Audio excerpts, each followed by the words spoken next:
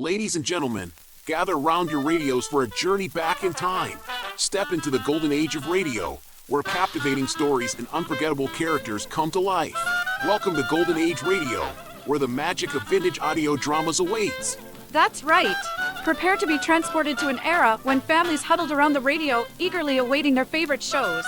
It's a world where imagination runs wild and storytelling reigns supreme. Get ready to experience the nostalgia and charm of old-time radio like never before.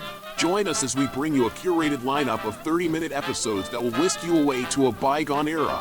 Discover thrilling mysteries that keep you on the edge of your seat, heartwarming dramas that tug at your heartstrings, and side-splitting comedies that leave you in stitches. Picture this: dimmed lights, crackling static, and the sound of a needle dropping on a vinyl record. As the stories unfold, let your imagination paint vivid scenes in your mind's eye. From distant lands to roaring cities, let your senses come alive as you become part of the story. Lose yourself in the adventures of daring detectives, follow the triumphs and tribulations of fascinating characters, and journey through time and space with the power of sound. Each episode is a time capsule, preserving the essence of an era when radio was the heartbeat of entertainment. But it doesn't end there. Golden Age Radio is not just a stroll down memory lane, it's a chance to create new memories too. Share these timeless stories with your loved ones, introducing them to the magic that captivated generations before us. So, dust off your radio, dim the lights, and prepare for an evening of enchantment. Tune into Golden Age Radio and let your imagination take flight. Stay tuned to hear our curated selection of 30-minute episodes. Relive the nostalgia, discover the classics, and immerse yourself in a world of unparalleled entertainment. Golden Age Radio, where the past comes alive, one episode at a time. Golden Age Radio, your ticket to timeless storytelling. Subscribe for more videos.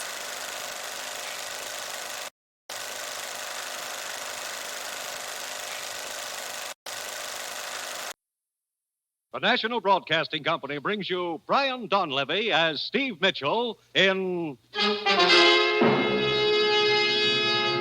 Dangerous Assignment.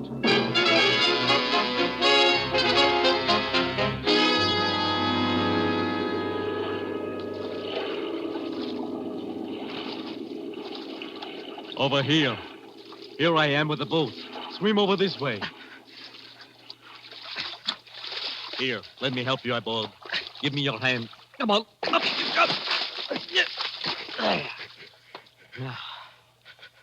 You're set to charge of natural glycerin? Good.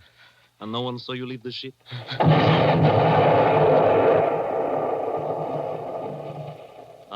Right on schedule. The ship goes to the bottom, and only the two of us know the location. And now... Wait, no. No, put down the knife. No, don't do it! Oh.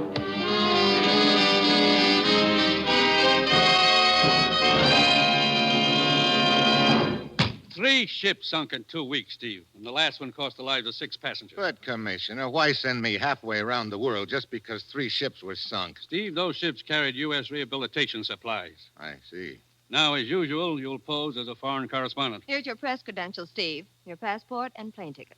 Ruth, did you say plane ticket? You take off in 2 hours. Now, look, I was figuring on a little deal. Can't it wait till tomorrow? No, it can't wait. And that's another thing, Steve. On this assignment, there's to be no women and no gambling. It's strictly business, dangerous business. Okay, Commissioner. All right, Steve. Your first stop in Saigon is the Malayan Star Lines. The manager's name is Brevin. You've got your assignment. Get going.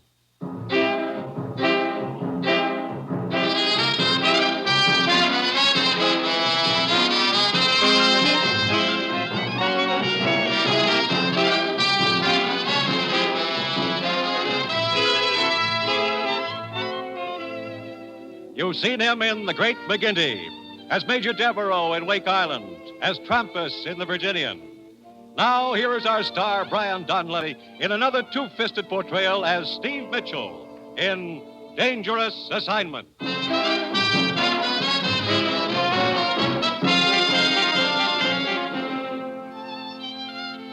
time, now. The place, Saigon, inscrutable city of the Orient, where the ancient and the modern rub elbows in the narrow, crowded streets. Saigon, city of intrigue, of shadows, of forgotten men, of danger.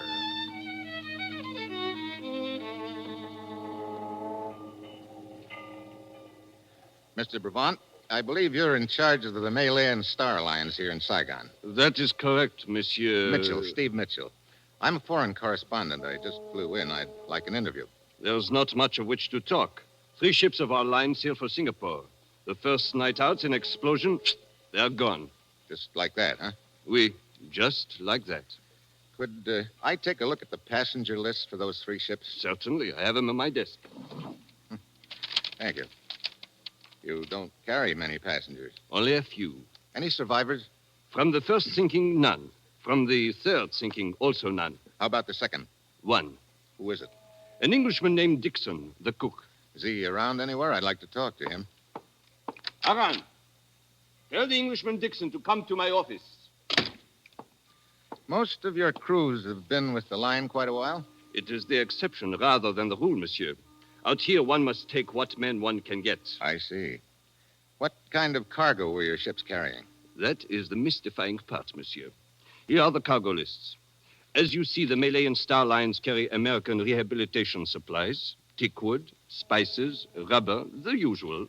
This teak wood. I notice all of it comes from the same place. Yes, the plantation of Monsieur Surat. It is inland, up the Saigon River. Come in. You wanted to see me, Mr. Brabant? Oui, yes. This gentleman is Monsieur Mitchell, a journalist. Nice to meet you, sir. Hi.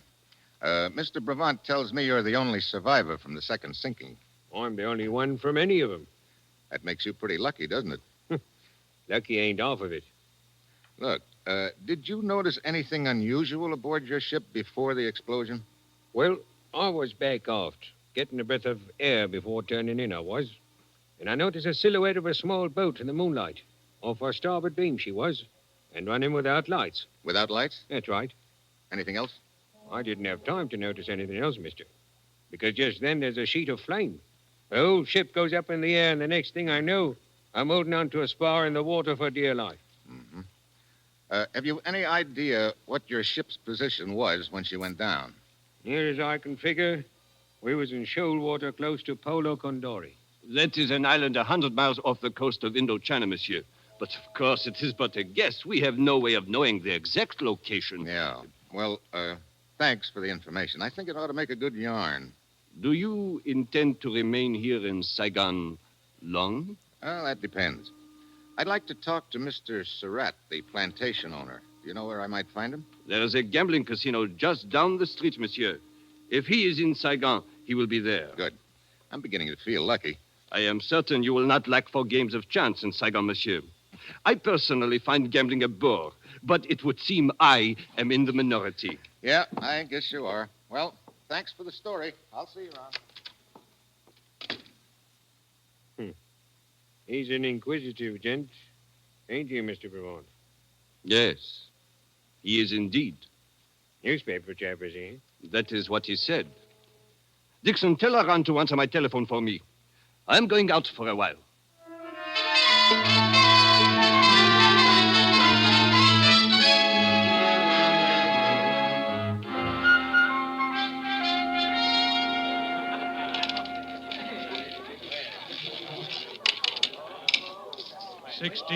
Right.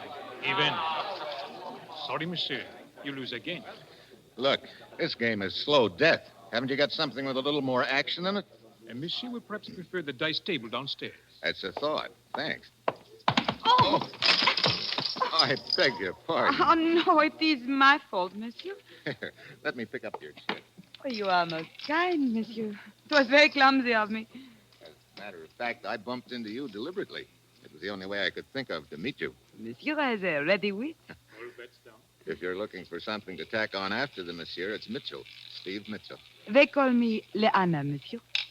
They picked a nice name. Well, here are your chips. You pick up my chips and my luck with them. You must allow me to buy you a drink, huh? You see, I am superstitious. Good. So am I. And having a drink with you is suddenly a superstition of mine. Let us go to the bar. Leanna. Well, I should have known you wouldn't be alone. It is only my brother, monsieur. Oh, where are you going, Leanna? It is all right, Matique. I am sure the American will take good care of me. Monsieur Steve Mitchell, my brother, Matique. Hello. Your servant offending. Here, Matique, you play some of my chips, huh, while we have our drink. Come along, Steve. You live here in Saigon, Liana? For the most part. But I'm restless. I travel a lot. Tomorrow night I leave for Singapore. Oh? I guess my luck hasn't changed after all. I will not be gone long. How are you going to Singapore? I travel by tramp steamer. It is not so boring. Oh, not on the Malay Star Lines. Why, yes. Ah, here we are. Sort of crowded right here. Why don't we move down to the other end? There is room here. I will move over. Oh, thank you. No trouble, sir. No trouble at all. What will you have, Stephen? Bourbon and... Hey, What is it? I just saw someone I know, Liana. Excuse me just a minute. Of course. Be back in a minute. I will order the drinks. Well, my dear, He seems interested in the Malayan Star Line, sir. you think he is involved? It is possible. Very well. I will proceed on that assumption. Boy, come here. Oui, monsieur? I want a message delivered for me.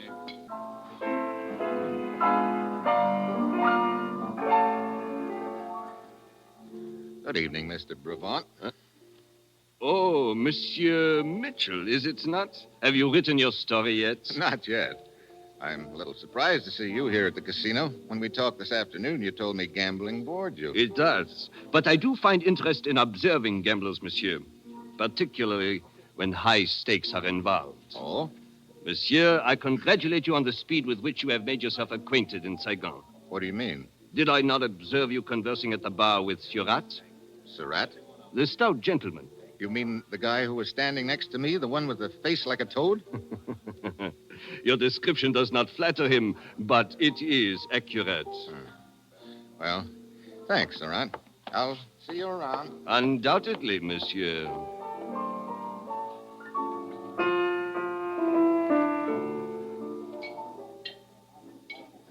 I'm sorry I took so long, Liana. Oh, it is quite all right. Well, here is your drink. Thanks. Say, what happened to the guy who was next to me here, the one who moved over to make room? Huh? Oh, I do not know, Steve. I was not noticing. Surat. Is that his name? Yeah. Well, cheers. Cheers. Monsieur Mitchell. Steve Mitchell. Over here, boy. You are a busy man, Steve. I seem to be. Monsieur Mitchell? Yeah, what is it? You are wanted outside, monsieur. Oh, by whom? Oh, he not give name, monsieur. But he say quite urgent. Okay. Here. Oh, thank you, monsieur. Liana. I know. You will be gone but a minute. Yes, I will wait for you.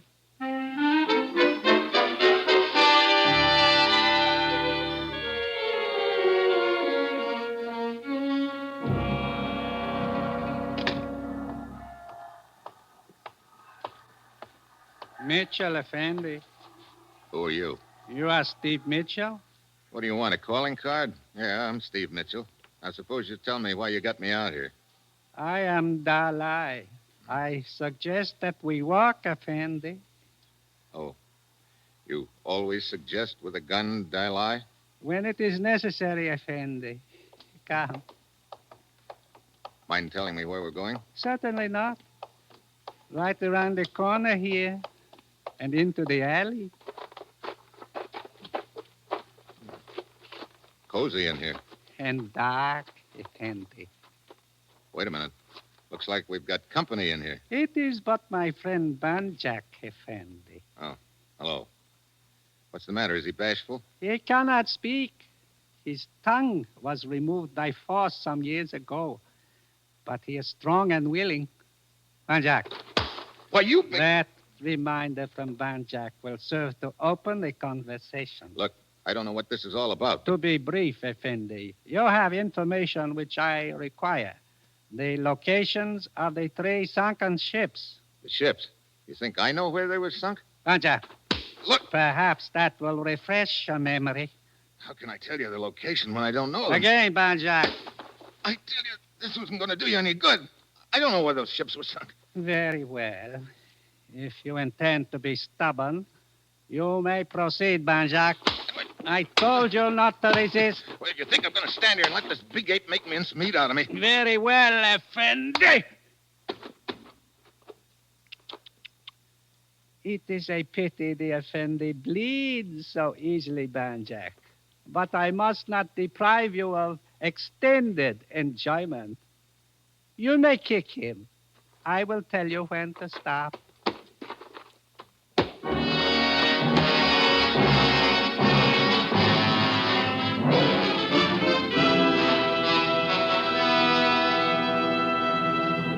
The National Broadcasting Company is bringing you Brian Donlevy, starring in the role of Steve Mitchell in the second of an exciting new adventure series, Dangerous Assignment.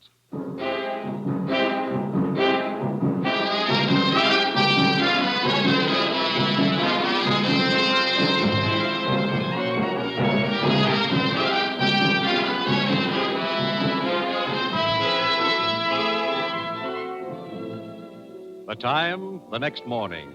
The place, a luxuriously furnished bedroom in a spacious villa near Saigon, overlooking the sea.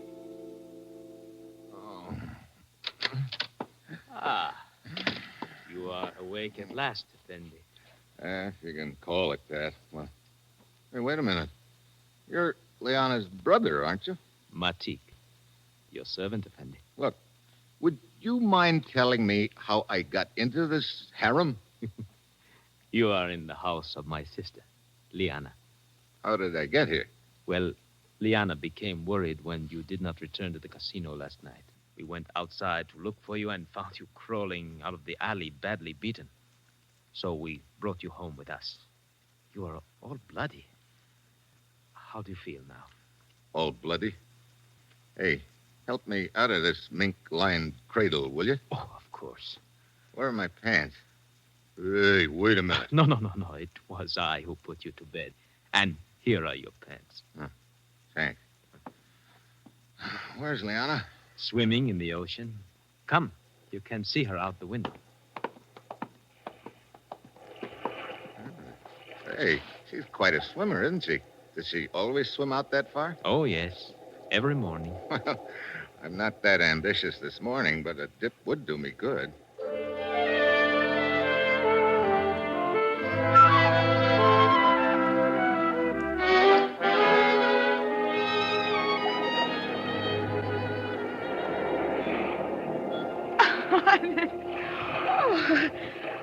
Steve, you are quite a swimmer yourself. Thanks. That water made me feel almost human again. Any cigarettes around here? Right here on my robe. Here you are. You look much better than when we found you last night, Steve. You know, you've taken awfully good care of me, Liana. Why? Why? Oh, perhaps. Perhaps there have been so many places, many times, many men in my life. And with me, there's always been the same. But then last night, I saw you. And I knew you were something different. How different? Does that make your bruises feel better? It helps. You know, that's a kind of medicine I could get addicted to, Liana. Perhaps when I return from Singapore, there will be more time to become addicted. Maybe. When do you sail? A day tonight. On the Malayan Queen. I guess my luck's still no good. Okay, look, I gotta go back to my hotel and pick up a change of clothes. But anyway, I'll be down to see you off tonight.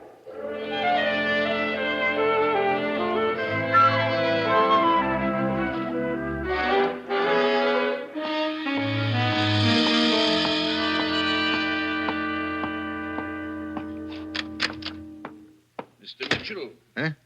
Hey, how'd you get in here? I'm Surratt. I learned you were registered at this hotel, so I took the liberty of waiting here in your room. Quite the liberty, wasn't it? When occasion demands it, the courtesies must be omitted. What's the occasion? I will be brief. Mr. Mitchell, I will assume you are a man who is interested in money. That's a safe assumption, Surratt. I believe you're in possession of certain information which is of value to me. Here we go again. Sir? Look, you happen to know a couple of cutthroats named Dilai and Benjack? Benjack's a big lug with no tongue. Dalai, Benjack? I have not had the pleasure of their acquaintance, sir. Oh, it's no pleasure, believe me. Sir? I'll skip it. Now, what's this about certain information I have? I will not waste words. 10,000 American dollars for the location of the sunken ships. 10,000? Means a lot to you, doesn't it? You've been shipping teakwood on the Malayan Star Line, haven't you? From my plantation up the river, sir. It is a matter of record. I didn't know teakwood was that valuable. I repeat my offer. 10,000 American dollars. I'll have to have a little time to think it over, Surratt. I cannot grant you much time, sir. I'm sailing tonight on the Malayan Queen. You have until 7:30 this evening. Okay. I will expect your answer before sailing time. Until then, good day, sir.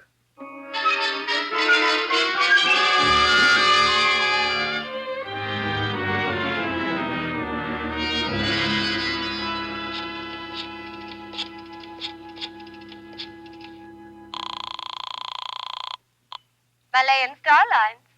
Mr. Brevant, please. I am sorry, sir, but he's gone. Gone? Yes, sir, on a business trip. He is sailing in half an hour on the Malayan Queen. Could you get word to him that, never mind, I'll call you back. Come in. Mitchell. Dixon, what's the matter? Knife in my back. What happened?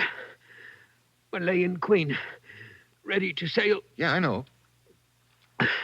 I saw someone go aboard. That was on the other ship. You mean the ship that was sunk?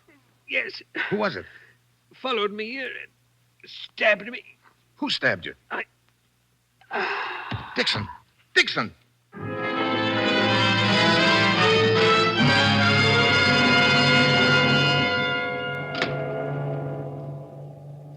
Sorry to keep you waiting, Mr. Mitchell, but I don't leave the bridge until we're out of the channel. That's okay, Captain.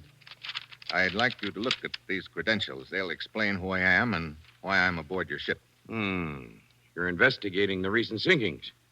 Yes, Captain. A couple of people seem awfully interested in the location of those sunken ships. I'm kicking an idea around that maybe there was something pretty valuable aboard them. What would it be? I don't know. Are you carrying the same sort of cargo on this ship that was on the others? Yes, as far as I know. Another shipment of teakwood from Surratt's plantation? There is. Also, some American rehabilitation supplies. Tell me, could those rehabilitation supplies be salvaged after they were sunk? Oh, no. The water had ruined them. Captain, suppose you wanted to sink a ship and recover something from it later. What? Where would you sink it? I suppose in shallow water. Yeah. Now, what's the first shallow water we'll be passing through tonight? Well, let's see. We'll pass through the Diablo Shoals a little after midnight. Depth there is only 15 fathoms. I see. Is that the passenger list on your desk? Yes. Here. Yeah, looks like the gang's all here. Brevant, Liana, her brother Matique, and Surratt. Captain, I need your full cooperation. Why, certainly. What is it? I'd like you to order these 4 passengers to be in Brevant's stateroom 3 hours from now at 11 tonight.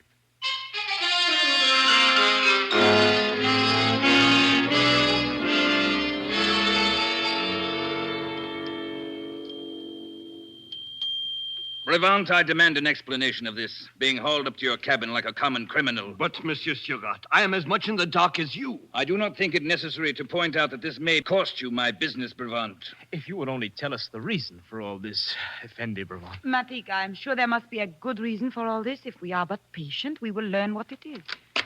Here is the man who is responsible, Monsieur Mitchell. Steve! Hello, Liana. Matique. Your servant, Effendi. Good evening, sir. Surratt. Apparently you forgot our appointment, Mr. Mitchell. I didn't forget it. I had a couple of other things to take care of. Perhaps, sir, you'll be good enough to explain what this is all about. Sure, I'll explain. I'll make it short. I think one of you is responsible for the sinkings of those 3 ships. You are joking, Steve. Sorry, Liana. But to suggest that I could have anything to do with it. You're a good swimmer. I'm afraid I'll have to count you in. Oh, it is so ridiculous to think that I or my brother could be involved in such a thing. You make a serious charge against us, Effendi. I know. This is an insult to my long years of service on the line. Perhaps it is a serious charge as far as the others are concerned, Mr. Mitchell. But to suspect that I am involved is ridiculous. Much valuable teakwood of mine was sunk with those ships. Yeah. And maybe it's more valuable than I thought at first. What do you mean by that, sir? I'll let it ride for the time being because I've got another piece of news for you. Of course, it isn't really news to one of you. What do you mean, Steve? There was a ship's cook named Dixon, survivor of one of the sinkings. Tonight, he saw one of you come aboard. He recognized you as being on that other ship. So whichever one of you it was, killed him to shut his mouth. I assure you, this is the first of these ships I have been aboard, sir, and also the last. One of you four is the killer and dynamiter. That person has a bomb planted on this ship and plans to dive overboard before the explosion. And that explosion is due for about midnight, 45 minutes from now. Steve, this is ridiculous. Is it? Just keep your eyes on that clock, all of you. Nobody's going to leave this cabin for the next 45 minutes. We're going to sweat it out together, just watching that minute hand creep around to midnight.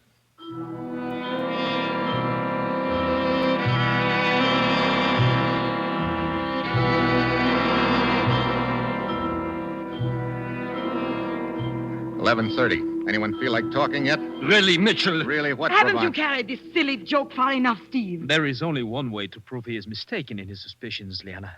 That is to wait. Can't we get a little air into this cabin? It's so infernally hot. You know something, Surratt? It's going to get a lot hotter.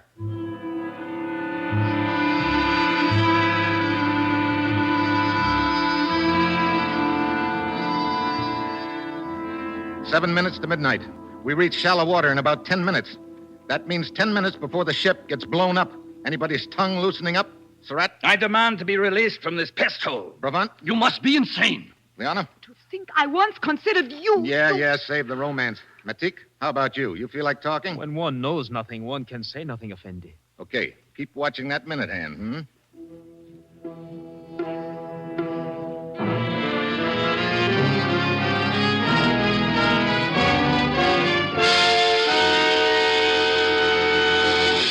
I can't stand this any longer. I've got to get out of here. You've got to let me go. So you're the one, Surratt? No. You must believe me. I would be the last one in the world to blow those ships up. Why? Surratt! There's gold hidden in those crates of teak wood. Surratt, you fool! He was only bluffing. Now you have told him. You haven't told me enough. Keep talking. I have nothing more to say.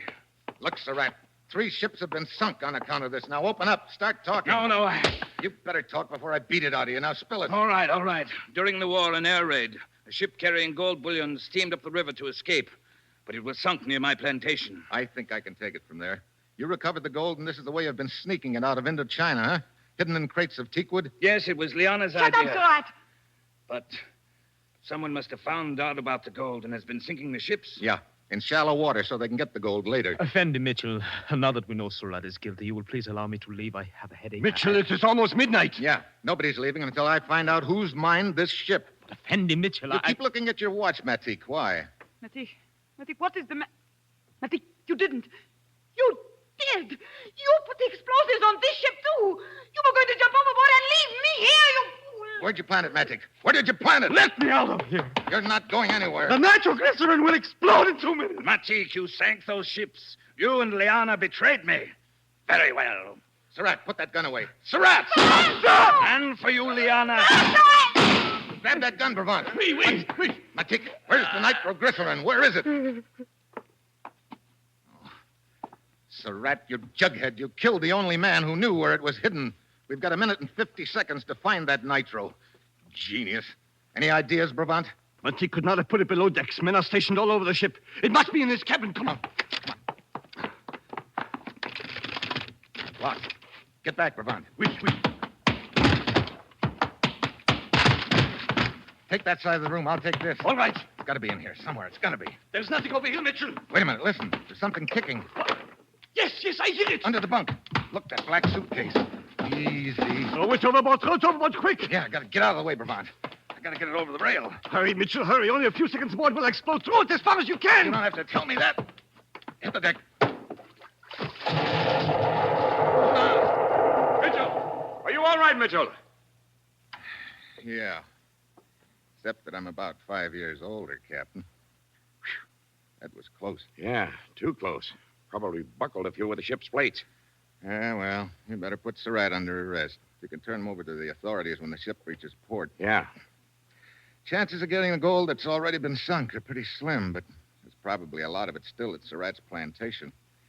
The government can check that. Mitchell, allow me to say, I have never seen one so calm in the face of danger. All the time we were waiting in my cabin after I realized what your plan was. My heart was in my throat. You think mine wasn't? It was choking me. Look at me, Brevant. I look like a fairly intelligent guy, don't I? Well, yes, of course. With a normal assortment of brains. Certainly.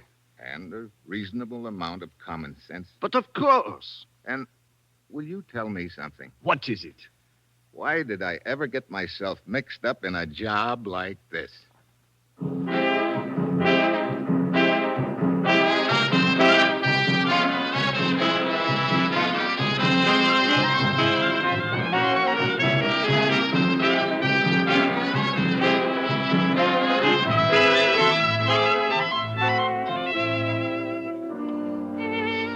You have just heard the second in an exciting new adventure series, Dangerous Assignment, starring Brian Donlevy as Steve Mitchell.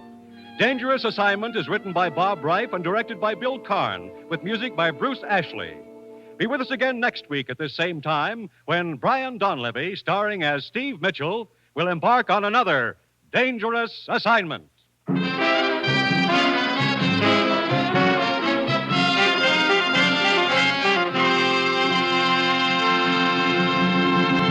This program came to you from Hollywood. This is NBC, the national broadcasting company.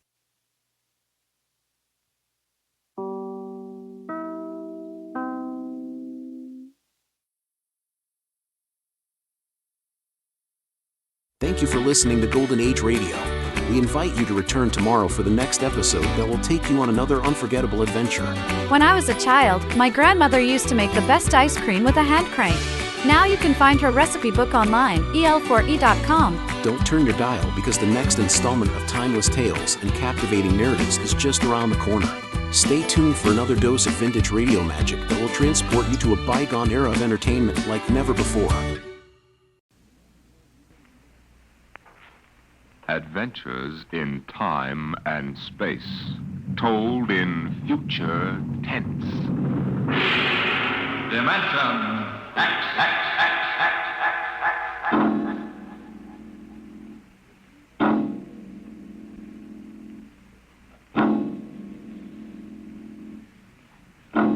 Time is an interesting phenomenon. A ticking clock, the running sands of an hourglass. All these have captured the imagination of men. But time is more. It exists now, and then, and in the future. Suppose we are in the year 1950.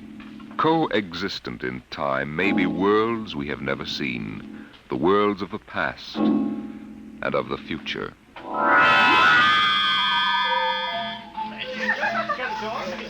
The year was 1950. It was a spring night in Mexico, Fiesta time. The fireworks shot up into the clear, dark sky, and a papier-mâché bull ran about the plaza chasing boys and laughing men. Mr. and Mrs. William Travis stood on the edge of the yelling crowd, smiling. Oh,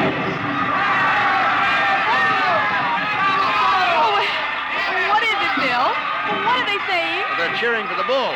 Here he comes. He's good, isn't he? I wonder how they rigged up that fire breathing. Oh, Bill, it's wonderful.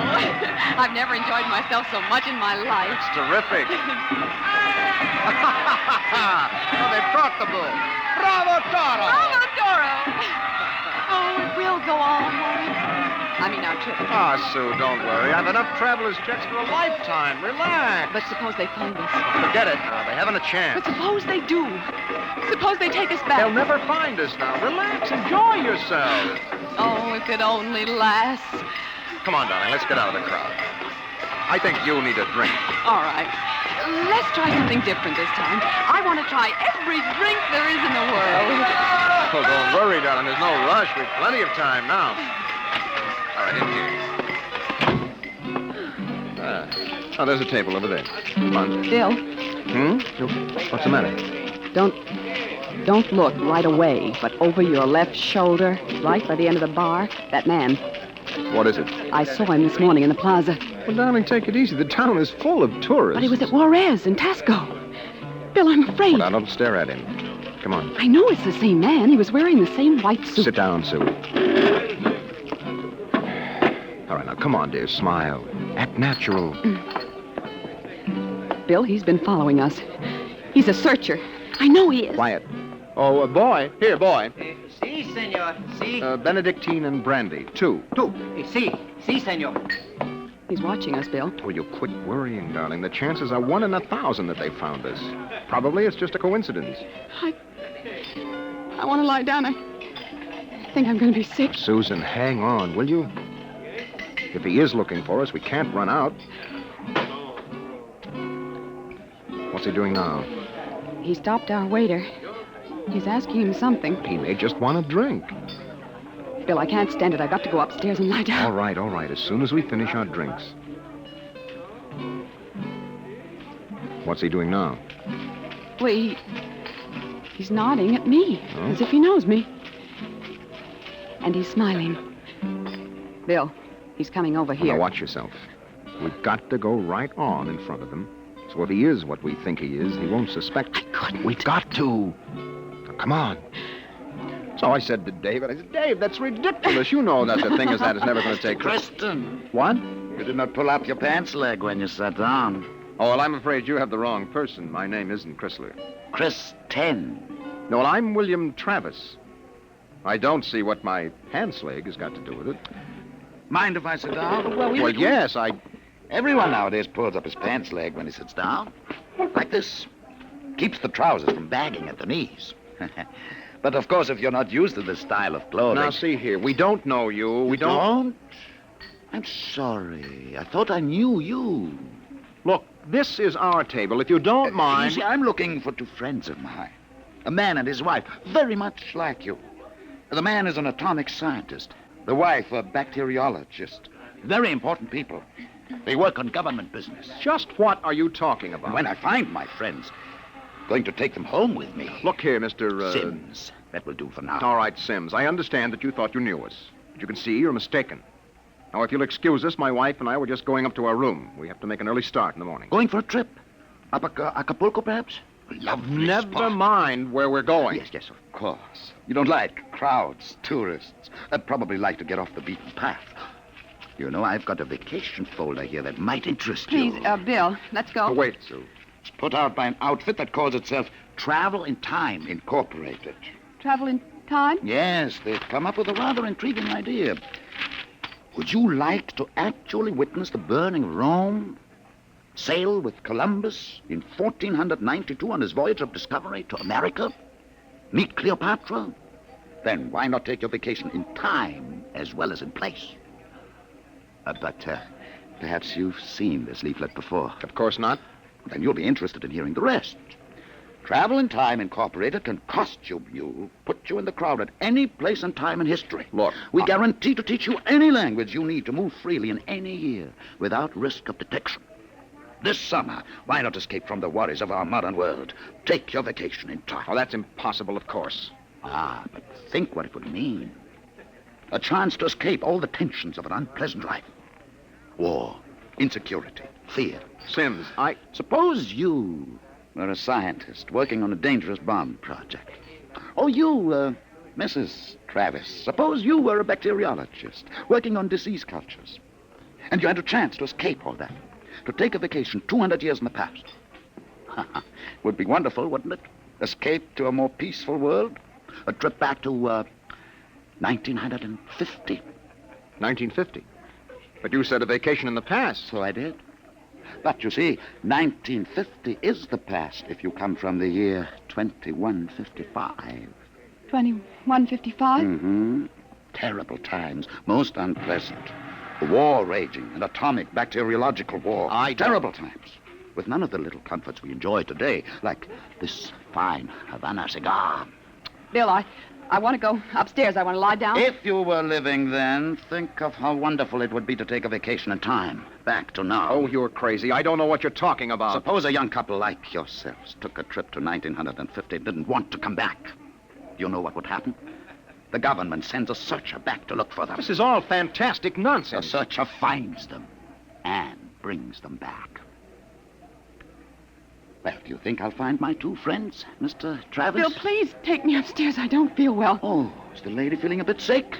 How unfortunate. Here are the drinks, senor. Well, shall we drink a toast? To 2155. To the future. All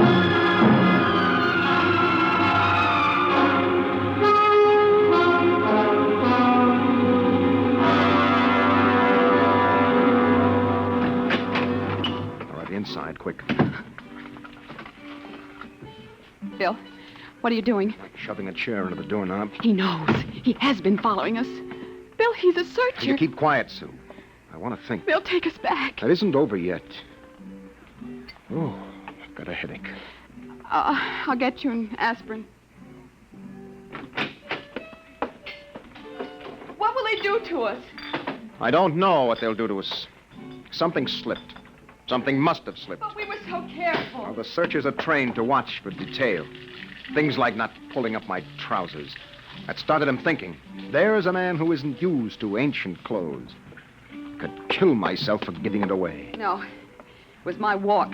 These high heels. Careful now, kid. Here. Thank you. Bill, I won't go back. I won't go on filling tubes with typhoid and bubonic plague. Now, take it easy, Sue. There must be some way. We don't have to go back to 2155, do we? The nerve of that Sim sitting there looking us up and down like animals smoking those stinking cigars. That's how I first noticed him at Tasco. He had 4 bottles of liqueurs and a pile of chocolate. Yes, well, he still hasn't gotten over that first greedy hunger.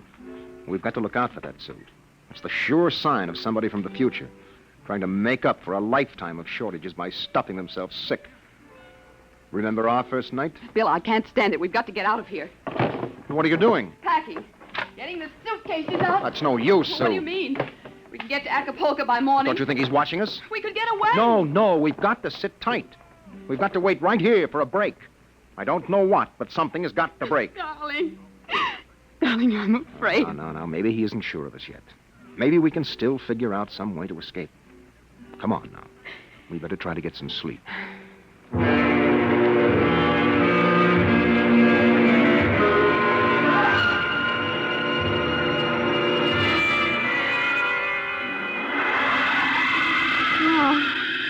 No, I won't go back. Security police. The bomb. The bomb, it's falling. It's falling. Sue, what's the matter? Sue. Sue, wake up, darling. Bill, Sue, Bill, wake up. Where are we? Bill. All right. Now, calm down, honey. You were dreaming now. It's all right. Bill, where are we? Now, we're still in 1950. It's all right. You must have had a nightmare. It was awful, Bill. Bill, there was an explosion, a terrible explosion, and my hand burned and wrinkled, and the buildings broke. Oh, Bill. Bill, we won't go back there, will we? Ever? No. Go to sleep, honey. It's all right. We're in Mexico, 1950, and we're going to stay here. Oh, Bill. Sue, I've been lying awake here thinking. It may be that he's still testing us, that he's not absolutely certain. That may be why he hasn't moved. Well, maybe he's just playing with us. Yes, maybe. I wouldn't put that past him either. He's got all the time in the world. He can stay here as long as he likes, then bring us back to the future 60 seconds after we left it. They can't make a scene, can they? They don't dare come out in the open. No. That might change the future. They're afraid of that. Oh, Bill. If we could only tell somebody, ask for help. Now, Sue, you know we can't. That's why we had to submit to the psychological block treatment before they okayed our vacation. We couldn't tell if we tried. The block is too strong. Oh, maybe we can break it, Bill. And what if we did? Who'd believe a crazy story like ours? Who would believe that we come from 2155? No, Sue, that would do no good. But this is important. They have to get us alone to put us in the time machine to send us back. Well, then that's it. We'll never be alone. Listen, it's still Fiesta time. It'll be easy to stay in the crowd. Yes, that's our only chance.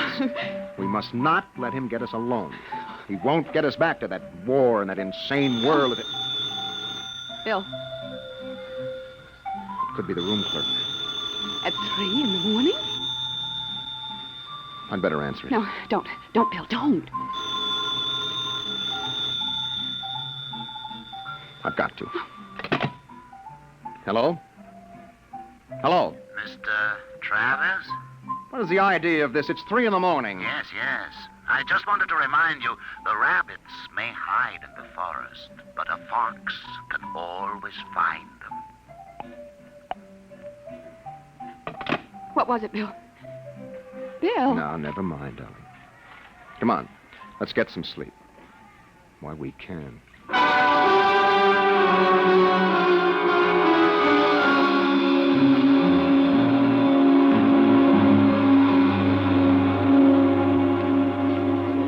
Buenos dias, senor.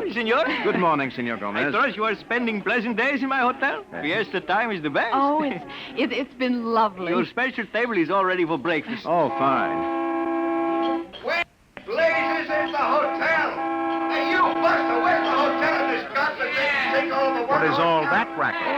Great excitement, very great. All right, what is it? They come with 4 trucks and innumerable automobiles. A motion picture company from Hollywood. Oh, what are they doing down here? They make pictures of our Fiesta for the backgrounds. Oh, yes. We have a very beautiful town. Beautiful.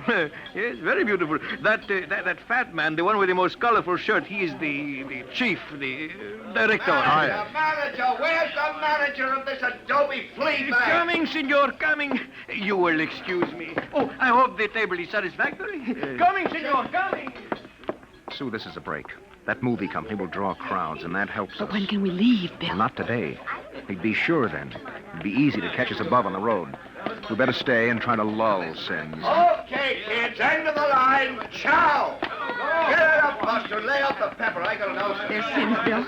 There's the dining room. Well, we can't do anything now, not with these actors coming in. Okay, follow me, kiddies. Hey, Gloria, you sit next to Papa. Hey, Max, make sure nobody monkeys with the trucks and the gear. Right, Shane? Do we have to eat at this crummy joint, Joe? Cheer up, sweetie. Your mere presence makes this Chasen's and the truck rolled into one. Not this early in the morning, Joe. I couldn't stand it. Okay. They look happy, you want, don't they? that is on the dear Look, old Susan. expense account. Maybe I could hire 2 of them. I could say it was a joke. Oh, why? We could dress them in our clothes, have them drive off in our car sometime when Sims couldn't see their faces. Where would that get us? Well, with him off on their trail, we might make it to Mexico City. It'd take years to find us there. Bill, that movie man's coming over here. Oh, excuse me. You folks are Americans, aren't you? Yes, that's right. Boy, am I glad to see you. Yeah, I'm so sick of hearing Spanish I could kiss you. Hey, come on over and eat with us, huh? Oh, well, I don't think we should intrude. Come on. Misery loves company. I'm Misery, and that's the company. We're from Hollywood. Yes, so I understand. Yeah, and boy, would I like to be there now. We're down here for some preliminary shots on some Technicolor clam bake, real turkey, stinkeroo. Oh, that's too bad. But we've got an expense account. Oh, that's a lovely thing. I'm Joe Melton. I'm the unit director. Oh, well, I'm William Travis. This is my wife, Susan. Mutual. Oh, come over, kids. Join the party. Cheer us up. Only no tamales. I burned out 3 kidneys on tamales since I came over the border. Hey, am I funny? Oh, wonderful. Oh, come on over. Hey, kitty. I got new blood here, brother. Oh! Just a moment, Mr. Travis. I thought you might be breakfasting with me. Alone. Sorry. Oh, no, I got him first, Mac. You want to join us? No, I've already ordered. Mr. Travis, I think you'd better talk with me now. Hey, is this guy giving you trouble? It's all right. Well, you say the word. I'll have Max pitch him out on his ear. No. It's all right. We'll be right over, Mr. Melton. Oh, Bill. We'll talk to Mr. Sims. Mr. Melton, sort of keep an eye on us, huh? After all, you found us first. Yeah, sure. Well, come on over soon, kids. Sit down, Mr. Travers. I hope you slept well. Did you? I'm not used to spring mattresses. But there are compensations. I stayed up half the night trying new cigarettes and foods. A whole new spectrum of sensation. Well, what are you talking about? Still acting, huh? But it's no use. You can't stay in crowds all the time. I'll get you alone soon enough. I'm immensely patient. Let's come to the point. It took me a month to trace you down and be sure of you. Now, if you come with me quietly, I might be able to get you off with no punishment. If you agree to go back to work on the bacteria bomb. We don't know what you're talking about. Stop it. Use your intelligence. You know we can't let you get away with this escape. Other people in the year 2155 might get the same idea and do the same. We need people. To fight your wars. It's all right, Susan. We can talk on his terms now. He's got us. We can't escape. At last. Really, you've both been incredibly romantic. Running away from your responsibilities. Running away from horror. Nonsense. Only a war. Only? With half the world dead, the other half dying? Yes. But we can't have you escaping here while we drop off a cliff. Dying people love to know that others died with them. Kids, break it up. We're waiting on you. The longer you keep me waiting, the harder it will go on you. What do you mean? We need you on that bomb project. Return now and no torture. Torture? Yes. You see, later we'll force you to work. And after you finish the bomb, we'll try a number of complicated new devices on you. Bill. As you say, you can't escape. We have all the time in the world. Here in 1950. Sims, I'll make a deal with you. I'll come back now if my wife stays here alive, safe, away from that war. No, Bill, Keep quiet, Sue. Well, Sims, you need me for that bomb. You can duplicate her work. It exceeds my authority. But all right. Meet me in the plaza in 10 minutes. I'll pick you up in the car. Good. We'll drive out into the country to some deserted spot, and I'll have the time travel machine pick us up. Bill, I won't let you. Don't argue, Sue. It's settled. Good. I'll meet you in the plaza in 10 minutes. Your wife may stay here as long as she wishes. All right, Sims. It's a deal. Don't try anything now, Travis. I know when I'm licked. We just want a few minutes to say goodbye. I'll be seeing you then. Bill, I won't let you do it. I won't let you. Please, Susan. I'm going to tell the truth. I'm going to get help. You can't. The psychological block It's won't... our last chance, Bill. Hey, aren't you two going to join us? I thought Mr. Melton, I've got something to tell you, and you've got to believe me. Sue, it won't work. You've got to try. Go ahead, kids. Spill it. You've got to understand. You see, we really... Bill. Bill, my head. I can't think. My you head. need a my bromo, head. honey. It can't work, Sue. Now, the block is too strong. Come on, we'd better get the car. Hey, someone's crying now. Breakfast, no time for people to cry. Now, what in the world could a good-looking kid like you find to cry about?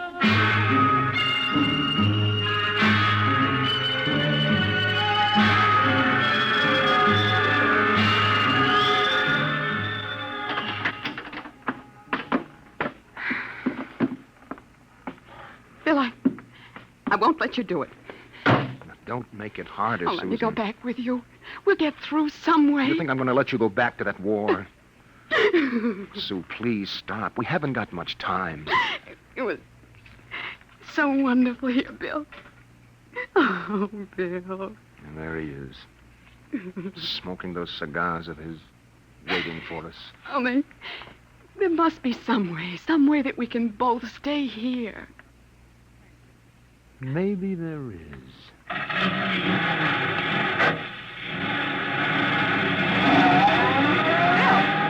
Bill, what are you going to do? Hang on, Sue, and duck when I tell you. No, Bill, you're heading right for him. Not going to get either of us now. Oh. Down, Sue, down!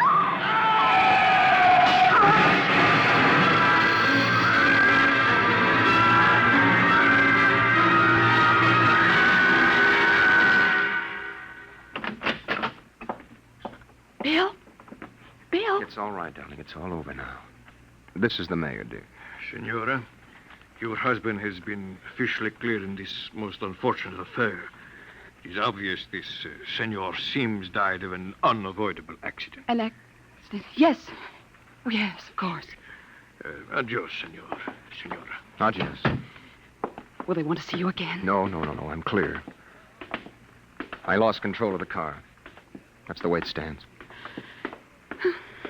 Oh, Sue, I hated to kill him. I never wanted to do anything like that in my life.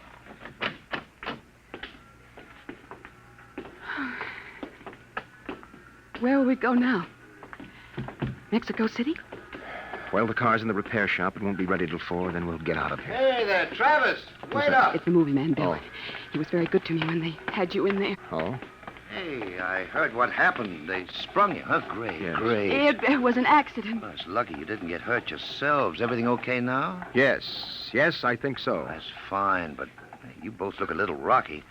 Say, you want to get your mind off your troubles? We're through for the day. Cloud's fouled up our shooting schedule, so we're going to put a header on it up at the hotel. Well, I don't think we'd better. You've got to wait till your car's fixed, don't you? Oh, come on, Nup. It'll do you good to relax. It'll get your mind off what's happened. Gloria's cracking the ice now. Well, maybe we will join you. I've got to go check up on the car, and then... Oh, don't miss the party, kiddies. I'll see you upstairs. Bill, I don't think we... Come on, honey. We've got the break now. Sims is dead. Before they can put another searcher on our trail, we'll have time to make a clean getaway. Bill, I'm so tired. I know, and what you need is a little excitement. We rate a celebration, honey. Well, I guess it would be nice to unwind. Sure. We'll go up to Melton's room, have a couple of drinks and a few laughs. Honey, it's all over. We can relax.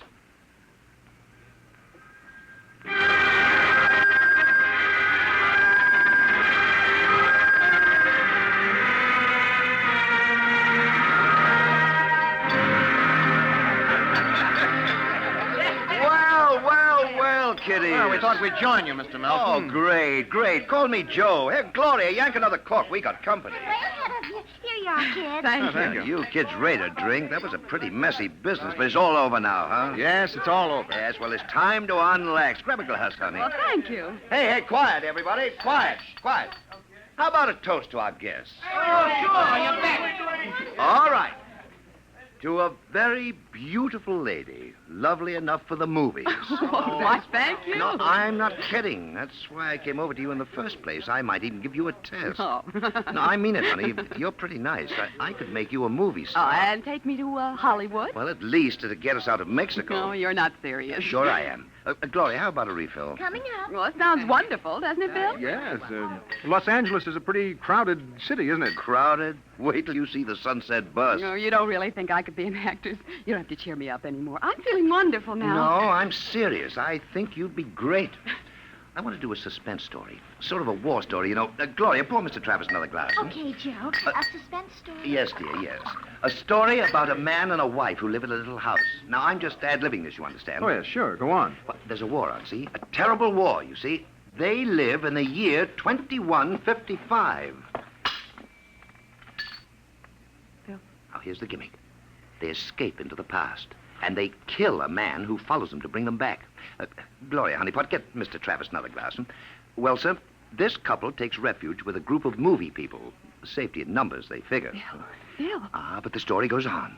This couple is terribly important for a new project. Let's call it a bacteria bomb.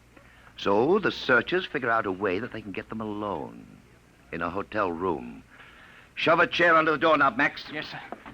You see, searchers may work alone or in groups, so that if one of them's killed, the rest carry on. Don't you think that would make a wonderful picture, huh, Susan? Don't you, Bill? You're not going to get us, Melton. Stand still. Put that gun down, Travis.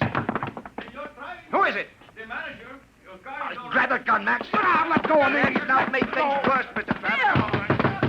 The manager, he heard us. Let's get going. Let go of me. Let go. He'll break down our door in a minute. Max, get ready to travel. Get that. Take a good look, Mr. Travis. Take a good look at 1950. You won't be seeing it anymore. Throw the switch.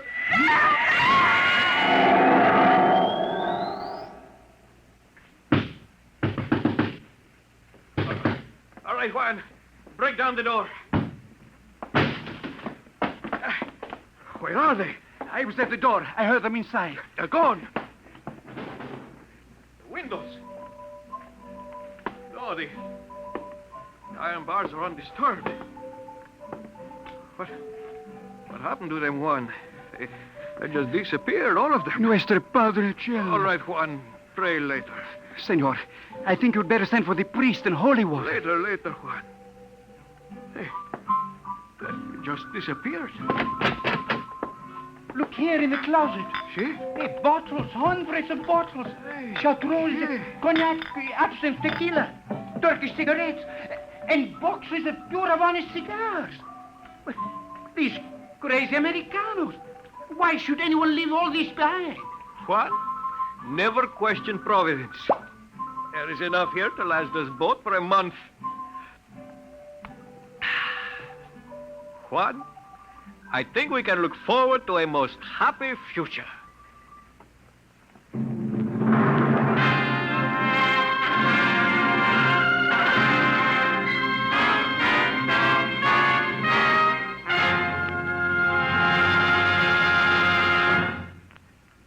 You have just heard another adventure into the unknown world of the future, the world of Dimension X.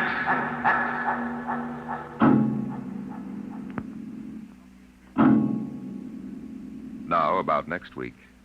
Suppose that you were a private detective, and into your office walked a strange-looking client.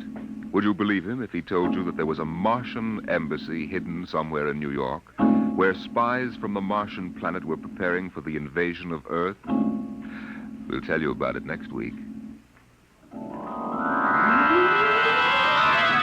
adventure in Dimension X was the Ray Bradbury story To the Future, as adapted for radio by Ernest Kenoy.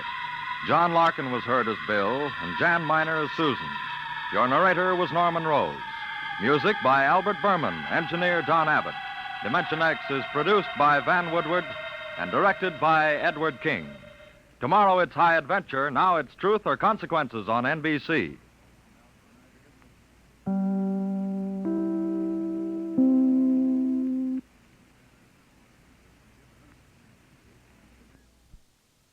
Thank you for joining us for another thrilling episode of Dimension X. We're excited to have you as part of our audience. We invite you to return tomorrow for an all-new set of episodes that will take you on even more unforgettable adventures. Get ready for a journey to the outer reaches of imagination as we dive into X-1, our next featured program. Brace yourselves for mind-bending tales that will transport you to distant galaxies and alternate realities. We're always eager to hear from our fantastic audience. Your feedback fuels our passion for delivering the best in vintage entertainment. Feel free to share your thoughts, opinions, and suggestions. We value your input and strive to make your listening experience even more enjoyable. If you're looking to enhance your Microsoft Access skills, look no further. Reach out to them at 615-420-2040 and ask for Mark. Once again, thank you for being a part of our Golden Age radio community. Get ready for more riveting stories, captivating characters, and timeless entertainment. Until next time, stay tuned and keep the nostalgia alive.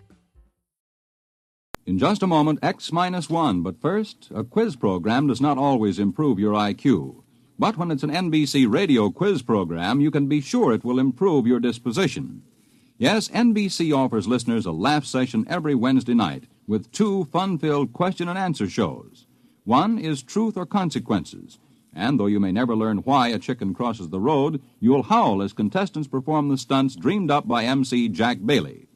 The other is You Bet Your Life, and with a quiz master like Groucho Marx, your good time is always guaranteed. Hear Truth or Consequences and You Bet Your Life tomorrow. Now stay tuned for X-1 on NBC.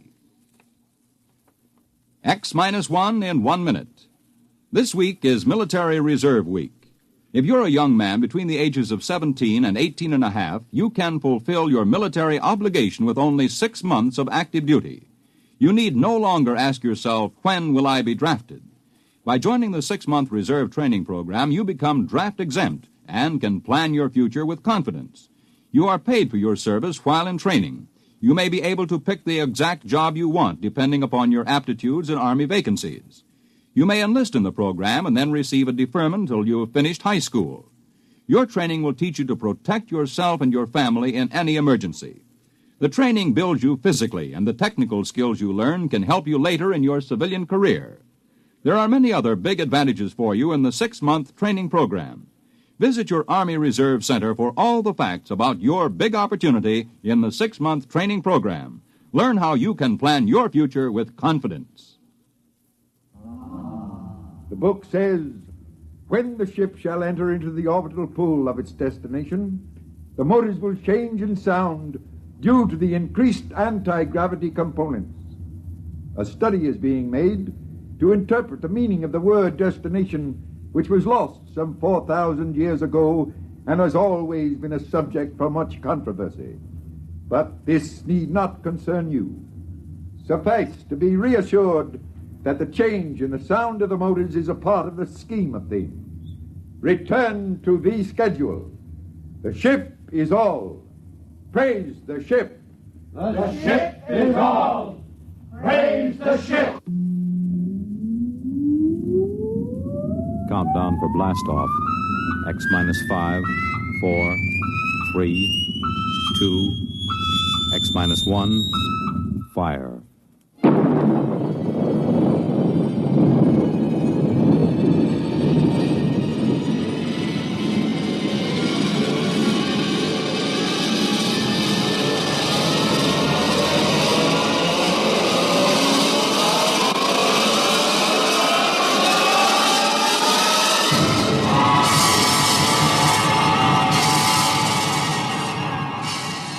From the far horizons of the unknown come transcribed tales of new dimensions in time and space. These are stories of the future, adventures in which you'll live in 1,000,000 could-be years on 1,000 maybe worlds. The National Broadcasting Company, in cooperation with Galaxy Science Fiction Magazine, presents X minus 1.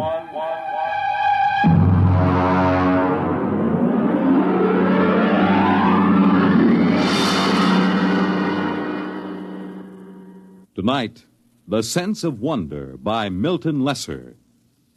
The huge ship sped endlessly through space on a voyage that had lasted 10,000 years, the journey which had no end. And for those aboard her, there was no other universe. To them, the ship was all.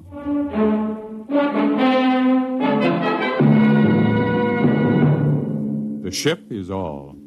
Rykud read the slogan embossed in raised letters of steel outside the door to the priest's compartment.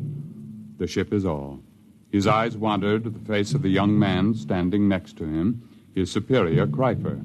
The face had the empty, unquestioning expression that was typical of the people of the ship. Are you ready, Kreifer? I am. Enter. Come in. Well? I am Kreifer. Superior class, 3rd level, compartment Y51. Welcome. This is my attendant, Rykud. Be welcome. Praise the ship. Praise the ship. What is your mission? My superior's schedule shows that today he is 25 units of age. He is ordered to appear before the priest of the 3rd level to be given a woman. You have the schedule with you? Here. Good. You have your certificate of health and fertility? Show him the certificate, Rykud. Don't just stand there dreaming. Oh, yes. Here. Good. Return to your compartment. I will have the matron bring you a woman from the 4th level. Praise the ship. Praise the ship.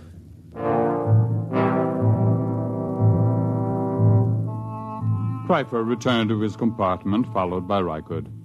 There was no questioning in the mind of either of them. At birth, each of the people was classified as a superior or an attendant, and the coded marking of his schedule was tattooed on his right arm. Both of these young men were 25, strongly built, and tanned from constant exposure to the health rays in the ship's conditioning room. Kreifer wore the loose-fitting robe of a superior. Rykud wore the tight trousers and shirt of an attendant. They entered the comfortably furnished compartment. Kreifer? Yes? What do you suppose she'll be like? What difference does it make? Don't you even wonder about it? I wonder about nothing. The ship is all. Praise the ship. Well, naturally, but still... We've been together as superior and attendant ever since the nursery. As an attendant, your entire purpose in life is to keep me alive and productive, to perpetuate the people. I would hate to have to part with you now. To part with me? Not of my own choosing, of course, but sometimes I detect what appears to be a strain of unorthodox thinking. Really? I was not aware of it. I am not entirely aware of it myself. Not enough for me to report you. However, I must warn you that if it should increase, I will have to send you for therapy. Well, I assure you there'll be no need for that. I've never deviated from the schedule. I have never disobeyed the buzzer. I am merely observing. Asking questions like, don't you even wonder, this is the first step to unorthodoxy. I shall watch myself for signs of it. Good. The eating buzzer. Your schedule calls for a massive dose of multivitamins. Fine. Prepare it in the green vegetables today. Today is starch day. Oh, I'd forgotten. We could just skip it today. Rykud. Well... Of course, skipping the vitamins for one day is a permissible deviation, but I shall have to report for punishment tomorrow. Well? Skip the vitamins. I knew we would. You've never missed a permissible deviation yet. It's your influence that makes me do it. And you always blame it on me. That's what attendants are for. Yes, I know. That must be the matron with the woman. Open the door. Maintain the utmost dignity, please. Yes? Is this the compartment of Kreifer, 3rd level, Y51? Yes. I am matron of the woman's level. Enter. I am Rykud, Kreifer's attendant. This is Kreifer. I have brought a mate for you. This is she. Be welcome. Praise the ship. Praise the ship. Her name is Aylin. Welcome, Aylin. I am most happy to be here. Praise the ship. Come. I will show you which compartment is to be ours. This way. There are 5 compartments in this suite, and ours will be... Will you take food, matron? Why do you look at me that way? That mark on your forehead. You have always had such a mark? Yes. And you have another diamond-shaped on your right shoulder? How could you know such a thing? Your name is Rykud. Rykud. How like him you look. How like whom? Your father. My what? Of course, you could not know the meaning. What do you say? When you were born, like any of the people of the ship, you were taken immediately and placed in the nursery of the ship. You never knew who sired you, nor did they know you. Naturally. It's according to the schedule. Yes, it's according to the schedule. I have a strange feeling toward you. I can't explain it. What sort of feeling, Rykud? As if we've met before. But that's impossible, of course. Yes. Still, there have been cases, it is almost heresy to mention it, where a mother has been able to keep her child for a while. Such a female would be turned over to the control chief and fed into the converter. If she were discovered. It is a criminal thing to do. It is said to warp the child so that he becomes a heretic at an early age. Yes, it is very, very criminal. Still, you say there have been cases? Once there was a woman, it is said, an attendant, who managed to conceal such a child behind one of the forbidden doors for almost 3 years. Behind the doors? It's unspeakable. Very likely only a rumor. It's shocking to hear of such things. Behind the forbidden doors. You're shocked, and yet something seems to stir deep in your memory, perhaps. Nothing. You're certain? Why do you speak to me thus, woman? Come closer. What is it? Closer. But there's no chance that we'll be overheard. Well? Rykud, you are that child. I will not listen. I will not listen. You are that child. How could you know such a thing? I am 70 units of age. 25 units ago, I was a matron of the nursery. This person came to me and told me of her child, which she had concealed in the space lock behind the forbidden door. She begged me to take it and place it in the nursery with the other children. I had been her attendant for many years, and we were close to each other. I did as she asked. But are you certain this child was me? I remember the marks upon it. And I am doomed. Why doomed? I have known my own parent. This accounts for the strange feelings that come over me sometimes. What feelings are those? A sense of wonder. Oh. You seem pleased. Rykud. What? Your superior returns, I cannot speak. But if you would satisfy this sense of wonder, I have a book which I will give you. I cannot accept a book without the supervision of the ship's librarian. Take this one. Keep it concealed. Here. Take it quickly. They're coming. Well, what are you two whispering about? I was merely explaining to your attendant how he must behave in the presence of your mate. There is no need to explain. All is scheduled. Nothing is questioned. Praise the ship. Praise the ship. I hope that your union will produce the optimum number of children. I leave now. Aylin. Yes, Pfeiffer. Your duties will be very simple. Rykud will teach you how to prepare my meals, and you will memorize my schedule. In 3 months, he will be freed from service as my attendant, and he will report to the 2nd level to find a mate in the attendant class. Yes, Pfeiffer. It's time for my health treatment. Teacher Rykud. Yes, Cryfer.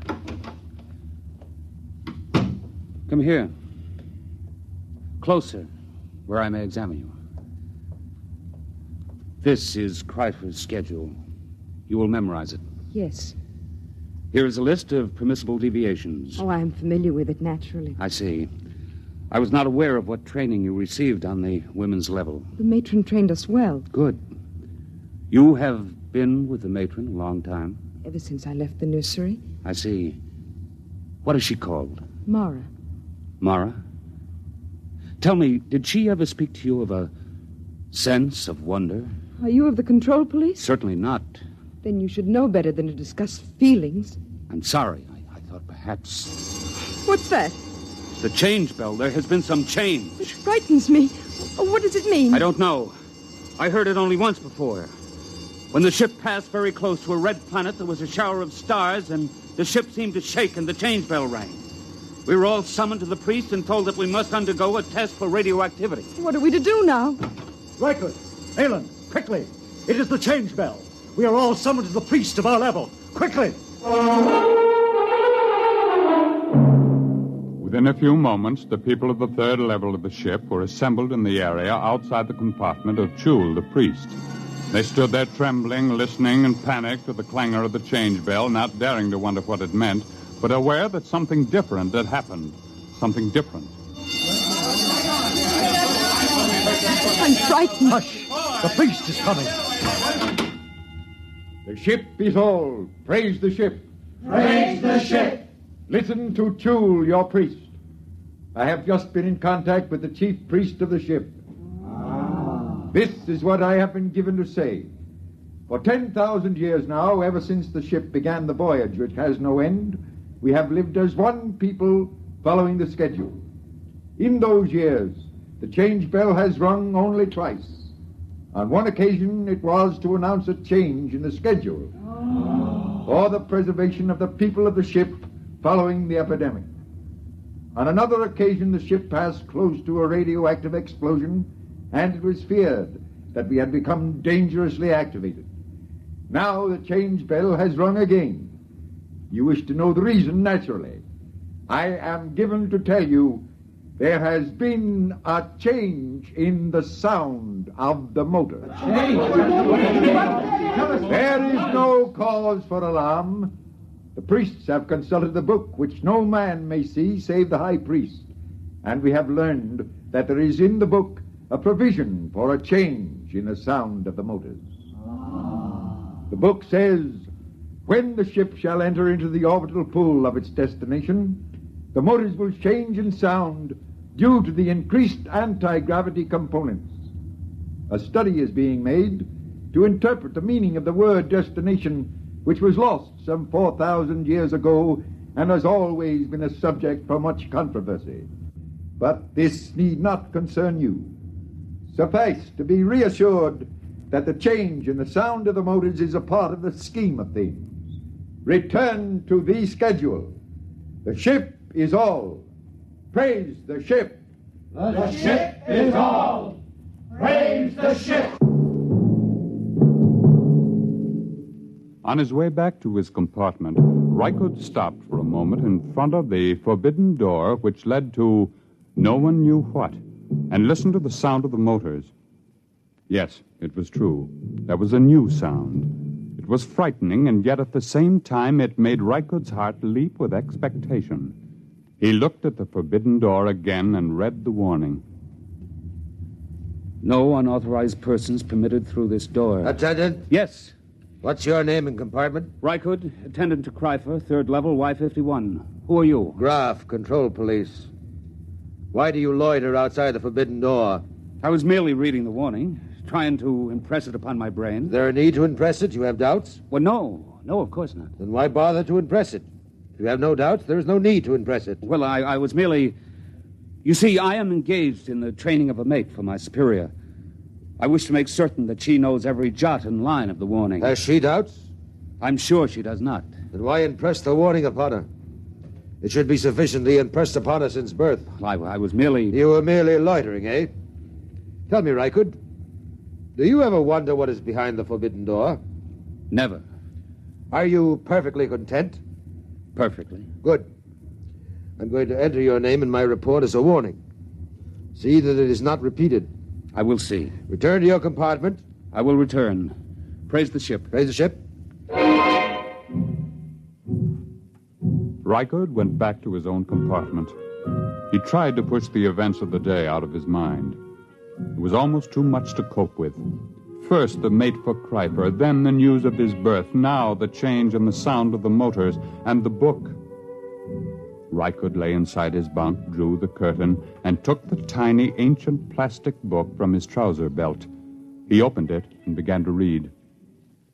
It was thought advisable to keep from the passengers on the ship the fact that their voyage might end in catastrophe. Forced to leave the Earth because of its radioactivity following the 3 wars, the inhabitants of the ship, to all intents and purposes, became the inhabitants of a new world. The ship was their world. The organizers of the expedition felt it would be cruel to inform them that the ship's navigation machinery had been set in a series of ever-increasing circles and then ever-decreasing circles, so that in 10,000 years the ship would return to Earth. There was the possibility that Earth would no longer exist, or that the radioactivity would have made it uninhabitable, even if the remaining humans hadn't managed to explode it. Therefore, the ship became all. Even the word destination was eliminated. If it were known that I had chronicled this account, I would most certainly be executed and the book destroyed. Most likely it will pass into legend and be disbelieved anyway, just as fairy tales and even biblical accounts have become tolerated but disbelieved by many who were... The sleep buzzer sounded and Rycood's eyes closed automatically. Ordinarily, the people of the ship did not dream. It was considered a sign that therapy was needed. Tonight, Rycood dreamed.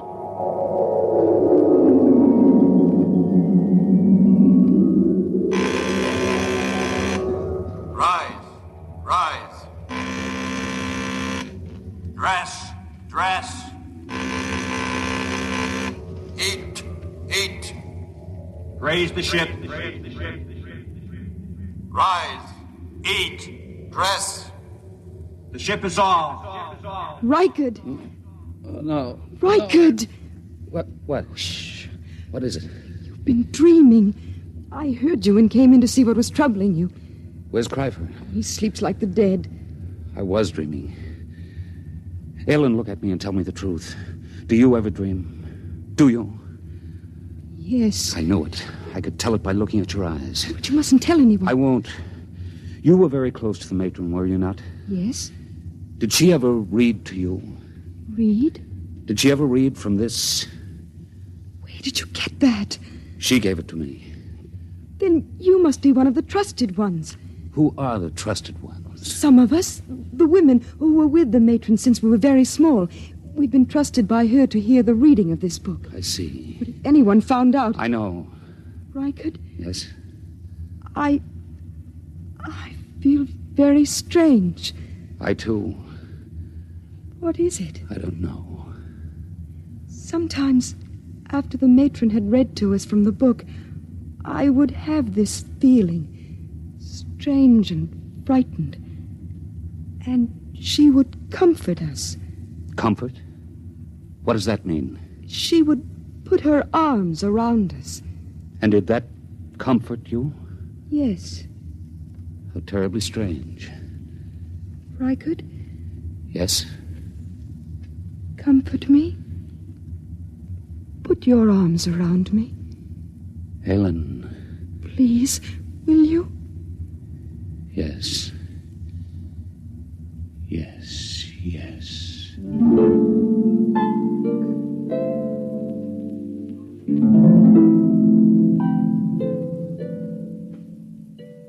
On the following morning, when Cryfer went to the conditioning room, as prescribed by the buzzer, Rycood drew Aylin over to the spaceport and slid aside the protective shield.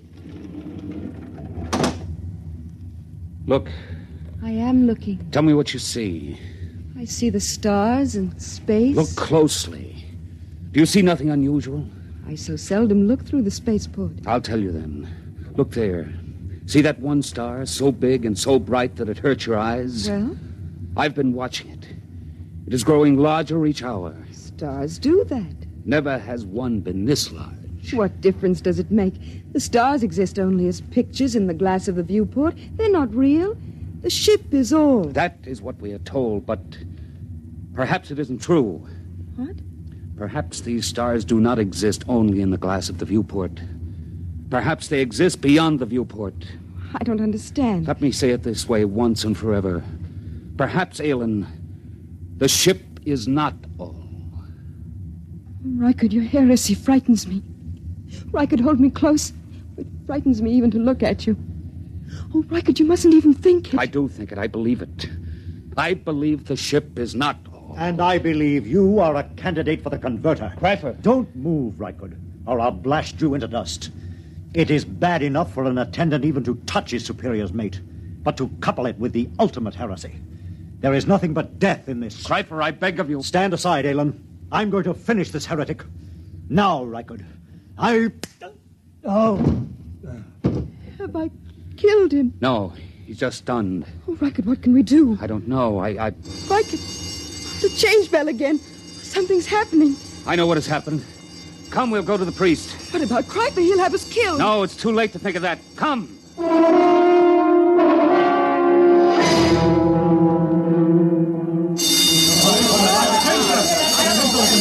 Alan. Stand close to me. The priest is entering.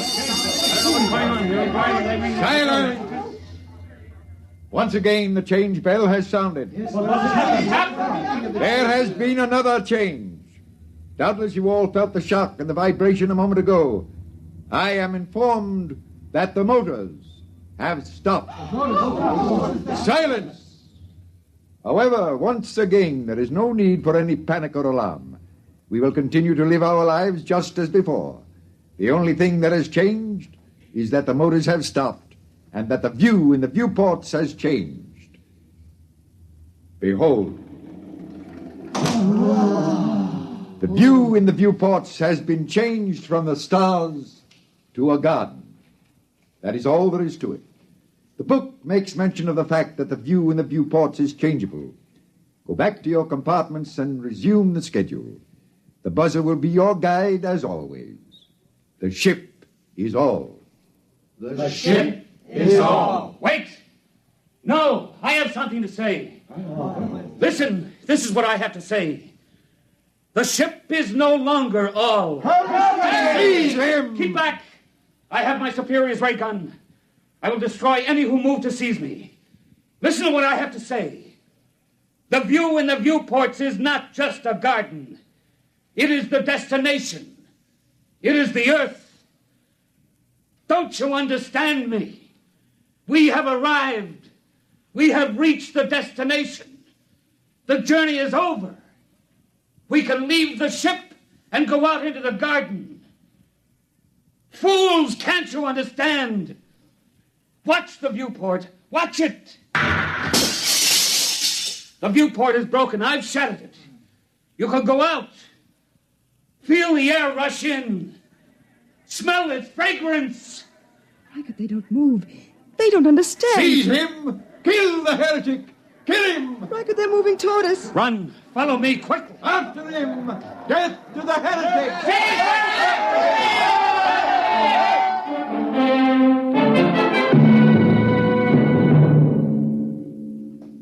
Reichard and Alan ran down the long steel corridor with the crowd on their heels. After a few moments, they came to the forbidden door of the control room. Alan, quick, in here. Reichard, it's forbidden. I'll have to blast the lock. Quickly, now come. Now, help me close the door. Now the bar. We're safe in here for a while. Not even the priest can make them come in here after us. It'll take them time to figure out what to do. Reichard, look. Look at the machinery. Oh, it's frightening. We're in the control room. It tells about it in the book. You see this big machine here? There was a drawing in the book. This is the machine that controls the buzzer. Just a simple machine like that? Yes, a simple machine. Stand back. What are you going to do? I'm going to smash it.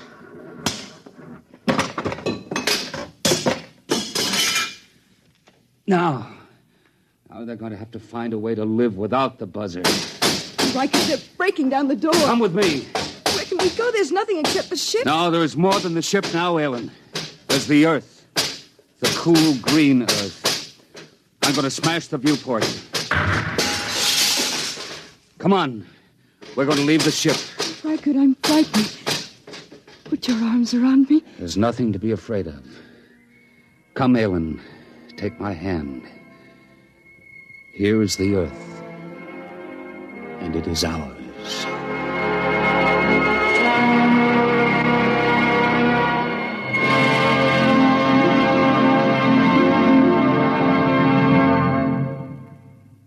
You have just heard X-1, presented by the National Broadcasting Company in cooperation with Galaxy Science Fiction Magazine, which this month features a story by F.L. Wallace titled Mesereau loves company. When Marcus Mesereau set out on his mission to Earth, he was driven by pride and indignation, plus a practical reason. But if he'd known what lay ahead, he might have decided to let bad enough alone. Galaxy Magazine on your newsstand today. Tonight, by transcription, X-1 has brought you The Sense of Wonder, based on a story from the pages of Galaxy written by Milton Lesser and adapted for radio by George Lefferts. Featured in the cast were James Monks, Bill Quinn, Edwin Jerome, Vera Allen, Rita Lloyd, Joe DeSantis, and Dick Hamilton. Raymond Edward Johnson was the narrator. Your announcer, Fred Collins. X-1 was directed by Daniel Sutter and is an NBC Radio Network production.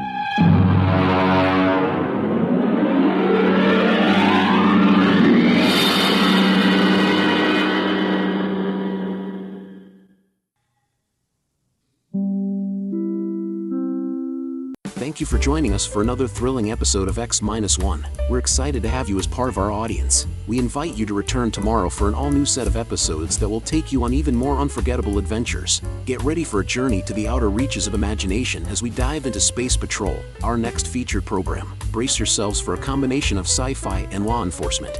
We're always eager to hear from our fantastic audience. Your feedback fuels our passion for delivering the best in vintage entertainment. Feel free to share your thoughts, opinions, and suggestions. We value your input and strive to make your listening experience even more enjoyable. If you're looking to enhance your Microsoft Access skills, look no further. Reach out to them at 615-420-2040 and ask for Mark. Once again, thank you for being a part of our Golden Age radio community. Get ready for more riveting stories, captivating characters, and timeless entertainment. Until next time, stay tuned and keep the nostalgia alive.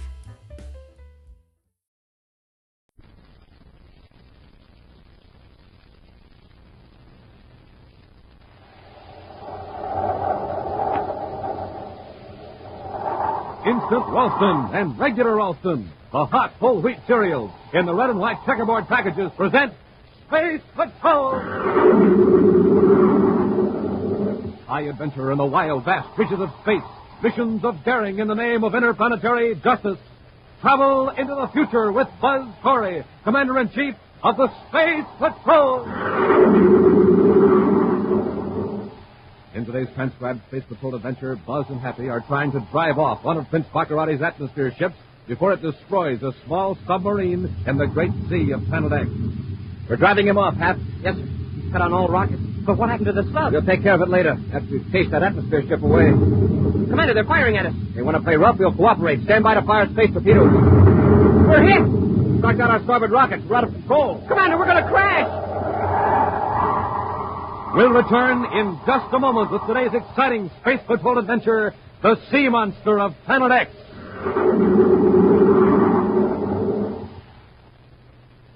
Only 9 days left to enter the Name the Planet contest. Space Patrollers, this is Commander Corey, reminding you that you have only 9 more days to enter the Name the Planet contest and win the giant rocket clubhouse and $1,500. Only 9 days left to win one of the 750 Schwinn Varsity bicycles. But that's time enough to enter and win if you act fast. First, go to your Weatherbird shoe store. Say, let's listen in on a fellow who just arrived at his Weatherbird store. Hi, Mr. Weatherbird Man. I want a coin album and entry blank for the Name the Planet contest. You bet, son. Here you are. And it's absolutely free. You don't have to buy a thing. Inside that free coin album are 3 space coins and a place to write your name for Planet X. Then, just get 3 more space coins from 3 packages of Hot Ralston. You'll find a space coin in every Hot Ralston package. Put those 3 coins into the empty slots you'll see in your coin album. Then, write the best name you can think of for Planet X on the entry blank and mail it to the address shown in the album. Of course, you keep the album with the 6 exciting space coins for your own collection. But don't delay. I want every Space Patroller to have the opportunity to win my Rocket Clubhouse and $1,500. And 750 of you are going to win Schwinn Varsity bikes. Remember, go to your Weatherbird shoe store today. Get your free coin album and space coin. Then get 3 more space coins from 3 packages of Hot Ralston. The new Hot Ralston packages with a picture of Happy or myself on the front. And you'll be ready to send in your entry in the Name the Planet contest. Hurry, see your Weatherbird shoe dealer and get Hot Ralston today.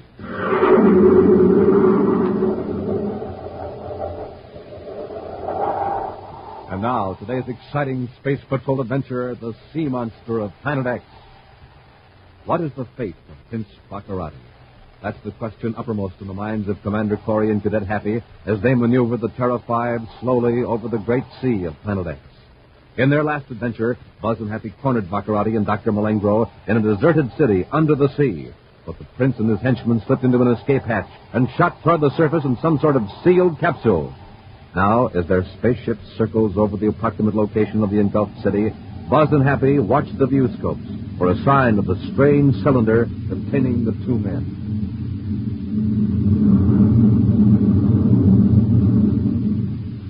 There's not a thing on the surface, Commander. By the way that capsule shot out of that tube down there in the city, I thought sure it'd be bobbing on top of the sea like a cork. A lot of things could have happened since then, Happy. It took us at least an hour to get back through the tunnel to the inland valley and then blast off. The chance that cylinder is more than just a sealed life raft. That cylinder might be able to submerge and move underwater. Like a submarine. Exactly. For all we know, it could move at tremendous speed. There's no telling where Baccarati is now. He may be hundreds of miles away. Or he might be heading for shore to get back to his spaceship. He wouldn't try that, Happy. For hundreds of miles along here, the coast is lined with bluffs 1,000 feet high. Even if there was a stretch of beach, there's still those enormous breakers. Yeah, waves a couple hundred feet high at least. Besides, if he got ashore, Baccarati would have an overland hike of 50 miles to the valley. If Baccarati can control that cylinder, he'd probably try to get back to his castle. But that's thousands of miles from the sea. Yes. He has a few installations close to the rivers. That's right. If he reached one of those, he could get a spaceship or an atmosphere job. The mouth of the Colossus River is to the east, Happy. That's probably where Baccarati would head. Yes. If he's underwater, it'll be difficult to locate, but we can't give up till we find him and know for sure he'll never bother us again. Meantime, far from the steep bluffs that rim the coastline of the Great Sea, a bullet-shaped craft skims the surface of the ocean at tremendous speed. Huddled in the tiny compartment, Prince Baccarati and Dr. Malengro anxiously study the small but baffling control panel and its weird symbols. Malengro, do something to stop this thing. But, Your Highness, I know nothing about this ship, or whatever it is. Remember, it was built hundreds of years ago by an ancient race here on Planet X. Don't give me a lecture. Get it stopped before it carries us out clear to the middle of the Great Sea. I can only guess as to the function of these controls. Suppose I were to touch something that would open the hatch and let the water in, we would sink immediately. Then don't touch it. Don't touch anything until you're sure. Your Highness will be patient. I think I can reason it out. This indicator here seems to be a compass. It's logical to assume that the wheel inside the calibrated dial controls direction. Careful now, Malengro. We're changing course. See, Your Highness, I was right. This wheel controls the steering mechanism. Then head back for the shore, quickly. We don't know how much fuel we have. Excellency, I suggest that we proceed either up or down the coast. To approach close to the shore at this point, well, we'd be dashed against the cliffs. All right. But at least let's not get out of the sight of the land. I wonder which of these controls submerges the craft. What do you want to submerge for? Corey will be searching for us, you know. On the surface, we would be fairly easy to find.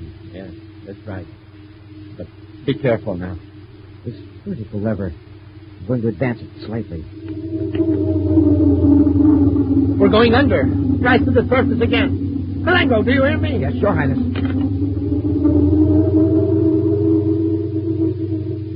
Don't submerge again until you know how to control this thing. Yes, Your Highness. May I point out that the only way I can learn to control it is by trial and error. Malengro, which way is the Colossus River? We're heading roughly in that direction now, sire. Eastward. Go up the river to my spaceship factory. If we go ashore now, we'll have to cross hundreds of miles on foot. You are right, Excellency. The river is our best choice. Do you think we have enough power to reach the factory? I have no way of knowing, sire. We can only hope. Flying in a zigzag pattern over the surface of the Great Sea, Buzz and Happy work their way toward the mouth of the Colossus River. Hours go by, and still there is no sign of the bullet-shaped cylinder containing Baccarati and Malengro. I guess they must have sunk, Commander. Perhaps, but let's not underrate the people that built that undersea city, Happy. Oh, we need some help with our search. Yes, but who's going to help us? Why not Baccarati's own men? What? When he doesn't return to his castle in a reasonable length of time, they're going to come out to Crater Valley, aren't they? I guess so. And they must have known he was headed there. Of course. They'll find his ship. That means they'll make trouble for the natives, thinking they must have done something to the prince. We don't want that. No, sir. I've thought of a way to protect the natives and at the same time start Baccarati's men to searching the sea. How, sir? They'll go back to the valley and pick up Baccarati's ship with a magnetic holding field after cutting on the space phone's distress signal in the other ship. Mm-hmm. Then we'll circle back out to sea and after a time drop Baccarati's ship into the water. Great. That'll bring a flock of his ships to search for him. It should. But how are we going to get Baccarati away from his men after they find him? We've done it before, Hap. We can do it again. Elsewhere, thousands of miles away in Prince Baccarati's castle, two men listen intently to a spaceophone signal. That's the boss, all right, Arkin. He's in trouble. Get a fix on him, Warbin. I'm getting it. Out toward Crater Valley. Yeah, those natives must be giving him a bad time. Don't be stupid. What can ignorant natives do against a spaceship in flight? Yeah, that's right. Besides, he's beyond the valley. He's out toward the Great Sea. We better send some ships out after him. Uh-oh. He stopped sending. Maybe he's okay now. Look, Arkin, when an automatic emergency code signal cuts out, it means real trouble. He may have crashed. Let's not sit here gabbing. I'll alert the gang at the spaceport. Wait a minute, hold it. This may be a chance to get ourselves in real good with Baccarati. Wait a minute. I send somebody else out to get the glory. We'll be relieved here in a few minutes. We'll get a ship and search for the boss on our own without telling anybody. Yeah, I see what you mean. But if he's really in a jam and we don't tell him... Of course he's in a jam. A bad one. If we find him, we're heroes. Big shot. If we don't, well, nobody will be any the wiser. How about it? How would you? We just won't log that distress call. You know, opportunities for advancement.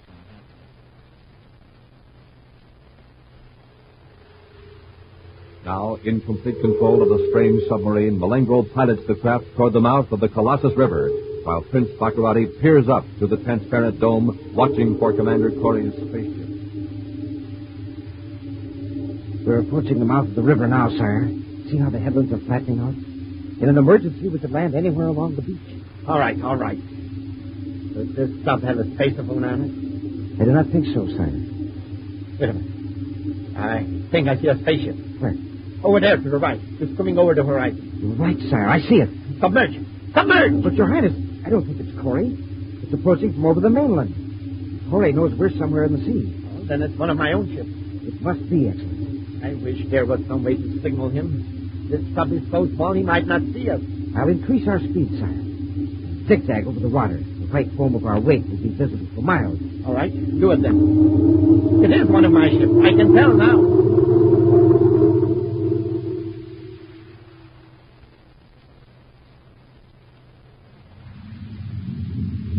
I picked up something in the viewscope, Commander. A moving object on a heading of 147 degrees, now 23 degrees low. Headed right for the spot where we dropped Baccarati's ship in the sea. It's an atmosphere ship, sir.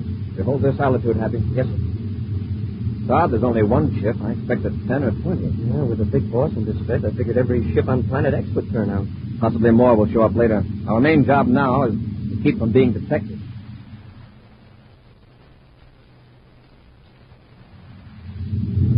Martin, bring your scanners up to full sensitivity.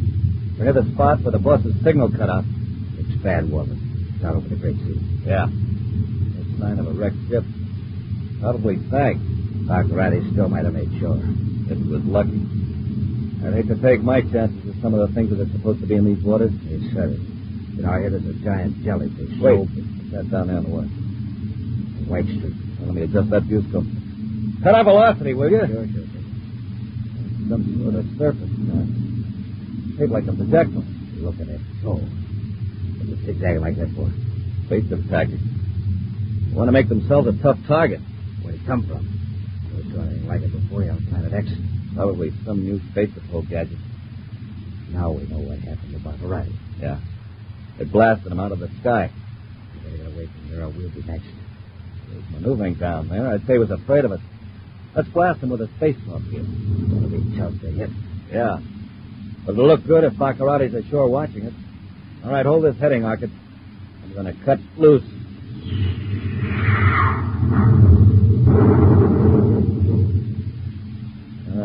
Missed him. Let's get away from here before he fires back. Now, wait, let's make another pass. Maybe he used up all his ammunition on the boss of the ship.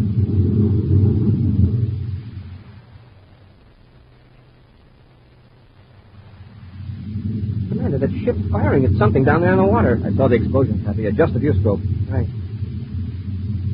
Smoke and rockets. There's a small surface craft down there, sir. That's what we've been looking for. Baccarati. But why are his own men firing at him? They have no way of knowing it's Baccarati. They aren't taking any chances. That atmosphere ship's coming back for another pass, sir. Got to drive him off. I'm going to take Baccarati alive.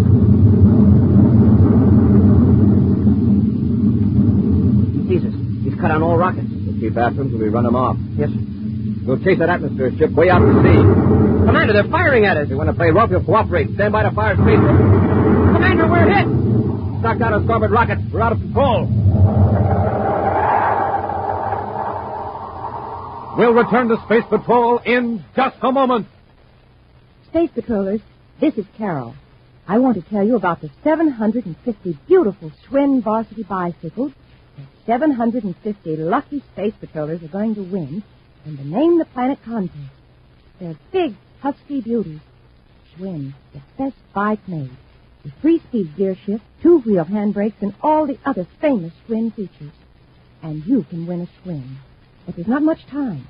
Go to your Weatherbird shoe store right away. If you don't know where the nearest Weatherbird shoe store is, you can find out in the yellow pages of your telephone book. So don't wait. See your Weatherbird shoe dealer and get going now on the Name the Planet contest.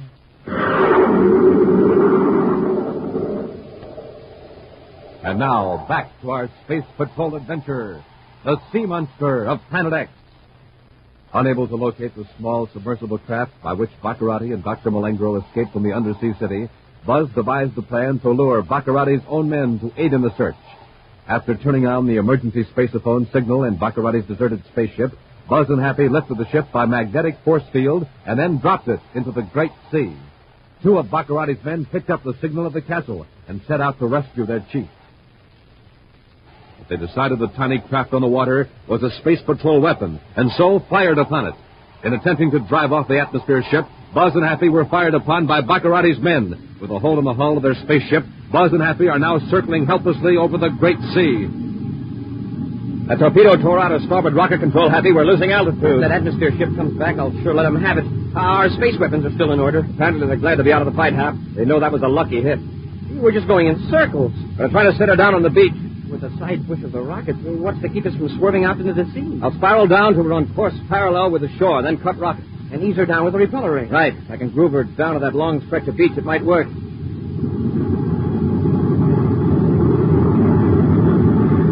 This will have to be the last spiral, Hap. One more circle over the land and we'll hit those cliffs back at the beach. Yeah, you were right about that atmosphere ship, sir. It's not coming back. Stand by repeller ray. Standing by, sir. When I cut rockets, we should continue on a straight course. Here we go, Hap. Full repeller ray.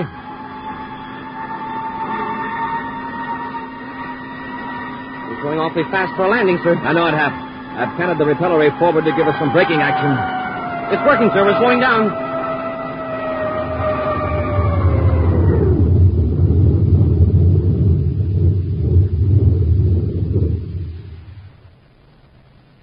Oh. Nice going, Commander. I'd hate to have to do it again. If the spaceophone works, we can call Pluto Space Patrol and let them know we're here. At the same time, let Baccarati's men in on the secret. They could get here quicker than our ships could. Yeah, that's right. We wouldn't stand a chance. Let's take a look at the damage, Hap. Yes, sir.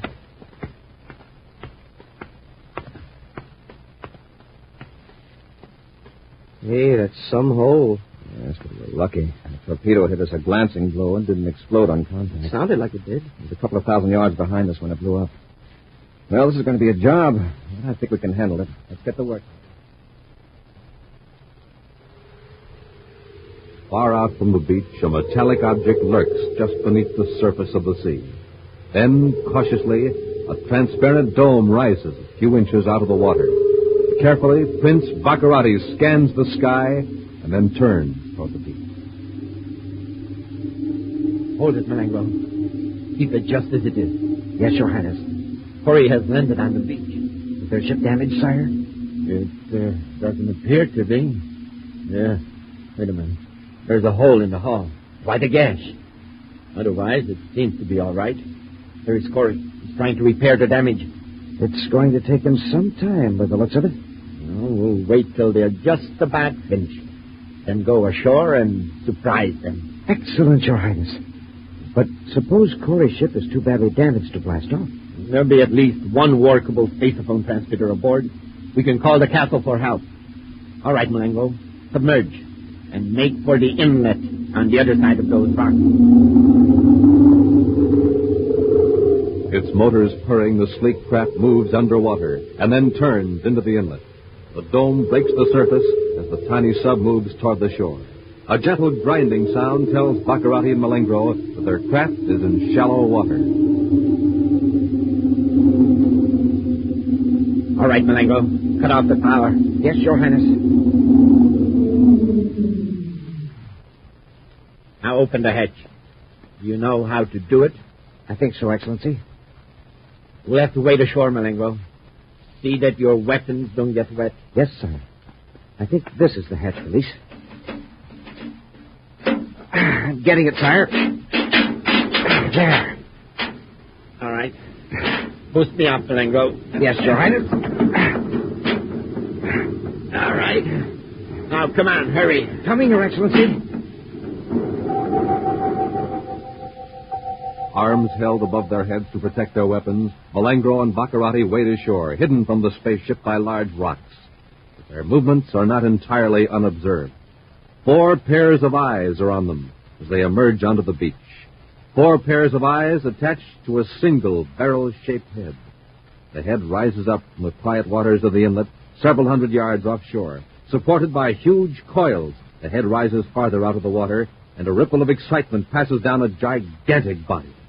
Then the head is lowered until only the eyes are above the surface, and the monster moves silently toward the beach.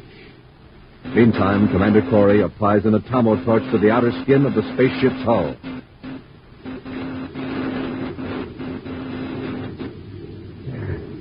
I think that does it, Happy. Yes, sir. Rough job, but it'll have to do. Didn't take as long as I thought, sir. I just hope we've got all those wires connected right. We'll get back at the ship and make a final test before we try to blast off. Yes, sir. Take the torch, will you, Hap? Thanks.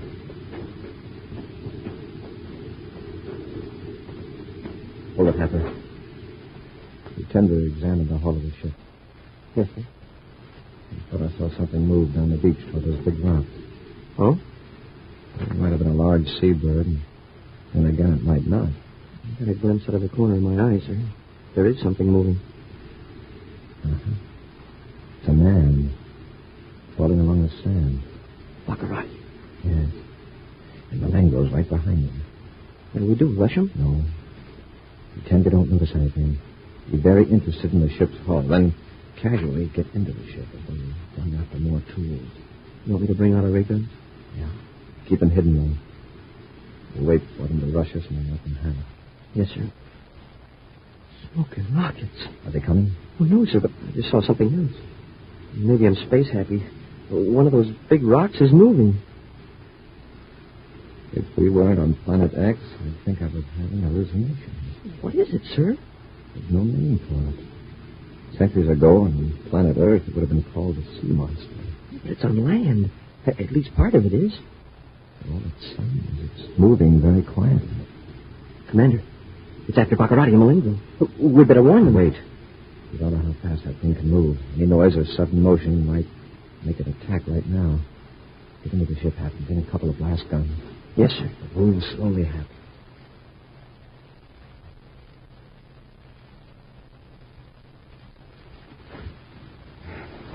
100 feet more and we can rush in. Corey's here alone now. Keep your head down. Just keep crawling. Keep low. What's that? Your Highness, it's a monster. It's after us. Run, Malengo. Hang between the rocks. Run for the rocks. Help! Hurry! Help!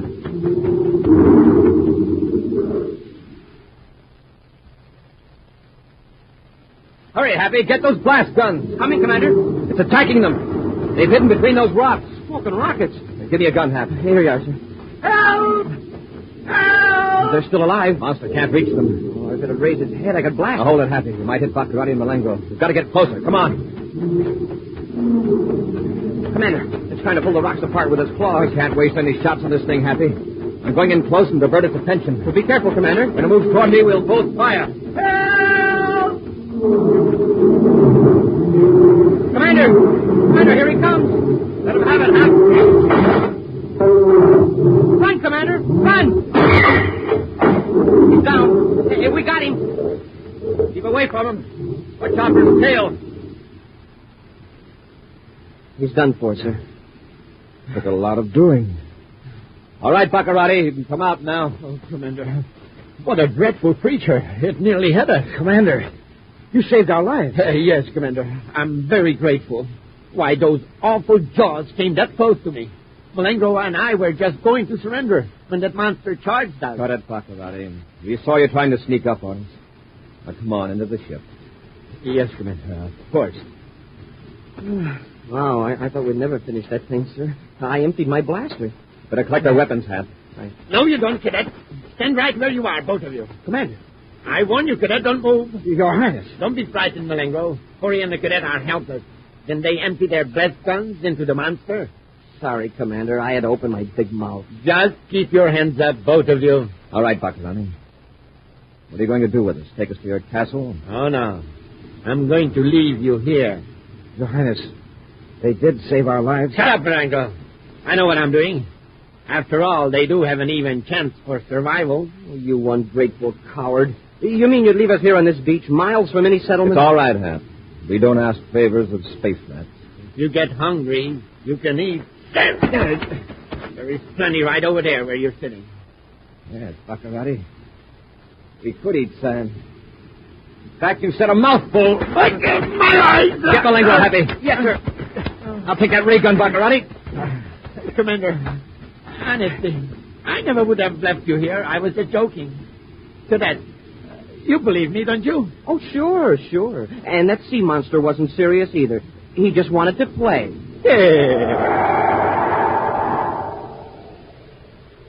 An action preview of next week's exciting Space Patrol adventure in just a moment.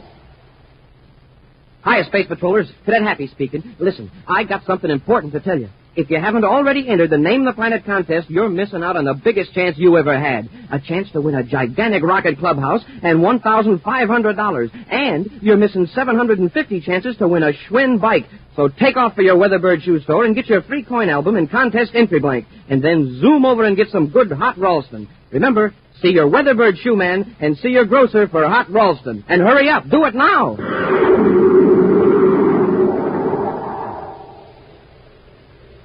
And now, a preview of next week's exciting Space Patrol adventure. Cadet Happy is approaching a small fortress in a jungle clearing on Planet X, where Commander Corey is being held captive by Prince Baccarati and Dr. Malengro. Baccarati glances through the gun port. Ah, we got company. The fool, the little fool. What are you talking about, Baccarati? Coming across the clearing from the jungle. It's a space patrolman. You're Cadet. Happy. Watch Corey, Malengro. I'll take care of the Cadet with this blast gun. Baccarati, don't. Look, Corey. See what happens to those who defy the will of Prince Baccarati? Be sure to join us next week for the thrilling story, The Revolt of the Space Rats, when Instant Ralston and Regular Ralston again present Space Patrol! Space Patrol, created by Mike Moser, starring Ed Kemmer as Commander Corey and Lynn Osborne as Cadet Happy, was written by Lou Houston, produced and directed by Larry Robertson, executive producer Mike Devery. Other players were Bela Kovach, Ken Mayer, Norman Jolly, Dick Fields, Virginia Hewitt, and Tom McKee. Dick Tufeld speaking. Now, don't forget to tune in next Saturday and every Saturday when Instant Ralston and Regular Ralston again present the new exciting Space Patrol!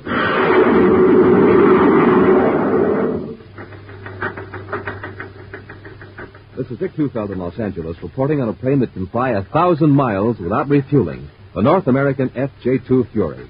In a moment, we'll hear from the well-known test pilot on this Navy jet fighter, J. Ray Donahue, Jr. The Fury is a carrier-based plane armed with 4 20-millimeter cannons. It flies 650 miles per hour, has an altitude mark of 45,000 feet. Its length, 37 feet. Now, J. Ray Donahue, Jr., recorded at Edwards Air Force Base. To fly at supersonic speeds, a test pilot must have plenty of energy. That's why I always get a good night's sleep and start the day off with a good breakfast cereal like Rice Chex or Wheat Chex. They have plenty of energy, and they taste mighty fine. And I know that you'll like them, too. No other cereal, puffed or flaked, contains so much nourishment in such concentrated bite-sized form. So take a tip from J. Ray Donahue, Jr., Bob Love, and other top test pilots. Make your cereals Rice Chex and Wheat Chex. Be sure to see another exciting Space Patrol program on your local ABC television station. Consult your local paper for time and channel. This program is broadcast to our armed forces overseas through the worldwide facilities of the Armed Forces Radio Service. Space Patrol came to you transcribed from Hollywood. This is ABC Radio Network.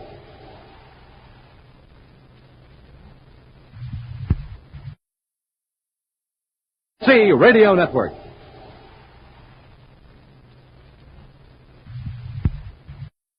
Thank you for joining us for another thrilling episode of Space Patrol. We're excited to have you as part of our audience. We invite you to return tomorrow for an all-new set of episodes that will take you on even more unforgettable adventures. Get ready for a journey to the outer reaches of imagination as we dive into Inner Sanctum, our next featured program. Get ready for chilling suspense as you delve into a tale of psychological intrigue and spine-tingling horror that keeps you on the edge of your seat. We're always eager to hear from our fantastic audience. Your feedback fuels our passion for delivering the best in vintage entertainment.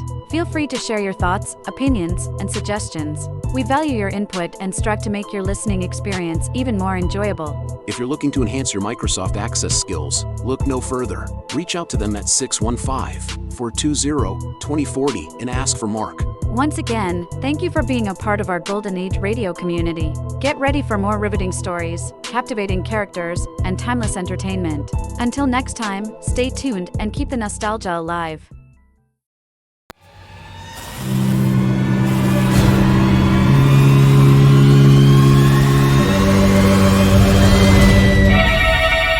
Lipton Tea and Lipton Soup present Inner Sanctum Mysteries.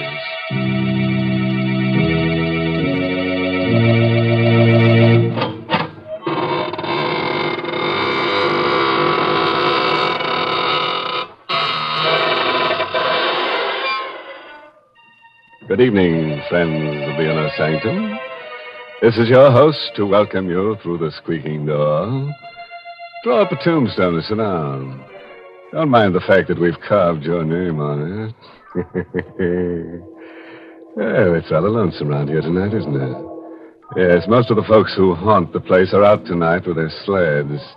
If it snowed near your house, you may find them ghosting down here. But, Mr. Host, ghosts don't go sledding, do they? Why, of course, Mary. Especially the ghosts of gangsters. They're used to being taken for a sleigh ride. Well, now, why don't you take your sled and join your friends and let me have a word with our Lipton listeners? Folks, have you ever noticed how often we all use the words good, better, and best?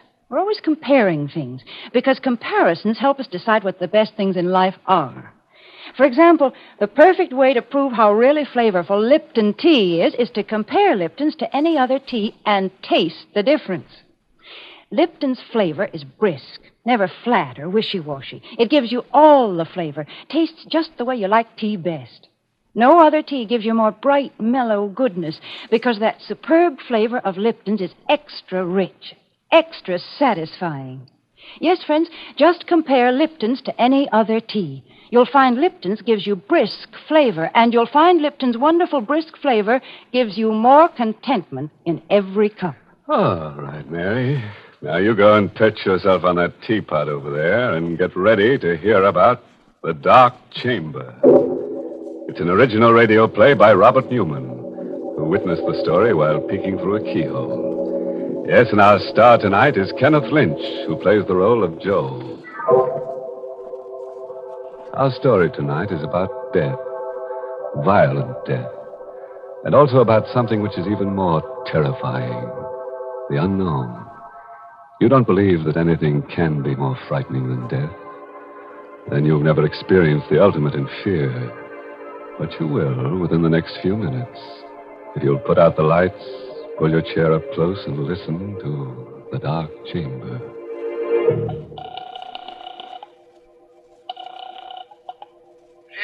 houses. Ryan speaking. Hello, police.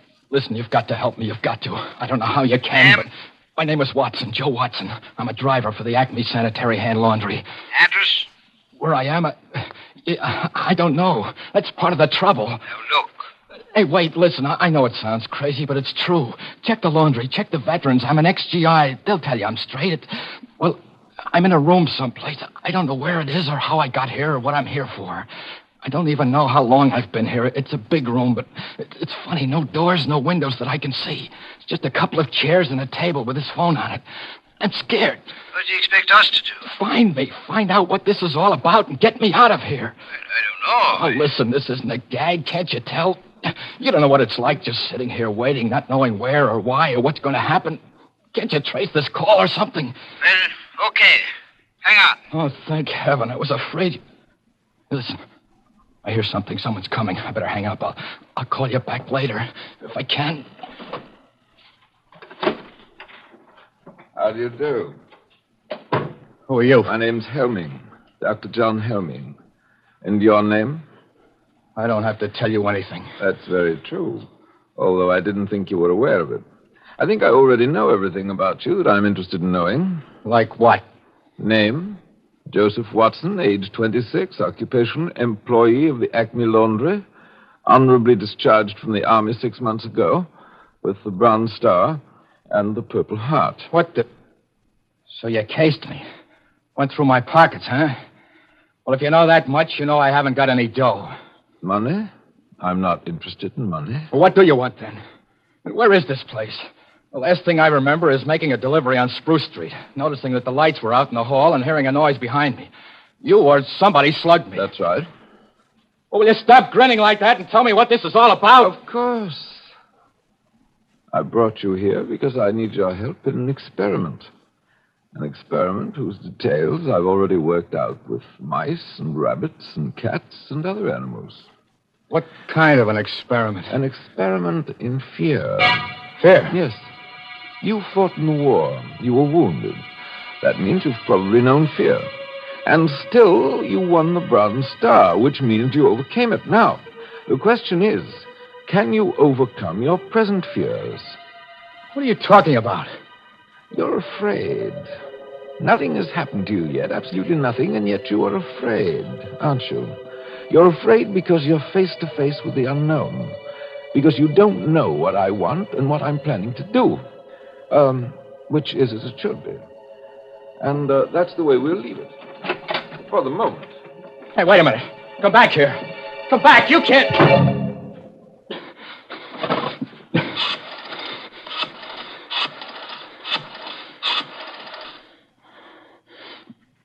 Hello, police. This is Joe Watson again. Listen, I got a little more dope. I don't know if it'll help, but there was a guy in here just now. Said his name was Helming, John Helming. That's probably a phony. He's about 50, tall, over 6 foot, white hair and gray eyes. No, I still don't know what it's all about or what he's after, but have you been able to trace this number yet? Well, how long will it take? Okay, I'll hang on, but... What? The lights just went out. The room's pitch dark and somebody's coming in again. I better stop. But for Pete's sake, hurry!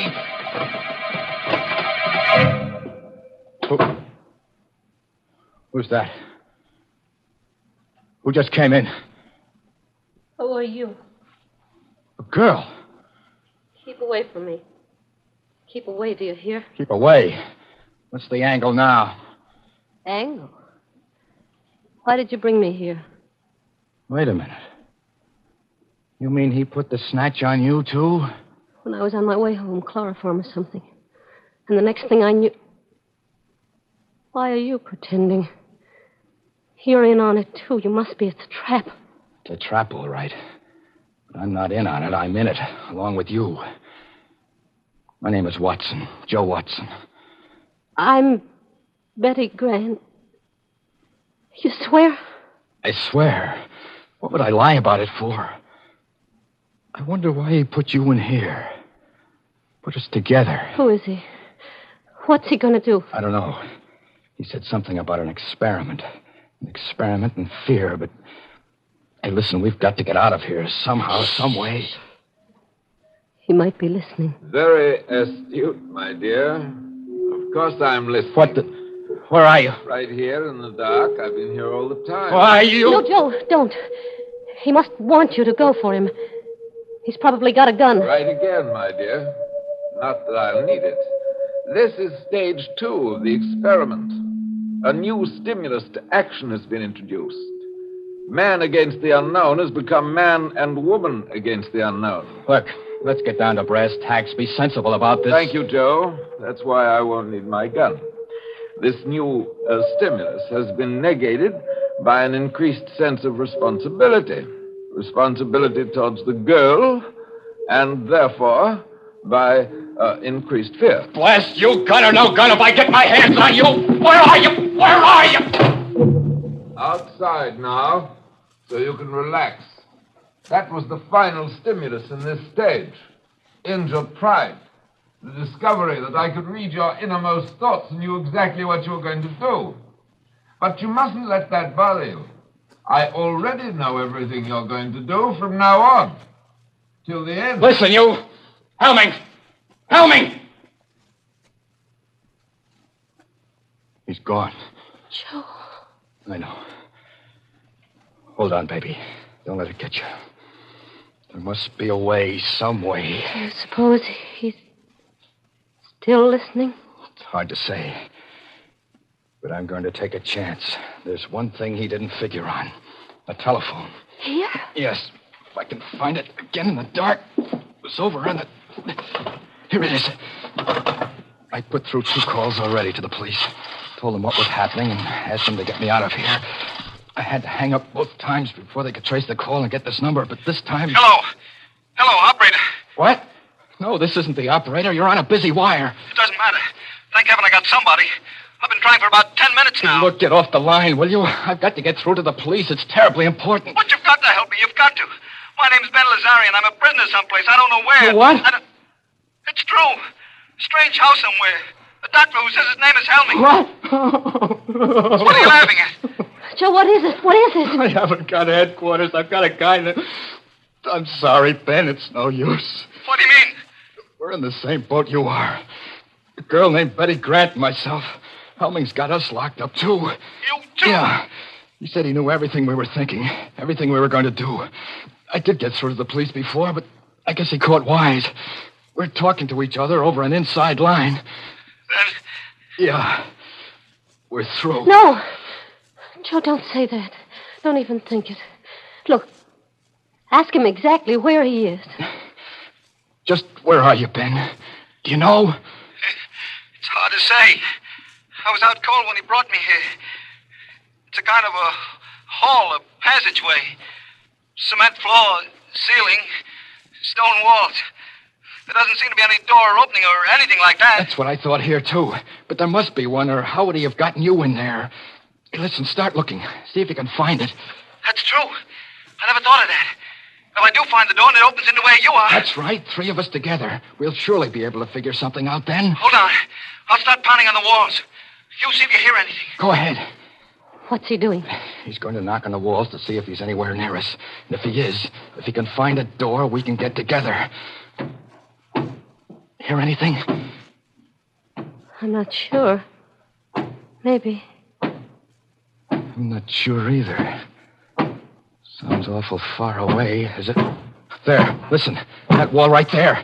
Hello. Hello, Ben. Yes? We heard you. You're right next to us. Now, Ben, you listen, and Betty will knock back. Go ahead, Betty. That way, Ben, you'll be able to tell just which wall it is. Okay. Right. I hear it. I know where it is. Now to find the door, if there is one. Hold on. He's got it. He's going to see if there's a door. There must be one. There must be. Ben. And... Ben. Ben. Hello. What is it? I don't know. I thought I heard a moan. Joe! Look. There is a door. It's opening. It's open. Dr. Helming. Why, yes. Were you expecting someone?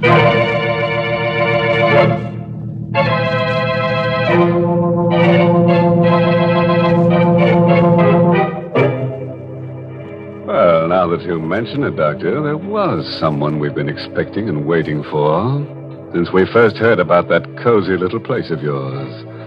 I think he's finally arrived. He's a tall, rather striking gentleman with a skull for a face, and his name is Death. Mr. Host, that Dr. Helming is insane. Brr, he gives me the chills. Oh, maybe it's just because it's so cold tonight, Mary. You know, it's getting so nippy these days that some of my friends are having fur collars put on their shrouds. Well, my friends are smarter. They know that the way to warm up in cold weather is with a hot cup of fragrant, delicious Lipton tea. A cup of tea in front of the fireplace just hits the spot these chilly days. But make it Lipton's and your pleasure's complete. You brew up a pot of Lipton's, throw another log on the fire, and summer tiptoes right into the room. Let the wind blow and the snow pile up on the roof.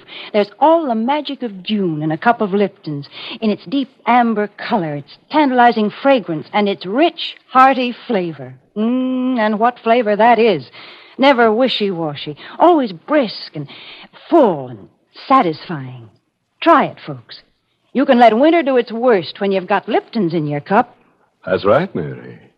But I think it's time now for something a little more cold-blooded, such as a cold-blooded murder. We're having a juicy one here tonight. Tale of gore galore, so let's see what's happening in the dark chamber. It's just a moment later now. Standing in the darkness of the strange room, Joe and Betty stare at the tall figure of Dr. Helming, silhouetted against the dim light from outside. I asked you whether you were expecting someone. Then it was just a trick. It was you on the phone all the time. Now, don't you think I'd know his voice? Where is he? Our friend, Mr. Lazare, right outside. What did you do to him? Answer me. What did you do to him? Don't you know? Sure, I know. You killed him. Did you kill him? Quite a state you've gotten yourself into. Why? Is it because you finally tried to do something about your predicament and failed? Or is it because you weren't sure whether I would kill or not, and because you still don't know? You're mad. Really mad. You'll be interested to know you have not done, nor will you do, one thing that I did not foresee. Every move you made, every emotion you felt, was charted, outlined, and... What's that? That, I think, is probably the police. The police? Yes. I know that you're very anxious to talk to them, and I'll see that you get a chance to. Soon.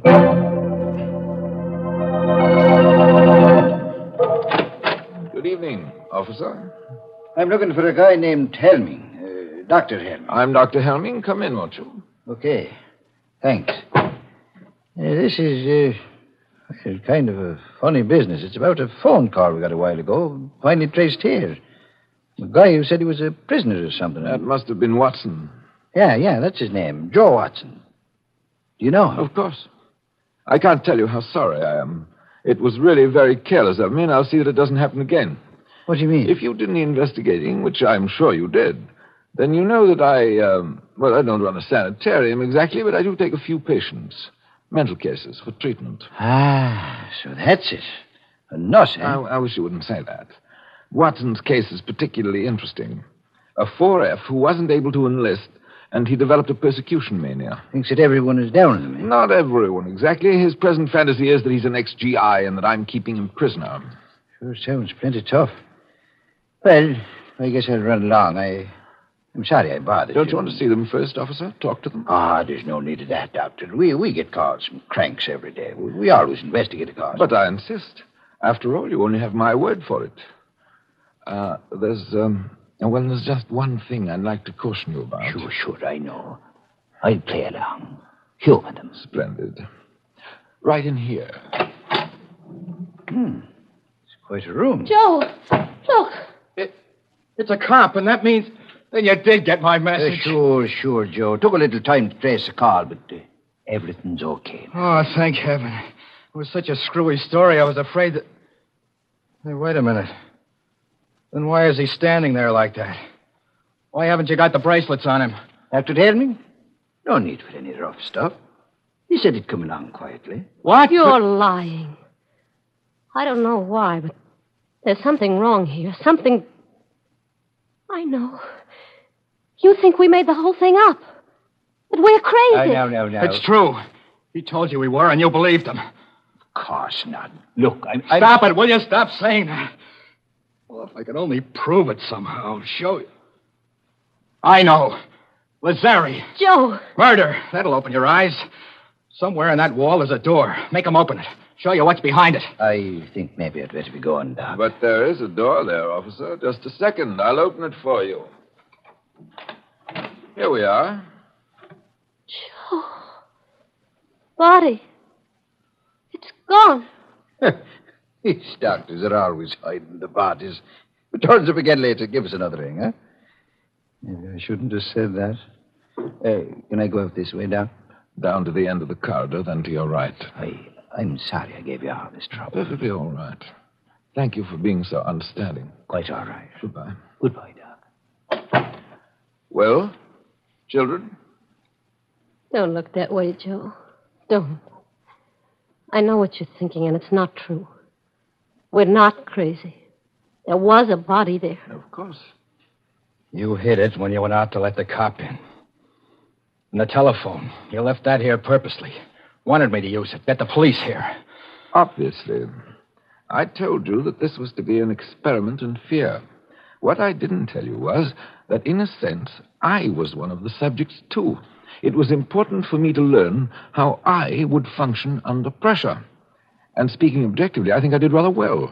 Don't you? Why are you doing all this? What are you after? There's no reason why I shouldn't tell you. If anyone truly understands the nature of fear, is able accurately to forecast the actions and reactions of an individual, then he can use fear as a weapon.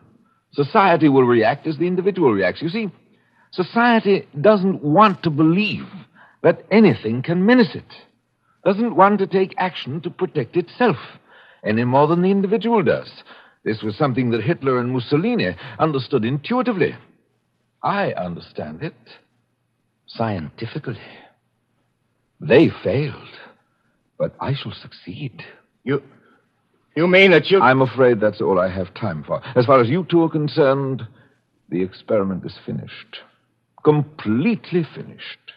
I have a few arrangements to take care of, and then, well, make the best of these last few minutes, for they will be your last.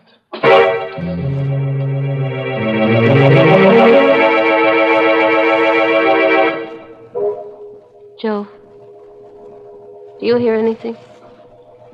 Is he coming back? Not yet. He's going to kill us, isn't he? Just the way he killed Lazzari. He's going to try to.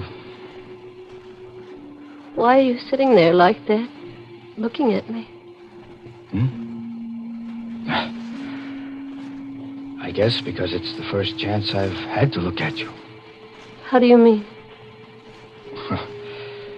When they first put you in here, it was all dark. So many things happened after that. It's funny. What is? The things that you can tell about a person even in the dark. I kind of thought you were little, and I knew you were awful nice and had a lot of nerve, but I didn't think you'd be so pretty. I'm not so pretty, Joe. I'm not very brave either. I'm scared. I'm awful scared. And I don't want to die. Don't worry about it, baby. Don't think about it. Just sitting here like this, waiting. And there's nothing we can do. Every time we did try to do something, it was something he knew about. He was expecting us to do. Please, baby. Joe, something happened to you. You were scared before, too, but now... It was not knowing that was scary. Not knowing what was going to happen or why or what you could do about it. But once you do know, once you make up your mind, then you've got to forget about it. Forget about everything.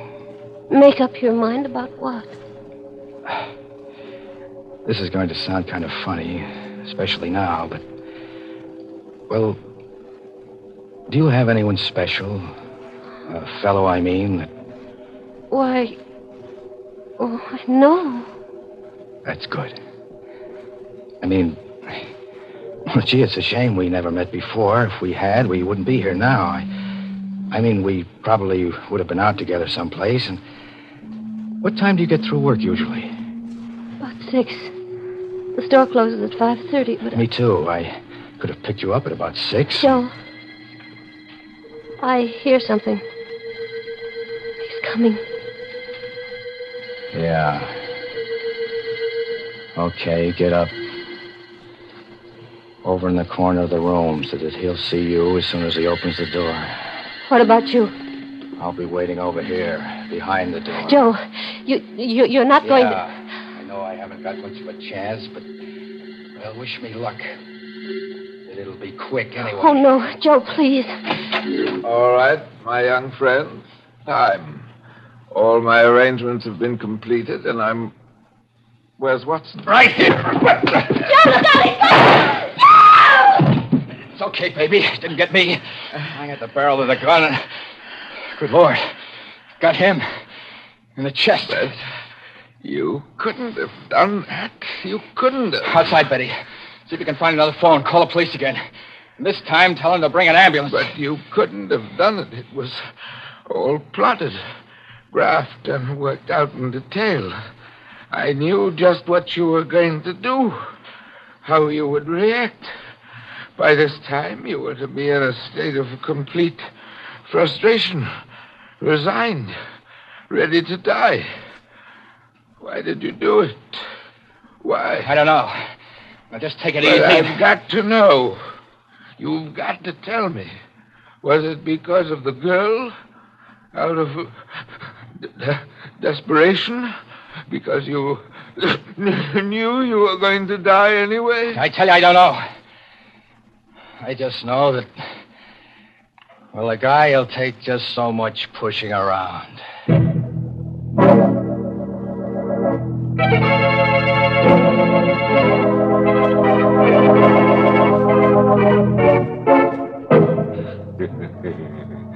Pushing around, eh? Well, it sounds to me as if one of our characters is going to get a lot of pushing around at the end of a pitchfork and in a very warm climate. Yes, good old Helming's finished. He's got to be if we're to have at least 2 corpses, the inner sanctum minimum. Oh, you think that's a little arbitrary? Not at all. We've got to have at least 2 corpses to play our theme song, When a Body Meets a Body. Theme song? I didn't know we had one. Oh, Mary, we've got lots of them. Didn't you ever hear our skeleton song? I ain't got no body. Mr. Host, let's be serious for a moment, because I want to talk about one of the most serious things in life, our health. For instance, the war may eventually lead to an increase in tuberculosis. And that's why the makers of Lipton tea and Lipton soup have asked me to remind you of the annual sale of Christmas seals. Funds raised by this sale support tuberculosis control programs, X-rays, health education, and medical research. Remember, over 500,000 people in the United States and Canada suffer from this disease. So buy as many Christmas seals as you can. No one is safe from tuberculosis until everyone is safe. And Christmas seals can save lives.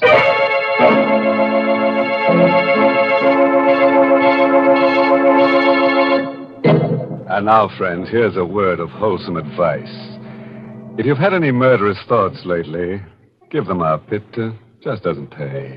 Well, I know a lady who killed off her husband, and, you know, it just ruined her marriage. As he grew very cold to her.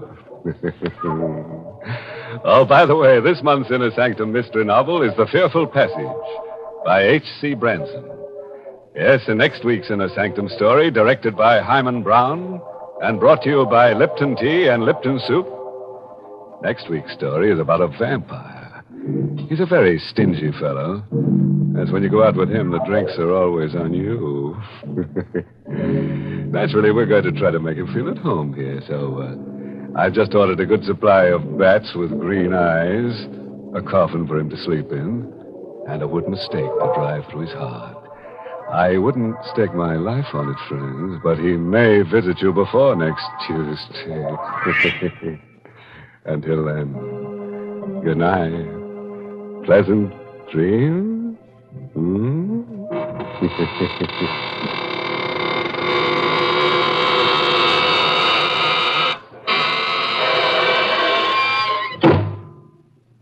Easy to make and easy to take. That's Lipton's Noodle Soup, the perfect opening dish for your cold weather menus. Lipton's Noodle Soup has that real chickeny flavor your family likes so much, and it has that wonderful fresh-cooked, homemade goodness. You can prepare Lipton's Noodle Soup in a jiffy, too, and it's oh so kind to your budget, costs less and makes more than canned soups. So don't forget to serve Lipton's Noodle Soup. And don't forget to tune in next Tuesday night for another Inner Sanctum mystery.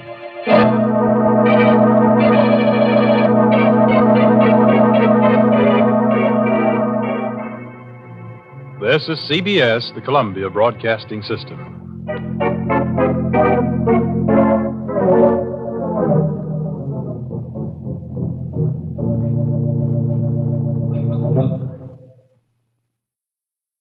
Thank you for joining us for another thrilling episode of Inner Sanctum. We're excited to have you as part of our audience. We invite you to return tomorrow for an all-new set of episodes that will take you on even more unforgettable adventures. Get ready for a journey to the outer reaches of imagination as you escape our next featured program. This exciting thriller will keep you on the edge of your seat as you experience captivating moments of action, suspense, mystery, and science fiction. We're always eager to hear from our fantastic audience. Your feedback fuels our passion for delivering the best in vintage entertainment. Feel free to share your thoughts, opinions, and suggestions. We value your input and strive to make your listening experience even more enjoyable.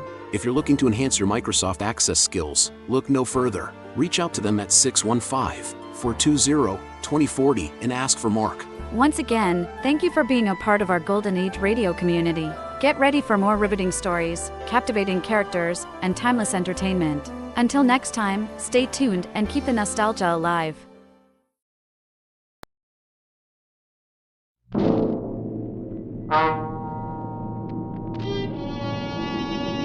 Escape!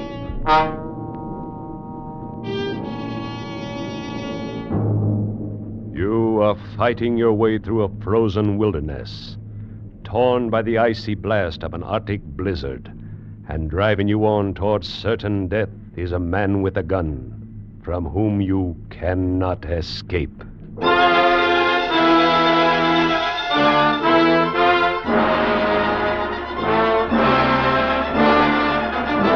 Escape, designed to free you from the four walls of today for a half hour of high adventure.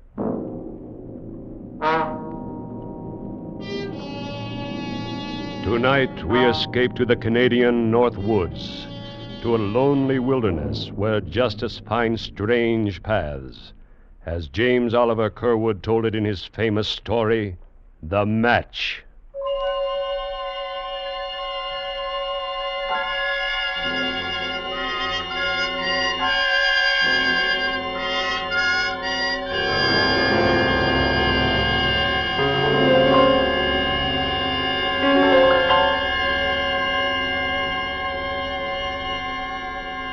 Just below the Arctic Circle, where blizzards scream in the winter and tear frozen branches from the pine trees, where the driven sleet cuts human skin like flying glass, there men know and fear the eternal spirit of the icy north, the great cold spirit that weaves the patterns of human destiny, both weaves and destroys.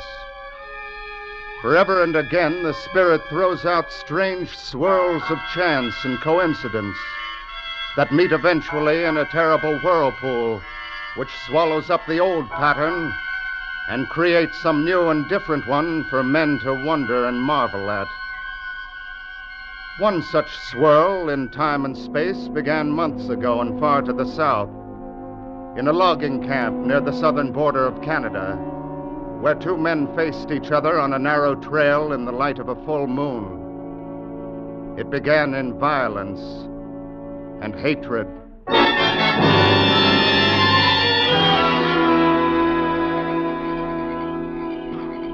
What do you want, Loring? Thorne, I've been talking to Jeannie. She told me what you did. Well, what about it? She told me all of it, the whole thing. Too bad, Loring. But if you can't keep your wife from casting her eye around, then that's your tough luck. There were no eyes cast around, and you know it. All right, then. What are you going to do about it? I'm not sure yet. Then I'll tell you. Nothing. You haven't got a leg to stand on. I'm running this camp and every man in it. And if you don't like what I do, then get out. I'm planning to stay. In that case, you'd better get used to the way I run things. Men and women. And the next time I drop Why, in... you dirty... That's it, eh? Well, then... Drop that knife, Thorne. Drop it! Get up, Thorne. Come on, get up on your feet. Get up, Thorne. What's the matter with you? Thorne. Thorne. That rock under his head. He's dead.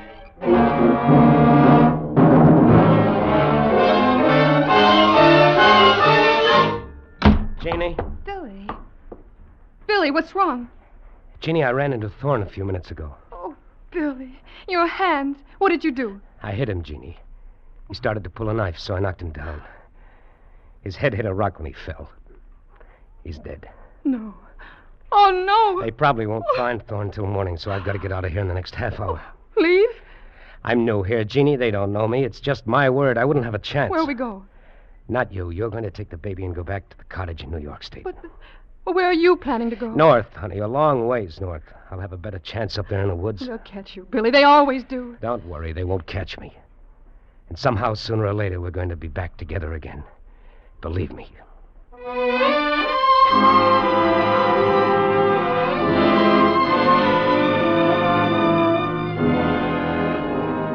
And so in the South, one black swirl of chance is born and moves slowly northward through time and space.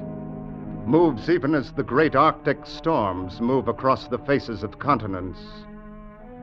And there ahead of it, among the tumbled ridges of spruce and pine, another swirl of human fate moves at the whim of the bleak spirit of that frozen land. Moves first one way, then another, but centers always near one certain red-coated uniform of the Royal Canadian Mounted Police.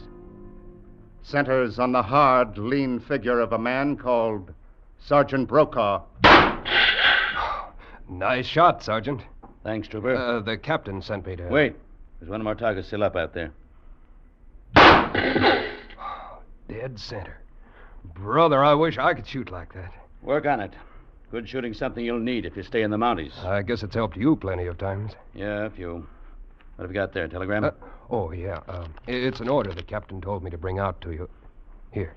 Let's see. Special assignment for apprehension and return of a fugitive. Name, Billy Loring. Height, 5 feet 11 inches. Weight, and so on and so on. Last seen near Hobbs Landing on October 3rd and reported heading north. Wanted for murder. Sergeant Brokaw assigned. Instruction, bring back fugitive. They make it sound plenty simple, Sergeant. Bring back fugitive. That's just the way it ought to sound. When you're assigned to bring a man in, you bring him in. That's all there's to it. There's no excuse and no alibi for not doing it. You can take my word on it, Trooper. I've been doing it for 12 years. And so far, you've never missed getting your men? Not so far, not ever. When I go after a man, I'm going to get him, sooner or later. And one way or another, I'm going to bring him back. Every time. And that goes for this, what's his name, Loring. You can bet your life on it.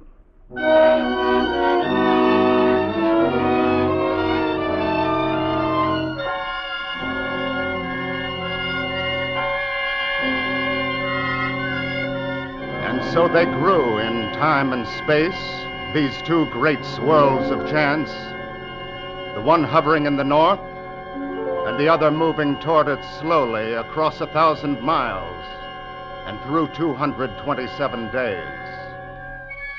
And one night at last, they met in a tiny raw pine cabin hidden in the blizzard-frozen marsh hard up against the Arctic Circle. And the wild whirlpool born from that meeting created strange, new patterns of human life and death and destiny. All right, Loring. Let's have your other wrist. There. You don't need these handcuffs. You've got me, that's that. I don't take chances, Loring. You know it already, of course, but you're under arrest in the name of the Crown for murder. You can sit down in that chair by the stove. Thanks. It's funny, I've lived here all winter, and I've had pretty good luck trapping. I've been selling furs to the Indians. In another month, I'd have had enough to go away and meet my wife. Then you come along. Tough luck, Loring. We'll start back for the post in the morning, or at least as soon as this blizzard lets up. That'll be 3 days. It always is. What's your name? Brokaw. Sergeant Brokaw. That's kind of funny somehow, today being the day you found me. Glad I did. I hate to be camping out in that blizzard tonight. What's so funny about today? It's her birthday. I mean, my wife, Jeannie. Here, let me show you. Hold it, Loring. Oh, no. It's all right. It's just her photograph. Here, let me unwrap it. See? She's a pretty girl. Yeah, that and everything else, Sergeant. You married? No. Had some of her hair. That curl that's pinned to the picture. Yeah. Red, isn't it? It's like red gold. We got married on her birthday. So today's our wedding anniversary, too. She wanted it that way. She said the best things in her life always happened on her birthday. Yeah, well... Yeah, I guess it was crazy. But I was so happy when I got up this morning about what day it was and only 2 months to go and all. I put 2 places at the breakfast table, and I propped her picture up by one of them. I sat there talking to her while we ate together. I guess you get like that up here alone. I haven't seen a white man for 3 months. I had a little dog for a while, but he died about 6 weeks ago, and there wasn't any chance to get another one. Jeannie always liked dogs. Dogs and kids. You don't mind my talking this way, do you, Sergeant? It kind of helps. I don't mind. Why should I? Well, the thing is, we've always been so blamed crazy about each other. We'd never been apart until this came up. And then we had to be. And in another month or two, we'd have been back together. It's your own fault, Loring. It's not my concern. My job was to find you and bring you in. I've done part of that, and I will do the rest of it. Maybe so. I warn you right now, Sergeant, I'll make it as tough for you as possible. I'm going to get away if I can. You see, I promised her that we'd be together again. It's up to you, Loring. But if you start to play rough, I can play a whole lot rougher. One way or another, I'm going to bring you in to stand trial. And there's nothing can stop me. Maybe so, Sergeant. You see, I'm probably the hardest man in the whole Royal Canadian Mounted, Loring. And that's your hard luck, too. Because you might have softened up another man with that stuff you were telling. You think that's why I talked about it? I don't know and I don't care. The only thing that matters is that I've got a job to do. I always have done it, and I'm going to do it this time. You can depend on that. I guess duty's a big part of your life. Not a big part of it, Loring. It's all of it. Now, if you don't mind, I've come 15 miles through the snow today. Last 5 against a blizzard. I'm tired. Let's turn in. All right, sure. You can take the bunk. Leave your clothes on. Is it all right if I get that photograph off the table? Go ahead.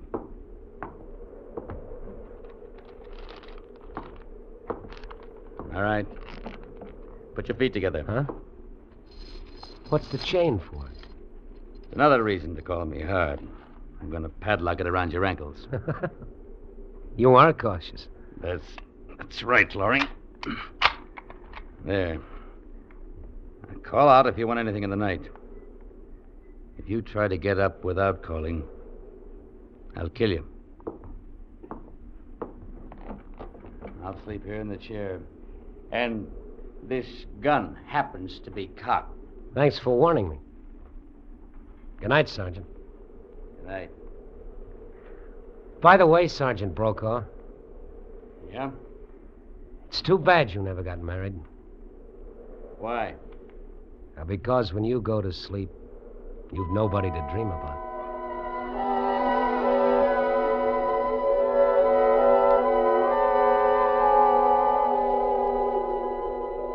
Billy, Billy, darling.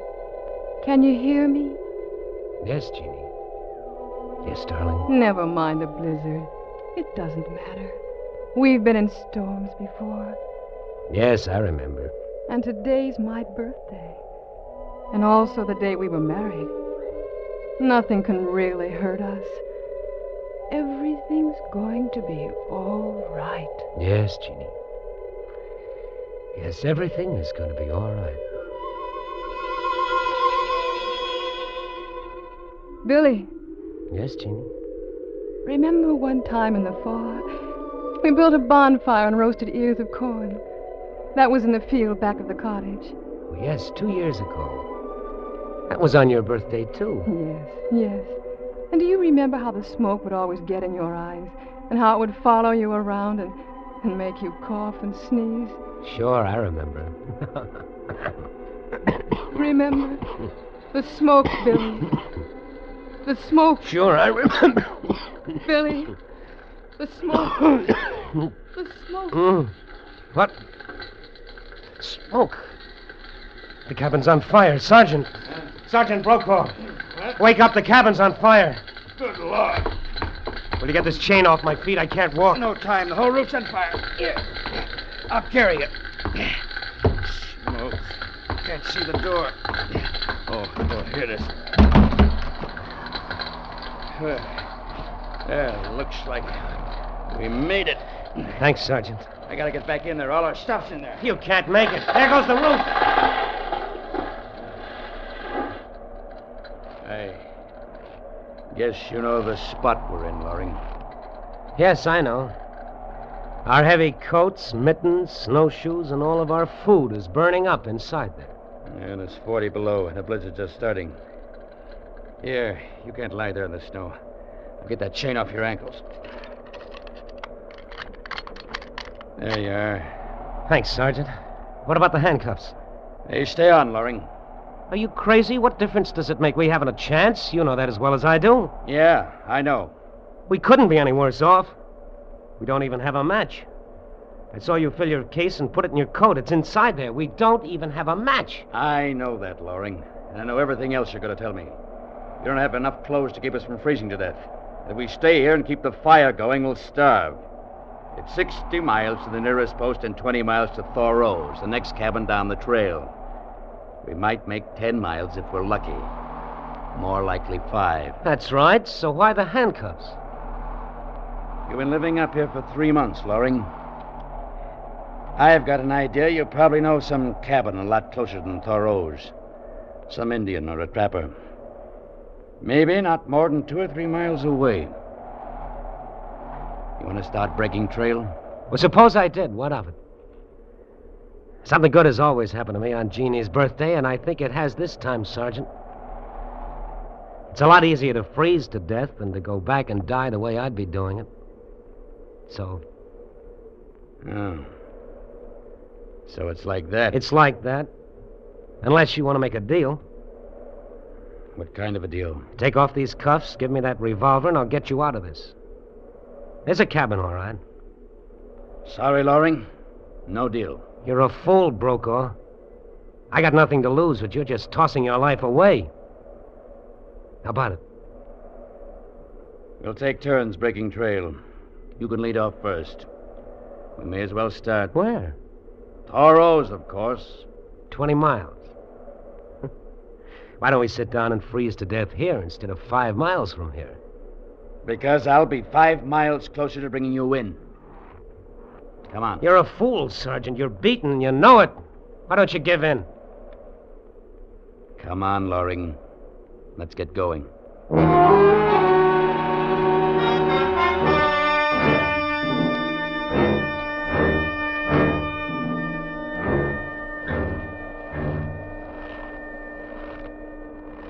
Loring, how far do you think we've come by now?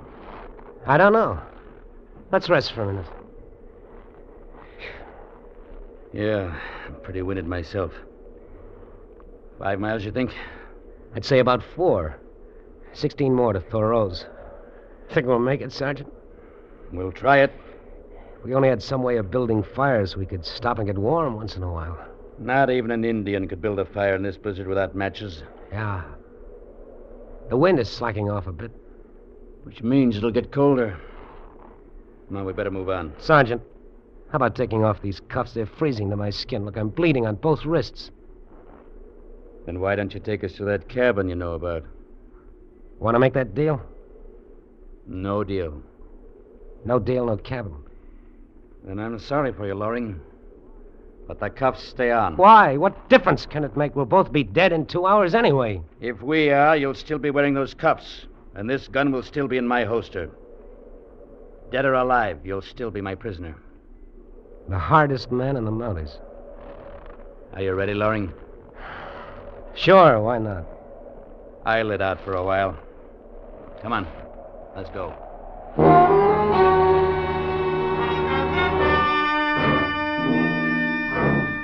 Of all those who dwell in this frozen land, the bleak, cruel spirit of the North is known best to men on the open trail. There, facing the breath of the blizzard, eyes blinded by the driving sleet, a man feels his soul grow small within him.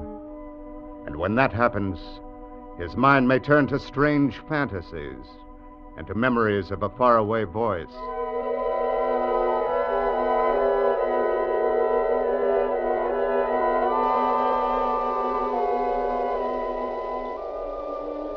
Billy, can you hear me, Billy?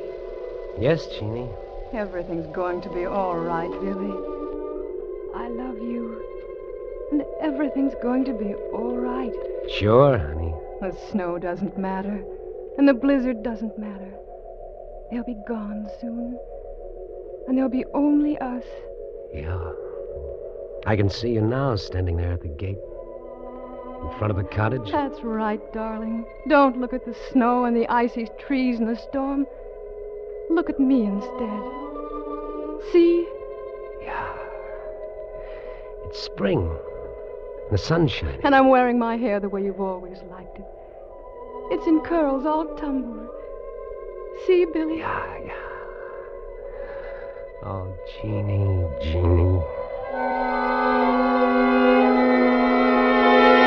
But, Brokaw, what's the matter? Held up. Tired. Rest a while. You can't lie there like that. You'll be asleep in 5 minutes. That'll be the end. Thoros. How much farther? Oh, around 14 miles. Come about 6 altogether. Your hands. In pretty bad shape. I don't know, Sergeant. I can't feel anything now. Might as well take those cuffs off. Stick out your hands. Thanks, Sergeant. Yeah. Here's my gun. How come? I'm through. Beat. I'm giving in, Laurie. Take us to that cabin. What's wrong with you? You're too late, Sergeant. What do you mean? The cabin's about 2 miles from where mine was. We're over 4 miles from it now. Neither one of us can last another half mile. Yeah. I guess you're right. Well, looks like you win, Loring. You might call it that. It's tough on you, though. I was going to die anyway.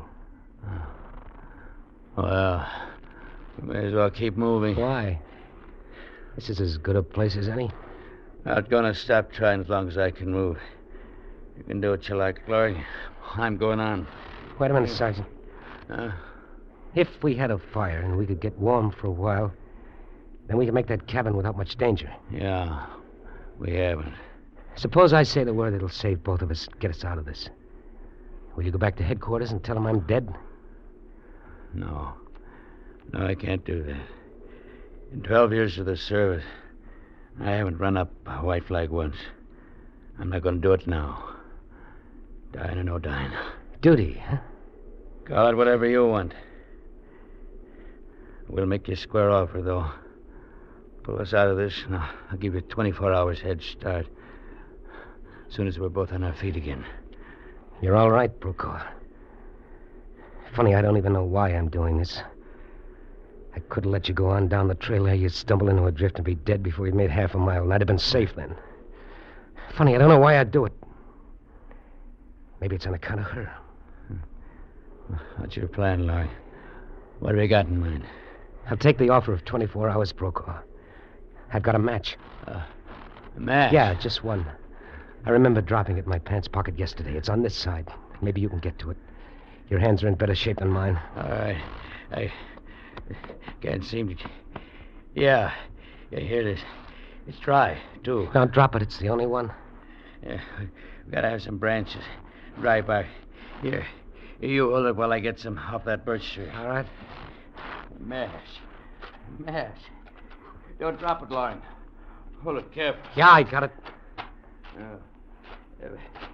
Bark's dry underneath. Ought to be all right to start it. That should burn all right. We ought to have some dry paper, just to make sure. I've got some. Hold the match. Paper wrapped around that photograph. Huh? Here you are. Funny, I was thinking about her when I remembered the match. I guess she's the one that's really going to light this fire. Well, there it is. You want to strike it? Or you want me to? You go ahead. My hands are still pretty stiff. All right. You want to have something dry to scratch it on. There's a gun file in my same pocket. Reach in and get it. All right. Yeah, here it is. All right. Well, it's up to her now. All right, Jeannie, strike the match. Oh. Brokaw. Oh. Brokaw, what's the matter? The match. Lowering it went out. No. Our only chance and it went out. So that's that. I gotta get moving. I gotta get to Thoreau. Brokaw, you can't make it. I gotta go on. As long as I'm alive. I gotta keep going. Brokaw, you don't have a chance. Brokaw! He's gone. Well, what's the difference, here or half a mile farther? It's not so bad. It's kind of peaceful. Dreamy. So peaceful, it's just like going to sleep. Billy. Don't go to sleep, Billy. Wake up. Everything's going to be all right, Jeannie. Wake up. Darling. You can't go to sleep. You've got to wake up. Everything's all right. The smoke, Billy. Don't you remember the smoke? Huh? We're going to be together again. Open your eyes. Huh? Together again, Billy. Open your eyes. Huh? What? Smoke. The fire. It's burning. The spark from that match must have caught. Jeannie! The fire, it's burning. The fire!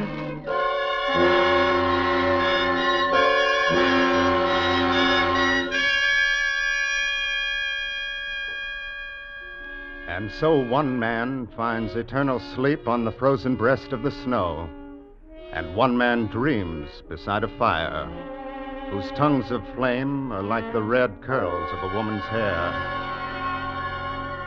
When the blizzard has stripped the little things away, and the soul of a man stands facing the blast, clean and bare and alone, then what is right and what is wrong? Does justice depend on the striking of a match? Is human destiny only a thing of accident and of chance? Ask the icy voice of the Arctic storm. Ask the cold, bleak spirit of the great North Woods.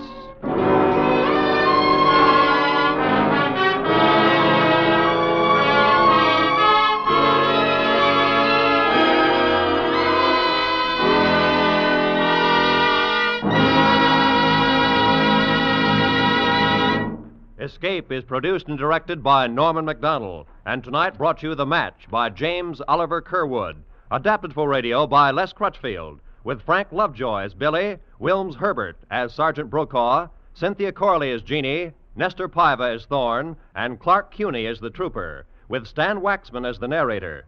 The musical score was conducted by Wilbur Hatch. Next week. You are trapped on a remote plantation in the crawling Amazon jungle, and an immense river of ravenous ants is closing in on you, swarming in to eat you alive, a deadly black army from which there is no escape.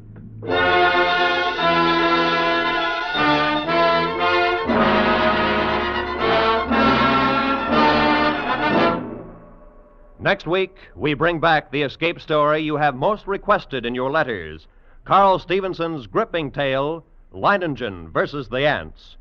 Good night, then, until this same time next week, when once again we offer you Escape.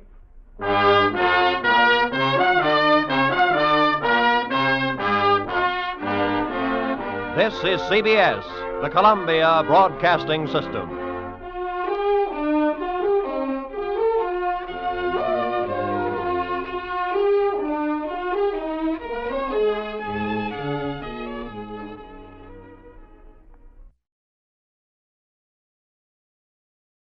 Are you ready to unlock the full potential of your data management? Look no further. Introducing G3PL.com, your ultimate destination for mastering Microsoft Access. Microsoft Access is a powerful tool that lets you organize, analyze, and report on your data with ease. And with G3PL.com, learning how to harness its capabilities has never been more accessible. At G3PL.com, we believe that knowledge is the key to success. Our expert instructors will guide you step by step. Whether you're a beginner or looking to enhance your skills, you'll learn how to create databases, design user-friendly forms, and generate insightful reports, all using Microsoft Access. Call us now at 615-420-2040 to enroll in our Microsoft Access courses. Don't miss out on this opportunity to become a Microsoft Access guru. Visit G3PL.com to start your learning journey today. G3PL.com, empowering you with the knowledge you need to succeed in the digital age. Email db@g3pl.net now. Here in the grim stone structure on the Thames, which houses Scotland Yard, is a warehouse of homicide, where everyday objects, a picture frame, a wicker chair, a telephone directory, all are touched by murder.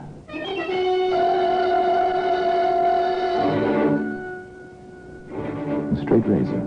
It's a familiar object, straight razor. Perhaps your father used one like this. Mine did. Straight, keen-edged bit of steel, beautifully sharpened and stropped to remove a man's whiskers, or perhaps... A most efficient bit of Sheffield, isn't it, Sergeant? Yes, Inspector. For its original purpose as well as the other. Matter of fact, I use one exactly like it every morning. A grim sort, Sergeant. A very grim sort. Today, that razor can be seen in the Black Museum.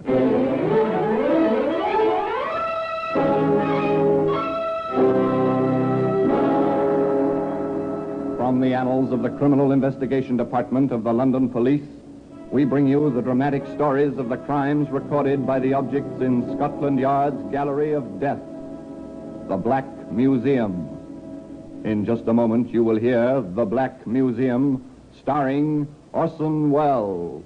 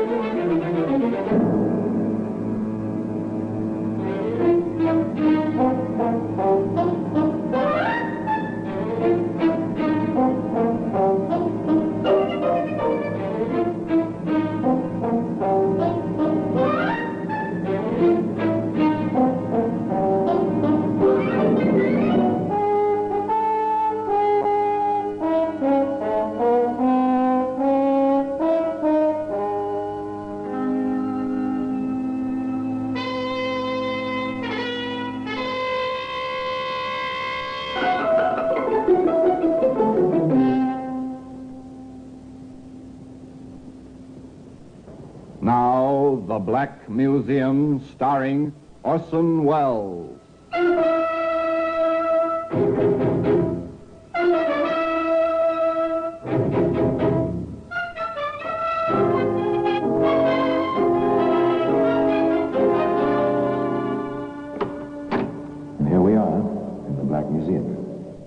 Scotland Yard's mausoleum of murder. Yes, here lies death. Row on row of death marked with names of killer and killed, of murderers caught and of the murdered whose murderers were never found. It's a fascinating room. And here's a steel filing cabinet. Prosaic, and yet observe the sharp corner of this drawer. See? It's a stain. Small bits of hair. A woman fell against that drawer and struck her head. She died. A woman fell, or was she pushed? A book of jokes. Yes, funny stories. Ridiculous that this should be here. Well, perhaps not. A dying man turned down a page on which was printed an old joke about a wife. Ah, here we are. The razor. It's one of a set of 7. They used to come in wooden cases. You remember the 7 straight keen blades marked, one for each day of the week? And this one, well, it was used by a good-looking fellow of about 40 who had a way with the ladies. And no matter where, at home, in a parlor, or even in a hansom cab. Mabel, you are the sweetest little thing. Oh, I don't think it's proper you should talk to me like this, Mr. Wilson. After all, you are my employer. Mabel, darling, my name is Larry. And what if you are my barmaid in my establishment? If you'll only say yes, you shall be my wife. Mr. Wilson. Oh, Larry. Oh, but you can't mean that. A man like you would... But apparently he did want the likes of her. To all appearances, Larry Wilson had fallen head over heels in love with Mabel Dill.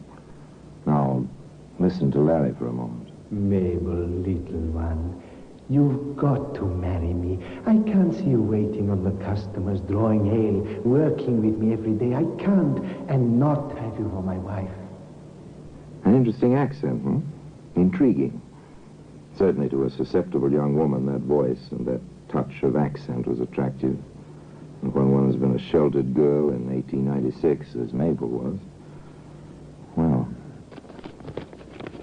Father, there's a letter from Mabel. Is there now? I should think it about time our daughter wrote to us. Oh, my goodness.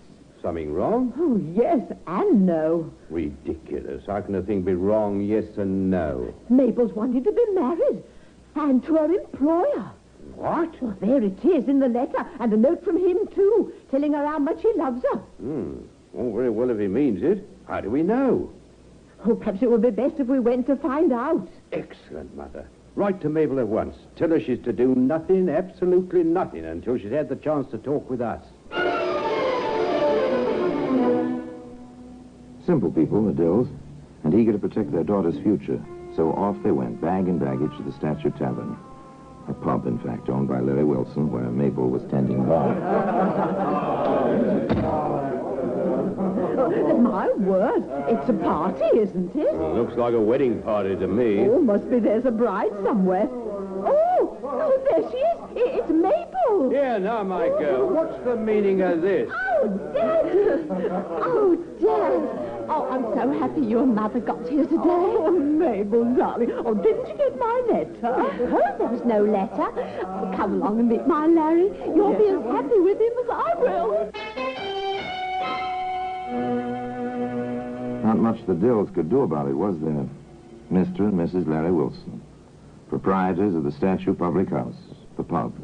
And happy over it, too, both of them. Of course, things do happen sometimes in the most well-ordered of homes. There we are, Mrs. Wilson. I'm sure you'll be all right. Oh, Doctor, I'm so sick. I can't keep anything in my stomach. Oh, Doctor. She is so ill, Dr. Grant. What is it, do you think? Probably something she ate. This tonic will fix her up. The Welsh rabbit, that's what it was. Tasted a bit funny to me. I didn't finish it, remember, Mabel? Oh, I like rabbits so. Certainly right, I suppose, for being so greedy. Well, you've learned your lesson, little lady. From now on, more care. Fill the prescription, Wilson, and I'll look in on it again this evening. Right, Doctor. Mind now, less indulgence. Strict diet. An upset stomach, that was all, nothing serious. Except Mabel just didn't seem to get better. Mother Dill came to visit and decided to stay. I'm staying on, Larry. You've got your pub to tend to. I'll tend to Mabel. Mother dear, there's nothing to be alarmed about. I'm staying, and I'm asking Dr. Marshall to look at Mabel. Who's he? My family doctor. Known Mabel for 10 years. Are you suggesting, Mother, that I'm not providing properly for my wife or giving her the best of care? I'm not suggesting anything, Larry, except that you have to worry about so many things, and I have nothing to do but take care of my daughter. I cannot allow it. A man's first duty is to his wife. More, I'm properly qualified. I can take care of her far better than... Larry, I will not be put off. As for your qualifications, well, really, a barber is no doctor, even though some people permit barbers to bleed them. Are you trying to insult me and drive me away from my wife? The truth can be insulting, I suppose. However, from what Mr. Dill and I know, your care of your first 2 wives didn't work out so well. What with both of them dead and buried these 3 years.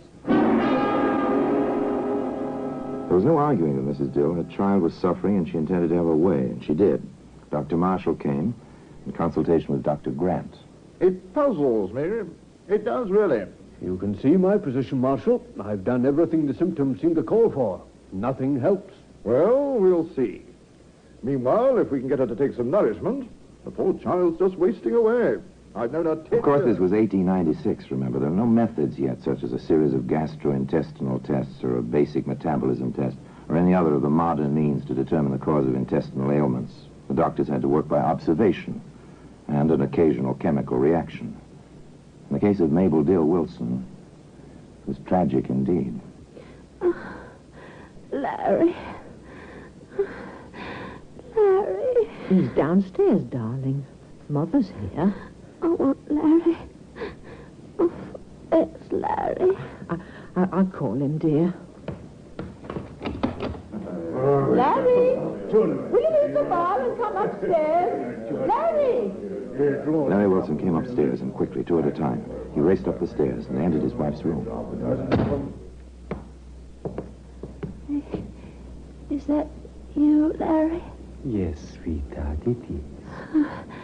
I waited for you, Larry. Goodbye, darling. Mabel, darling. You took good care of her, Mother Dill. Excellent care, I must say. Your daughter, my wife, is dead. Oh,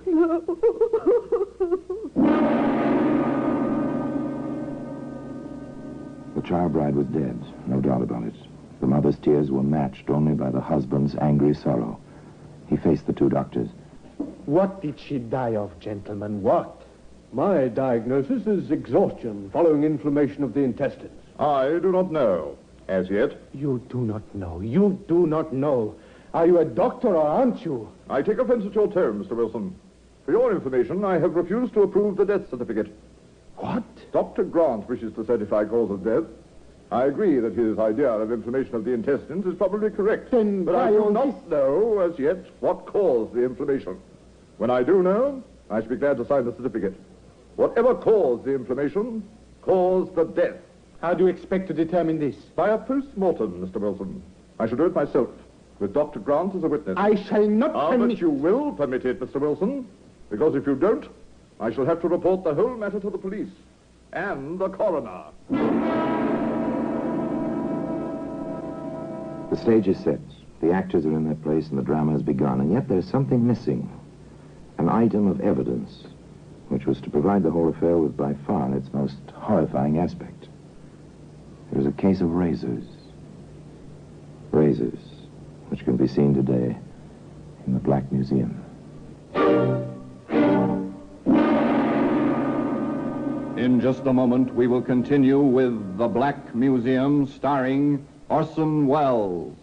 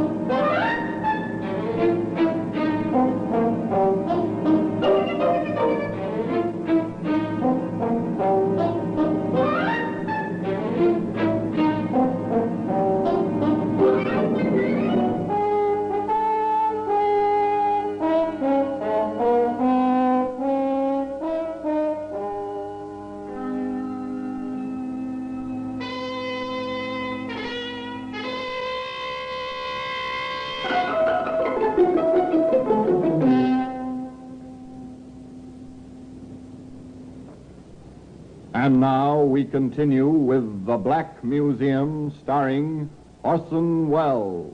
The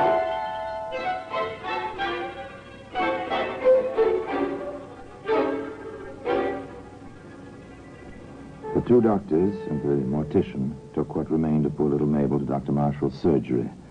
There they did what was considered necessary and made their analysis.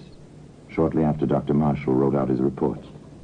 And as a result of my analysis, it is my opinion that there is definite suspicion of arsenical poisoning. With that report and Dr. Grant's concurrence, there's nothing to be done but report the matter to the coroner and to the police.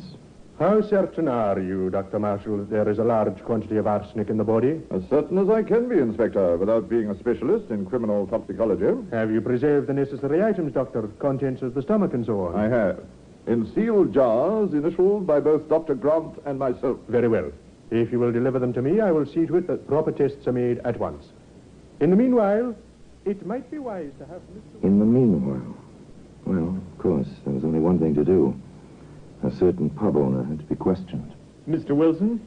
Yes? My name's Baker, Sergeant Baker. My credentials. I see. How can I help you, Sergeant? If you'll come to the station with me, sir, Inspector Waters would like to have a chat with you. Larry Wilson went along and quietly. I let him wait a little while before the inspector was ready to see him. Not long, just a little while. The inspector had a job to assign to the sergeant first.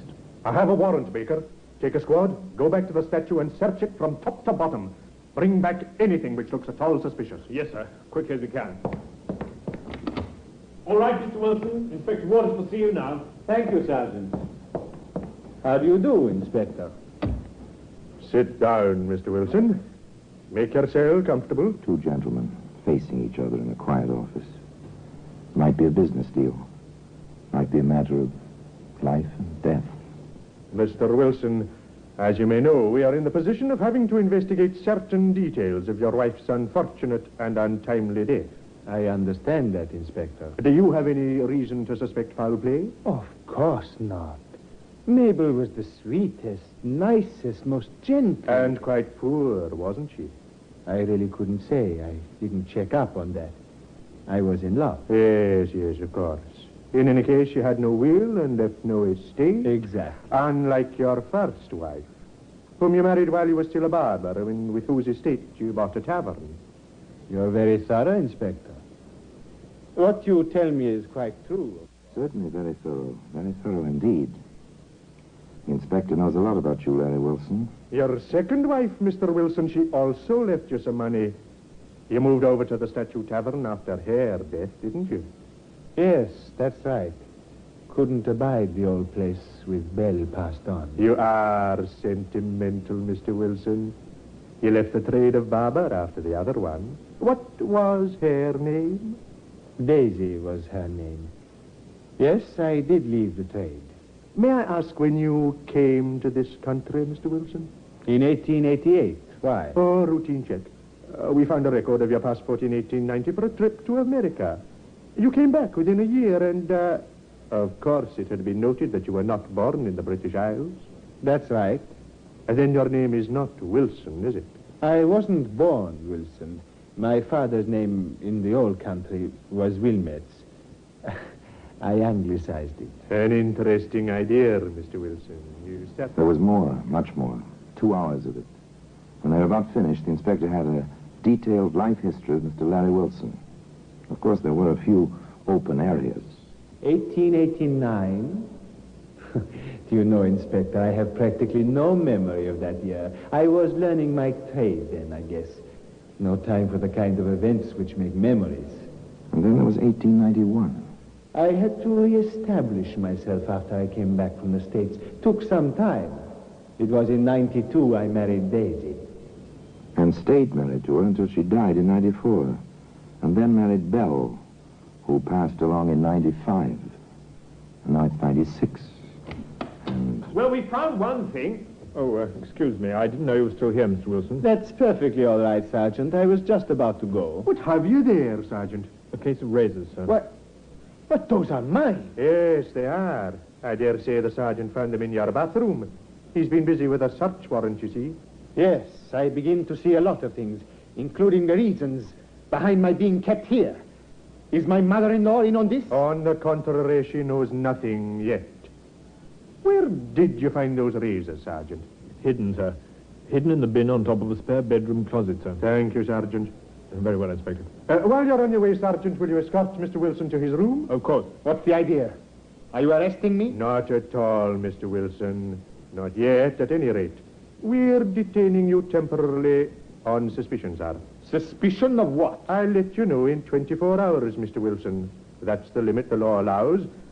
After that, of course, I shall have to prepare charges of some sort, but by then the toxicologist will have reported. Won't he, Sergeant? The inspector was puzzled. Here was a possible case involving poison, and the suspect had hidden his razors where only an unreasonably thorough search might turn them up. It didn't fit. The inspector filed the fact in the back of his mind, turned to other things. The toxicologist report is in, Sergeant. The girl was poisoned, all right, but not with arsenic. Her body was full of antimony. We'd better charge Wilson or he'll be out of our clutches before we know it. So, they entered a charge against Larry Wilson. Larry Wilson, you are under arrest on a charge of willful murder. I must warn you, anything you say may... And then they proceeded to do a little more digging, both figuratively and literally. I want an exhumation order, Sergeant, for the bodies of the first and second Mrs. Wilsons. Of course they found it there, too. The laboratory report, sir. Both the women were poisoned with antimony.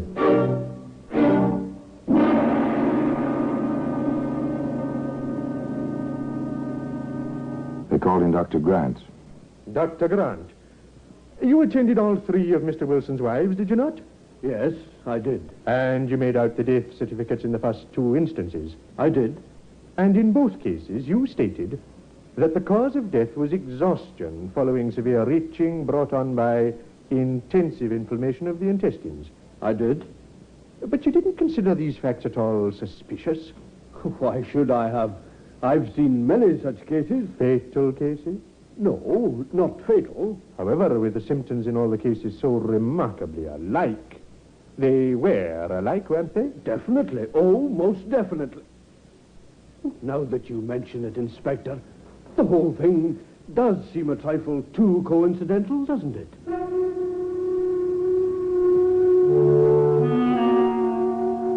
Now it was a matter of routine. 3 women dead of the same poison. 3 women all married to the same man, all treated by the same elderly doctor. There didn't seem to be much more necessary to be done except to trace the poison to the thrice-bereaved husband. The police canvassed all the drugstores, the chemist shops in the neighborhood where Larry Wilson had owned his barber shop and his taverns.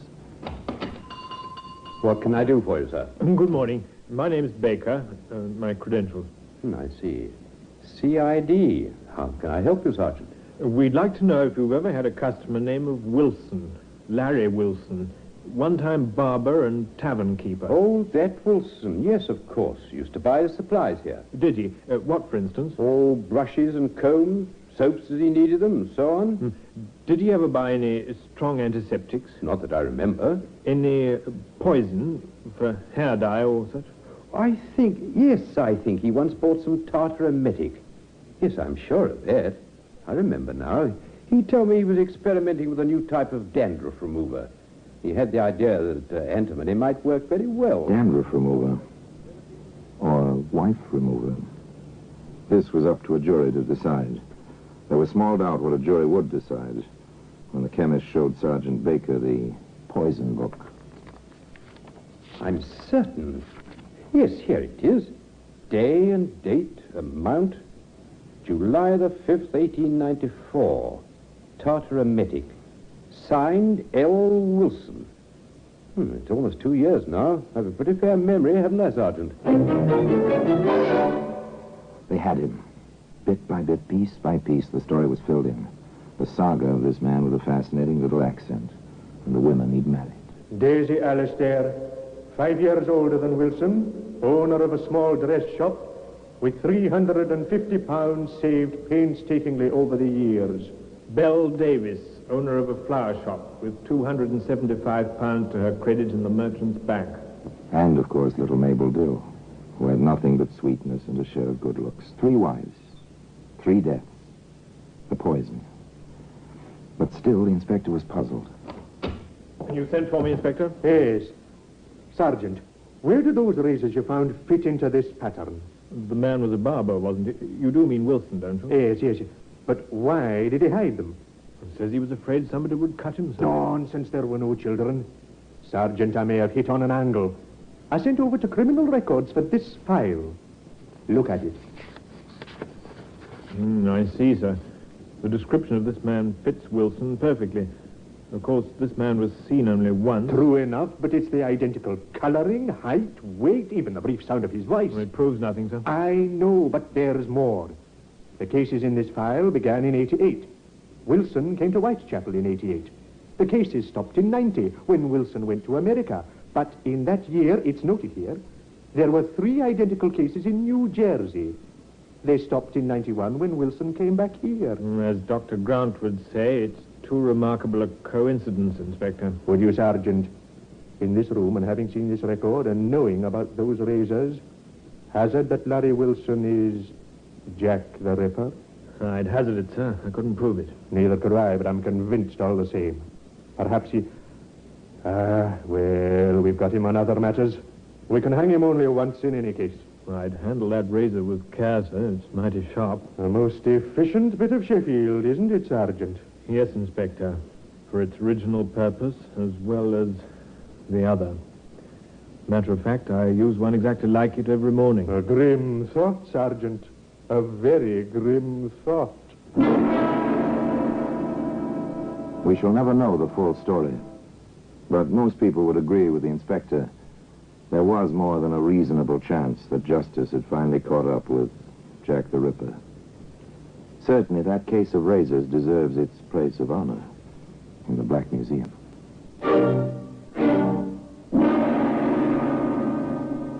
Orson Welles will be back with you in just a moment.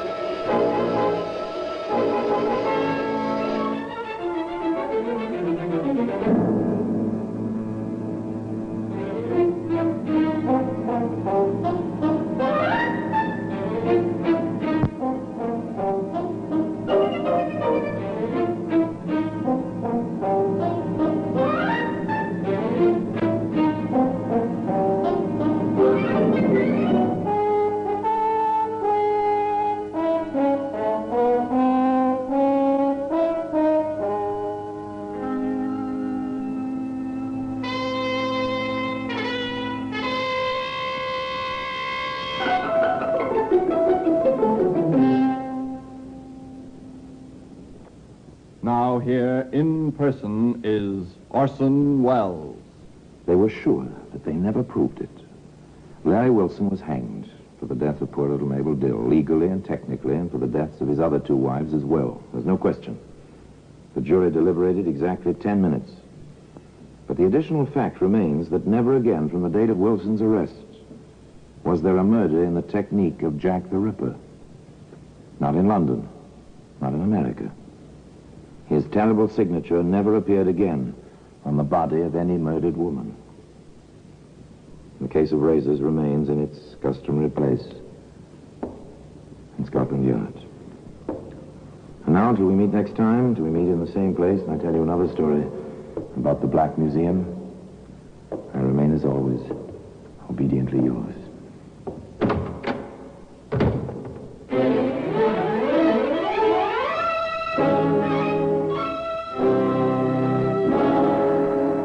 The Black Museum, starring Orson Welles, is presented by arrangement with Metro-Goldwyn-Mayer Radio Attractions. The program is written by Ara Marion, with original music composed and conducted by Sidney Torch. Produced by Harry Allen Towers.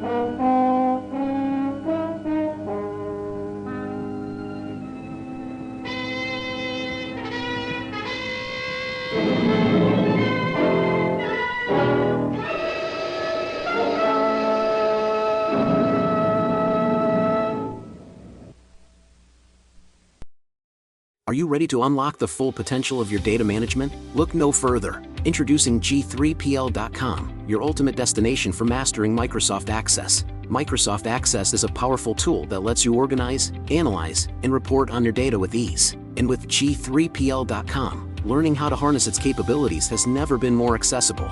At G3PL.com, we believe that knowledge is the key to success. Our expert instructors will guide you step by step, whether you're a beginner or looking to enhance your skills. You'll learn how to create databases, design user-friendly forms, and generate insightful reports, all using Microsoft Access. Call us now at 615-420-2040 to enroll in our Microsoft Access courses. Don't miss out on this opportunity to become a Microsoft Access guru. Visit G3PL.com to start your learning journey today. G3PL.com, empowering you with the knowledge you need to succeed in the digital age. Email db@g3pl.net now. To be in contact with a given object. Yes, science can prove where a man has been and what he has touched. But being able to prove these things, Scotland Yard must prove them. The onus is on them. If they overlook any accepted means of obtaining evidence, then this may react in favor of the accused. That is why this seeming paradox of the advance of scientific crime detection adding to Scotland Yard's responsibility is not a paradox at all. After that, I expect you're wondering what I've got for you this week. Well, what would you like? I've got here a true story of war and bombs and air raids and last-minute escapes, illicit love and passion and jealousy, broken-hearted woman, incriminating love letters, and a fight to the death between two men. A little dull, do you think? Well, let's say a trifle colorless. Anyway, we've got a courtroom scene. The protagonist of this story is still alive. He is a captain in the Polish army. We must respect his anonymity, so I've called the story The Case of Captain X.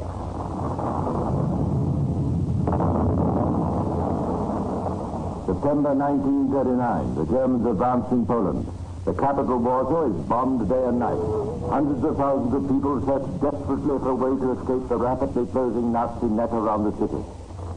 A young Polish cavalry lieutenant rides furiously through the bombed streets to the house of his friend, Captain Victor X, a Polish officer, and his English wife, Sylvia.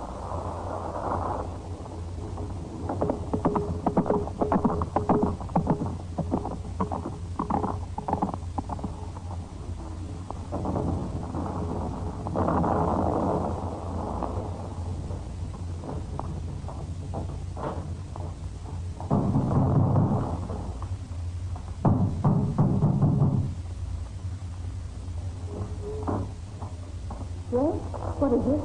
Sylvia, it is I, Stanislav. Oh, Stanislav. Oh, my dear friend, I'm so sorry. It's so dark in this bomb. I'm so sorry. Please come in. Thank you. I may only stay 1 moment. Oh, you're alone now? I was hoping you were going to keep me company during this awful bombing. But your husband, Fiesta, he is not here with you? Bless, no. My captain's at the war, bless him. But that cannot be. I'm tired of thinking he's in, how you say, blood. It has become everyone for himself. Don't you care? Perhaps then he didn't escape. Oh, but anyway, I'm afraid to here. No, you cannot do this. That is why I've come. As your friend and Victor's friend, I cannot leave the country without seeing to our both... You're leaving the country? Anyone who can is doing this. There is the Polish government to be formed in England abroad. Then we shall go on with the war against the Germans. How can you go out? That is why I've come to you and Victor, almost all the way to North South. But this influential friend I have, perhaps you've met Kretowski. He has airplanes flying tonight to France. There's room for 2 more. He says it's all right for you and Victor. Oh, Stanislav, it's wonderful of you. But I can't go, of course, until I hear from Victor. Sylvia, Victor, he would want you to go without him. No, no. You are not of this country. Your home is in England. Yes, but I married a Polish officer, and my place is with him. No, Stanislav, I must wait for it. When does your plane go? 2 hours and a half from now. You refuse to leave without me?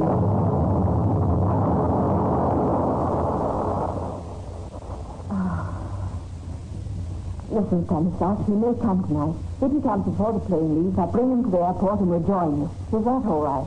This is the way you perhaps lose your only chance of escape. That's a risk I'll have to take. He may turn up. Au revoir, Stanislaus. And thank you so much for coming. Sophia, please think it over. Come to the airport in time. I must go now. Goodbye. Please be sensible. If he does not come soon, come alone. If you don't come together, Stanislaus, we shan't come at all.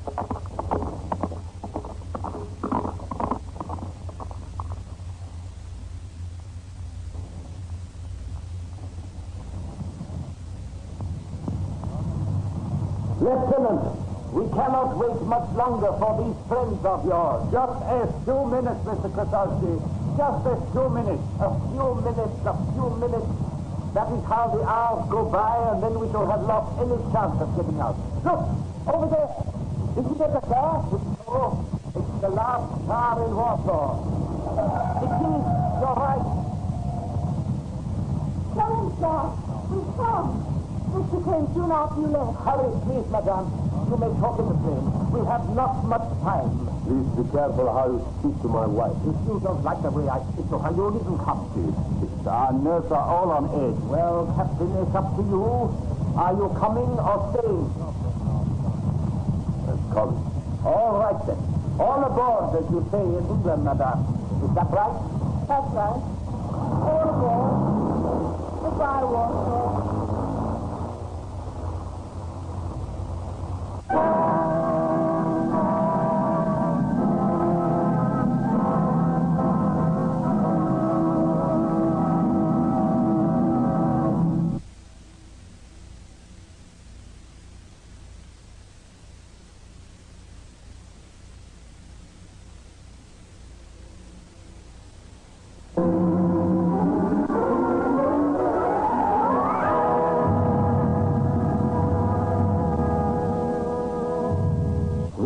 The captain and the lieutenant are again fighting for their country, with the Polish contingent in France, while the captain's wife had returned to her native country, England. A year after their escape from Poland, these three people had again been reunited in London. France had fallen, the two men had fled to England, and the captain and his wife were living in cheap lodgings in the Victoria district of London. That autumn, the great city was undergoing the same type of aerial bombardment that Warsaw had suffered a year before. But in the captain's life, there was domestic war as well.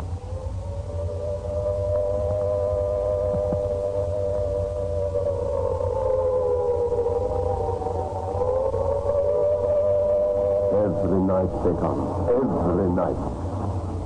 We can't go on forever, darling. Sorry if you're shooting down more every day. Oh, dear. Now the lights have gone. That must have been awfully close. I should have joined the Polish Air Force here in England. It is a terrible thing for a man who is a fighting soldier to be not able to. Oh, to retaliate? Oh, I know how you feel, Victor. But you're doing valuable work where you are. Matches. Matches. Where are these matches? Well, they always are, Victor, on the mantelpiece. Here, I have them now. There. This is better. This is a good thing Mr. Carew does, to put these candles in the rooms. Yes, he's a very thoughtful man. For a landlord. But what is this? This is a badge. Polish badge. Not mine. Oh, there. That must belong to Stanislaus. Stanislaus? You have been seeing him? Oh, yes. As a matter of fact, I have. But why? Why did you not tell me? I would like to see him too. Well, you see, Victor... Oh, well, I suppose we might as well know now as later. What is this? What thing must I know? Stanislaus and I... Well? Come, talk, please. What is it? We're in love.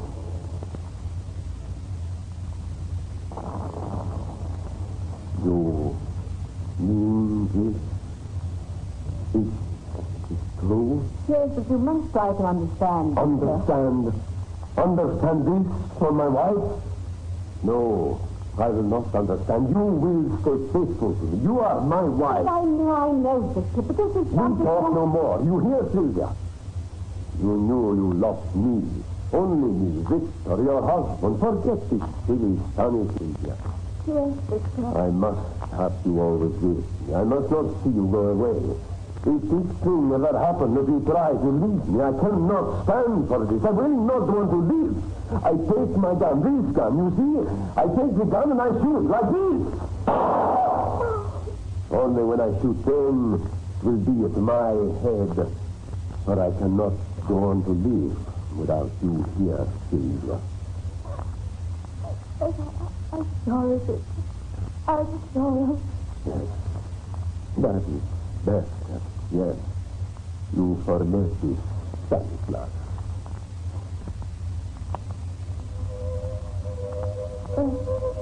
The short way of me.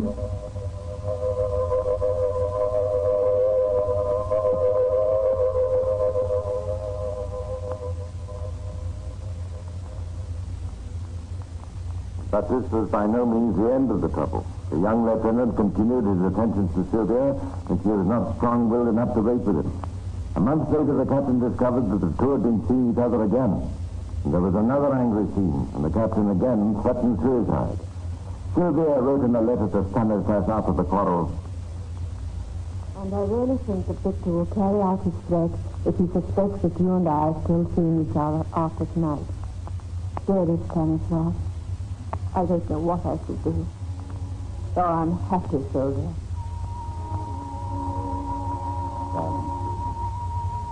You say in your letter, you do not know what it is you must do. But if you love me, this thing should be easy to decide. Let Victor take his gun, as he so often says he will, and finish with his life. This way, you and I could be together. Let him. But for another month, things went relatively smoothly, until the day that Victor, picking up a scrap of paper by the waste paper basket, caught sight of the name Stanislas written on it, and found it to be part of a letter, a love letter to his wife. He immediately decided what course to take. Sylvia! Sylvia! Sylvia! You looking for your wife, Captain? Ah, Mr. Carroll, yes. Have you seen her? Well, didn't you know, Captain? She went off about an hour ago to Texas. Oh. She never tell me. Thank you. I mean, she took a couple of suitcases and Texas. Oh, this. Now I understand. May I use your telephone, please? Certainly, Captain. That's the best. You know where it is. Yes. Thank you.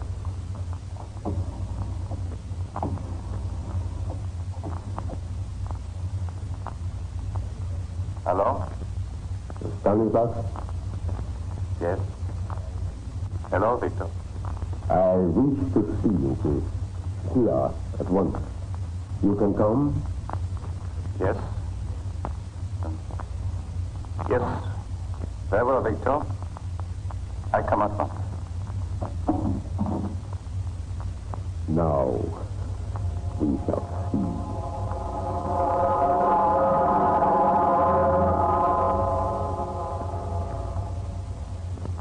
When Stanislas came round to the lodgings, Victor gave the landlord instructions that they must not on any account be disturbed, as they had a very urgent matter to discuss. The landlord, a mystical rule, saw them into the lounge, shut the door, and went upstairs to make the bed. It was less than 10 minutes later when he heard extremely angry voices coming from the lounge. He went down a flight of stairs so that he could hear better. These blinking foreign. It's always something well quarreling. As if it weren't enough with there's something more going on over your head, so to speak. I have a strange to say to you. My own. No, Victor. No, give this to me. I think we have it. Oh, no. Captain. Lord, what have you done, Captain? He's dead, isn't he? It was Act, he said.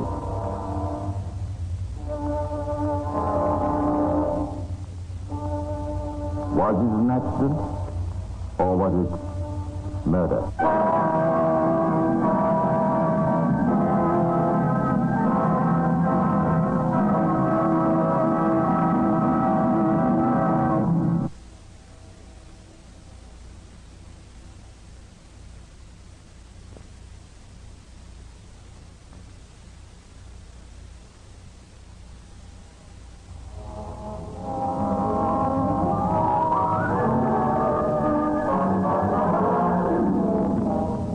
When Mr. Carew opened the door of the lounge, the scene that met his eyes seemed to speak for itself.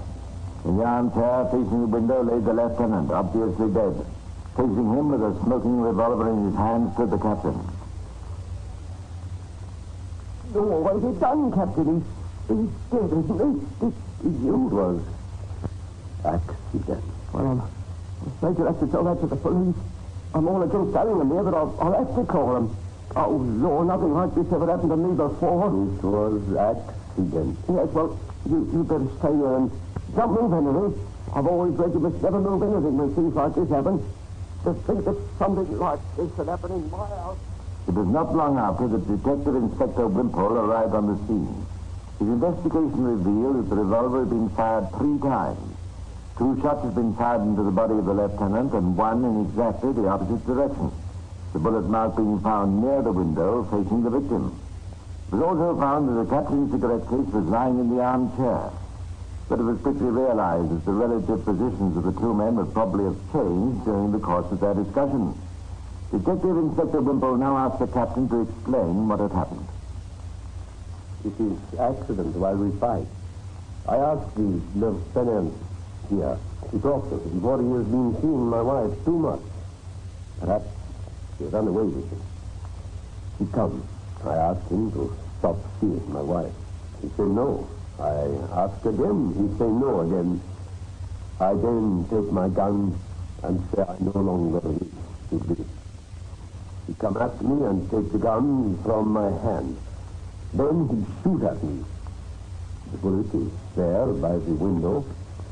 So I fight with him for the gun. While we fight, the gun fires twice. Stanislav falls into armchair.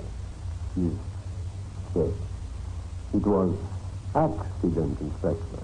I see. Thank you, Captain. You've been most helpful. I'm afraid I shall have to ask you to remain in the building, perhaps upstairs in your room, while I complete my investigation here. I stay in my room.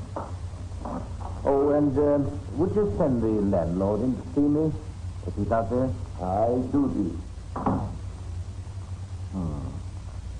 Quarrel. Captain threatens suicide. Lieutenant takes gun, fires once, then struggle, and 2 shots, both at the lieutenant. He falls. You wanted to see the Inspector? Oh, yes. You're the landlord? That's right, Inspector. Carew's the name. Harry Carew.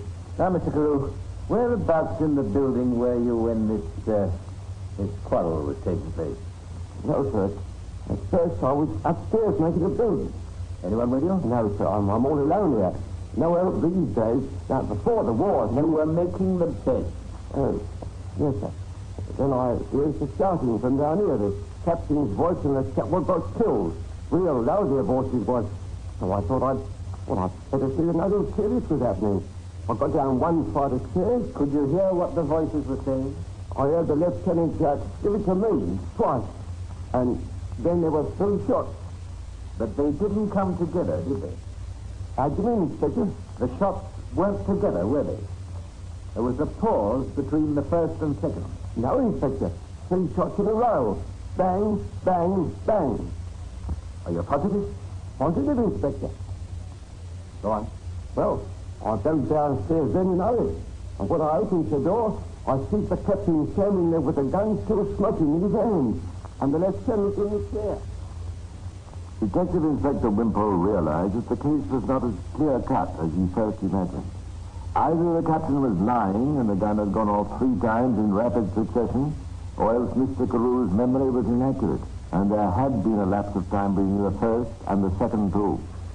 For the moment, it was the word of the police officer against the word of the landlord. But it was not long before the scales dipped heavily on one side. Sir Bernard Spilsbury, the famous Home Office pathologist, conducted the post-mortem examination. His findings and his opinion as to what had occurred were to prove the most important factors in the case. Of the two shots that entered the body of the deceased, the first penetrated the heart and was undoubtedly the cause of death. The second shot caused a superficial wound on the face and then proceeded in a downward direction, causing a wound in the body.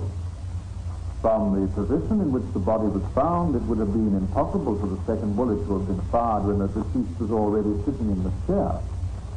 But there was no trace of blood from the wound caused by this second bullet. This can only mean that the first shot into the heart completely stopped the circulation of blood and proves that the second shot was fired after the man had died. Sir Bernard's analysis shed a new light on the case. If the second wound had been inflicted after the lieutenant's death, how likely was it the shot had been fired during the struggle? Was it not far more likely that the three shots had indeed been fired almost simultaneously, as the landlord had said, and that the struggle was an invention by the captain? Didn't the evidence point to the conclusion that the gun never left the captain's hand? Detective Inspector Wimpole was convinced of this and executed his obvious duty. You'll have to come with me, Captain. I have here a warrant for your arrest. I must warn you that anything you say may be taken down in writing and may be used in evidence. You do this for this shooting? Do you think I killed him, how you say, on purpose? Yes. I'm charging you with murder.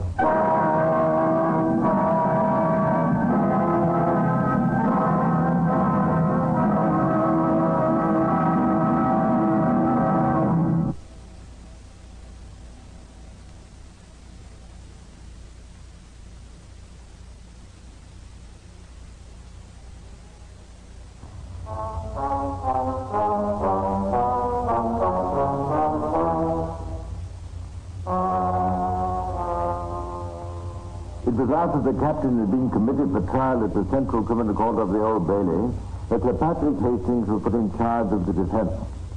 Hastings, one of the most celebrated of all defense barristers, soon made up his mind to the case. One can picture him explaining it to the captain. One thing you must realize. The crime personnel has no place in the courts of England. Perhaps abroad it would be enough for you to say, I am a police officer, my honor is involved, the man is dead, and you'd be acquitted. But that sort of thing won't work here. I understand, yes. What will you say, then? It seems to me that our main danger is the evidence of the landlord. He says the shots were in rapid succession. Bang, bang, bang, as he put it. If he is believed, we're done for. Your story of a struggle having taken place after the lieutenant fired the first shot will only be believed if we make out that there was a pause between shot 1 and shot 2, and hardly any pause between shot 2 and shot 3. Although Spilsbury is convinced the last shot was fired after death, if we make out the last 2 shots were fired almost at the same moment, his evidence will not be so damning as it appears. The judge, who will judge my case? Mr. Justice Humphrey, one of the best.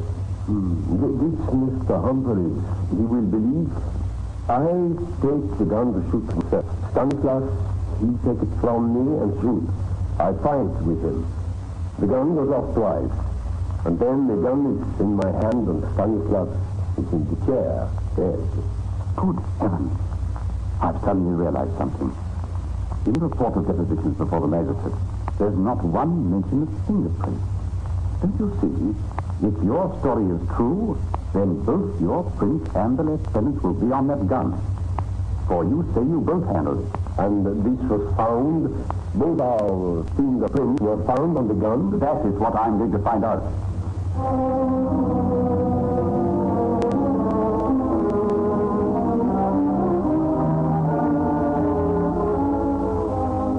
It was an unusual trial that took place that summer at the Old Bailey. There's usually something sordid about a murder case, but this was an exception. Jack Tender, tall, dignified, his face impassive, his military honors bright upon his uniform, the captain was out of place in that courtroom. His whole appearance was in his favor, but the evidence wasn't. The jury was sworn to try the issues joined between our sovereign lord the king and the prisoner at the bar. The prosecuting counsel outlined the case for the crown, and the first witness was called. It was Mr. Carew, the landlord. He repeated his tale exactly as he had told it to the police. Sir Patrick Hastings rose to court. Now, Mr. Carew, you say you came downstairs when you heard the raised voices. Yes, sir. I came down one flight. Why? Well, sir, I didn't want any trouble. You came down to hear better, isn't that it? Yes, sir. I mean... Well, never mind. You then heard 3 shots. And you say there were no pauses between them. No, sir. All 3 together. Bang, bang, bang. Now, Mr. Carew, can you be sure you were excited, were you not? You weren't used to hearing revolver shots in your house. I certainly wasn't, sir. So you may be mistaken as to how the shots followed each other. I remember it perfectly, sir. They went bang, bang, bang. I see. Then you went into the room and saw the scene that you have described to me. What were the first words the captain said? He said, it's an accident. You then phoned the police? Yes, sir. Then what did you do? I went up to finish the bed. I beg your pardon. I went upstairs to finish making the bed. It was certainly not a very material point, but he seemed to make some effect in court. Perhaps most of us would not be in the mood to make beds just after discovering a dead body. The next witness of the prosecution was Sir Bernard Spilsbury. He was emphatic in his opinion that the final shot could not have been fired in the course of a continuing struggle. Sir Patrick Hastings had long ago learned that there was no firmer person in the witness stand than Sir Bernard. In consequence, he asked him as few questions as possible in cross-examination, trusting the jury would remember that doctors are not infallible and are often wrong. But with the next witness, he was by no means so cautious. There was a challenging glint in Sir Patrick's eye as he began the cross-examination of Detective Inspector Wimpole. Tell me, Inspector, when you arrived at the lodging house, how long had elapsed since the telephone call of Mr. Carew? 20 minutes. Had anything been moved? As far as I could see, nothing. Where was the revolver? It was on the table. The prisoner said he put it there after the landlord had come in. Am I right in saying that if the deceased had obtained possession of the weapon at any point, both men's fingerprints would be on the gun? Yes. But if the prosecution is right, and only the prisoner handled the gun, then only his fingerprints would be found upon it? I cannot say. Were the fingerprints of the deceased found upon the gun? I'm afraid I cannot say. Why not? Well, Inspector? I'm afraid that before the revolver was examined, several of us, police that is, had handled it and, no fingerprints were distinguishable. That's right. The effect on the jury was enormous. Someone had blundered. The man in the dock had been deprived of an essential part of his defense by a slip on the part of the police. The captain's story of the struggle for the gun could have almost been corroborated had the lieutenant's fingerprints been found. But as it was, the jury was not going to be shown evidence which would have greatly influenced their decision. That decision was finally known 20 minutes afterwards when the judge had sent them out to consider their verdict. Standing dignified and immovable, resembling almost a stone statue, the proud captain heard himself acquitted of the charge brought against him. And there were few indeed in that courtroom who were not pleased to see him free. I'm glad to say that he was later reconciled with his wife, and when the Polish forces landed in Europe in 1944, Victor was with them, continuing the battle forced upon his country 5 years before. Wherever he may be now, I imagine he carries with him an excellent opinion of British justice. No man on trial for his life will be deprived of evidence which might constitute him innocent.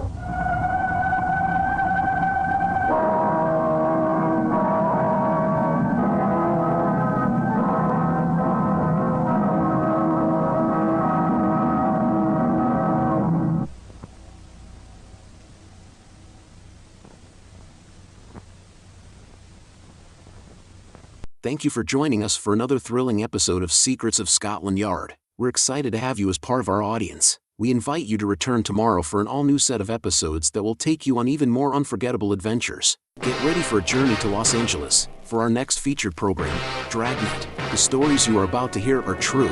Only the names have been changed to protect the innocent. We're always eager to hear from our fantastic audience. Your feedback fuels our passion for delivering the best in vintage entertainment. Feel free to share your thoughts, opinions, and suggestions. We value your input and strive to make your listening experience even more enjoyable.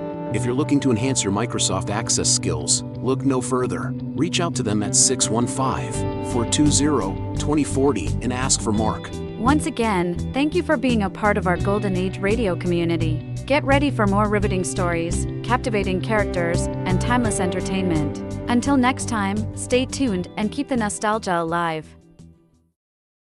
Subscribe for more videos.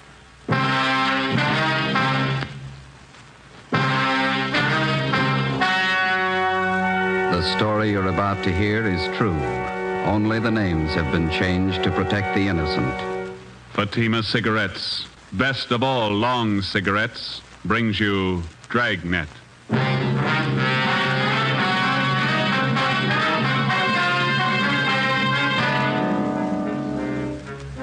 You're a detective sergeant. You're assigned to robbery detail. An elderly woman on her way to the bank has been robbed and beaten senseless. The suspects are cruel, ruthless. Your job, get 'em. If you want a long cigarette, smoke the best of all long cigarettes. Smoke extra mild Fatima. Yes, Fatima is the king-size cigarette which contains the finest Turkish and domestic tobaccos superbly blended to make it extra mild, to give Fatima a much different, much better flavor and aroma than any other long cigarette. That's why Fatima has more than doubled its smokers coast to coast. Enjoy extra mild Fatima yourself. Best of all long cigarettes. It's wise to smoke extra mild Fatima. It's wise to smoke extra mild Fatima.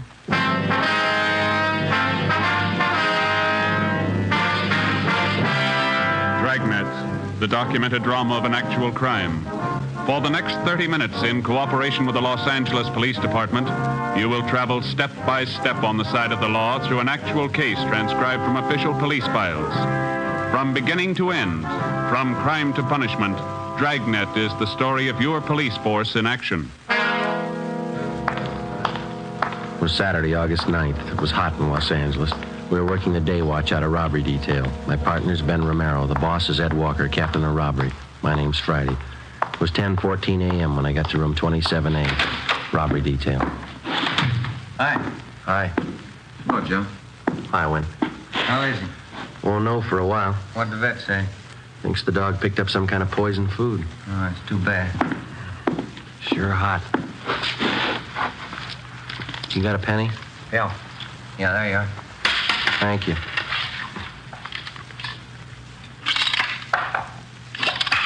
Somebody poisoned, huh? Yeah. That's what the vet says. I never could figure why some people poison dogs. I can understand some people not liking animals, but I can't see why they poison food and then just toss it around wholesale loss. You know how I feel about that dog of mine. If anything happens to him, I don't know what I'll do. Oh, he'll be all right. Those vets can do wonders these days. I sure hope so. They told me to check back with him about noon. I'm about to melt in this heat. Yeah, doesn't seem to be any air at all. Well, tomorrow's Sunday. Guess I'll just lie out in the backyard. It's going to be good to just loaf around and read the Sunday papers, huh? It's a hot shot. I'll take it. My wife wants me to get out and get a little color. She says I'm better looking with a tan.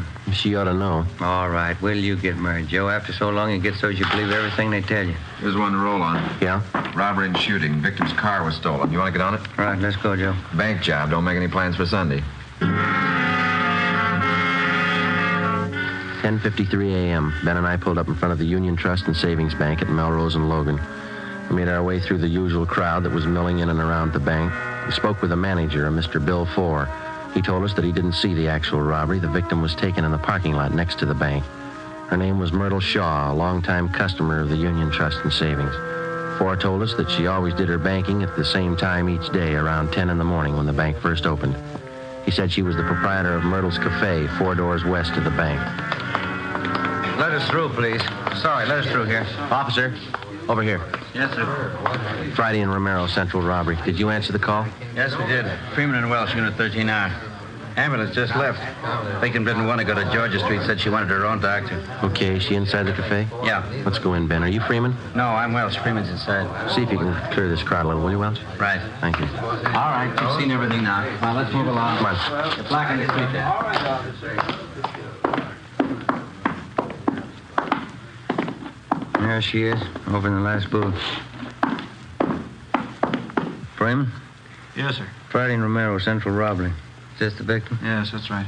Her name's Myrtle Shaw. Miss Shaw? Yes, that's right. My name's Romero. This is Sergeant Friday. We're from Robbery Division downtown. You men detectives? Yes, ma'am. We'd like to ask you a few questions. Yes, all right. I hope you can catch the men that did this. Well, we're going to do all we can. It's a little hard for me to talk. My face is so swollen. It hurt something terrible. What happened? One of them struck me, Yes, ma'am, we know that. Do you want to tell us how it happened? and I was on my way to the bank. I drove in the parking lot there next door. Yeah? I just got out of my car when these men walked over to me. You're only 4 doors from the bank. Do you always drive such a short distance? No. I just picked up my car from Edgar's filling station. I have it greased once a month. I see. Where was I? You're just driven into the parking lot when these men walked up to you. Yes. Oh, yes. Well, one of them said, just hand over the money and there won't be any trouble. And the other one said, this is a gun in my pocket, Grandma. Yeah? My head's splitting. Did someone call Dr. Van Hale? Yes, ma'am. He's on his way. Oh, thank you. Well, I carry my day's receipts in a cloth bank bag. I had it in my purse, and I wasn't sure if they knew I had any money. Yeah? I told them I didn't have any. And I was going in to draw some out, and one of the men said, look, old-timer, we don't want to get rough. Just hand it over. We know you got it. What'd you do? Well, I turned and started to walk away, and I saw this one man's arm flash out of his pocket, and then something hard like a rock struck me on the side of the face. Must have slugged you with his gun. Oh, yes, it couldn't have been his hand. I don't think he could have cut my face like this with his hand. You should have let them take you to the emergency hospital. No, I don't want to go in an ambulance. I want my own doctor. He'll know what to do. Ambulance crew gave her first aid. She wouldn't let him take her. Mm-hmm. Thanks. Miss Shaw, would you know the men if you ever saw them again? Well, I think so, yes. One of them looked like the worst kind of a hoodlum. And then they got your money, huh? Oh, yes. And they tell me they got away with my car, too. How much money did you lose? $116.23. Do you own this cafe? Yes, I do. It's a small place, as you can see. I do all the cooking and serving up to 11:30 in the morning. Then I have a college girl that waits on tables in the afternoon and evening. Do you think those men have ever been in here in the cafe? No. Have you ever seen either of them before? No, I never laid eyes on them before today. How about the girl who works for you? You think she's ever seen them before? I don't know. You can ask her. She should be here soon. What time is it now? 11:20. Yes, she'll be along any minute. Oh, I wish there was something to stop this aching. We know you must have a lot of pain, Miss Shaw, but we've got to ask a few more questions so we can get right on this. Yeah, I understand. I'll tell you all I can. Ben, do you want to get the dope on the stolen car and a description of the man? I'll call the office. Right. Say, is there a payphone I can use here, Miss Shaw? Yes, right over there behind the fountain. Thank you. Do you need change? Yes, ma'am, I'm afraid I do. Well, just help yourself in the cash register there. Thank you.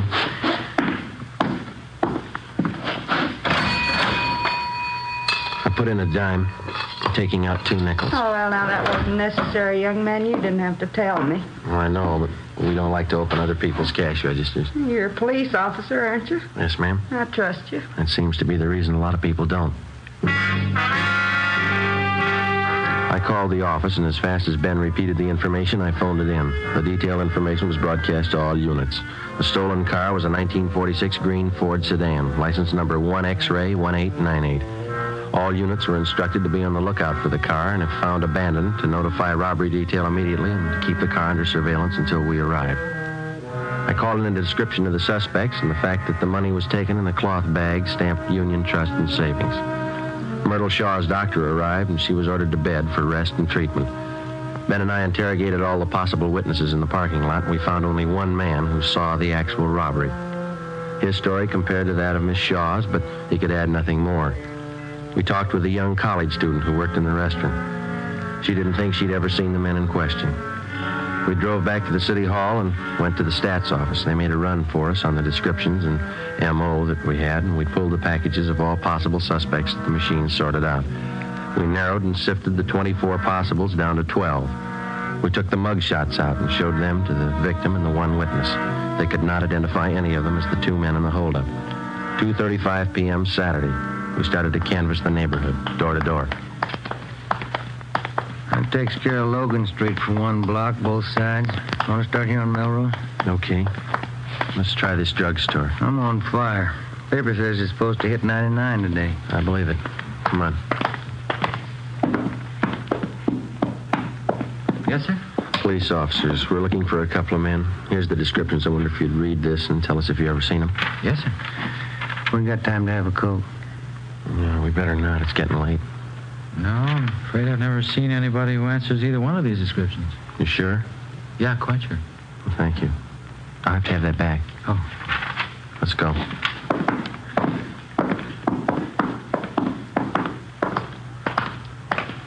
Is it just my imagination, or does it seem to be getting hotter to you? Talking about it doesn't help. I've tried ignoring it. That don't help neither. Let's try this bakery. How do you do, gentlemen? All right, police officers. Wonder if you'd read the two descriptions listed here and tell us if you've ever seen either of these men. Yes, of course. No. Sure smells good in here, doesn't it? No, Yeah. I don't seem to recall anybody that looks like this. Anybody else in here who might have seen him? No, I don't think so. I wait on trade. Okay, thank you, ma'am. Let's go. That smells just like good old apple pie, doesn't it, Joe? We're baking Danish coffee cake at the moment. The next place here is a plastic factory. Yeah, looks like they're closed half-day Saturday again. Somebody in there cleaning up. Guess he didn't hear me. Oh, here it comes. Yeah. A lot of money in this plastics business. Mm-hmm. Really came into its own during the war, didn't it? Oh, yeah. The plant's closed Saturday afternoon. Police officers. Wonder if you'd look this paper over and tell us if you may have seen two men answering these descriptions. All right. I have to put my glasses on. Yes, sir. There now. I don't need them for sweeping, just reading. All right, here you are. Mm-hmm. What do you think? What was that? I said, what do you think? Have you seen him? Well, I don't know. How do you mean? I'm not sure yet. I'm not sure. I may have seen one of them. How about the other one? That's what I mean. Yeah. I don't know about the other one. But you do remember seeing one of them? I might have seen both of them. But you're not sure? I don't know. Well, do you want to tell us what you remember about the one you did see? Oh, don't you want to know about the other one, too? Well, yes, sir, we do, but I understood you to say that you didn't know about the other one. No, I don't. Well, you just tell us what you know, then. Then you want me to just forget about the other fella? No, sir, but if you don't know, it's all right. I might know. Yeah? I haven't read about him yet. Oh. You asked me a question just as I finished reading about the first one. I was just starting on the second one at that time. Yes, sir, sorry. What was that you asked me? It wasn't important. Then I'll read about the second one. Yes, sir, thank you. Mm-hmm. Yeah, I seen them 2 or 3 days ago, both of them. In this neighborhood? Yes, sir, right around back in the parking lot. They work here? No, sir, they don't. Seems to me I've seen them a couple of times. What were they doing? I don't recall. I just remember I've seen them. You sure? Yes, I'm positive. One of them had on a brown suit, the other gray, just like it says here. The descriptions fit all right. You have any idea where these men might be now? No, sir. We're investigating a robbery. We want these men for questioning. I wish I could help you more. I do know I've seen them, but that's about all. I don't know their names. All right, sir. What's your name? Seth Williamson. We'll leave you one of our cards, Mr. Williamson. If you see him again, appreciate you letting us know. Yes, sir. Sure will. Let's go, then. wish we had something more definite to go on. We just had a picture of the guys. Yeah, it'd help. There's a vacant lot in the corner. Finishes out this block. All right. Let's double back on the other side of the street. Right. Sure, huh? 4:30 p.m. We continued knocking on doors, checking every place that was still open or showed any activity Saturday afternoon. We talked with hotel managers, janitors, and cleanup men at the different factories or business establishments. We checked grocery stores, private homes, everywhere that we could find anybody to show the descriptions to. By 6:15 p.m., the only person who showed any sign of recognition of the two hold-up men was still Seth Williamson, the janitor at the plastics plant. Before we took time out for a sandwich and a cup of coffee, we drove back to the city hall to check the office.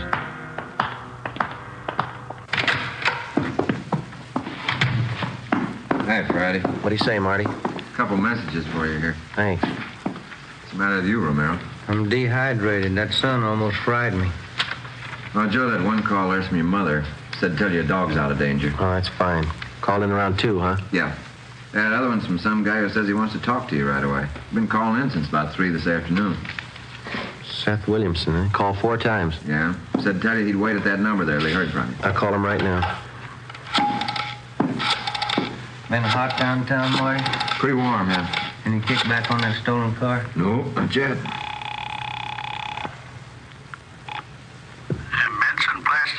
This is Sergeant Friday, Police Department. Oh, yes, I'm glad you called me back. I think I've got a little more information for you. Yeah? Those 2 fellas you were looking for, did you find them? No, not yet. Well, I just remembered what they were doing out back there in the parking lot. Yeah? They were taking pictures Of what? of the 2 girls that was with them. I remember now. There were 2 young women with them. One was a blonde and the other I don't recall. How were they dressed? The blonde had on a white shirt of some kind and a black dress. That's all I can tell you for sure. Who was taking the pictures? First the fellas took the girls' picture, and then the girls took snapshots of the fellas. Thank you very much, Mr. Williamson. Oh, it'll help you. Yes, sir, it will. Goodbye. Goodbye. What do you got? They've had their pictures taken. Yeah? Let's find the prints.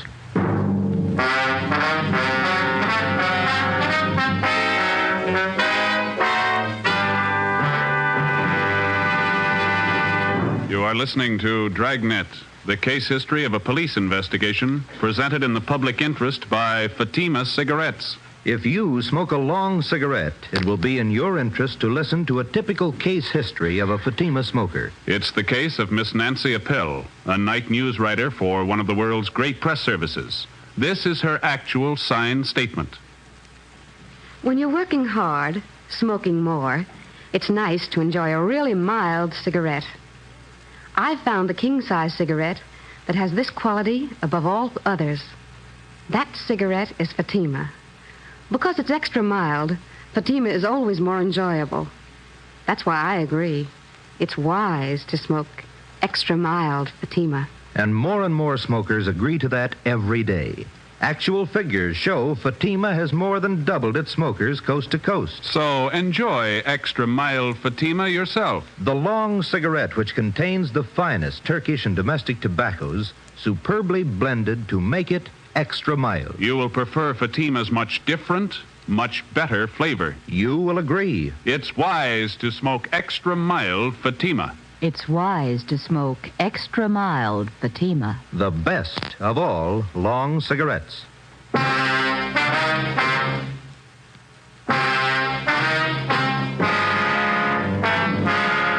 Ben and I figured if we could possibly turn up the photographs that had been taken, we'd have something more definite to go on. We still had a lot of doubts. Maybe the janitor, Seth Williamson, was wrong. Maybe there were no pictures. If the snapshots had been taken, maybe they were still on the camera, undeveloped. With any kind of fast service and processing, the photos could have been picked up by now. We figured it was worth the chance and the time involved to check the lead out. All we had was the victim's scant description of the 2 hold-up men, and if we could possibly turn up pictures, it'd help a great deal. If Williamson was right, we'd have another lead, the 2 girls. 6:40 p.m., we started checking drugstores, going through all prints that had not yet been picked up by the customers. We'd made the rounds of all the drugstores in the neighborhood earlier in the day, but we double-checked the descriptions of the 2 men with the personnel in each store. By 9 p.m., we'd checked out 10 drugstores and found nothing. We were going on the hunch that the photos would most likely be dropped off for processing somewhere in the immediate neighborhood. It was only a hunch, and we were running out of drugstores. Police business. We'd like to go through your photos that have been left for development. Yes, sir. Here's the box right here. Oh, thank you. I'll take half. Not very many this time, huh? Oh, don't forget to check the negatives, too. Sometimes they don't print them if they're bad. Yeah, I know. No, nothing in this one. People sure take a lot of pictures of babies, don't they? Yeah. Nothing. These are sure fuzzy. Pictures at the zoo. Pictures of Yellowstone.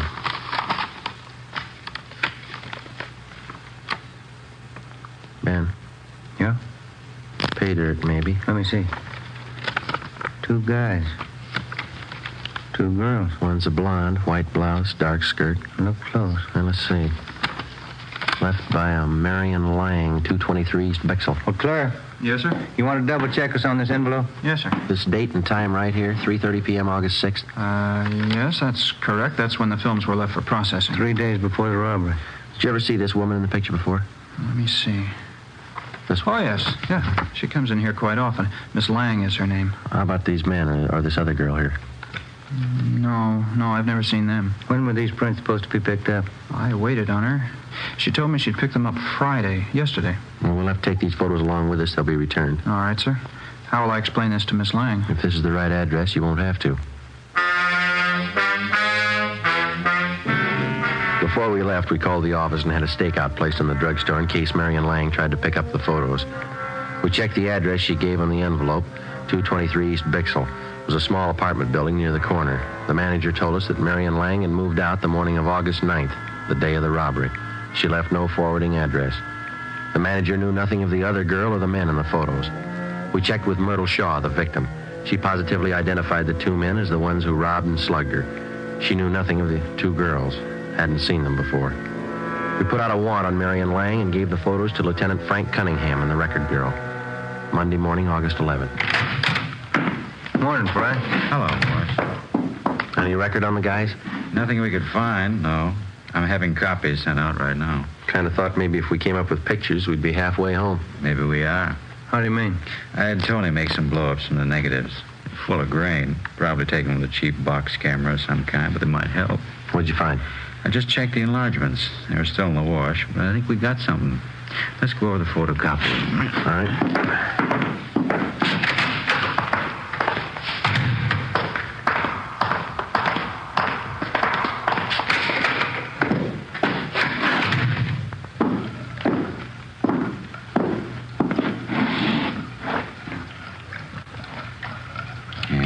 Good and clear now. Clear as they'll ever be, anyway. Here we go. I had 16 by 20 enlargements made. This will show you what I found. Yeah? You guys take a good look at the face of this one man here. Thought we did. Why? It's pretty hard to see on those small prints. Look here. You see the nose on this one? Mm-hmm. I'd guess it's been broken one time or another, wouldn't you? Yeah. You see here? Scar over the left eye, scar over the right eye. A couple of them. Yeah? Look at the right ear. See how mashed it is? We couldn't come up with any names for you, but I'll bet it'd be safe to guess his line of work. Looks like a prize fighter. Nothing in the oddity file. I checked and double-checked everything I could lay my hands on here in the department. I don't place him if he was a boxer of any standing. I don't recall. Isn't much. Wish I had something else for you. It's a lead, isn't it? Might be. It's more than we had.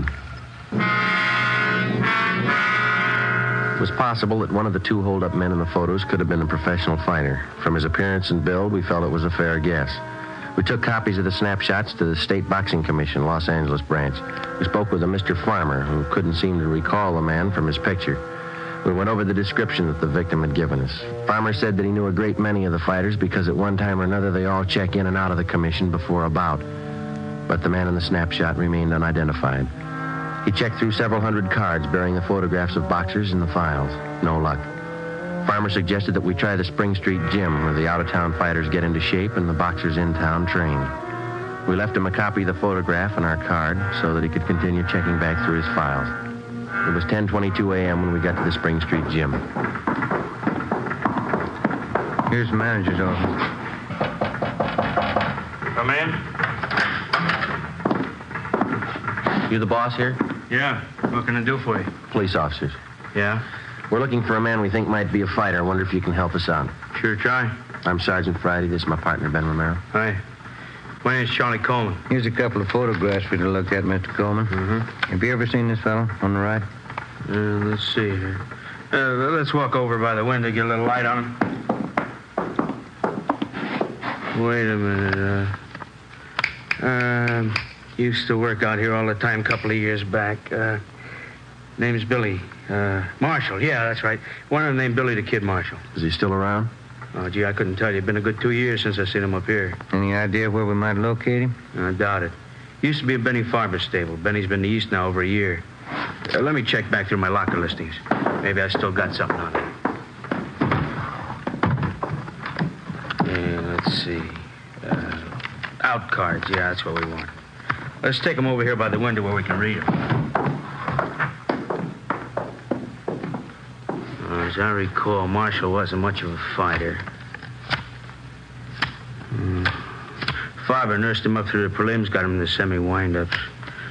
He started hitting the bottle. Played the dames. Oh, yeah, here we are. Can I see that, please? Oh, sure. Here you are. Thank you. Billy the Kid. Big, beefy boy. Real sucker for right cross. 1637 Carver Avenue. That's the last address you got on him? Whatever the card says, yeah. Real sucker for the old right cross. Thank you very much, Mr. Coleman. You're welcome, boys. Anytime. What's he done? We just want him for questioning. Oh, I see.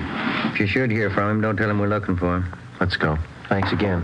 What do you think he did wrong? I don't know. How do you block a right cross? We called the new information into Captain Walker, and he sent a crew of men to the Boxing Commission to check further. 1637 Carver Avenue. It was a cheap rooming house in the west side of town.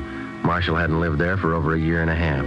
The landlady gave us a forwarding address. The next place hadn't seen him for a year. We kept checking and rechecking, going from one end of town to the other.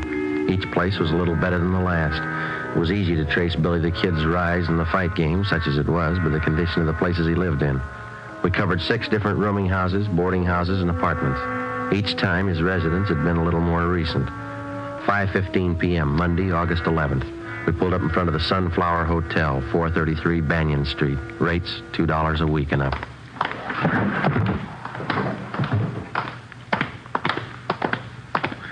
Nobody at the desk. I'll ring the bell. How do you do? Police officers. Have you got a Billy Marshall registered here? No, no one by that name here. You take a look at this picture. Either one of these men live here? Oh, sure, that's Tom Green and George Martin, room 9. They in now? I could buzz their room and see. No, never mind. Room 9, you said. Yes, sir, that's right. Let's go.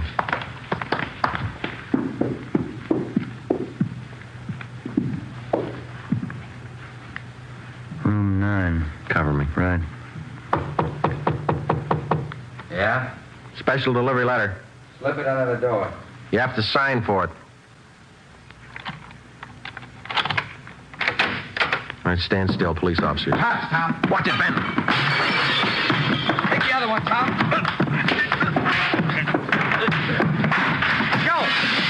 Joe, look out. All right, hold it right there, Marshal. Get over there against the wall. You, get up. Go over there with him. Move. Give me a hand, Joe. I'll help you up. You all right?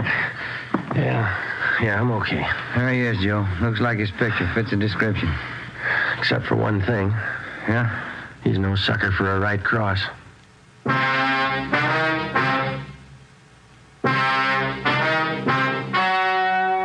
story you have just heard was true. Only the names were changed to protect the innocent. On March 27th, 1947, trial was held in Superior Court, Department 81, City and County of Los Angeles, State of California. In a moment, the results of that trial. It's amazing how many long cigarette smokers are changing to extra mild Fatima. Here is the actual report. From coast to coast, extra mild Fatima has more than doubled its smokers. Yes, more and more smokers every day are discovering that Fatima is the king-size cigarette that is extra mild. Extra mild because it contains the finest Turkish and domestic tobaccos superbly blended to make it extra mild, to give it a much different, much better flavor and aroma. Enjoy extra mild Fatima yourself. best of all long cigarettes. It's wise to smoke extra mild Fatima. It's wise to smoke extra mild Fatima.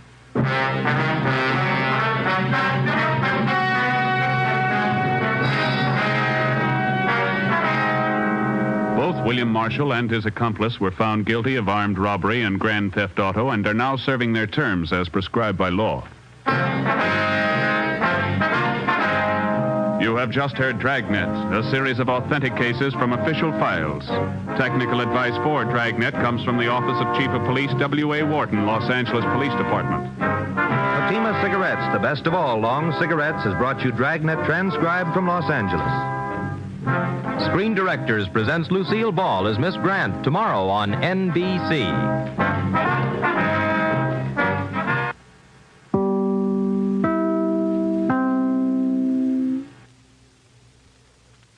I would like to extend my sincere gratitude to Old Time Radio Research Group for their remarkable efforts in preserving and archiving the captivating world of old-time radio programs. Their dedication to safeguarding these precious audio gems ensures that future generations can relish the enchanting stories, music, and entertainment of the past. Their invaluable contribution allows us to step back in time and experience the magic of radio history firsthand.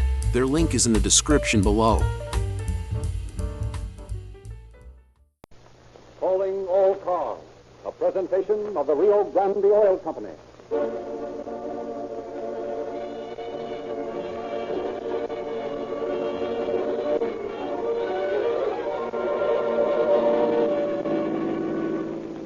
San Francisco police calling all cars, attention all cars, a robbery. 3 men entered a house on Filbert Street, bound the occupants and got away with $25,000 worth of currency and jewelry. Go get them, that's all.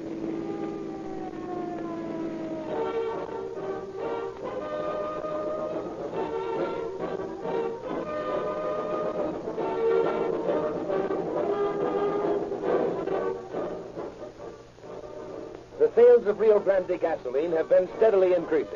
Motorists everywhere are learning what police performance in Rio Grande crack really means.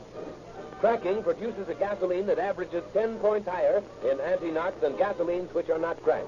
It separates the sluggish, slow-burning elements from the rich, powerful atoms, so that the cracked gasoline that police, fire, and emergency equipment use is all vital, concentrated power. When you hear police, fire, or ambulance sirens screaming down the street, or when you listen to the thrilling stories and calling all cars, remember Rio Grande Crack is the preferred gasoline for this emergency equipment. And what a test for gasoline. The average police car takes 7 times the abuse that you give your car. In one of the police departments served with crack, their patrol cars average 78,000 miles per year. They operate at cruising speeds of 5 miles per hour up to 70 or 80 in an emergency. What a test for gasoline. Thousands of listeners to this program have become regular users of cracked gasoline because of the extra power and speed that this gasoline actually does give. If you enjoy this program, may we ask that tomorrow you give yourself the opportunity to enjoy police car performance in your car.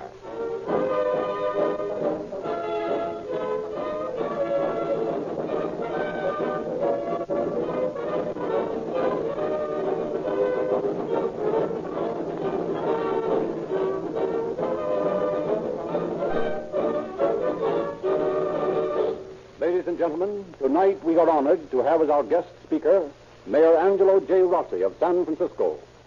We shall now transfer control to the St. Francis Hotel in San Francisco, where Mayor Rossi will speak from a dinner of police chiefs of the Bay Area. Mayor Rossi.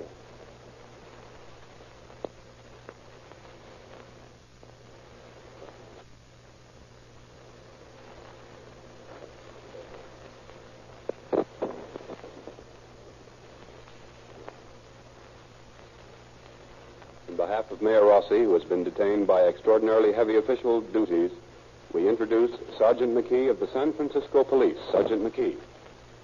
On behalf of Mayor Rossi and Chief William J. Quinn of San Francisco, I am happy to welcome the broadcast calling all cars to Northern California. The police chiefs of the San Francisco Bay Area are present here, and I believe join with me in extending good wishes to the Rio Grande Oil Company for sponsoring this feature.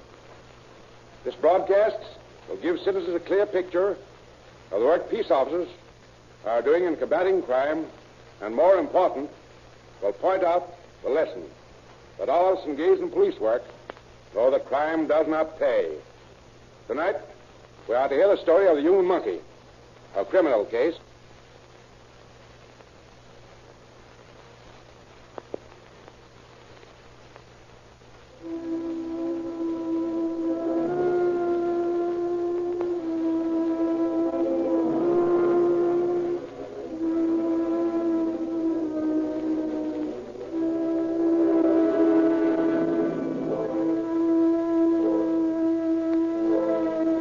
It is 3 o'clock in the morning.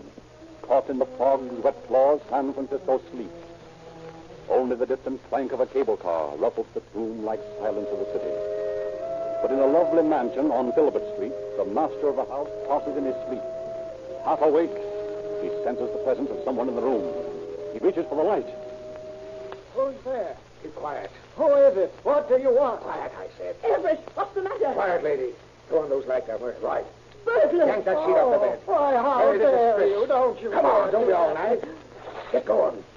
That's swell. Okay, tie him up. Look here, man. My wife isn't well. She'll catch cold. Shut up. Tie him up, Barton. Yes, sir, I will. I tie him up good. I got the dame trust on. Good. Better go through the pockets of his clothes. Okay. All right, pal. Let's get at that safe. Come on, Mr. Stewart. You're going to open the safe for us. But look here, there's nothing in the safe, I assure you. Shut up.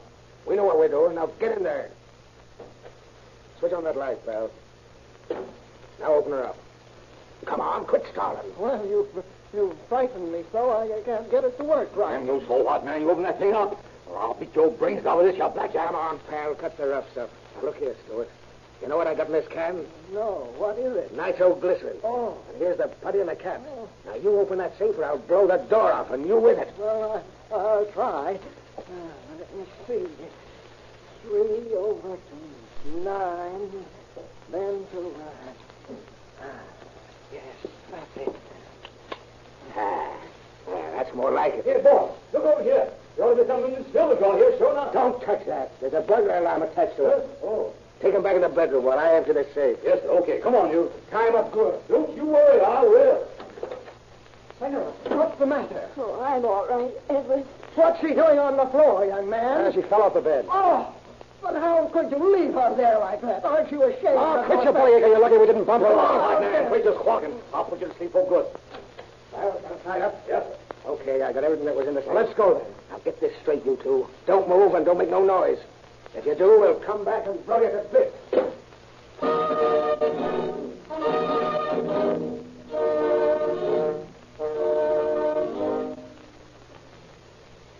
After a quarter hour of frantic calling, the two victims managed to rouse their young grandson, who frees them from their bonds. Mr. Stewart discovers that the telephones in the house have been ripped from the walls. And it's another half hour before he can awaken a neighbor and summon the police. Shortly afterwards, Detective Sergeants George McLaughlin and B.O. Bunner of the robbery squad inspect the scene of the crime. George, it looks as though this is the window they got in by. Yep, that's right. Here's the mark of the chimney. About 1 3/4 inches wide. Probably one of them was boosted through this window and opened the door for the other. Mr. Stewart.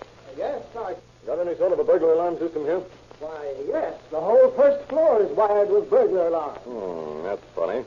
It's a cinch they got in by this window, but no alarm went off. I wonder if they shorted the system. Try that window over there, George. Okay. No short. Let's get a look at this thing. Just as I thought. Look here, George. What do you find? See this? When I raise the window, this alarm doesn't click. The window's shrunk a bit, see? Sure. But the alarm works on the other windows. I'll say it does. Just listen to it. Looks like an inside job to me. Mr. Stewart. Yes. Let me get this straight of this again. You say that one of the men went directly to the pocket on the inside of your vest for your bankroll, huh? Yes, that's right. Well, do many people know that you carry your money there? Why, no, naturally not. And they knew where the safe was and about the burglar alarm in the silver drawer. Yes. It's all very strange. Not so strange, Mr. Stewart. This job was pulled off by someone on the inside. What do you mean? How many servants do you have? 2, a Chinese cook and a houseman. Either of them could have been in on this. Oh, I'm sure Lee Fu wouldn't. Why, he's been with me for nearly 4 years. How about the houseman? No, I can't be so sure. There. I've had, let me see, 3 different housemen in the past few months. You'd better give us a description of them. Well, first there was Percy Randolph. Percy Randolph? Yes. Negro, about 6 feet tall, slow-spoken, scar on the left temple? Why, yes, that's the man. But I'm sure he had nothing to do with this thing. He had impeccable references. Worked for a Dr. Wilson in Stockton before he came here. Well, why did you discharge him? I didn't. He quit for a better job in a garage just down the street here. But I'm sure he's honest. Well, I wouldn't be too sure, Mr. Stewart, because Percy Randolph is an ex-convict who hasn't been out of San Quentin much more than a year. Good heavens. Come on, Leo. Let's go around to this garage and get a line on Percy.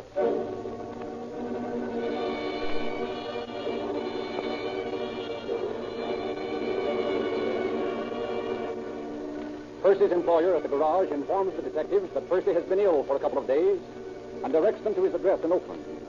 Early the next afternoon, the two detectives take the ferry across the bay.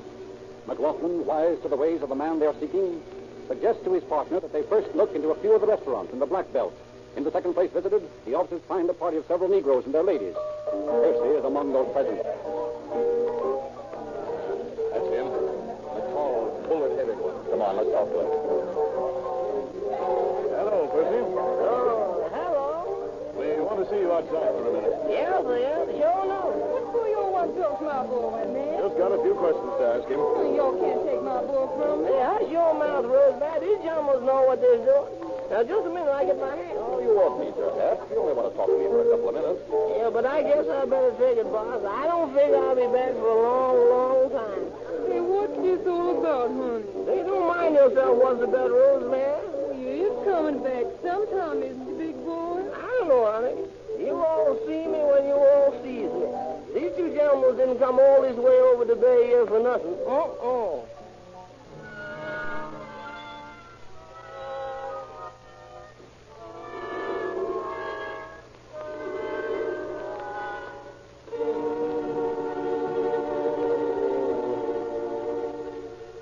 Although Percy's quick surrender bespeaks a guilty conscience, his replies to the various questions shot at him are so evasive and contradictory that the officers are convinced he is lying. Finally, after hours of questioning, he suddenly offers to come through if they will buy him a swell dinner. McLaughlin and Bunner jump at the offer and rapidly escort Percy to a quiet little Italian restaurant on Montgomery Street. And there, after a huge dinner, the Negro consents to talk. Well, you see, it was this way. I've got a friend, a colored boy, who lives over on Pine Street. What's his name? Barton. Go ahead. Well, I used to drop around and see him have a shot of gin, see? And one night while I was there, a couple of white boys come in. Now, what are their names? I don't know. I never done heard them say. Sure about that? Yes, I'm positive. Okay, go ahead. Well, so these boys was pretty broke, and they was figuring on how to make some dough quick and easy. So in a while, Barton tells them that I used to work for Mr. Stewart, and that they could knock him over easy if I helped him on the job. Well, so I didn't want to mess around Mr. Stewart's place. You know, he was always on the level with me. Well, why did you then? Well, I'm not saying I did, and I'm not saying I didn't. What happened next? Well, they all set to work on me, see? And finally, I agreed to tell them about the place, and they said that I'd better keep out of the way. But just the same, they were going to split with me. So, you see, I really didn't have anything to do with the actual robbery. Yeah, I can see that. Where's your share of the take? Mine? Oh, I ain't got that. Hey, Sergeant, it reminds me. Reminds you of what? What time is it? A few minutes past 9. Why? Well, sir, I've got a date with Barton at 10. Yeah. Why didn't you say so? Well, I just plumb forgot all about it. What are you doing, Percy? Handing us a line? No, sir, that's the gospel truth. I have to meet him with Sutter and Lyon at 10 o'clock to get my cut. Okay. We'll soon find out if you're telling the truth or not, Percy. We'll take you to the corner of Sutter and Lyon at 10 o'clock and let you meet Barton. But we'll have our guns on you every minute, and if you try to plan any funny business, you'll never live to remember it.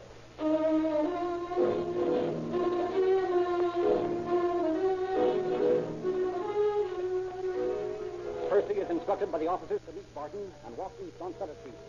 Bunner hides across Sutter Street in the shadow of a porch. McLaughlin hides in an alley. Several other officers are placed out of sight around the corner. And a block away, two men wait in a police car. Bunner watches the radium dial of his watch as 10 o'clock approaches. Still suspecting that Percy has been handing him a line, the detective is amazed to see a Negro carrying a suitcase alight from a Sutter Street car at exactly 1 minute past 10.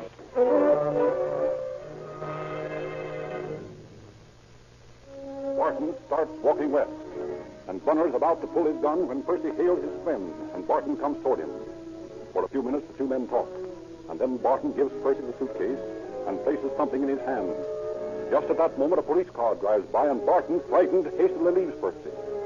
Bunner, unlimbering his gun, slides along in the shadows on the other side of the street, keeping parallel with Barton. When the Negro is under a street light, Bunner runs across the street, keeping the bandit covered. Stick up your hands and stay right where you are. Where you won't walk. You're under arrest. Won't fall. I ain't done nothing. If you know what's good for you, you'll keep quiet, boy. Got him covered, Leo? Sure. Slap the bracelets on him. Take him down. Hey, Tim, bring Percy down here. Okay, sir. Find anything? Yeah, a couple of $100 and $10 and $20 gold pieces. Gold pieces, huh? That's probably part of the Stewart loot. Here's Percy, Sergeant. Fine. Where'd you get that suitcase, Percy? Yeah, this young fella here give it to me. This black bar's lying, Chief. I never saw him before. Shut up. Open the suitcase, Percy. Yeah, there you are, sir. Suit of clothes and 2 towels with Stewart's name on them. Where'd you get these, Barton? I ain't nothing. Well, maybe you'll change your tune when we get you to headquarters.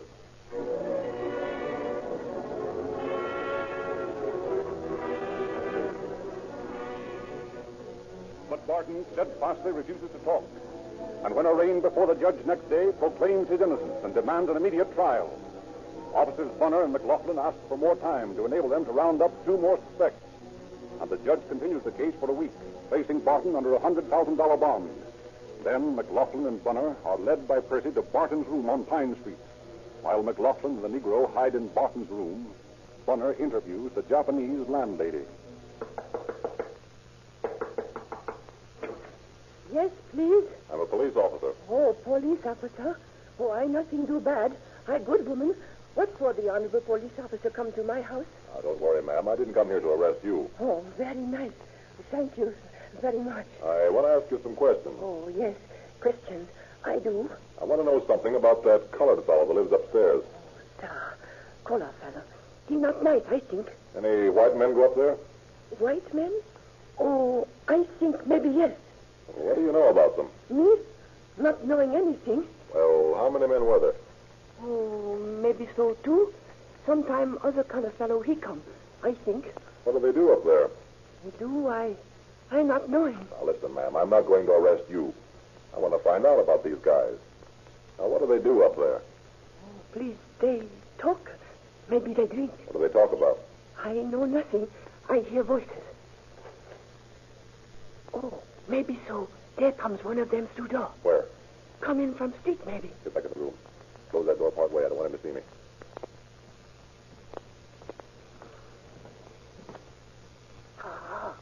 That one of white man. That's fine. Oh, why you pull gun? Maybe you shoot him? Maybe if I have to. You stay right here and don't make any noise. Oh, yes. Please, yes. Remember, quiet. Oh, yes. I'm not forgetting.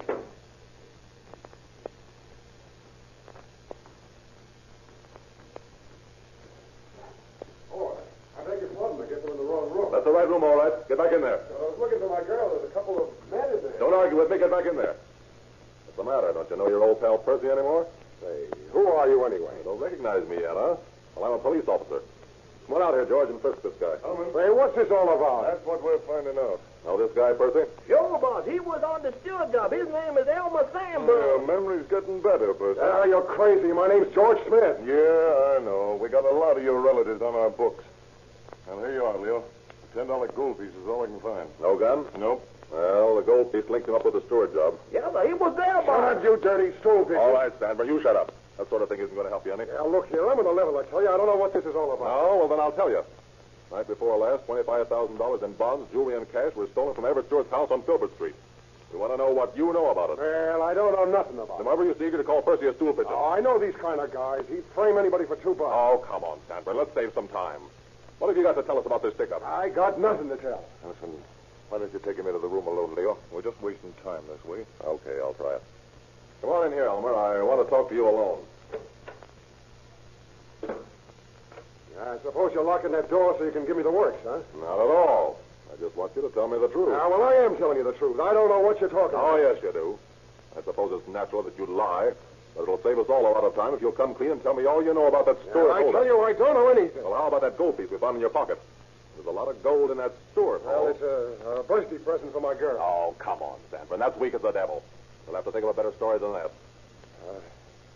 Look here, Sergeant. I'm awfully thirsty. How about a drink of water? Well, there isn't any in here in this room. Well, there's a tap at the end of the hall, eh? Will you talk if I get you some water? Yeah, sure. Okay. I'll ask George to get you some. Just wait till I unlock this door. As Sergeant Bunner turns his back to unlock the door, he hears a scuffle of feet and whirls around to find that his prisoner has dived headfirst through the window. Rushing to the window, Bunner faces Sandburn for a brief instant across the fire escape. And then the daredevil bandit hurls himself into space. Horror-stricken, Bunner watches Sandburn's body turn over and over as he falls 3 stories onto a vacant lot beside the rooming house. Sounding the alarm to McLaughlin, Bunner runs down the fire escape.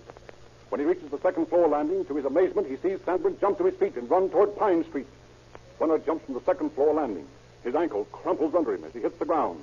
McLaughlin, rounding the side of the building, cannot shoot at Sandburn because his brother officer is in the line of fire. This momentary break enables Sandburn to escape from the crowds on Pine Street. And discouraged, the 2 officers, Bunner limping badly, climb the stairs to the room where the frightened Percy waits for them.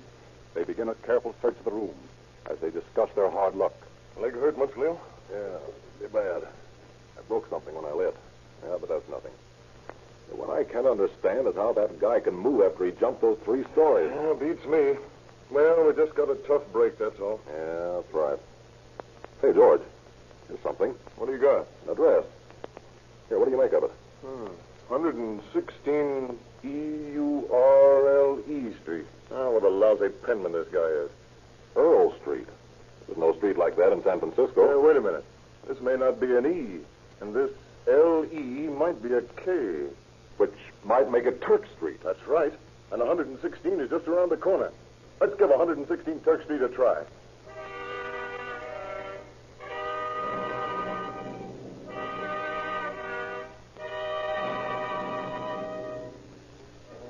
The 2 detectives, accompanied by Percy, hurry to the Turk Street address as quickly as Bunner's injured leg will permit.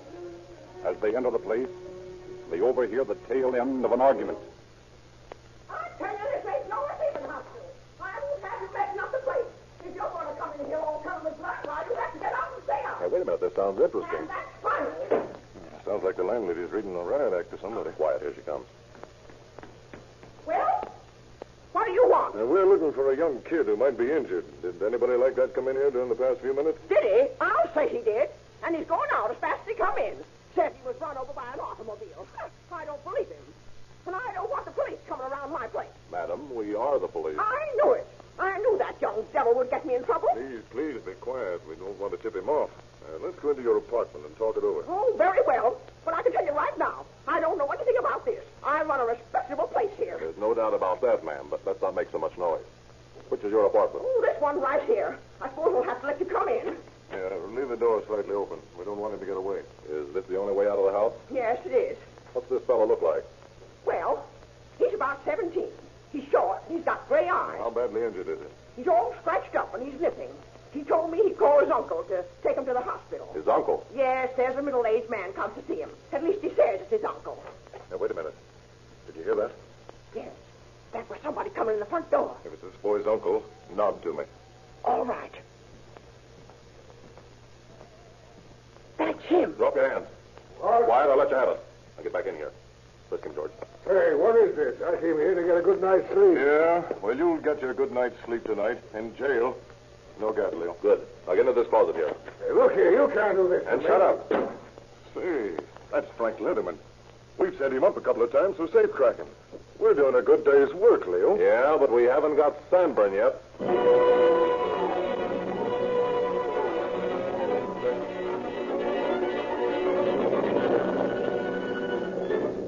Letterman and Percy are sent back to headquarters with the traffic officer, while Bunner and McLaughlin call for reinforcements to surround the block. The posse arrives, and McLaughlin secretes himself in a closet, which has a window that gives out into an areaway and commands a view of the window to Sandburn's room.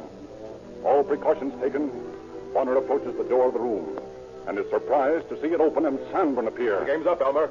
Better give yourself up. We don't want to harm you. For answer, Sandburn slams the door in the detective's face, and McLaughlin, from his point of vantage, sees the human monkey crawl out of the window and begin climbing hand over hand up a drain pipe toward the roof. McLaughlin leans out the window. Come down here, Sanborn. We've got you covered. Nuts to you and your police force. In an attempt to frighten Sandburn, McLaughlin throws out his automatic. But Sandburn continues climbing. Just as he nears the roof, the detective fires again. This time, neatly drilling each of the fugitive's legs. But this does not stop Sandburn. And with a tremendous heave, he disappears over the ledge onto the roof. moment later, Detective Nielsen runs in and reports that Sanborn, attempting to climb higher to the roof of the adjoining building, had gained the eaves and, losing his grip, had fallen 3 stories. Sure that he was dead, Nielsen had descended to the spot in time to see this amazing young fellow crawl through the window into a hotel. The detectives now concentrate their search in the hotel and methodically go through every floor, room by room. As they reach the 2nd floor, the manager rushes up to them. Officer, come quickly. Come quickly. He's in my kitchen. Hurry. Which way? Right down the hall here in 205.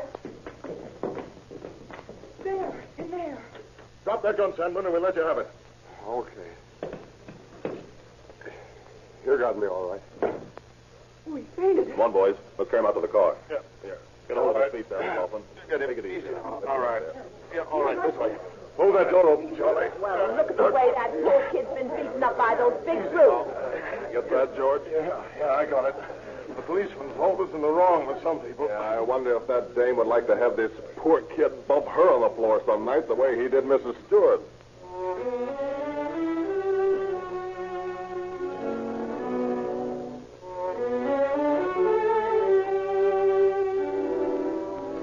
In Sanborn's apartment, police find 2 containers of nitroglycerine, fuses, caps, and 4 big automatics. A checkup at the Bureau of Identification quickly reveals that all 4 men implicated in the Stewart robbery have criminal records. They are speedily brought to trial and speedily found guilty of first-degree robbery. Sanborn and Barton being sentenced to San Quentin for from 1 to 15 years, and Letterman for 1 year to life. When Judge Ward is considering Percy Randolph's sentence, McLaughlin and Bunner visit him in his chambers. Yes, gentlemen, what can I do for you? Judge, we came to see you about this Randolph case. Yes? Well, Judge, we'd like to ask a little consideration for this fellow. He was a great help to us in getting the other 3 men. And he turned state's evidence in the trial, you know. Yes, I know. I think he's learned his lesson, Judge. I think he'll go straight from now on. You have more confidence in human nature than I have. What do you want me to do about it? Well, if I were you, I'd release him on probation. I don't like to do that. George and I will find him a job. I'm sure he's on the level now. Well, boys, I think you're wrong. But since you ask it, if you can find him a job, I'll release him on probation. Gee, that's swell, Judge. But there's just one thing. What's that, sir? I'll bet you Percy Randolph will be back before the court in 6 months' time.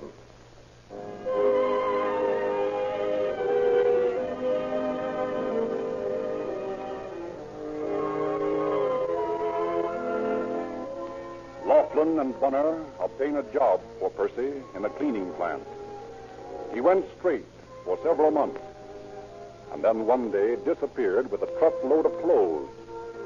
He was arrested in San Jose, and in just 1 day, less than 6 months after the prediction, he stood before Judge Ward and heard his sentence reversed, and was soon crossing the bay to join his pals in San Quentin.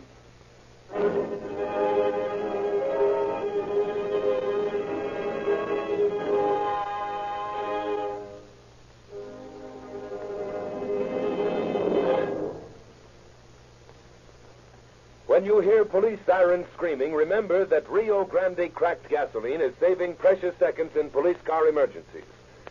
In many cities where Rio Grande is sold, the police departments have officially selected cracked gasoline because competitive tests have proved that this gasoline gives them extra power and extra speed for all kinds of emergencies. This extra power is created by the Rio Grande cracking process, which breaks up the atoms of crude oil, making a finer, better gasoline. In uncracked gasolines, this energy is wasted. So you actually do get extra power and speed when you use Rio Grande cracked gasoline in your car.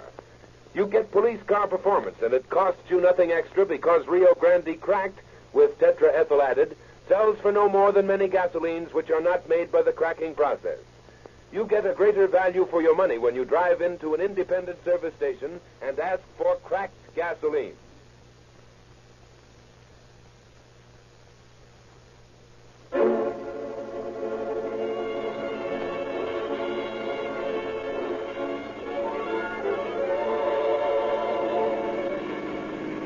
San Francisco Police calling all cars, attention all cars, cancellation broadcast 42 regarding a holdup.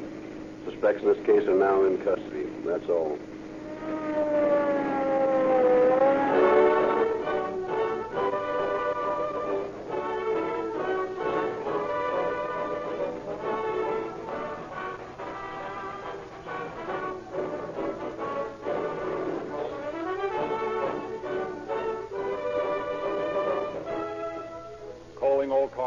based on authentic police files and is written and produced by William N. Robeson. The orchestra is conducted by Frederick Stark. Your narrator is Frederick Lindsley, saying good night for the Rio Grande Oil Company. Thank you for joining us for a thrilling episode of Golden Age Radio. We're excited to have you as part of our audience. We invite you to return tomorrow for an all-new set of episodes that will take you on even more unforgettable adventures. Don't touch that dial, because the next installment of timeless tales and captivating narratives is just around the corner. Stay tuned for another dose of vintage radio magic that will transport you to a bygone era of entertainment like never before. We're always eager to hear from our fantastic audience. Your feedback fuels our passion for delivering the best in vintage entertainment. Feel free to share your thoughts, opinions, and suggestions. We value your input and strive to make your listening experience even more enjoyable. If you're looking to enhance your Microsoft Access skills, look no further. Reach out to them at 615-420-2040 and ask for Mark. Once again, thank you for being a part of our Golden Age radio community. Get ready for more riveting stories, captivating characters, and timeless entertainment. Until next time, stay tuned and keep the nostalgia alive.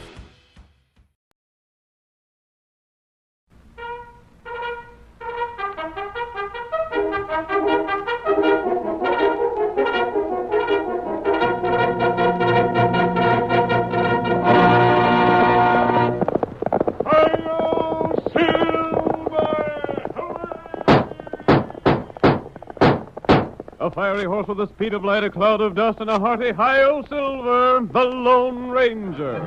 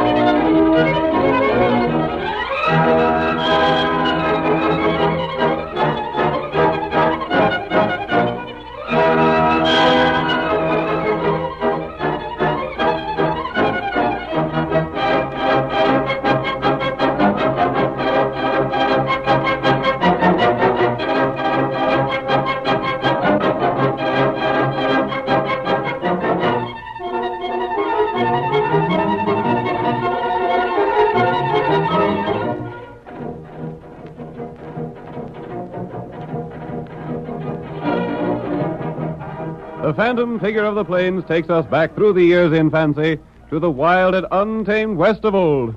We thrill to another of his exciting adventures. Here he comes astride the great horse Silver. The Lone Ranger rides again.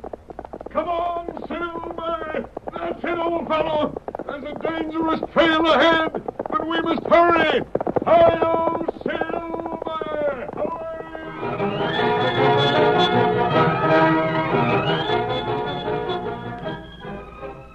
In the history of the Southwest during the time of the Lone Ranger, there are records of few outlaws as cruel as the Apache Kid.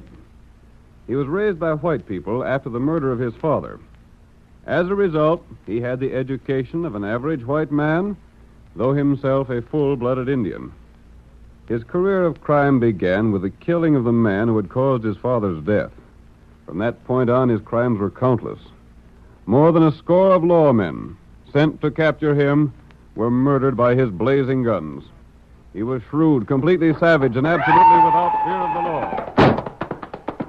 It shows you. And no law in order to get me. Me, Apache Kid.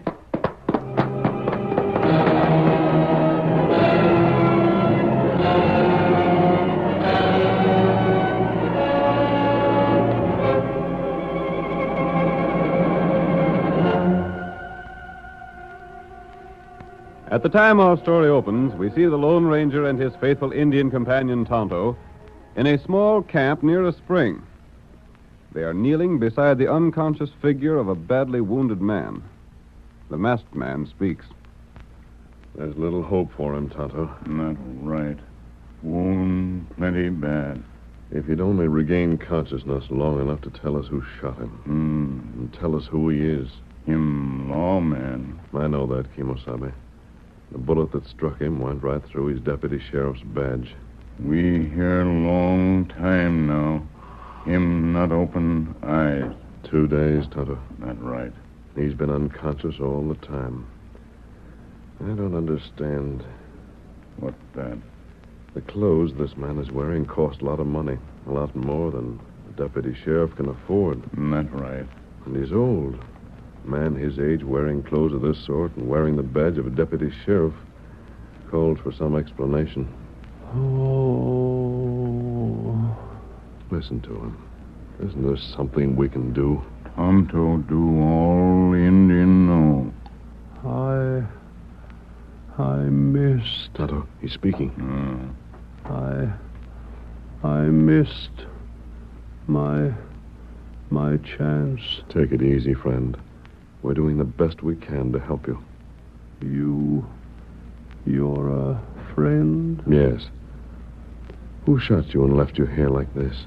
I'm Tom Reynolds. Do you know the name? Tom Reynolds? You go see Sheriff Burns. Sheriff Burns of Callaway County? Right. He'll know. Just tell him Tom Reynolds missed his chance. Tell me who shot you. The kid. The Apache kid. I missed my chance. Tonto. Wait. Gone? That right. Now we take 'em home, huh? Not just yet. I'm going to call on the sheriff. I want to find out about Tom Reynolds. Here, Silver. Wait for me, Kimosabe. Yep.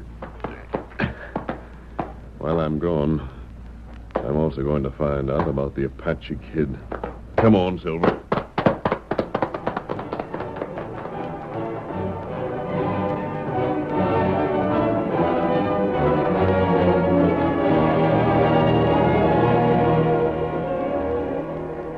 At the county seat, Sheriff Burns had been worried by the absence of his deputy, Tom Reynolds.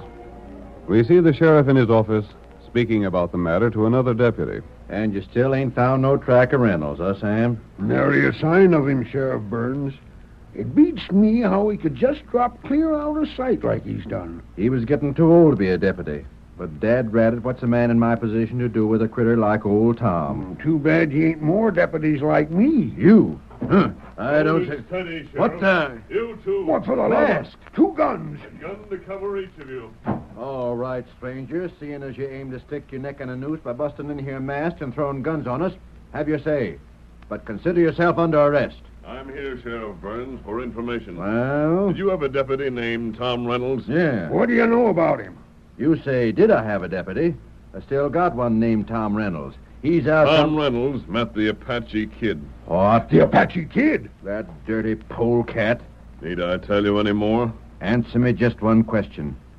Is the Apache kid alive? As far as I know, he is.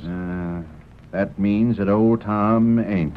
He lived for several days after the Apache kid shot him. Where's he at now? 20 miles from here, in an arroyo.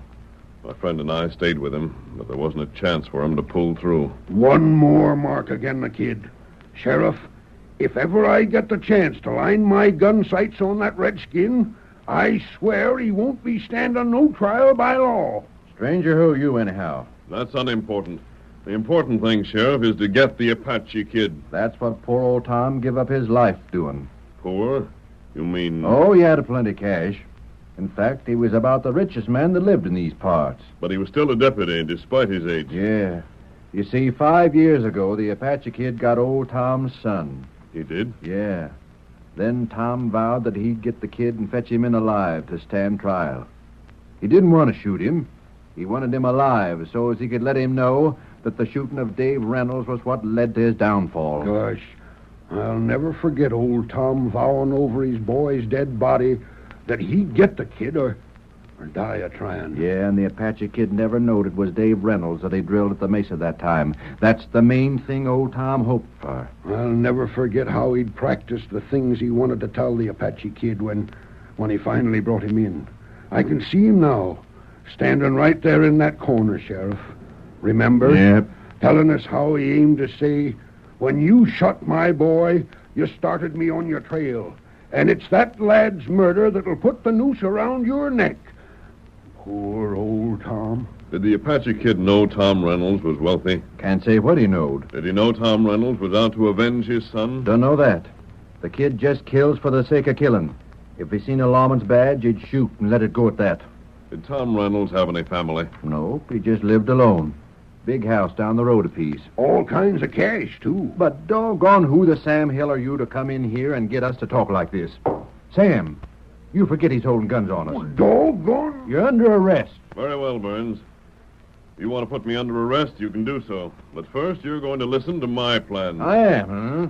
Have you any means of getting the Apache Kid? Well, we're always on the lookout for him. Mister, 'tain't often a man wins my confidence. But there's something about you... In spite of the mask? Yes, Dad read it in spite of the mask. Then listen to my plan. We'll talk. In the first place, Tom Reynolds is not dead. What? You said that... Only 4 men know the truth. The Apache Kid left him alive. Yeah? Tonto. Tonto? Who's he? An Indian friend of mine. Tonto and I know the truth, and now you 2 men. But no one else will know. Well, I don't savvy. You will. Listen to what I'm going to suggest.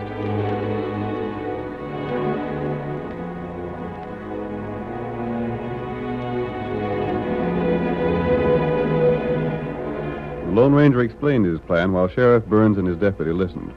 Then when he'd finished, the masked man mounted Silver and returned to the place where he'd left Tonto. Tonto! Oh, there, Silver. Oh, boy. You come. Back plenty fast. There's a lot to be done, Tonto. You see, Sheriff? Yes.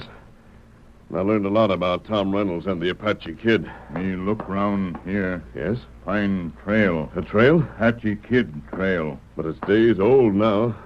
Do you think you can follow it? Maybe. Tonto try. You can, Tonto. It'll make my plan a lot easier. Tonto try, follow trail. We've got to find the Apache Kid. Tom Reynolds was the richest man in the county. When the Apache Kid left him, he was alive. The kid wouldn't know he's dead unless he stayed close to us. Him not close. Me follow trail long way. Then come back here. Wait for you. I found out where Tom Reynolds lived, Tonto, and discussed a plan with Sheriff Burns. He's willing to try that plan. Not good. I'm going to take the badge off the deputy. Bullet hole in badge? Yes, but I can use it just the same. What you want Tonto do? First of all, follow that trail and find the Apache Kid. Then fetch Kid in? No, he won't come in alive, Tonto. He's got to come in of his own accord, or... What you say? Or send for me. I'm going to take the place of Tom Reynolds. I'm going to live in town, in his house, and wear his clothes, and make myself look as much like him as possible. I'm going to offer a big reward in his name. Ooh, pay reward. No one, Kimosabe, because we are the ones who will get the Apache Kid, and we don't accept rewards. Now, the first thing is for you to follow the trail, locate the Apache Kid, and after you found him, tell him this.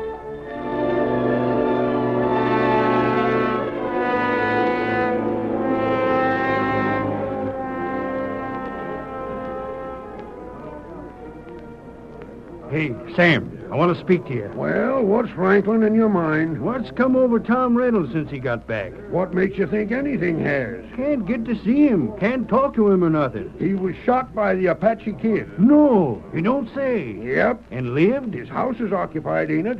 Ain't you heard of the reward he's offering? Reward? $10,000 for the Apache Kid. 10,000? Wow. What's that? Reynolds was shot by the Apache Kid. And lived? He's offering $10,000 reward for his capture. $10,000? 10,000. Yes, sirree. Sheriff, is that true? $10,000 for the Apache Kid? Well, there's a notice of it. Hey, Sheriff, I got a hammer. I'll nail the notice on the wall. $10,000. $10,000. Tom Reynolds offers $10,000. The Apache Kid shot Reynolds. Reynolds is alive. Offers $10,000. $10,000.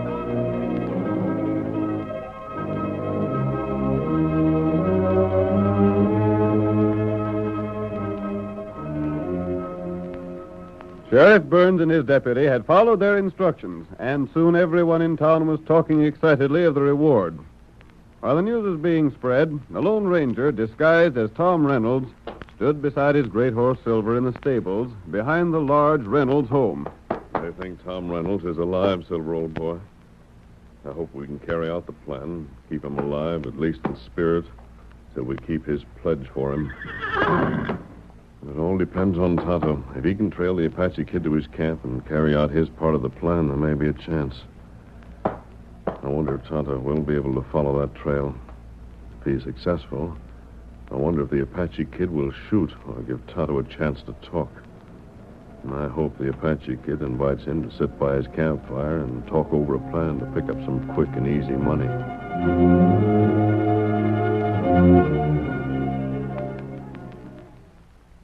The curtain falls on the first act of tonight's Lone Ranger drama. Before the next exciting scenes, please permit us to pause for just a few moments.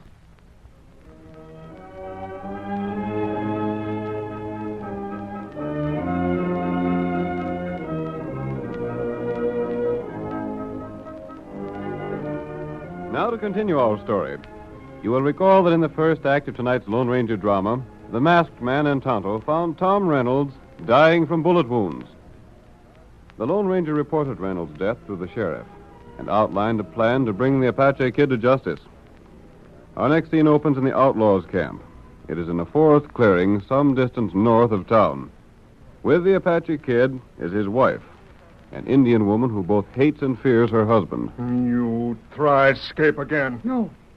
Me Apache Kid. What I got, I keep. You wife, Apache Kid. Me not escape. Me stay with you. That's right. Apache Kid put rope on you and leave you for time. You savvy? Rope hurt. Rope not hurt me. You not like me, huh? I not try to escape. You Apache Kid. You heap strong. You not let wife escape. Me not try. Apache Kid a rope wife anyway. Apache Kid not take chance. You bad. You cruel to wife. You... Stop. You tie rope. You say Apache Kid bad Injun. White man say Apache Kid bad Injun. Lawman say Apache Kid bad Injun. Who make me bad? You not all time bad. White man law make Apache Kid bad. Man kill my father. Many year go by. Me wait. And then day come, Apache Kid get revenge. That Injun law. White man say that wrong. White man want hang Apache Kid. They not get me. You hide from white man. You safe. Apache Kid not afraid. Let white man come. Each time I beat white man. Someday all white man fear Apache Kid. Wait. You hear? Horse. Horse come this way. Quiet. Campfire show where you are. Quiet. Rider come to camp. You see him? That Injun. Injun understand Apache Kid. Maybe not need kill Injun. Oh. The answer. Oh. Me want water. Plenty hard ride from town. Stay in saddle. Apache Kid look close. Sudesi, Take Balu. Mita Kale, Mabo. You from town? That right. Get off horse. We talk. Me get him off. You maybe bring news from town. You Apache kid. Yeah. Me got plenty news. What news? You shoot, feller. Leave him live. What? Who you? Quiet. Feller named Reynolds. Him live? Not right. Him put up money. Money? Him plenty rich. Here. What is paper? You read. Ah, me read. Me put wood on fire. Make lights. So, plenty money for Apache kid. Plenty money. That's right. Reward 10,000. Maybe get 'em reward. You? Put 'em down, gun. You, Injun. Me, Injun. Maybe 2 Injun. Get 'em reward. Maybe we make plan. That's right. White man Reynolds with more money than he need. Maybe take some.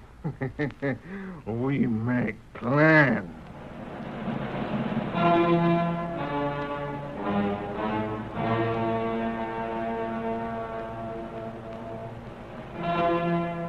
Tonto played his part exactly as instructed by the Lone Ranger. While the Apache Kid outlined a scheme to get the $10,000 reward money, Tonto's suggestions made the outlaw's plot fall into line with the masked man's plan. But the Apache Kid did not realize that he was being tricked. Make sure Reynolds bring money for reward. Tonto, try. Me wait in cabin. Now you go. Here, feller. Not that horse. White feller. My horse. You take pack mule. Oh, what matter horse? Horse stay here. Then you come back sure. No, me want you horse. You get white horse back if you play fair. Apache kid keep white horse for time. You take mule. Ride bareback. Tonto bring white man to cabin. Good. I wait there for you. With plenty trick like fox. Get him up. Maybe Apache kid give back white horse, maybe not. You steal Injun horse. Horse fast. Maybe hard to follow. Mule slow.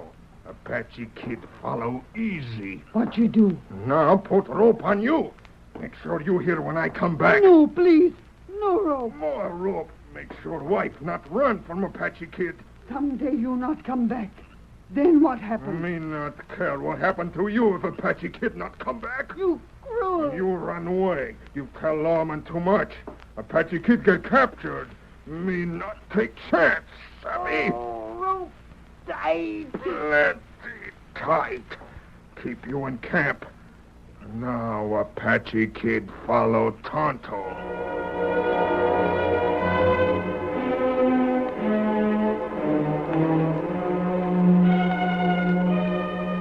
Tonto suspected that the Apache Kid might trail him to town. Therefore, when he reached the Reynolds house, his behavior was designed to mislead anyone who might be watching him. He dismounted from the outlaw's mule and rapped on the door, confident that the Lone Ranger would carry out the deception. Who is it? Me, friend. Me want talk. 1 minute. What do you want here at this time of night? Me fetch news. All right. Step inside. There, Tonto. The Apache Kid has followed you. He heard just what he'd expect to hear if I were really Tom Reynolds. Him got white feller. What? Him hold white feller if Tonto double cross. But the main thing, Tonto, is he setting a trap? That right. Good. Was it hard to get him interested? No, that not hard. What is his plan? You go to old cabin. Where is the old cabin? 3 mile north, near creek. You can lead me there, can't you? I'm supposed to think you captured the Apache Kid. And when I see you have him tied up, give you the money. That right. Very well. But him got other scheme. What other scheme has he? Tonto not know. Then how do you know he has another scheme? Sly look on him face. We'll have to take out chances. Apache Kid plenty smart. He isn't smart, Tonto. Not smart? No man who thinks he can beat the law is smart. No matter what scheme he has in mind, there's one thing in our favor. What that? We're on the side of justice. That makes a big difference, Kimosabe. A bigger difference than most people realize. I'll be ready to go with you as soon as I cinch up. Will this disguise pass for Tom Reynolds in the dark? It's all right. Come on. We'll go to the stable. Huh. You don't want to go ahead with this, do you, Tonto? There's plenty danger. We can't back out because of that. Maybe you get lawmen. No. That'd be a gunfight. Even if the Apache kid was shot by the lawman, other men would fall as well. But that's and not besides, matter. Tonto, we're carrying out the pledge Tom Reynolds made to his son. We want to get the Apache kid alive. He must be made to stand trial, to see and hear the white man's law.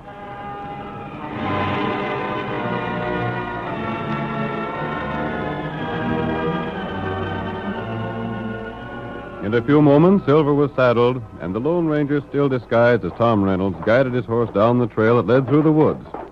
Tonto, mounted on the mule, rode beside him. Tonto remained silent throughout the trip. He feared that his friend was facing what was perhaps the greatest danger of his career. The Apache kid was both cruel and cunning, and his capture could be accomplished only by taking desperate chances. Cabin plenty close now. Yes, and the Apache kid will surely be there, won't he? Maybe him in wood near here. Maybe him shoot from ambush. He won't do that, Kimosabe. All him want is money. Yes, but he isn't sure yet I brought any money with me. He'll not shoot me unless he knows for certain that I have the cash. You not got cash? No, Tonto. Have you told me everything he wants you to do? Me tell all. Very well then, Tonto. He's going to be inside the cabin and appear to have ropes around his arms. That's right. But really, he'll not be tied. No. Then carry out your part of the plan just as he told you. Here, cabin now. He's lighted a candle. Oh, boy. Hold that fellow. Oh, white fellow. Oh. Now I'll talk as if I were Reynolds. Indian, if you really have that man roped and ready for delivery to the law, you'll get the reward just as I promised you. That's good. We'll go inside and find out. So, we meet again. You there, Apache kid. Alive and well. You've kept your word all right, Indian. Me get revenge. You'll not have a chance. What happened for Apache kid hang? The Apache kid. You know why I want you alive? Me not care. Years ago, you shot a man named Dave Reynolds. That time, his father promised to get you or die trying. I don't want to shoot you. I want to see you stand trial for murder. You bring money for Injun that caught me, huh? I didn't say I'd brought the money with me. Have you? That needn't concern you. The reward can wait. First of all, I want to make sure you haven't any weapons concealed. What good weapon? Arms tight. Appearances are sometimes deceiving. You see empty holsters. Yes? That Injun has my guns. Where are they? There. Gun on shelf. Very well. Didn't he bring cash? Him not tell Tonto. No, I didn't bring the cash. No reward is going to be paid for you, Apache kid. Because this Indian friend of mine doesn't take rewards. What? Friend of yours? Go ahead. Move toward the table near the door. You're welcome to stand against it. What this mean? Maybe correct. It's all right, Kimosabe. When I saw the dust disturbed on the table near the door, I knew his scheme. Why, you... You have the full use of your hands behind your back. Go ahead and reach beneath the tabletop. You double-cross! Me not tell him. Tonto didn't know what your scheme was. You can't find the gun you hid there, can you? Here it is. I show you. Good. Come on and rush me again. I get you. And here's another in the same place. How you? Hold him up, Tonto. I want him to examine that shield. Me not caught yet. Me show reach you. on that ledge beneath the tabletop. Me get you. Or would you rather have me reach for you? I'll get the thing that's there in place of your concealed gun. There it is. Do you recognize that deputy badge? It's the one Tom Reynolds wore when you shot him. There's the hole your bullet drilled in it. Me not hung yet. You not got proof. Tom Reynolds has joined his son. You'll go on trial for both those murders, and others as well charged against you. That's wrong. Law not got proof. Tie him, Tonto. Replace those bonds with ropes that'll hold him. Tonto, tie him. As for proof. Tonto, get proof. Where, Kimosabe? Him wife. Hate him. Him leave her tied. Tied? Her want escape. Is she in his camp now? Her there's white feller. Your horse? And his wife will testify against him? She do anything to keep him from her. And make those ropes tight. We'll get his wife and your horse later. Meanwhile, I'll go and get Sheriff Burns. He'll be glad to know that Tom Reynolds' pledge to his son has been kept. Yep. Hi-yo,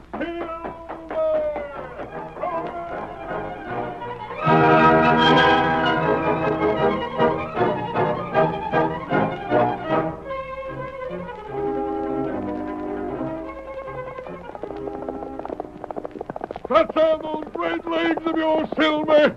The lawmen in Osage have given up hope of trapping the outlaw. It's up to us now. Hi-yo, Silver! Hooray!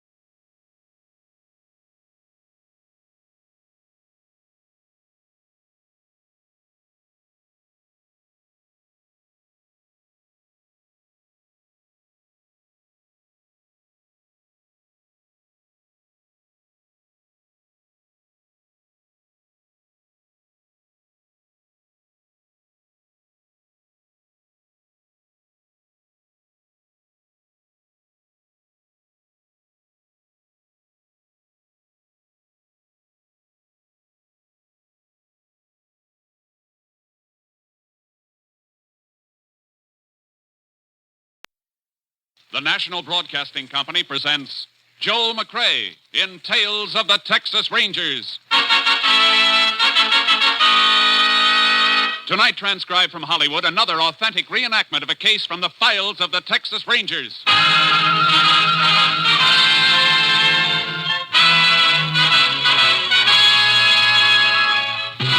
Tales of the Texas Rangers, starring Joel McCrea as Ranger Jace Pearson. Texas, more than 260,000 square miles, and 50 men who make up the most famous and oldest law enforcement body in North America.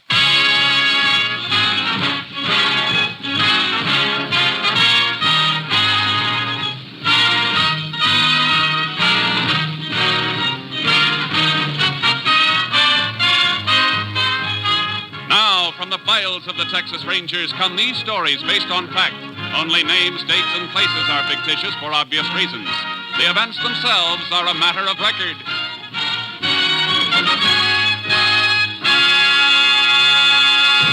Case for tonight, Christmas present.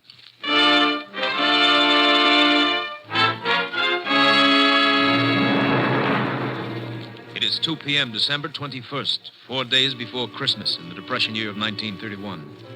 On a city street corner in North Texas, a man dressed as Santa Claus suddenly leaves his post beside a large red pot labeled Help the Poor. Shivering with cold, he enters the newly opened building of the Panhandle Equity Bank and approaches the bank guard. Say, mister, you mind if I stay in here a few minutes, warm up a little? I sure don't. I've been watching you through the window. Don't know how you stood it as long as you did. Oh, this Santa Claus outfit's pretty warm at first, but then the cold sort of creeps in on you. How long they expect you to stand out in that? Oh, 8 to 2. 6 hours, that's all. Well, it's 2 o'clock right now. You can go home. Not till my relief man shows up, I can't. Can't leave till he gets here. Some money in a pot out there. Oh. Well, why don't you wait right in here till you see him? Well, I was hoping you'd say that, because I'm sure... Oh, there he is now. Just drove up in a car. Oh, he can't leave a car parked there in front of the bank. There's a time limit on parking. Well, I think he's just wondering why I'm not there. I better go out and... Oh, he sees me. He's coming in. Howdy. Howdy. Was wondering when you get here. God let me come in and warm up. I hope your Santa Claus suit is warmer than his. We'll be closed up by the time you need warming. I don't think I'll get very cold. I got a Colt 45 in my pocket, pointed right for your belly. Now, don't move. Don't move, he said. Keep your hand away from your gun. You guys are pulling the stick up. No kidding. You figured that all out by yourself, stupid? Let's make it a nice, quiet stick-up, huh? Just walk to the rear of the bank with us, take us through the door to the money in the vault. Now, go on. You'll never get away with this. You're just trying to attract any attention. You'll never live to know whether we're doing or not. All right. Open that door. The girl by the desk has to open it. It's button control. Well, tell her you won't in. Miss Keene. Oh, I'm sorry, Mr. Lovett. Your Santa Claus friend's coming in with you? Yeah. lucky I didn't even notice it. Something wrong, Mr. Lovett? You look kind of sick. You'd be more than sick if you let out one yell. They got guns in their pockets, Miss Keene. Watch your mouth, sister. Nobody else can see us now. Take his gun. I've got it. Now, sister, whether he lives or not is up to you, understand? What do you want me to do? Open the case of those money trays. Get to it. All right. You got the sack. Tell her what to put in it. Stuff it into your jacket when you're through. All right. And remember, sis, one yap and this jerk gets it. All right. Go on. Come on, now, stuff it in the sack. What are you going to do when you leave? Come on, fast. What do you mean? We'll give you a chance to get away. I mean, we won't yell or anything until you're gone. Honest. Oh, yeah, that's real nice of you. Maybe you ought to be wearing the Santa Claus suit instead of me. You think I'm going to fall for a pull-you? One of the bank executives is heading back here. All right. I'm almost through. As soon as I get it in my... Hey, what are you doing back here, Lovett? Why aren't you out front? These Santa Claus fellas, Mr. Peabody, just wanted to... Well, what's the other one doing in the vault there? Miss Keene, what do... Oh! You're going to answer this question later, when and if he comes to. And congratulations on your self-control. You're liable to get medals for saving your own lives. All right, let's go. I got it. All right, let's leave these people to quiet. Wait. Oh!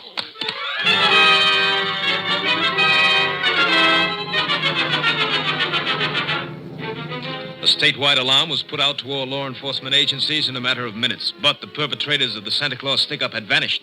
Texas Ranger Jace Pearson, closest unit to the scene of the crime, was requested to investigate. The chief of police gave me the general details. I'd like to get your story firsthand. Well, I saw the guard take them through there, Ranger, and I went back to see why he was leaving his post on the bank floor, and that's when I got hit. You have any idea how big they were? No, I don't. I was too excited. I see. What's your name? Leon Peabody. I'm second vice president. How about the girl, Miss Keene, and the guard, Lovett? Both of them were knocked out, too. Miss Keene finally came to, and we sent her home, but they took Lovett to the hospital. He wasn't in good shape. Skull fracture? They don't know. How come you stayed around? That's a nasty bump you've got. I feel it, too. Plenty. Ooh. But I knew the police would need whatever information there is, so I stayed. Yeah, you better sit down. Oh, thanks. You think you could recognize either of the hold-up men? Dressed the way they were? I'm afraid not. It's a cinch they chucked those Santa Claus suits right after they left here. I hope they left a few fingerprints. Both of them were wearing gloves. You get a tally on how much they made off with? We're running a tape on it. We'll know in a couple of minutes. Men who pulled this job worked pretty smoothly. They seem to know the setup behind the partitions there. Have any of your employees ever been in any trouble? Those men weren't employees of the bank. No. I know they weren't. But somebody inside could have supplied them with your new layout.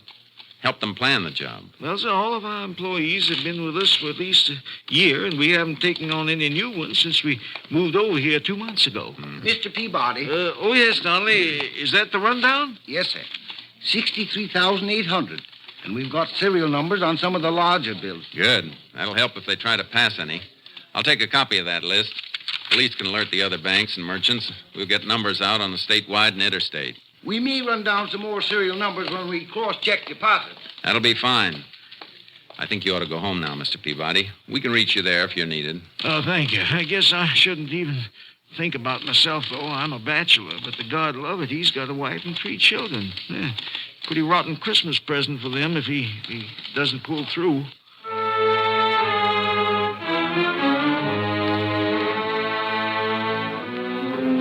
I paid a call on Miss Keene, the girl who'd been slugged, but she was in a state of shock and hysteria.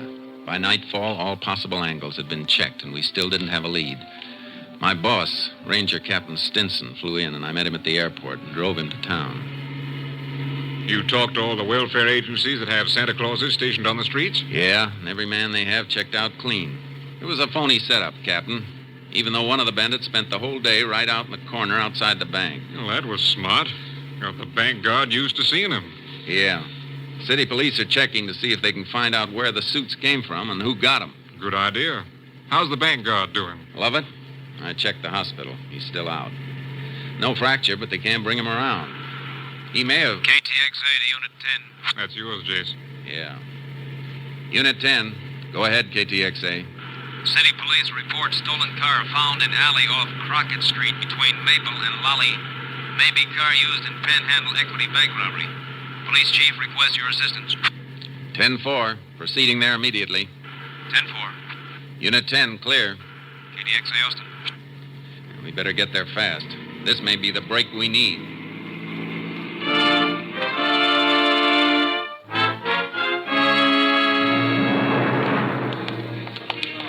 Here it is, Rangers, abandoned in the alley. Prowl car spotted it and checked the license on the stolen car list. When was it reported stolen, Chief? Early this morning, but the owner says it might have been missing since yesterday. He's been away. You check on him? Yep, he's clear. That's where he said he was. What makes you fellas think this is the car? Found this on the floor, under the seat. Big red button. Off a Santa suit, all right. I'm going to climb in behind the wheel for a second. Ask one of the men in the prowl car to flash his light this way. Sure. Let's have a spotlight here, will you, boys? Okay, Chief. That do, Ranger? Yeah, that's fine. Hey, have any of your men moved this rear vision mirror, Chief? Nope.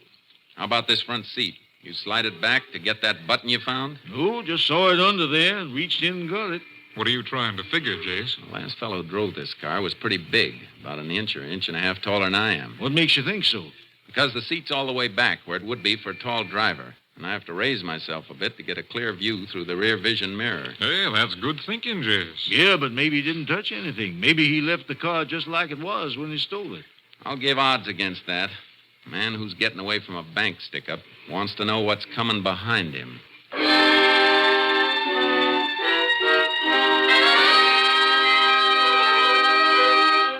All roads out of the city had been under watch since the report of the robbery, so the men we were after figured to be close by. But all we knew was that one of them was about 6'3". In the morning, we made a routine check with police headquarters.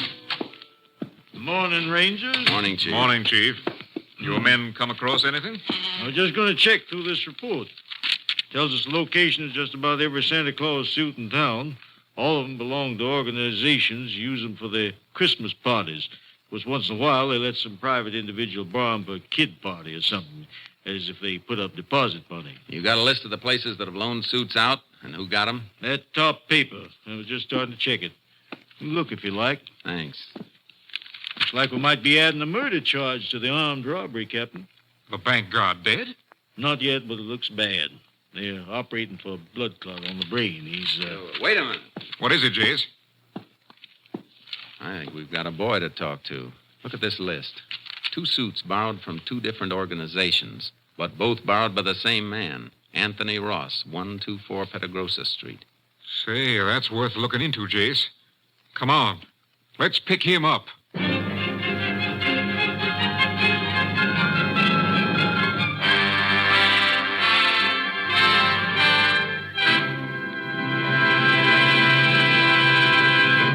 You are listening to Tales of the Texas Rangers, starring Joel McCrea as Ranger Jace Pearson. We continue now with tonight's case, Christmas Present, an authentic story from the files of the Texas Rangers. The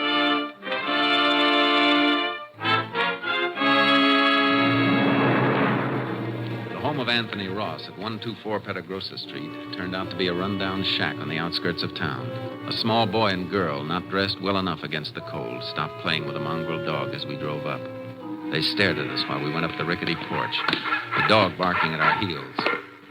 It's all right, boy. It's all right. Take it easy. Good pup. There's a good... Yeah, what? Oh, Texas Rangers. You Anthony Ross? Yeah? We'd like to come in. Oh, sure. Annie, you and Jim take the dog in the back of the house and play there. Look at those suit boxes, Jace. Yeah, I see them. What do you want to see me about? We can start with those boxes on the table. What's in them? I don't know. Just a couple of packages. That's all. They ain't mine. You better open them up, Jace. Yeah. No. Wait a minute. I tell you, they ain't mine. You got no right to... This search warrant says we have. Search warrant? Now, look. Those things ain't stolen. They were rented. Yeah. Couple of Santa suits, all right, Captain. And look, a button missing from the jacket of this one. I don't know what this is all about. Why are you coming... Maybe we can refresh your memory. The guard you slugged at the Panhandle Equity Bank isn't expected to live. What? Who was wearing the other suit, Ross? Who was your partner? What are you guys doing to me? I don't know what you're talking about. We're talking about the $63,000 stick-up you and somebody else pulled yesterday.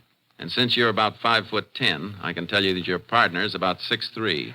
Rangers, you're making a mistake. I don't even know anything about a holdup. The button missing from this suit was found in your getaway car, the one your partner drove. It wasn't me. I tell you, I didn't even know what kind of costumes were in them boxes. They ain't mine. Then where'd you get them? I picked them up at a couple of places yesterday morning. You say you picked them up, and you're trying to tell us you don't know what's in the boxes. I picked them up for somebody else. They were rented out in your name. The woman ordered them in my name. What woman? The one who hired me to pick them up. That's a pretty phony story, Ross. Who was this woman you're talking about? What's her name? I don't know. I don't even know.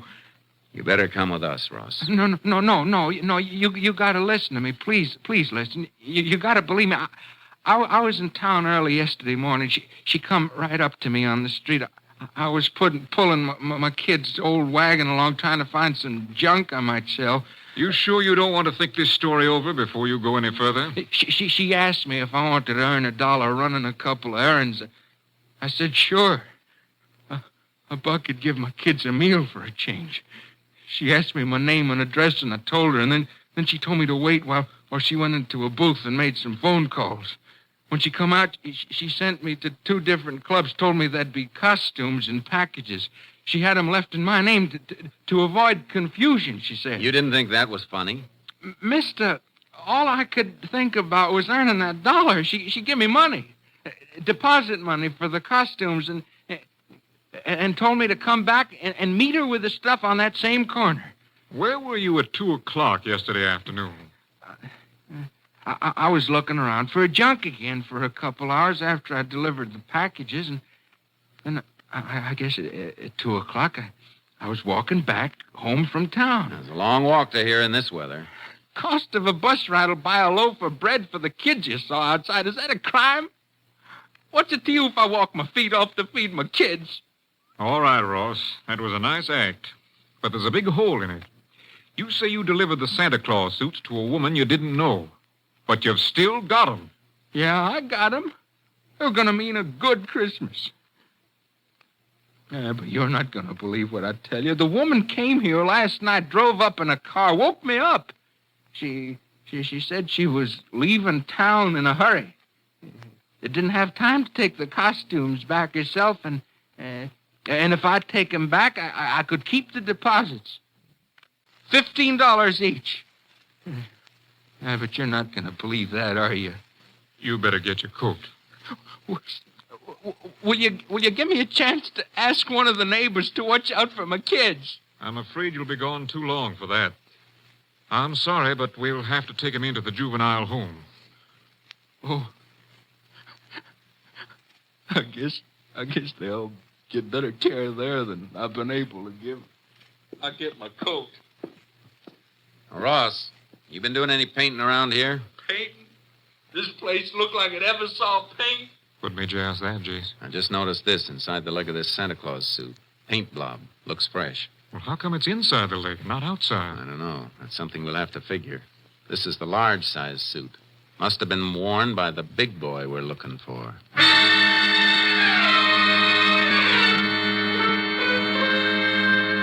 The captain and I did a job we hated, dropping the Ross kids off at the juvenile home. Sometimes it's the only thing to do. They cried for their father. Always makes something inside you cry a little with them. We took Ross to the jail and locked him up. Well, that seems to be it, Rangers. By the time he comes up for trial, he should be ready to name his accomplice. That is, if we don't find him before then. I'd go along with that, Chief, if we'd found any money on him or in the house, even a few dollars. Kids got under your skin, huh, Jess? They got under yours, too, Captain. You know it. Yeah, but we got to remember, that bank guard has kids, too. You got any late reports on him from the hospital? Man stationed there says the operation is over. Don't know how it's going to come out yet, though. You might as well go over there and check with the doctors, Jace. I got to get back to company headquarters. Do me a favor, then. You're heading toward Austin. Take the Santa outfits with you and have them sent on to the lab. Get an analysis of that paint in the trousers. Maybe some traces in the boots, too. Well, how come the boots? Well, they're made to go on over regular shoes. I figured that paint stain on the inside of the pants came from a blob of paint on the shoe of the man who put them on. I see. All right, Jace, you want to know the content of the paint and see if lab can run down the source, is that it? Yeah. You working up to some kind of a lead? Maybe. A few things I'm trying to fit together. Maybe they won't fit. If they do, though, you'll hear from me.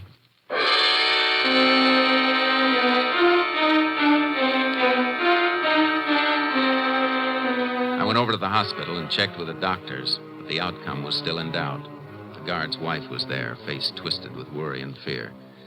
There was nothing I could do to help, so I got some sleep. Then in the morning, I went back to see the police chief. Oh, Ranger, I'm glad you dropped in. I just had a long-distance call from your lab headquarters at Austin. Report on that paint. Mm-hmm. Here, I wrote it all down. Paint is manufactured right here in town. Brand name is Light Glow. Light Glow, huh? Mm-hmm. Can you get a list of local painting contractors who use it? Well, I reckon just about all of them do. It's good paint, and this wouldn't hardly be Texas if we didn't deal with a local outfit, would it? No, it wouldn't. Thanks a lot. I'll see you later. Where are you going? Over to the Panhandle Equity Bank.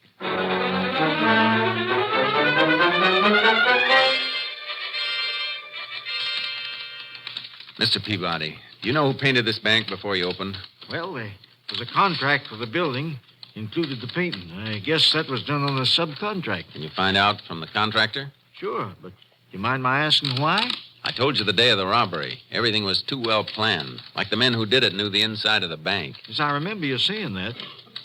You think the painters may have? That's what I think. But why not some of the construction men? I've got a reason for being interested in painters. Check it for me, will you?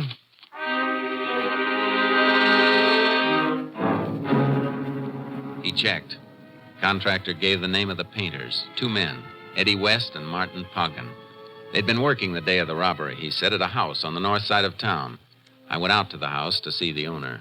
Why, yes, Ranger. They worked here all day that day. I remember we heard the report of the robbery on the radio. They were both here all day? Yes. Didn't even go out to eat? Had their lunches with them. Kind of smelly when the house gets painted. Most women usually get out of the way. I wanted to watch them, so I was here every minute to see they didn't get sloppy. I like things neat. I see. Well, thanks, ma'am. I'm sorry I bothered you. Why are you asking about them, Ranger? Nothing important. Not as long as you say they were here. Goodbye, ma'am. Merry Christmas to you. Yeah, the same to you, Ranger. Merry Christmas. She was the alibi for Eddie West and Martin Poggin, but she was too nervous about answering a few simple questions, nervous enough to make me wonder. I went back to the jail, got Anthony Ross out in my custody, and drove him to the north side of town. All right, get out, Ross. We're going in here for a minute. Why? What are you trying to frame now? I just want you to meet somebody.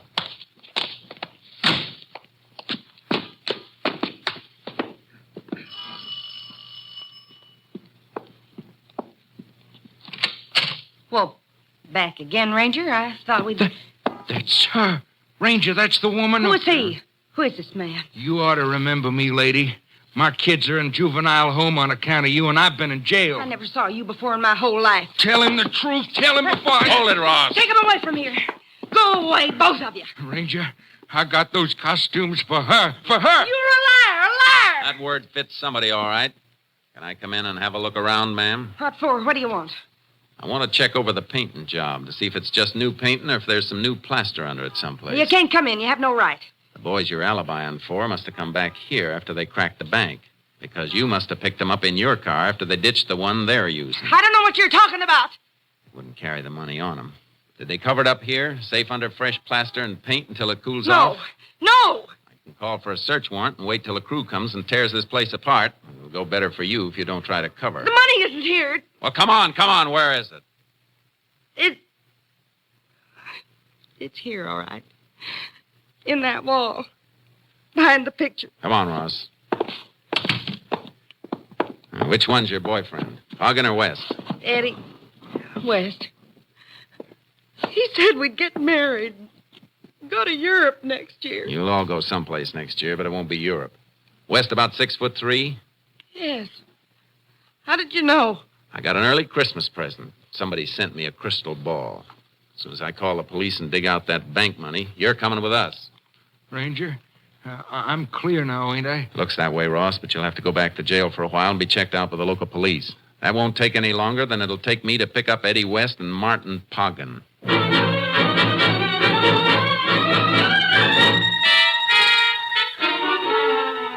I made my call, then took West's girlfriend and Anthony Ross back to jail.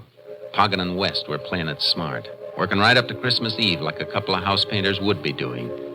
I found out where they were working, a loft of a warehouse. Local police covered the building while I went in.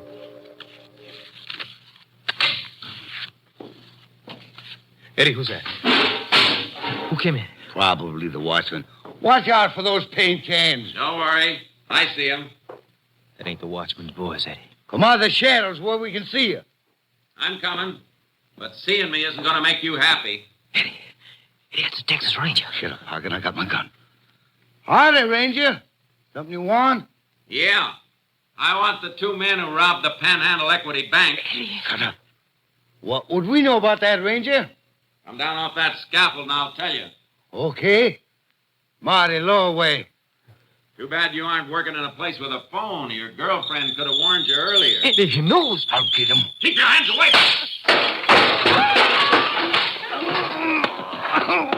I'm hurt. I'm bleeding. I just nicked you when you tried to dig for that gun in your pocket. You're not hurt. We didn't do nothing, Ranger. Somebody should have told you that the real Santa Claus gives. He doesn't take. Get up and try this present I've got for you. A pair of handcuffs.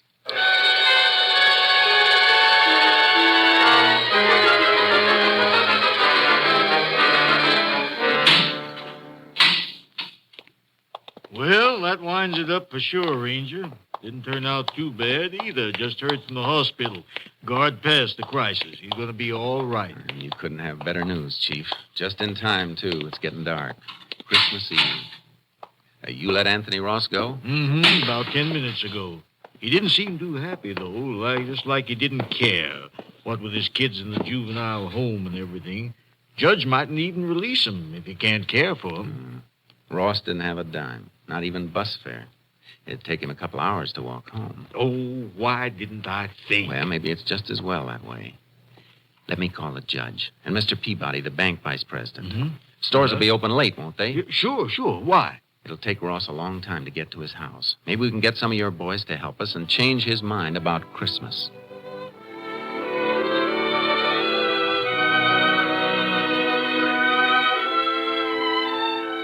There's Ross. You hear him coming up the walk now? Mm-hmm. Coming slow. His tail is dragging. Yeah. Not that I blame him. Are the kids asleep? Yeah. All bundled up in them new blankets. Shh.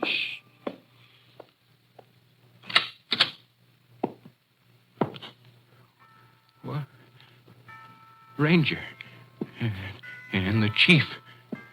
The lights. They're on.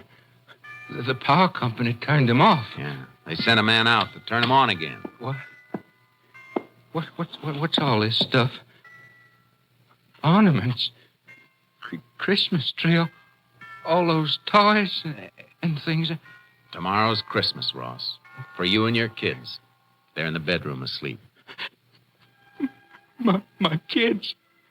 You brought my kids back to me. Yes, and there's plenty of grub in the kitchen. And you've got a job. Starting next week at the Panhandle Equity Bank. Just go in and see Mr. Peabody after the holiday. Meanwhile, he sent you a little cash in this envelope. Sort of a Christmas bonus, just like the rest of the employees get. Well, we have to be going.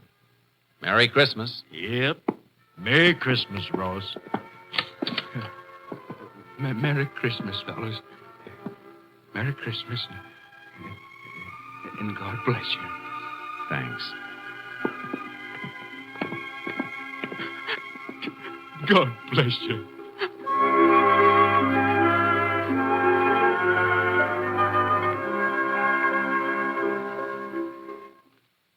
On behalf of all of us on Tales of the Texas Rangers, this is Joel McCrae wishing you a very Merry Christmas. Next week, Joel McCrae in another authentic reenactment of a case from the files of the Texas Rangers.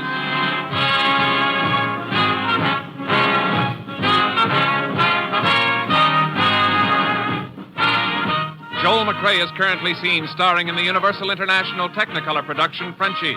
Tonight's cast included Tony Barrett, Shepard Menken, Jim Nusser, Virginia Gregg, Victor Rodman, and Byron Kane.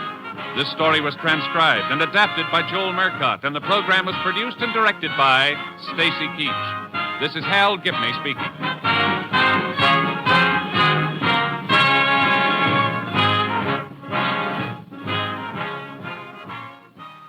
3 chimes mean good times on NBC. Monday means music on NBC, and for your Christmas night listening pleasure tomorrow, the Voice of Firestone presents soprano Eleanor Stever in a thrilling selection of Christmas melodies.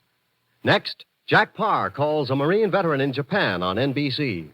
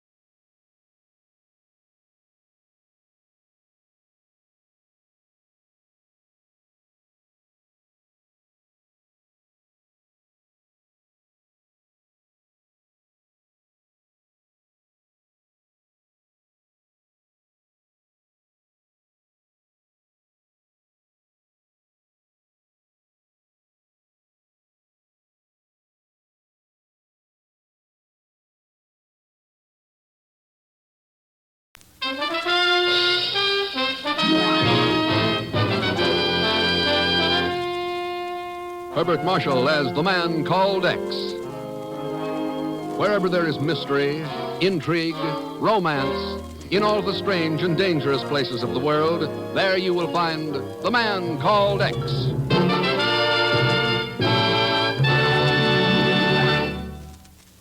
But first, listen for a moment to America's famous singing star.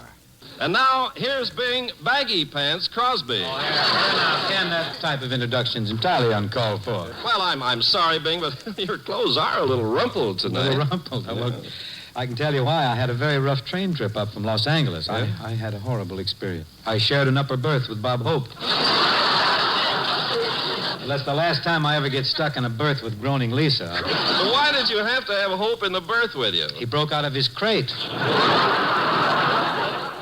Let's move along to something musical, huh? Chesterfield, Chesterfield always wins first place. That milder, mild tobacco never leaves an aftertaste. So open a pack, give 'em a smell. Then you'll smoke 'em. Don't forget to give Crosby for Christmas. Yes, give Chesterfield Christmas cartons with Bing as Papa Santa Claus.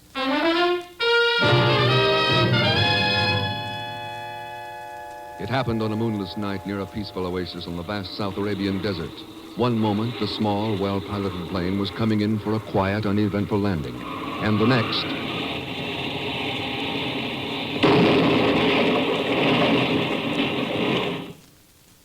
The following morning, the pilot of that plane lies in a hospital room in Beirut, Syria.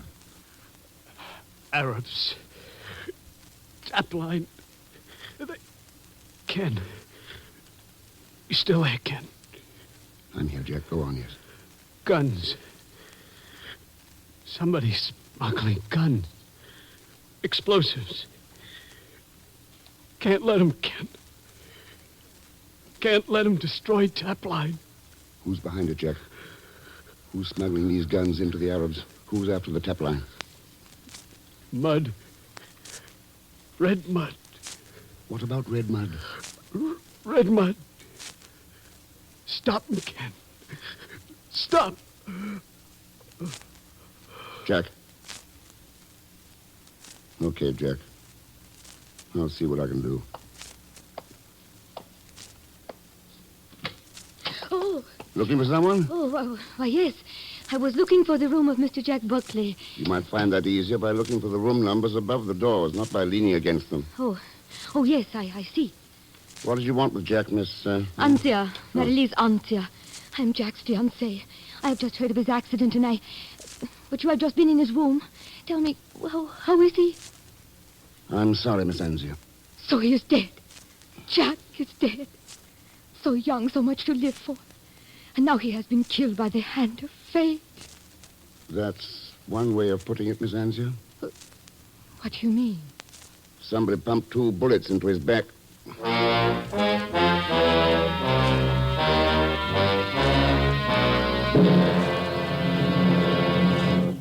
that's why Jack Buckley wired you to go to Beirut, Ken. Somebody's after the tap line, eh? Looks like it, Chief. They're apparently smuggling in arms and explosives to some maverick Arab tribes, expecting them to do the dirty work for them. But good Lord, Ken, that Trans-Arabian oil pipeline is vital to us. It's vital to the whole Western Hemisphere, Chief. When somebody said that oil is the lifeblood of democracy these days, he wasn't kidding. Right. So what are we going to do about it? That pipeline runs through 1,000 miles of desert. How can we even start to protect it? You can start by tipping off the Saudi Arabian government. They'll put some men to work on it. What about you, Ken? Oh, I'll just relax here in Beirut at the government house bar until Pagon arrives. Pagon? Yes. Miss Brooks told me he was in the waiting room there when my call came through. I'll give 8 to 5. He's listening in on an extension phone right now. If he is, I'll ring his eavesdropping neck for him. Better hold it until he gets back, Chief. I can use him here. What in the world could you possibly use Zelschmidt for? This is a plenty dirty deal we're mixed up in. And some of the worst scum on earth are right here in Beirut. I can't think of anybody more at home in this situation than Pagon. Thank you, Mr. Thurston.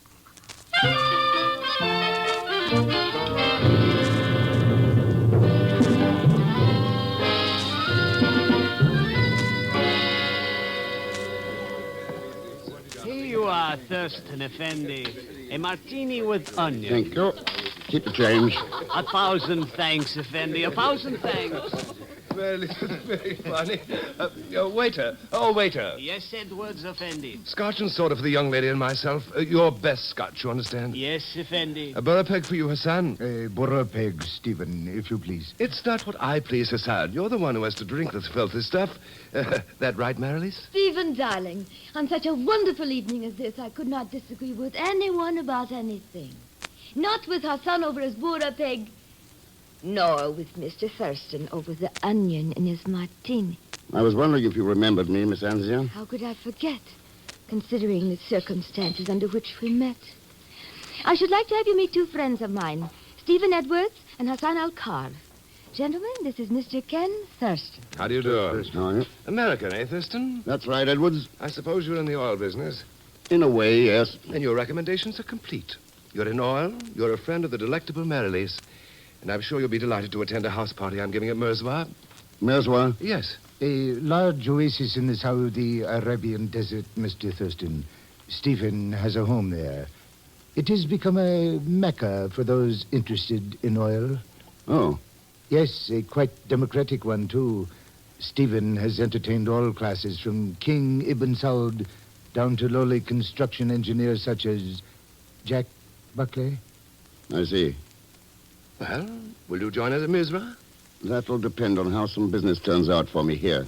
Suit yourself, Thurston. Your drinks are ready, Edwards Effendi. Good. We'll have him at that table in the corner. Come on, Marilis, Hassan. This place gets more depressing by the minute. Of course, Stephen, darling. I do hope you will be able to make it to Mirzwa, Ken. I think you will find it most interesting there. Yeah? And I should like to express my hope to see you there, Mr. Thurston. Also, to add a slight note of warning. Warning? Yes. One must beware of mirages on the desert. Please do not disregard them as did Jack Buckley. You see, he was flying to Mirzwa when the accident occurred.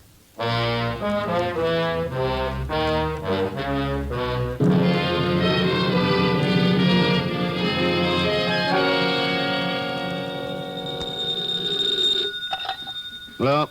I should like to speak with Monsieur Ken Thurston, please. This is Ken Thurston. Ah, so I have found you in your hotel room at last, monsieur.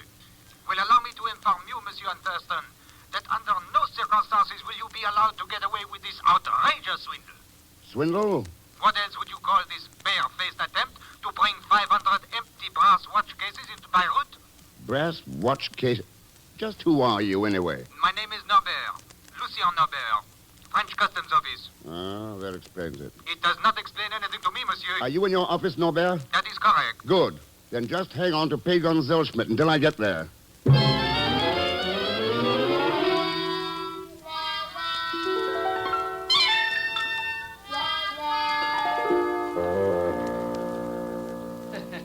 But there's nothing to get all excited about, Mr. X. It's all just one big happy mistake. Oh, sure. Oh, sure. After all, this Arabian desert is pretty tough on watches. Yeah.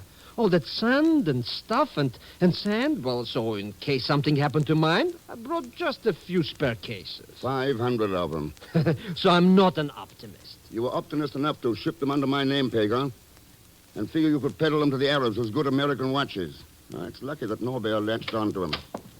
Well, Monsieur Thurston, your receipt for the fine and for the duty paid on the watch cases. Give it to Zerschmidt, Monsieur Norbert. To me? What do I want it with this? You'll be paying for it out of your salary. Mr. Thurston. I trust that this will be a lesson to you, monsieur. An example of our alertness to all attempts at smuggling. You do all right with watches, Norbert, but what about guns, ammunition, high explosives?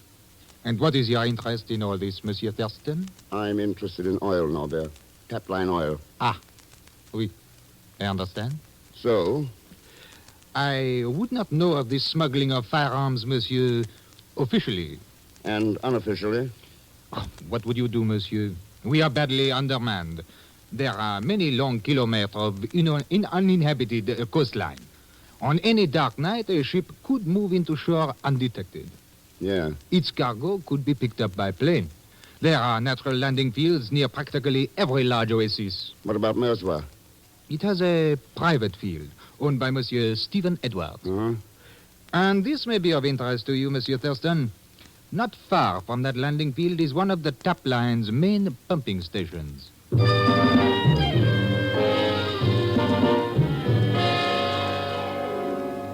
Makes it a bit awkward, Thurston, this late decision of yours to come to my party at Mirzwa. Does it? Yes, the plane I'm flying is already filled up. But I've another one here in Beirut you can fly out yourself, if you want to tackle it. Why not? Good. There's radio to clear the field when you're set to come in, and we'll welcome you with open arms and a raised glass.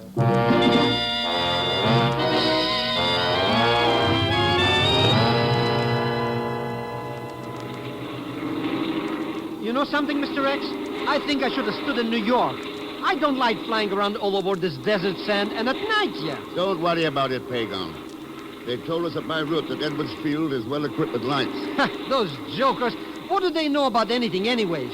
5 hours it took them to put a couple of nuts and bolts in this flying junk heap. It had a cracked manifold. If they knew their business, they could have pasted it up or something. Cheer up, Pagon. We should almost be there. I'll see if I can raise them. This is Thurston calling Edwards at Merswa. Thurston to Merswa. Can you read me? Over. We read you loud and clear, Thurston. We can hear your engine, too. You must be close enough to start setting down. You could fool me, Edwards. We can't see a thing from up here. I'll have the landing lights turned on. There's no wind and plenty of runway, so you shouldn't have any trouble. Happy landings. Over and out. Ooh, we're falling, we're falling! Oh, relax, you idiot. We're only going in for a landing. Landing on what? Who can see anything down there in all that blackness? There are the lights now, and the runway's right between them. Ooh. Ooh. Now, hang on to your hat. We're going in. Ooh. Take it easy. The wheels will be touching any second. Then we could... Hang on, Pagon. Something's wrong.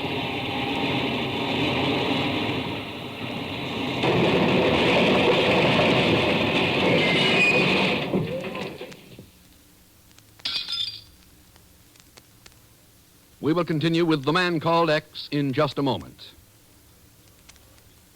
Here's a word from RCA Victor. Only 12 shopping days left till Christmas. But that's not bothering America's snappiest families. They need only one day to select the greatest family gift in history. An RCA Victor complete home entertainment combination. They are pooling their dreams and their money to buy the gift that keeps on giving and giving and giving. Giving not just to one, but to all. Giving not just today, but every hour, every day, every year. Giving not just RCA Victor radio or recorded music or television, but all three combined in one magnificent cabinet. Why don't you join together and agree this minute to meet each other next Monday at your RCA Victor dealers to choose your matchless RCA Victor radio, phonograph, television combination? You'll find it costs far less than you'd pay for each instrument separately.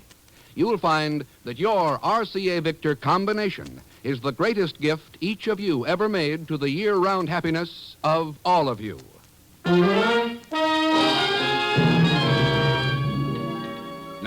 Act 2 of The Man Called X, starring Herbert Marshall, with Leon Velasco as Pagan Zellschmidt.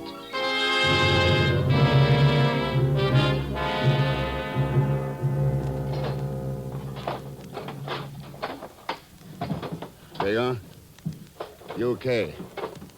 Pagan. Go away, don't bother me. Huh? I just found an angel who's a sucker for empty brass watch cases. I'm sorry, Pagan. You're not dead yet. I'm not? But after that crash, I gotta be. That's what somebody else thought. Come on. Let's get out of here. What happened anyways? Somebody threw us a curve. Huh? Hey, what kind of a runway is this? Nothing but sand. That's right. But the custom guy that Lucien Norbert said there was a good landing field in Merzois. Well, there probably is, but this isn't Merzois. Please, Mr. X, don't be playing 64 questions with me. I told you someone threw a curve at Pagan by stringing portable landing lights out in the middle of the desert. But what kind of a joker would do a thing like that? Don't he know he could kill somebody that way? He knew it, Pagan. Then why did he... ooh. Oh, Mr. X. Let's start walking. I think we'll find the rest of the answers at Merzois.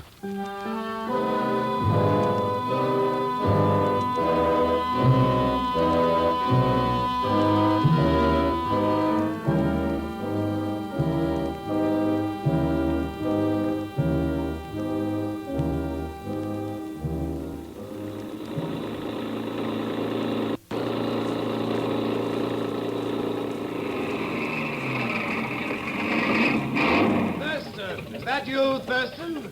That's right, Edwards. What happened? Where's your plane? Why didn't you come into the field? Go ahead, Mr. Thurston. Go ahead. Tell him a couple of things or two, will you? If you didn't know what happened to us, how come you're out in the desert with that half-track? I was worried about you. Oh. Yes, the lights on my field had shorted and I couldn't get them on. When I tried to call you back, my radio was dead. Pretty convenient coincidence, wasn't it? I'm not sure I know what you're talking about, Thurston, but I am sure I don't like the way you say it. And I don't like to be murdered, Edwards. Murdered? You wouldn't happen to have any portable landing light gear at Merzois, would you? As a matter of fact, I did have, but it was stolen. Before or after Jack Buckley's plane crashed? Before, but I failed to see... And that plane he cracked up in, was it one of yours? Was he trying to land at Merzois when he crashed? Now, look here, Thurston. You're right about all of these things, but I'll be hanged if I'm going to stand here and be cross-examined about... Wait a minute. Are you trying to say that you cracked up, too? And you think that somebody used fake landing lights in order to get both of... You're doing all right, Edwards. Why stop now? I will see that you're flown back to Beirut in the morning. What's the matter? Afraid something might happen if I stick around? No, but apparently you are. And who knows, Thurston? You may be right.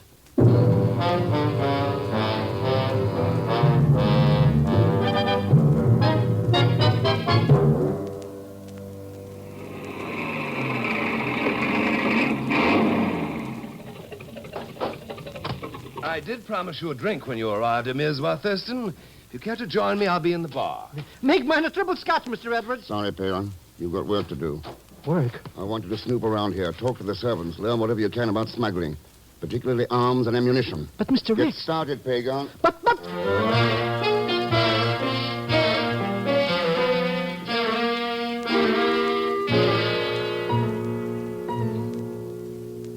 So, your plane crashed in accidental landing, Thurston. How unfortunate. Yes, wasn't it? The only trouble, Hassan, is that our unappreciative guest doesn't think it was an accident. But what else could it have been, Stephen? Ask Thurston. He's the one with a suspicious mind. Let's skip it, Meredith. Maybe that crash shook me up a little too much. Maybe I'm seeing things around there. A change of heart, Thurston, or a cover-up? They're your questions, Edwards. What do you think? Here's your drink. That discharges my duties as a host. One of the servants will show you to your room when you're ready to retire. Aren't you being a little rude, Stephen? A matter of definition, my dear. Let's go to the game room, Hassan. Of course, Stephen. Though I do regret Thurston's involvement in this unfortunate matter. It was to be expected, however. Was it, Hassan? It is only natural that Western strangers run into difficulties when they attempt to pry into Middle East affairs. See you later, Thurston. Yeah. Coming, Marilis? Stephen, I feel badly about... Are you coming, Marilis? Yes, Stephen, of course. Good night, Thurston. There is a fountain at the rear of the gardens. Meet me there in 10 minutes. Huh? Because you are right, Ken. Someone did try to murder you, as they murdered Jack Buckley. And I can tell you who that someone is.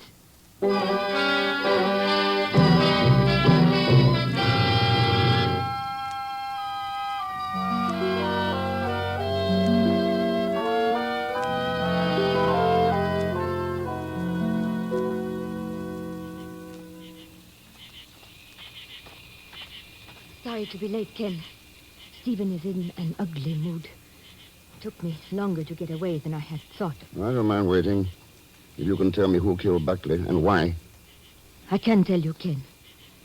Though I am not certain that I'm going to. Well, why not? It might place my life in danger, too. You knew that when you arranged this little meeting.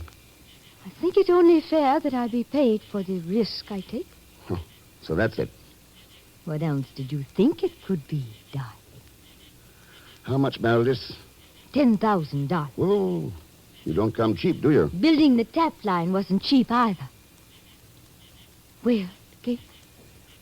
No dice, Meredith. Aren't you being rather foolish, darling? Maybe, but I'd hate to pay out that money and then find that you were the person after me.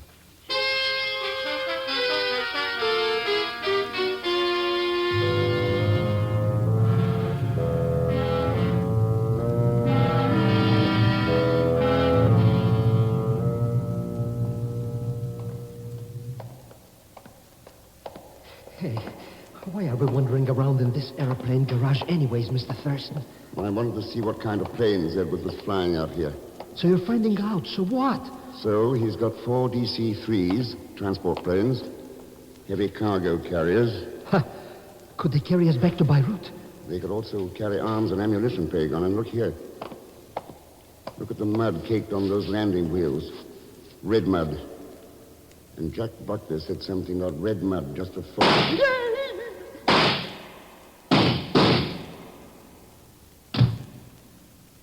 All right, now. Come on, Pagon.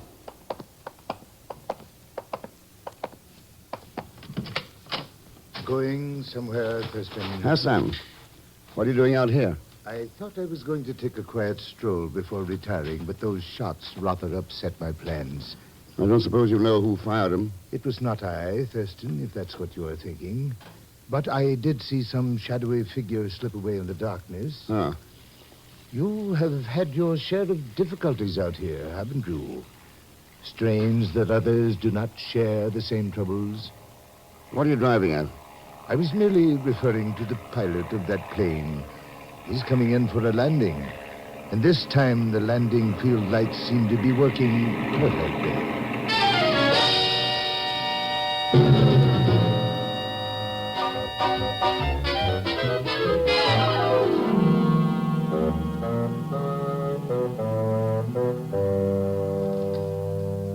So you've got good news for me, Norbert? Oui, Monsieur Thurston. That is so. Those who were smuggling arms into the Arabs have been apprehended. A small group of illegal operators in Beirut. So you need have no further concern. Your troubles are over. Very considerate of you to fly to Merswa with the news, Norbert. You could have radioed me. Ah, but I did not come here merely for that, monsieur. I am on duty for the Customs Department. Huh? Oui, the captured men revealed that they have a cache of arms and ammunition at Le Lac Rouge. Le Lac Rouge? A small oasis some 15 miles from here. It supplies water to one of the tap line pumping stations. How come it's called the Red Lake, Norbert? The color of the water, monsieur, is caused by some chemical in the soil. The entire shore is of red mud.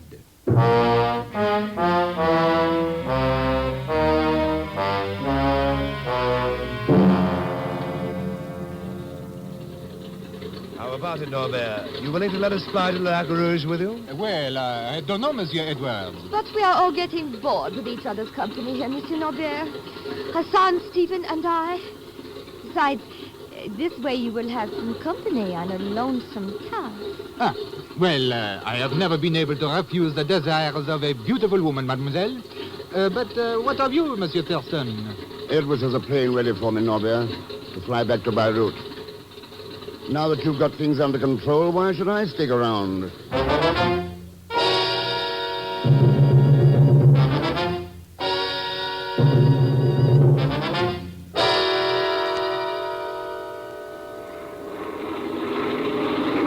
Boy, am I glad to be going back to Beirut. We are not heading for Beirut, Pagan. Huh? What do you mean we're not? Mr. X, it's gunking up on us. We're going to crash again. We're going to crash. Not this time. You're just going in for a dead stick landing. Landing? Landing where? On a natural landing field near the shores of the Lac Rouge.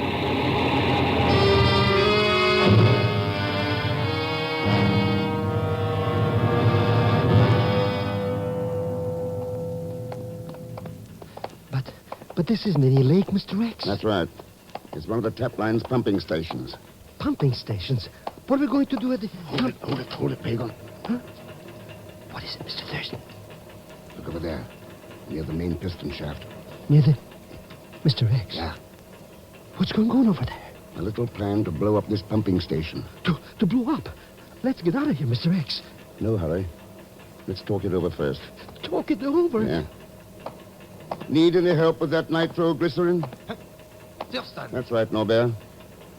Sorry if I startled you. I wouldn't want you to drop any of those nitro bottles prematurely. But what are you doing here? Putting an end to your plan to destroy the tap line. Mr. X, you mean this no-good customer is the one we're after? That's right, Pagan. Some country was paying him off to wreck the tap line. But when his gang was caught in Beirut, he came out here himself to make one last desperate play to blow up this station. Hey, wait a minute, Mr. X. This guy wasn't even at Mirzwa when we crashed, and he couldn't have taken those shots at us. No, but his Arab friends could, and they did. They rigged the lights on us and shorted Edwards' radio and landing field, just as they did to Jack Buckley. What happened, Norbert? Did Buckley learn about your scheme? Oui. You are quite correct in everything you have said, Monsieur Thurston. Unfortunately, you will not be able to take me back with you. Mr. X, he grabbed one of those bottles of TNT. Yes, I'm about to leave now. And I would not advise your shooting to stop me. If you try, we will all be blown up. Perhaps my last desperate gamble did not work. But we have plenty of time, Monsieur Thurston. The winning of an entire world is worth waiting for. He's gone, Mr. X. He's gone. We gotta do something. We gotta do something. No hurry, Pagan. But he's got that explosion stuff with him. Maybe he'll use it now to blow us up. Maybe he'll...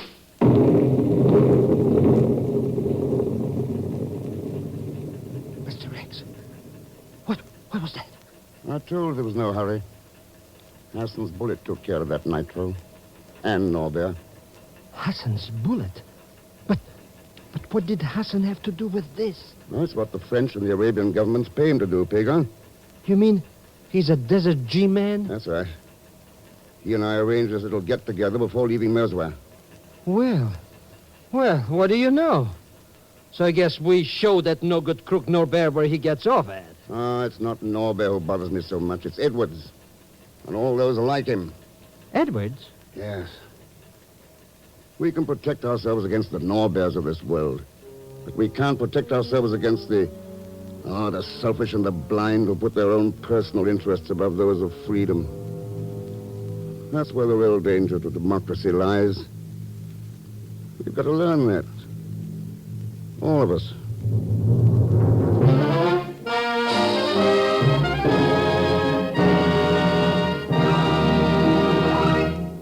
Now, here is our star, Mr. Herbert Marshall. Ladies and gentlemen, in the hustle and bustle of your Christmas shopping, have you stopped to realize that there are children who may not receive any Christmas presents this year? And you can do something about this by sending a new or used toy to the groups in your own town that are distributing gifts to less fortunate children. Help brighten a child's Christmas by sending a toy to your local groups. And thanks for being with us. Next week, Mr. X goes to the Belgian Congo with Leon Belasco along as chief headhunter, Pagan Zellschmidt. So join us, won't you, when next I return as the Man Called X. Good night.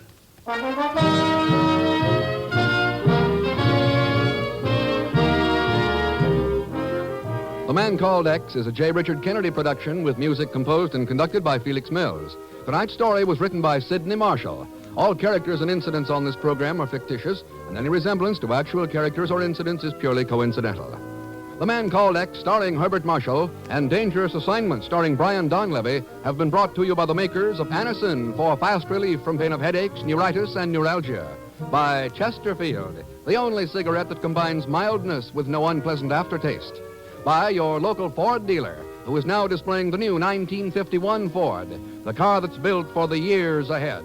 And by RCA Victor, world leader in radio, first in recorded music, first in television. Be sure to listen tomorrow evening for The Big Show with Tallulah Bankhead and a great parade of stars, the Sunday night feature of NBC's All-Star Festival. And until next week, same time and station, this is Jack Latham saying good night for The Man Called X. Hear your hit parade next on NBC.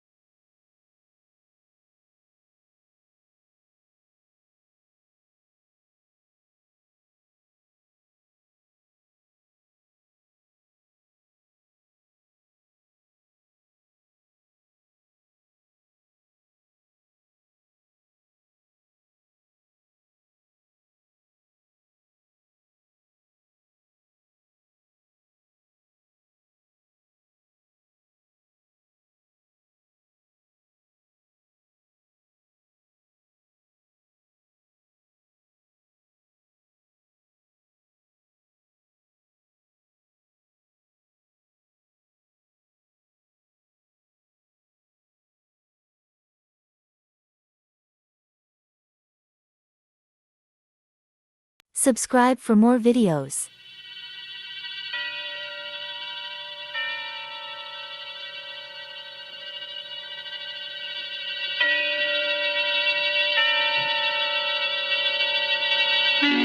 Suspense.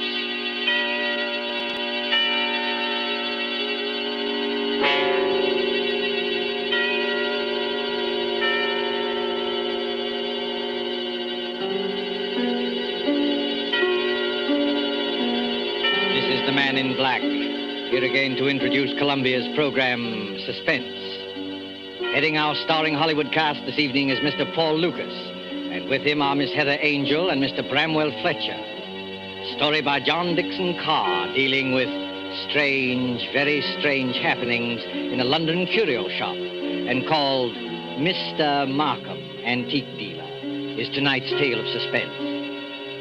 If you've been with us on these Tuesday nights, you will know that suspense is compounded of mystery and suspicion and dangerous adventure. In this series are tales calculated to intrigue you, stir your nerves, to offer you a precarious situation and then withhold the solution till the last possible moment. And so, with the performances of Heather Angel, Bramwell Fletcher, of Paul Lucas as Mr. Markham, Antique Dealer, we again hope to keep you in suspense.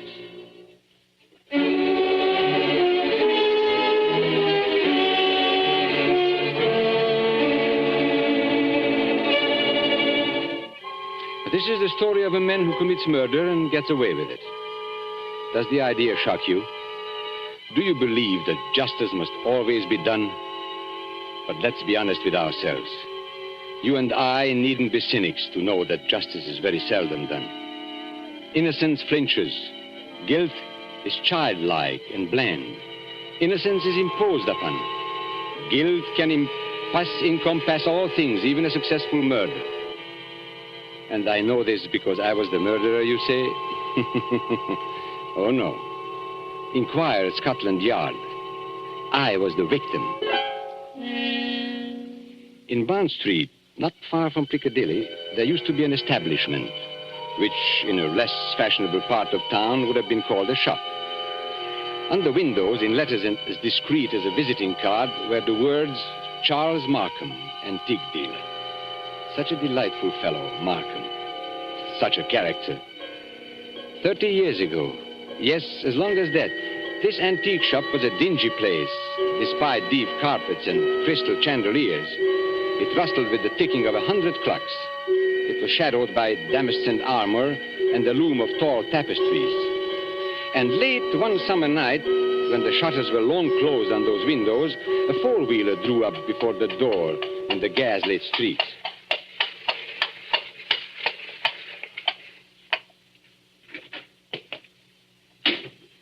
That's all, cabby. You needn't wait. Very good, miss. Good night. Good night.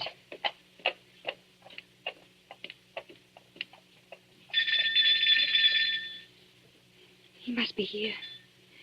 He must be. I won't go back to that place. I'll kill myself first. Oh, look here, old man. You needn't be...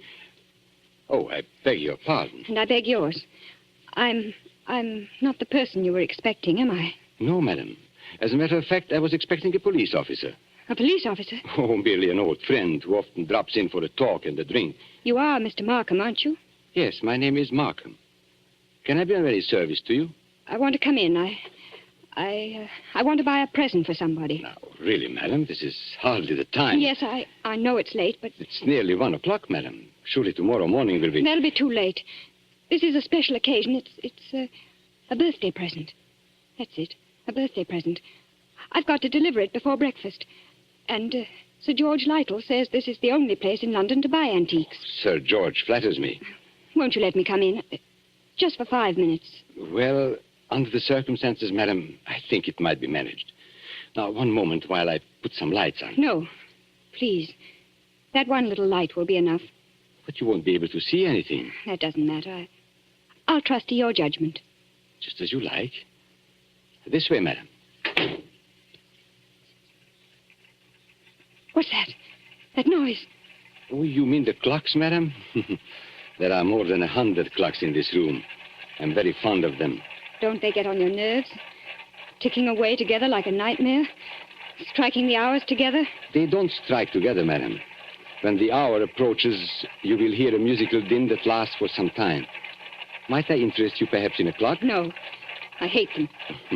Now, all the same, this grandfather clock might amuse you. What about it? Observe the signature. Johannes Carver, Londini, Facet A.D., 1752. You could see better, madam, if you raise that veil. I'll keep my veil down, thanks. Just as you please. But look at the clock. I open the glass face like this. Then I push the second hand forward like this, and...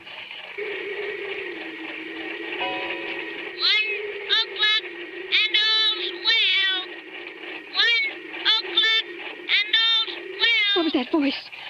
Only the clock, madam, nothing more. The clock spoke. Clever, isn't it? A device of old John Carver, anticipating Mr. Edison's gramophone by more than 100 years. Oh, but you don't like clocks. No. May I ask whether the present is for a lady or a gentleman? It's for a man. Oh, has he some knowledge of antiques? Yeah. I mean... furniture, perhaps. Porcelain, bronzes, tapestries, weapons. He might be very much interested in weapons. Then Yes. I imagine his name is Mr. Ronald Gilbert. Now, will you tell me, Miss Ray, why you really came here tonight? So you know who I am. Naturally. You are Miss Judith Ray. And why did you come here? I wanted to see what sort of a man you actually were. Oh, and have you found out? No, but I won't go back to prison. I won't. As you will. But since it's to be a business conference, Miss Ray, and I imagine it is, Yes. well, then suppose we go into my office, here at the back of the shop. Will you precede me? Thank you. Oh, you must excuse the dust covers I've put on the chairs here. I'm leaving for a holiday tomorrow, and the shop will be closed. When I return next week, Miss Ray, I shall expect the amount requested.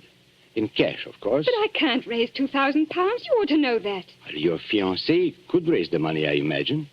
Ron? Do you think I'd have Ron know where I've been? Or what I've been? It's better than having his father learn it, surely. Now, sit down, Miss Ray. I'd rather stand, thank you.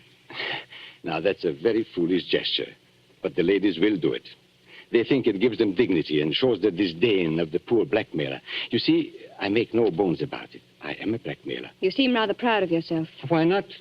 I am the one person in England, perhaps in the world, who has made it a large-scale business. Congratulations. And what is all lifeblood but blackmail? The child says, if you don't give me that, I'll scream. The grown woman says, if you go on behaving like this, I will leave you. Your sex, Miss Ray, are blackmailers from the cradle. You know, Charles Markham, I wonder... Yes? I wonder if anybody's ever hurt you very much. Hurt me? What do you mean? When you talk about the world and people in general, your face goes white under the eyes. You pick up that letter opener from the desk. Not a letter opener, please, Miss Ray.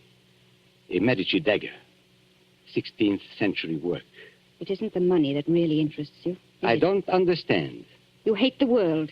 You just want to torture people, but you think you've been tortured. Isn't that so? This is a very sharp dagger, Miss Ray. If I throw it down on the desk, it sticks. Like that. Isn't it so, Charles Markham? My motives, Miss Ray, aren't in question. I wonder. Whereas your motives are. Now, let me see. 10 years ago, in 1903, a certain girl called Letty Wilson, your real name, I believe, fell in love with a rather contemptible underworld character named Arthur Akers. Please. No humiliation was too great for her. She worked for him, lied for him, stole for him. I was only 18. I didn't know what I was Now, doing. this girl, for a very shabby theft, was sentenced to 3 years hard labor at Holloway Prison. 5 months later, she escapes from prison and disappears. All these years afterwards, she appears in the West End as Miss Judith Ray, fashionable milliner. Haven't I made up for it? Haven't I? No. For one mistake. After 10 years. It's the way of the world, my dear. I didn't create it. And I'm forgetting the best part of the comedy. This paragon of virtue next falls in love with Mr. Ronald Gilbert, son of Major General Sir Edmund Gilbert. Such a respectable family, too. Stop it, please. Then, shall we say, 2,000 pounds? Suppose I did raise the money. I don't know how, but suppose I did raise it. Well, What guarantee would I have that you wouldn't ask for still more money? I probably shall ask for more money, Miss Ray. But that's my privilege as a blackmailer. Then I'm never going to be free of you. Is that it? Well, frankly, that's it. Unless I kill you, of course. What if I did kill you? People have threatened it before, but they haven't meant it. Maybe I mean it. Well, we can easily test you out. There's a sharp knife stuck in the desk in front of you. I'm going to get up and deliberately turn my back on you. Like this. Be careful, Charles Markham. As a student of human nature, I'm curious. How much will you risk to keep this secret? Have you the courage to kill and risk hanging? Yes, I think I have. What was that? Now, aren't you glad you held back at the last moment, Miss Ray? I said, what was that? That, my dear, was the front doorbell. Probably my friend, Inspector Ross, from Wigmore Street Police Station. Come in, old man. Come on in. Make yourself comfortable. I'll be with you in a moment. You wanted me to attack you, didn't you? No, I was merely curious. And in any case, Miss Ray, it would be useless to kill me. Useless? Why? Because I shouldn't die. Don't talk rot. Oh, it's quite true. A man in my position must take certain precautions. If you killed me, I should be back to haunt you within half an hour. And I don't happen to be joking. Come in. Now, look here, Markham. Good Lord, Judy. Ron! Mr. Ronald Gilbert, as I live. Ron! What are you doing here? He hasn't got anything against you, has he? Speak up, Mr. Gilbert. Have I? The fact is, Judith, I... Look at him, Miss Ray. See how he changes color and twists his mustache and altogether resembles a boy caught in his mother's gem cupboard. Perfect picture of a gentleman being a gentleman. Look here, Markham. I'm not very clever.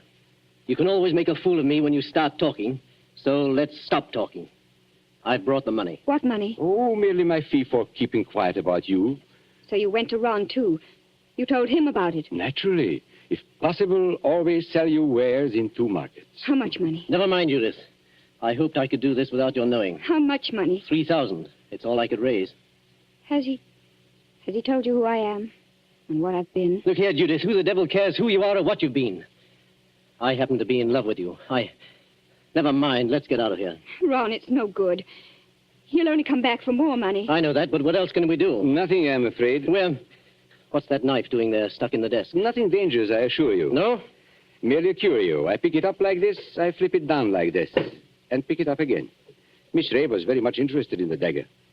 Now, may I have that envelope with the money, please? There you are. Take it. Thank you. As I explained to Miss Ray, I'm leaving tomorrow for a holiday, hence the general disarray and the dust covers on the chairs. But before my departure, I'm glad we could settle this affair, as you would say, like gentlemen. Before we clear out of here, Markham, There's just one favor I'd like to ask. Well, of course, old man, ask away. This is your job, I suppose. You can't help being what you are, but never again, as long as you live. Well? Never even say the word gentleman. Be careful, Ron. Look at his face. Tell me, Mr. Gilbert, how much money is in this envelope? You heard what I said, 3,000 pounds. Then take it back, my friend. I find we can't strike a bargain after all. What do you mean? Just what I say. Here is your money. You will now oblige me, both you and Miss Ray, by leaving my shop. What are you going to do?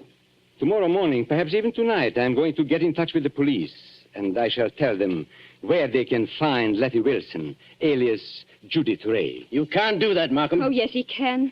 You've hit him where it hurts. 3,000 pounds, my friend, is not enough compensation for the way you talk. There is a way through the shop. Shall I escort you to the front door? No. Oh, so you prefer to stay here and make a fool of yourself? You're not going to tell the police, Markham. I promise you that. And how are you going to stop me? With this. Ron, put that gun away. It's a funny thing, Judith. I felt a bit of a fool, bringing this revolver along. But now I've got a use for it. Oh, yes, I've got a use for it. Oh. Maybe the best thing would be to go into the street now and call a policeman. You'll never get into the street, Markham.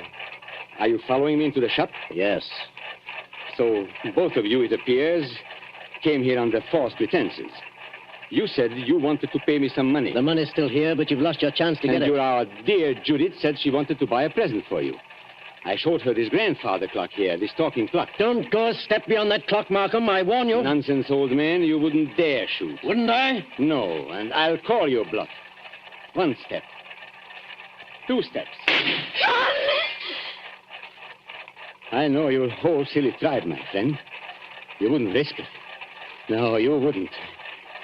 What's happening to me? Don't try and grab onto the clock, Markham. It won't save you. You wouldn't risk your life. You wouldn't risk your family position. You wouldn't.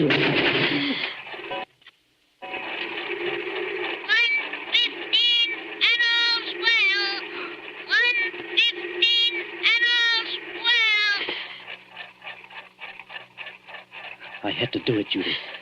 Don't you see? I had to do it. Did you... Is he... Oh, yes. Yes, he's done for. I tell you, I had to do it. Shh, keep your voice down. Why? That shot sounded like the crack of doom. I wonder if anybody in the street heard it. You mean the police? Yes, Ron. What in heaven's name are we going to do? Steady, steady. We'll find a way out. Maybe he's not dead, Ron. Go and look at him. He's dead, all right. Please, Ron. Go and look at him. Well? Shot through the heart. The bullet went clean through him and smashed the face of the grandfather clock. That's all I can see in this dim light. This isn't happening to us. It can't be happening. I've got to think, but it's hard to think. You see, Judith, I'm not in a rage any longer. I'm just numb and a little bit scared. You're not going to give yourself up. And have this whole thing made public? Not likely. Wait a minute. There may be a way out. What way? He said he was going for a holiday, remember? Well, suppose he did. That gives us time. It means his absence won't be noticed. The shop will be closed. Nobody will come here for days. And certainly nobody will come here tonight. And... What's that? The police officer. I forgot the police officer. What police officer? A friend of Markham's. Inspector somebody or other from Wigmore Street. He's inspected here tonight. Then we're finished. No, Ronnie. We're not finished. He can't see anything out there. The shutters are down and the door's covered. Could you pick Markham up and carry him? Yes, I could. Why? There must be a back way out of the shop, probably in the office. Hurry, Ron. I don't like to touch him. Hurry, Ron, please. He's as heavy as a sack of meal. He seems to be looking straight at me. I know. Everything here seems to have eyes and move a little in the shadow. Didn't you see the expression in Markham's eyes just before you... No, I didn't. He seemed to be looking behind us, or beyond us. I don't know how to describe it. And he said something, too, that scared me. He said he couldn't die. He said... Close the door, quick. This police officer, Judith, he can't get into the shop, can he? Of course he can. The front door isn't locked. That's true. What's wrong with me, Judith? I came in that way myself. And there's no time to lock the front door now. Our only hope is through the back way. thought I'd seen a back door and... Ah, there it is. Just a minute. I've killed a man. That means I'm a murderer. A fraction of a second, one tick of a clock in there, and you change from an ordinary happy person into what I... Well, Judith, well? I'm sorry, Ron. The door's locked. Isn't there a key? No. Maybe in his pockets on a key ring. There isn't time, Ron. I think I heard the front door open. Our visitor's coming in. I've got it. The dust covers. What? Those white cloths that fit over the chairs. Look at them. What on earth are you talking about? We used to play a game when we were kids. Somebody sits in a big chair. You know, you fit the dust cover over him and nobody can tell he's sitting there. Don't you see, Judith? That's how we can hide Markham's body. It might work if there's time. There's got to be time. Take the big cover off that chair, the wing chair. All right. Maybe there's a chance. I'll fit him into it. Arms along the chair arms. Feet push back. Now, put the cover back again and pull it round down his feet. Don't let it touch his chest. The blood will show through. There, that's got it. You can't see anything now, can you? No, but, Ron. Well? What did you do with the gun? The gun? The gun you shot Markham with. Oh, well, Judith, I put it down on the floor when I picked up his body. Out in the other room? Yes, I'm afraid so. And it's too late now, Judith. The police are here. What are you going to say? I don't know. Trust your wits and try and brazen it out. Yes? Come in. Good evening, Miss Ray. And good evening, Mr. Gilbert. Charles Markham? You're Charles Markham? Correct, Miss Ray. But why should that surprise you? Why do you look as though you were seeing a ghost? Because we are seeing a ghost. If you're Charles Markham, whose body is... Judith, be careful. Body, Miss Ray. Did you say body? Miss Ray's upset. She doesn't know what she's talking about. If you killed me, I should be back to haunt you within half an hour. That's what he said. I tell you, Miss Ray isn't herself. She had bad news today. A relative of hers died. I've been trying to make her feel better. Indeed. Do you think it would make her feel better to bring her here? I don't understand. My dear sir, you are very welcome. But the situation is surely a little odd. I come in here and find you two looking as guilty as a pair of murderers if in my private office in the middle of the night. There's nothing odd about that. I wanted to buy Judith something. At 1 o'clock in the morning? Yes. Why not? Well, may I ask how you managed to get in? The front door was open. We just walked in. If you wish to buy something, why not stay in the showroom? Why come to my office? Well, hang it all. You didn't think we wanted to steal anything, do you? Well, that thought did occur to me. You see, there was nobody else here. There's nobody here, Mr. Markham. Not a living soul. Then you didn't meet, by any chance, my brother? Your brother? Yes, my brother Robert. You couldn't have mistaken him if you had seen him. He looks so much like me that few people can tell us apart. Oh, so that's it. Poor Robert often deputizes for me. He's learned to act like me, think like me, and talk like me. But he doesn't like the work very much. Of course, you know what my work really is. Is this part of the game? Are you trying to play cat and mouse? Robert is an idealist. He thinks, poor fellow, that my profession is beneath contempt. But he acts the part and acts it well because I pay him. And I find it useful to have a double who will run risks for me. What have you done with his body? We haven't done anything with him. If you've killed Robert, my friend, you've committed a totally useless murder. You don't see him here, do you? No, but I see his handiwork. Meaning what? I've warned him many times about throwing a knife down on a polished desktop. Those scratches on the desk are fresh scratches. Of course, if you give me your word of honor that he's not here... Of course, he's not here. Well, in that case, all we can do is sit down and make ourselves comfortable. Will you sit there, Mr. Gilbert? And you, Miss Ray, in that wing chair by the window. What's wrong, Miss Ray? Why don't you sit down? Because I prefer to stand, thank you. Then perhaps you won't mind if I sit in the wing chair. It's a very comfortable one. My brother always says... Don't sit down there for the love of... Oh. So that's it. Yes, that's it. It is rather a thick chair. I press against the dust cover and blood comes through.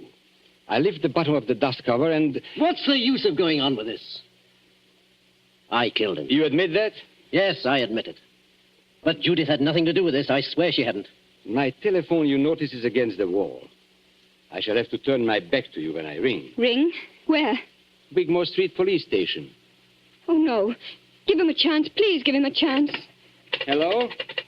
Hello, operator. I want Regent 0586. I won't let them take you on. I won't. It's no good, Judith. I killed a man. I meant to kill him. That's all there is to it. A very sensible attitude, my friend. And if the lady has any idea of flying at me with that knife, just notice what I've got here. A .32 revolver, one chamber fired, picked up off the floor in that room where... Hello? Hello, Wigmore Street Police Station. For the last time, Hello? Mr. Markham, won't you give him a chance? Be quiet, Miss Ray. May I speak to Inspector Ross, please? Inspector Ross speaking. Oh, isn't that Mr. Markham? Got it in one, Inspector. Charles Markham here. I understand you were going to drop in and see me tonight. Well, I intended to, Mr. Markham, but I'm afraid I can't make it now. Oh, why not? Anything wrong? Only a robbery in Davies Street, but it's likely to be a long job. Sorry I can't get there. Well, that's perfectly all right, Inspector, because actually I rang up to make sure you wouldn't come here tonight.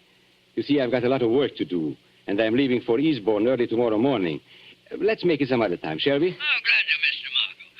No crimes being committed up your way, I suppose? No, Inspector. It's as quiet as the grave. I've never known a more peaceful night. Goodbye. Why did you do that? Now, please, don't excite yourself, Miss Ray. Didn't you hear what I told the Inspector? Yes, but is this some more trickery? Trickery? How can it be? I don't know. That's what I'm asking you. I should call it generous when I let my poor brother's death go unavenged. You're not doing this without a reason. Naturally not. But has it occurred to you, either of you, that I might not want my business dealings revealed in court? What are you driving at? And has it also occurred to you that a man's double, who looks exactly like him and shares all his secrets, may become a danger rather than an asset? He knows too much, he wants too much, and so... I think I understand. You're glad he's dead. Not glad, my dear. You shocked my brotherly feelings, but definitely relieved. Look here, you can't get away with this. Get away with it, sir? Aren't you forgetting that you are the murderer? Then what are you going to do? Now, it is very simple. We three, in an unholy partnership, will dispose of Robert's body. Or would you rather hang? He's got us, Ron. There's no other way. But how can we dispose of the body? This seems worse than killing him. It's filthy, cold-blooded... Practical necessity. And as for disposing of the body, nothing is easier. We shall simply gather and...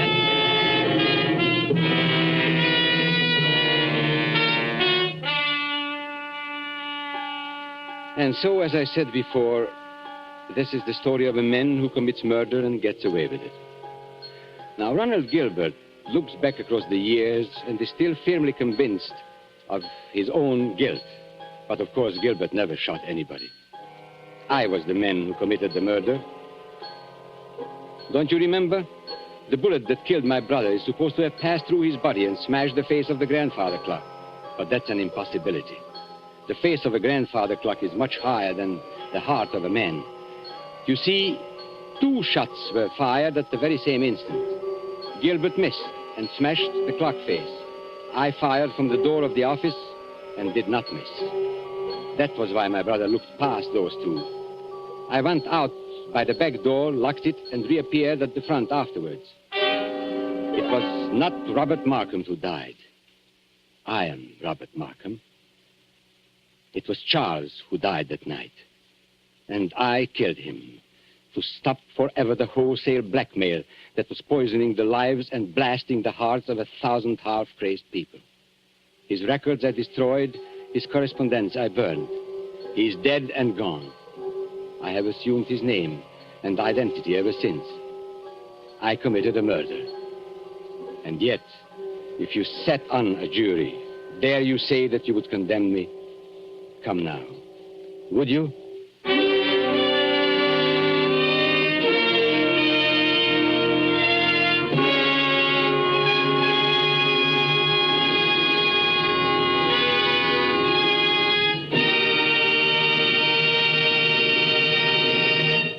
And so closes Mr. Markham, Antique Dealer, starring Paul Lucas with Heather Angel and Bramwell Fletcher. Tonight's tale of suspense. This is your narrator, the man in black, who conveys to you Columbia's invitation to spend this half hour in suspense with us again next Tuesday, when we will have the pleasure of bringing you Mr. Charles Lawton and Miss Elsa Lanchester will star in one of the most famous and suspenseful of Agatha Christie's thrillers, The ABC Murders. The producer of these broadcasts is William Spear, with Ted Bliss, the director, Lud Gluskin and Lucian Morowick, conductor and composer, and John Dixon Carr, the author, collaborated on tonight's Suspense. This is the Columbia Broadcasting System.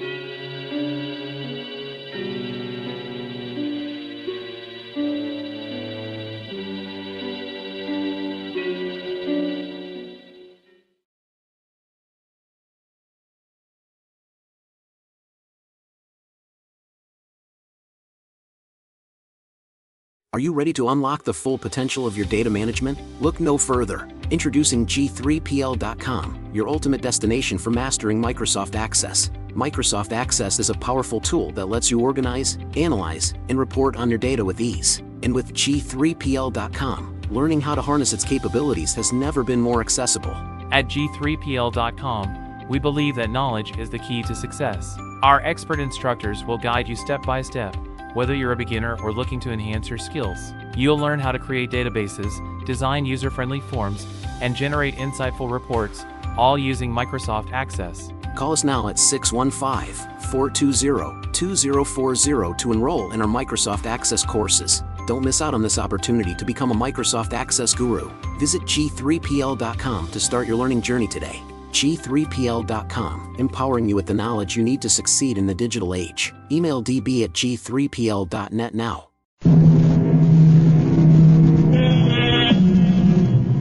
And now, here's Act One of The Old Ones Are Hard to Kill. It begins with a stethoscope, a blood pressure reading, an electrocardiogram, and an altogether satisfying report on the health of Mrs. Ada Canby. Well, can't see a thing to complain about, Ada. That little congestion you had last time is all cleared up. All in all, I'd say you're doing fine. For a woman my age, you mean? The older the chicken, the tougher it is to kill. That's what my grandmother used to tell me, and she lived to be 98. Speaking of relatives, you see much of Walter? My grandson? Oh, the usual once-a-year visit. And he always comes up with the same complaint. What's that? That I shouldn't be living all alone. That big house of yours must get pretty lonely sometimes. Well, the truth is, Dr. George, I'm not alone there. You're not? I decided to take in the boarder last month. Really? I haven't written Walter about it. I'm sure he'd object to my taking in a stranger, but there's really nothing wrong with Mr. Paulson, except his health, maybe. His health? What's wrong with him? Oh, the poor man's had a terrible cold for the past 2 weeks. Won't let me do a thing for him, though. Well, now, where did you meet this Mr. Paulson? He answered the ad I ran. He's just back from South America. Been living in Brazil for years. He's a very nice gentleman, really. He keeps himself and tends his birds. He has the loveliest blue parakeets. You can hear them chirping all over the house. Oh, it's the friendliest song. Well, I don't see anything wrong with what you're doing, Ada. Just make sure you don't go and catch the man's cold. There's not much chance of that. The poor man hardly ever leaves his room. Well, how much do I owe you? I'll send you the bill. I'm sure you'll forget all about it. Promise me you'll send it.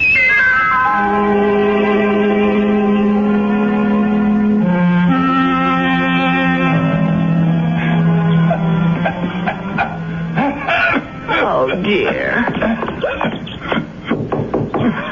Mr. Paulson? Are you all right? Yes, Mrs. Canby. I'm all right. That cough sounds worse than ever to me. Why don't you let me fix you a little hot milk and honey? No, thank you, Mrs. Canby. Thanks very much. I'm going to try to get some sleep. Well, all right, if you say so. I guess it's time I was in bed myself.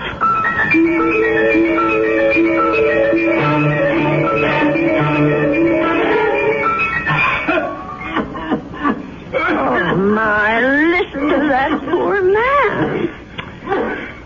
I wonder if he keeps his birds awake, too. Mrs. Canby, please. For heaven's sake, is he calling me? Mrs. Canby! He is calling me. I'm coming, Mr. Paulson. Oh, no. Where are those darn slippers? I'll be right there. What is it, Mr. Paulson? What's the matter? Mrs. Canby. Mr. Paulson, just look at you. Why didn't you tell me you were so sick?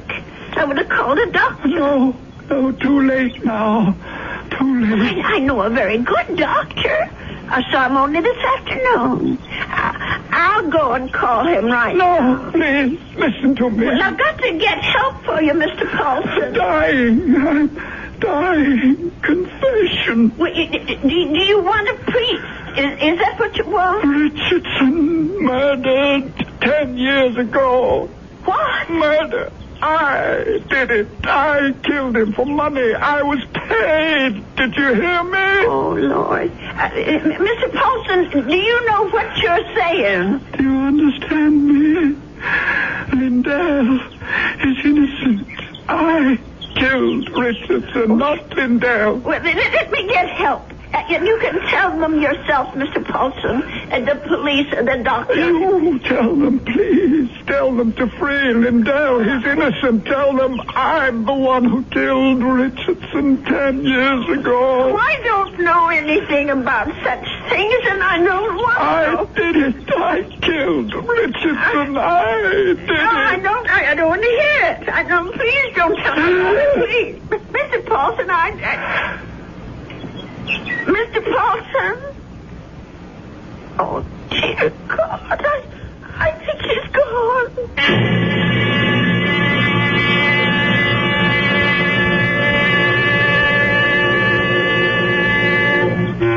Listen to those poor little birdies. I suppose they miss poor Mr. Paulson. I'll lay them in his room. Well, let's see about this letter now. Dear Walter, I hope you don't mind my turning to you for advice, but I really don't know what to do. It's been 3 days since my boarder, Mr. Paulson, passed away, and I still haven't told the police what the man said to me. I just can't bring myself to get mixed up in anything like this. Dear, what's the use of writing Walter? He'll probably think I've dreamed it all up. No, I'll just forget it. Only how do you forget such a thing? Those names, I keep hearing them. Richardson, Lindell. Lindell is innocent. Oh, dear God, what if it's all true? If Mr. Paulson actually murdered this Richardson and Lindell is innocent? Only, well, who are they? I wonder if the telephone book, well, why not? Let's see. Richard, R.I. C-H-A-R. Yes, here it is. Oh, Lord, there's dozens of them. Well, I'll try Lindell. That wouldn't be as common, I don't suppose. Yes, here it is. There's only about half a dozen, then. Oh, my heavens. Lindell and Richardson. Both names together. Lindell and Richardson Investments. 9 Concourse 4153132. I wonder if... Well, maybe it's the only way to be sure.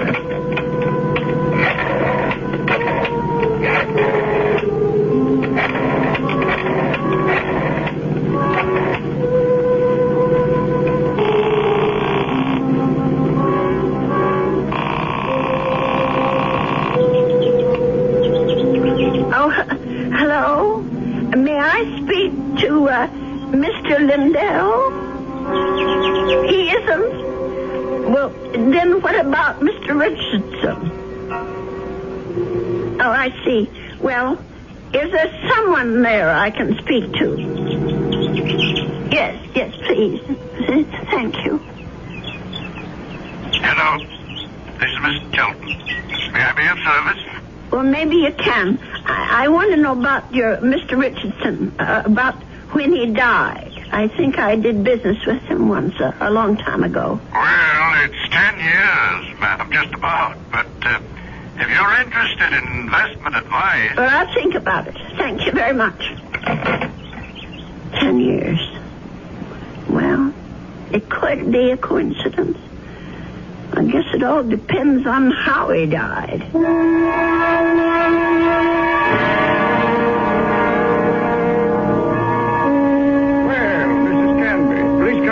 Have a seat. Thank you. Well, now, how can we be of help to you? Well, I didn't come here to get help, Mr. Shelton. I came to help you, as a matter of fact.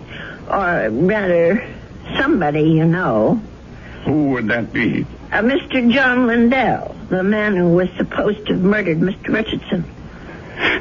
I'm afraid I'm not following you. Well, it took me all week to find out what happened to those two men, and finally I found the story in the old newspaper room down at the library about Mr. Lindell being indicted for killing his partner. But I'm sure you know the whole story a lot better than I do. Well, of course I know the story, but that was quite a long time ago, Mrs. Canby. 10 years doesn't seem so long when you're my age. Anyway, the point is that I can help your Mr. Lindell, only I can't do it alone. Did you know John Lindell? No, I didn't. Nor Mr. Richardson, for that matter. The man I knew was named Paulson. Who? I rented a room to Mr. Paulson, and he died about 8 days ago of pneumonia. I was there when it happened. Well, that's unfortunate, but... Before he died, Mr. Paulson told me something about Mr. Richardson's murder. He said Mr. Lindell hadn't been responsible, that he, Mr. Paulson, had committed it. For money. Oh, Mrs. Canby, listen to me. It was this man Lindell that bothered him. The fact that he was in prison for something he didn't do. I thought I should tell you this, Mr. Shelton, because you knew both of these gentlemen. It said so in the newspaper. Mrs. Canby, my dear woman. What? I don't know what silly story you heard, but it's completely wrong. There wasn't any question about what happened. This boarder of yours, whatever his name is, merely had an obsession. Well, just the same, I thought you could follow through on this business. Yeah. Tell the police. Because if it is true, Mr. Lindell should be freed. On evidence like that? Well, I don't know anything about evidence. I'm just telling you what I heard. Well, never mind. I suppose I should have told the police myself. Oh, wait, Mrs. Canby. Let me put your mind at rest. John Lindell is no longer in prison. He isn't? He's dead, Mrs. Canby. He's been dead for the last 3 years. Oh. He wasn't a young man when all this happened, when he accused his partner, Fred Richardson, of defrauding him and shot him dead. He died? In prison? Even if all you say is true, that this man was Richardson's murderer, you can't help John Lindell any longer. He's beyond that. But his name, don't you want to clear his name? Have you any proof? Any living witness? Just myself. Forget it, Mrs. Canby. That's my advice to you. The old wound is healed. Don't reopen it. Oh, well, it troubles me so. I haven't thought of anything else since it happened. Perhaps if I saw a minister, if I had some advice from a man of God. Mrs. Canby, now you said something. Now you've shown me the way. That's where our answer lies, dear woman, in prayer. Mm-hmm. In the forgiveness of our dear Lord. Will you pray with me, Mrs. Canby? Pray? Here? Why not? God is everywhere. Please, join me. Dear Lord, tell us what to do. Give us your divine guidance. Show us the path to righteousness. Mr. Shelton, Help us, O Lord. Help us to understand. Teach us to forgive the sins of others and to forget them. To forget. I feel much better now, Mrs. Canby. Do you? I'm not sure. Let us turn this matter over to God, Mrs. Canby, not to the police, but to the Lord. It's in his hands now. Don't you agree? Well, in a way, that's true. Since they're dead now. All of them.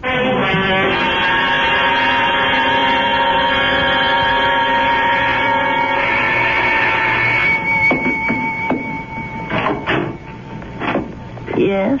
Mrs. Canby? Yes?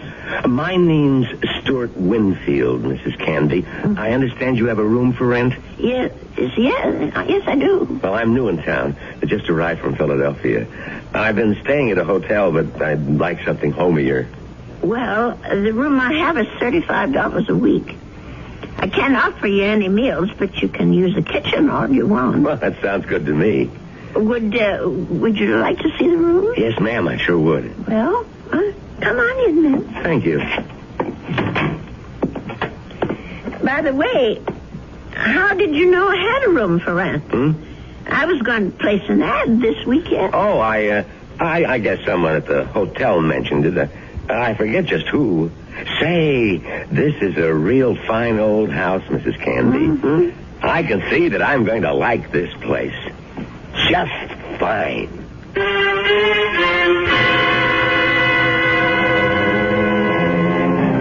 And so Mrs. Canby has a new boarder. He's a very personable young man with a great deal more charm than old Mr. Paulson had. Perhaps in a little while, Mrs. Canby will be able to forget her former boarder and the shocking confession he made on his deathbed. I'll be back shortly with Act 2. I want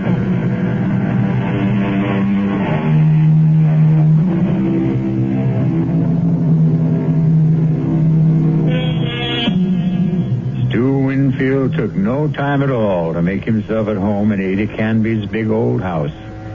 He loved everything about his room. The fine old four-poster bed, the crazy quilt that Ada herself had sewn up 40 years ago, the lace curtains on the window. He even loved Mr. Paulson's blue parakeets. But what he really seemed to like best was Mrs. Canby herself. Just take me 2 minutes to get these clean sheets on the bed, Mr. Here, let me give you a hand. No, I can manage. I've been making this bed for almost 50 years. 50? You've lived in this house that long? Moved in here when I got married back in 1919. My husband David bought it for us. Our only son Ralph was born in it. And you've lost them both? Yeah, they're both dead, but I haven't lost them. Oh, yes, I understand, Mrs. Canby. I guess I feel that way about my mom. Your mother's dead? Yes, she died when I was 2. Listen, Mr. Winfield, are you sure you want these birds in your room? I could take them to the parlor if you want. No, I think they're great. I think everything's great about this house. But there is something you can do for me. What's that? Would you mind not calling me Mr. Winfield? Oh? That's what they call my father. My name's Stuart. Well, all right, Stuart.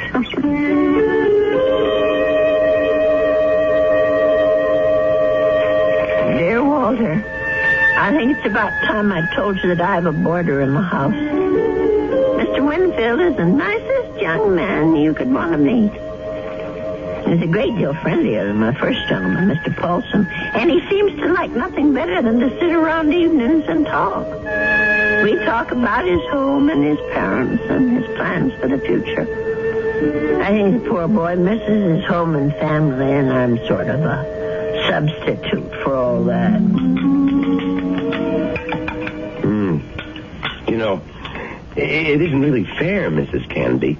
You said I had kitchen privileges, but that doesn't mean you have to cook for me. Well, it's a pleasure, Stuart. I haven't had anyone to cook for in years. You're kidding.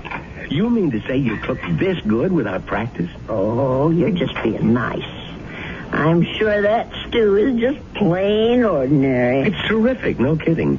It tastes like, well, it tastes like home, if you know what I mean. It depends on whose home you mean. Well, my mom cooks stews like this. That's what I meant. Your mom? What? But she died when you were only 2. Oh, well, I guess I didn't mean my mom exactly. I was thinking of my Aunt Martha. I mean, she's the one who sort of took over the cooking and stuff after my mother died. And my father's sister, you know? I see. Well, that was lucky that you had someone to take her place. Yeah, that's right. Excuse me. My Stuart, you're not coming down with anything, are you? No, I'm fine. Just a little case of the sniffles. Listen, if your room isn't warm enough, I have an extra book. No, the room's just fine. Don't worry about it. Oh, you be sure now. I know I felt a little guilty about poor Mr. Paulson when he got sick. Maybe I didn't take good enough care of him. Paulson? Mm-hmm. Was that your former boarder, the bird lover? Yes, that was his name, the poor man. Tell me about him. Well, I don't really know that much about him. He lived here less than 2 months. Well, what sort of a guy was he? Well, very quiet. He kept to himself. Did you say he was from South America? I don't remember if I did or not. Well, you must have said it. Yes, of course. He was American, but he'd been living in Brazil. I don't know why exactly. Although, come to think of it, maybe I do. What do you mean? Well, it just occurred to me that Brazil might be just the place for someone who came into a lot of money and wanted to leave the country. I don't understand. Oh, I really think you are getting a cold, Stuart. I'm getting that blanket out this minute. Now, wait, Mrs. Candy. I'd rather hear about... Never mind. I don't want to take any chances. I'll be right back. Yes, Mrs. Candy. Don't take any chances.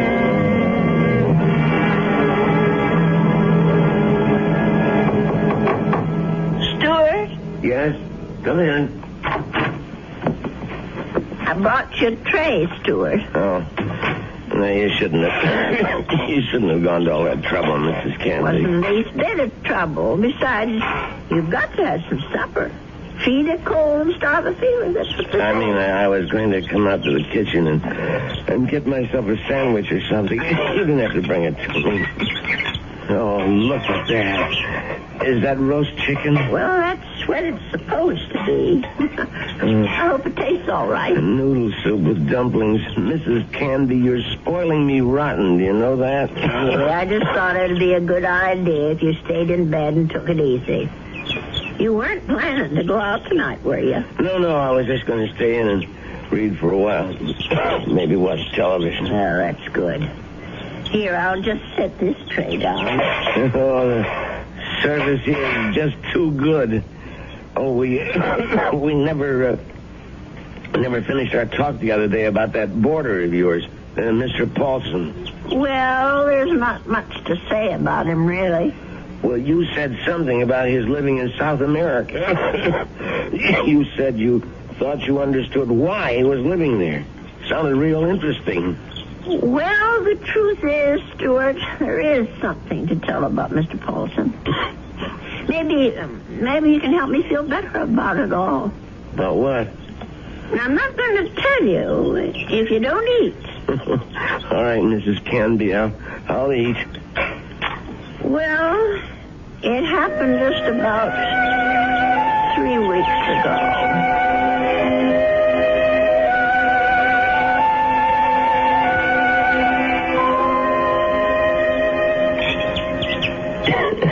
You know something, Mrs. Candy? That's about the best roast chicken I've had in years. I'm sure I spoiled your appetite with all my chatter. No, that was a really interesting story. But what do you think of it all, Stuart? No, the killer is the man who hired Mr. Paulson. Don't you see?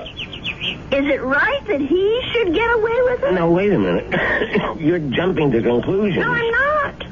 Mr. Paulson told me that he was hired to do this thing. Well, maybe he was hired by Lindell. Maybe Lindell hired him, and then Paulson got cold feet, and Lindell did the shooting himself. No, I'm sure that isn't true. You see, I read the newspaper article all about it. Well, you really were thorough about this, weren't you, Mrs. Candy? You poor man. That cold's gone to your chest now, hasn't it? No, I'm all right. Stop worrying about me. Let's talk about this other problem of yours. Well, maybe I'm making it more of a problem than it should be. Maybe if I just told the police everything, I could forget it once and for all. No, I really couldn't advise that, Mrs. Candy. Well, it said in the newspaper story that the two men were partners in that investment firm. Mr. Lindell thought that his partner Richardson was cheating, taking money out of the firm, and that's why he's supposed to have shot him. Wasn't there a witness to the shooting? Why, yes, I think there was. Come to think of it, it was Mr. Shelton. That's right.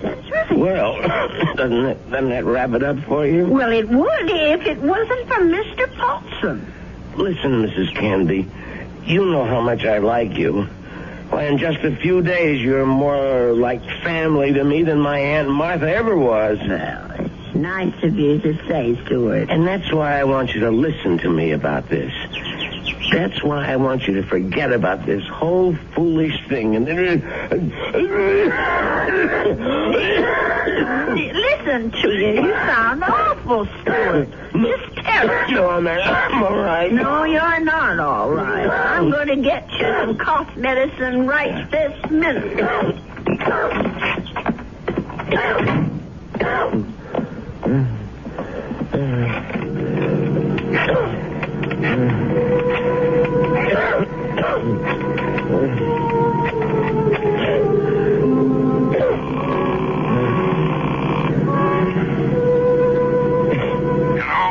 Mr. Shelton, it's me, Winfield. Well, what's happening? I think I better stick around for a few more days, Mr. Shelton. The old lady's beginning to get fidgety, if you know what I mean.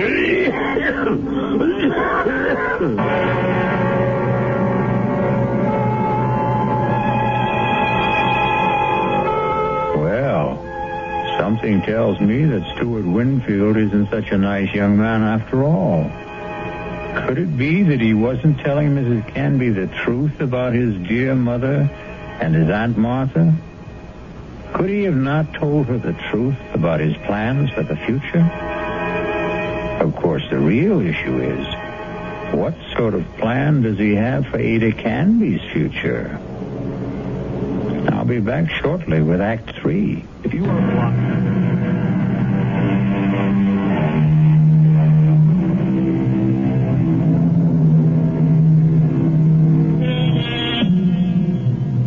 Mrs. Canby. She isn't sleeping well tonight. But of course, Mrs. Canby has good reasons for insomnia. Her thoughts are whirling. Her boarder Stuart was right. She doesn't want the bother of going to the police. And she firmly believes in the old adage, if you don't trouble trouble, trouble won't trouble you. But still... Oh, my. I'm just never going to get to sleep tonight. Poor Stuart. He's still coughing. I'm sure that room is just too drafty. I never should have let any boarders in until I got the windows fixed. Oh, dear. That poor boy. I'll never forget the terrible night Mr. Paulson was coughing so badly. Huh? And the way he looked, all gray and shrunken. If only I knew he me he'd never even come to this house. Mrs. Canby, I killed Richardson. I did it. Do I ever forget the sound of that man's voice? Lindell is innocent. Lindell is innocent. That poor man. All the years he spent in jail for something he didn't do. Let sleeping dogs lie, Mrs. Canby. My Aunt Martha always said, let sleeping dogs lie. If only I could get some sleep. Let us turn this matter over to God, Mrs. Canby. Not to the police. Not to the police. Not to the police. What a strange man he is, Mr. Shelton. The way he talked about God, praying at his desk. Of course, God is everywhere, but his desk. I killed Richardson. I murdered him for money. I was paid. Paid? Someone had to pay him. Mr. Paulson wasn't the only guilty one. Someone else was, too. Forget. Oh, dear Lord. Mr. Shelton. Shelton. What did that newspaper article say? The chief witness against Mr. Lindell was Arnold Shelton. But how could he be a witness to something that never happened? How could he be? Oh, let me tell someone. I'll have to talk to someone. Yes, I'll tell Stuart about it. In the morning.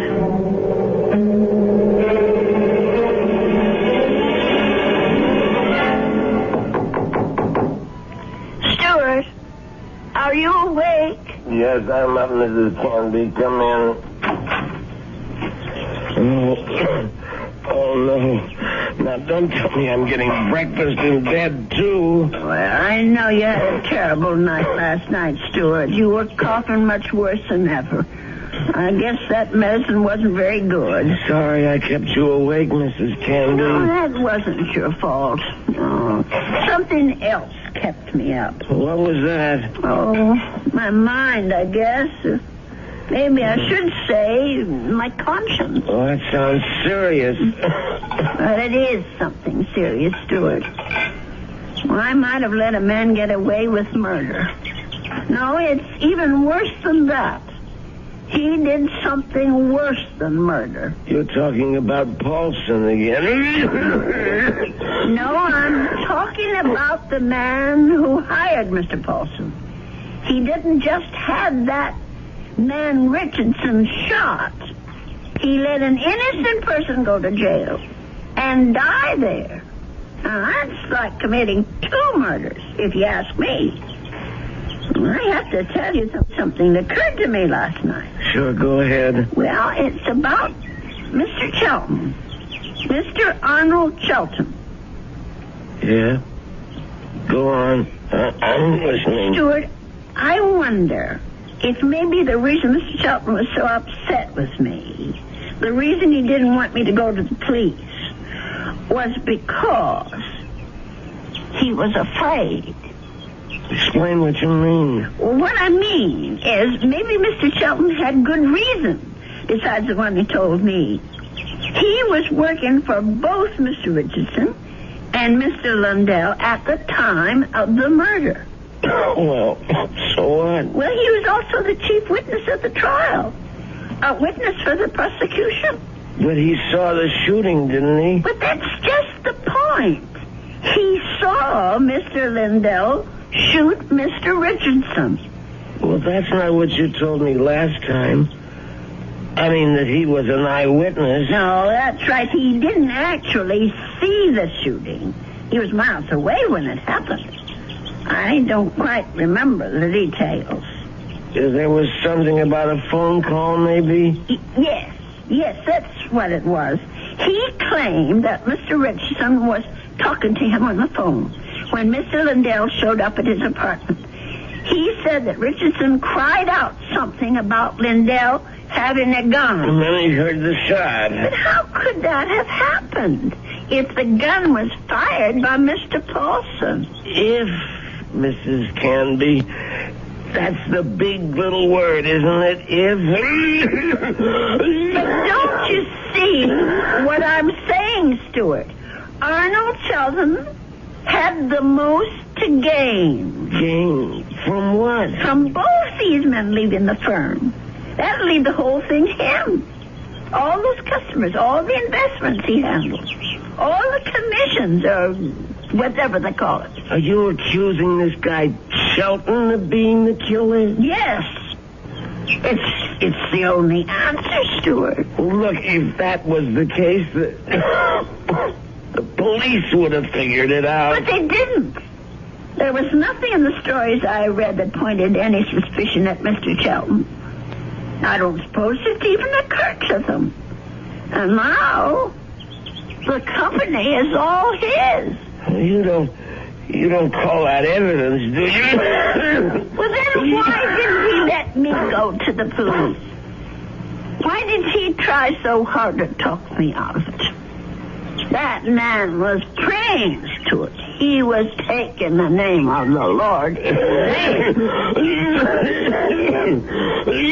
Oh, I'm sorry, Stuart. I'm so sorry. I won't bother you anymore. I know what I have to do anyway. Mrs. Candy. I won't be gone long, Stuart. No, wait. But the minute I get back, I'm going to call Dr. George and ask him to come over. You're sick. Never mind the doctor. Are you calling the police? No, I won't call them. You're right. I don't want them tracking mud in my parlor. I'm going down to the station house and talk to them. I'll get dressed now and go straight there. Please think about what you're doing. I'll tell them what I know, and they can do the rest. Now, you try to eat something, Stuart. Please. Mrs. Candy.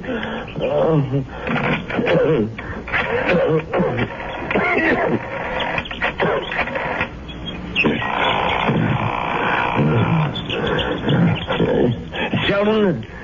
What is this, Winfield? I told you not to call me at the office. It's an emergency. You sound terrible. What's the matter with you? I'm sick. Only you're going to be a lot sicker. What are you talking about? The old lady. I can't stop her.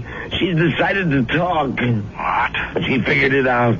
Figured out exactly what you did, Sheldon, and how you did it. You fool. You've got to stop her. Do you hear me? That wasn't part of the deal, Sheldon. It's all of the deal now. The price didn't include anything like that. The price just doubled.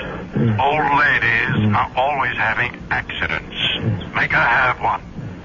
Make her have one now, Winfield. All right. She's gonna have a fall down the cellar steps.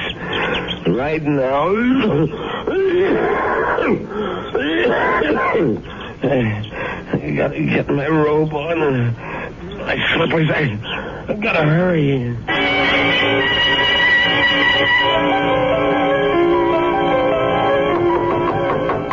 Stuart? Is that you? Open up, Mrs. Canby. Stuart Winfield, what are you doing out of bed? Now, you go right back there this second. I gotta talk to you, Mrs. Canby, before you go to the police. Just listen to you. You're all winded. You can hardly talk, Stuart. Now, go back to bed before you catch pneumonia, too. Now, don't go, Mrs. Canby. It would be better if you never went to the police. Better for you. Better for me. For you? I don't understand. Well, then I wouldn't have to hurt you, Mrs. Canby. That's what I mean. I wouldn't have to do anything bad to you. Stuart, what in the world are you talking about? Come on, old lady. You're smart, all right. You really think things through. So now, think a little harder. You knew? Stuart, you knew about Mr. Paul? That's right. That's how you knew my room was so red, because Mr. Shelton Now you're getting there, Mrs. Canby. That's why you rented it. That's why. You were sent here. Just to watch you, Mrs. Canby. Just to see that you stayed sensible. Mr. Cheffington. I was hoping you'd never change your mind about calling the police. I didn't want this part of it. This isn't the part I like. Let me go. Just relax, Mrs. Canby. Just take it easy. Please, Why, you're as light as a feather, Mrs. Canby. Just like my Aunt Martha would have been if I had an Aunt Martha. Please, let me down. Please. We've got a date now, Mrs. Canby. Let me go. Don't put up such a fight, Mrs. Canby. I'm sick, remember? Shut your eyes. Please, shut your eyes and don't look down. Shut your eyes, old They'll all be over.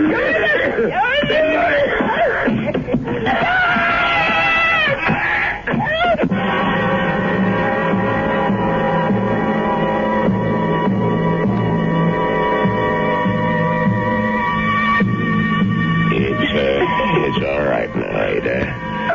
Just be glad that it wasn't you at the bottom of those stairs.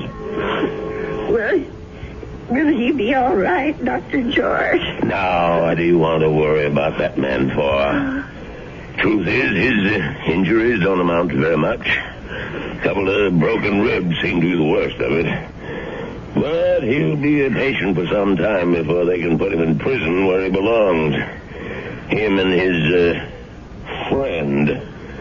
What was that man's name again? You mean Mr. Charlton? Have they arrested him? Yeah. That's what the police detective said. I don't understand. Stuart's injuries aren't serious. It's not the fall that made Winfield so sick. His case was diagnosed as simple pneumonia at first. And then I remembered about your first boarder. Nelson, was it? No, Folsom. Yes, Folsom. But he had pneumonia, too. He died of it. Oh, is pneumonia contagious? Yes, it is, but this disease was even more contagious. It's a pneumonia caused by a disease called psittacosis, better known as parrot fever. You get it from sick birds, like the parakeets in your spare room. Oh, no. Mr. Paulson's bird. Sorry, Ada, but they had to be taken out and destroyed. Oh, what a shame. There's one reason I feel sorry for them. They saved your life. Made Mr. Winfield too weak even to throw a little old lady down a flight of steps.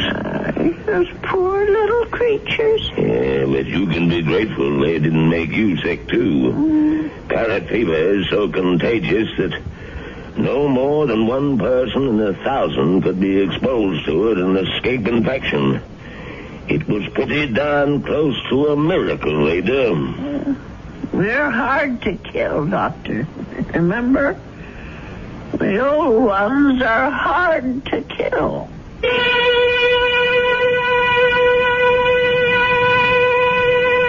They say that people are living longer than ever before. And when we look at Ada Canby, we can understand why.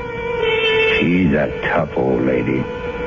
So tough she could withstand the threats of man, beasts, and bird. So let that be a warning to all those who think that our senior citizens are easy prey for crime. Watch out. They may turn the tables on you. Or the stairs. I'll be back shortly.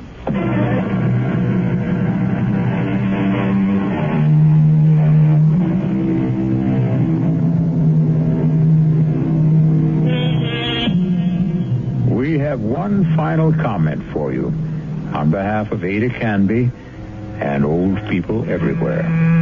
There's a saying, there's no fool like an old fool. But But it's also true that there's no wisdom and strength like old wisdom and strength. There. Does that make you feel better about your next birthday? Our cast included Agnes Moorehead, Leon Janney, and Roger de Koven. The entire production was under the direction of Hyman Brown. This is E.G. Marshall inviting you to return to our Mystery Theater for another adventure in the macabre. Until next time, pleasant dreams.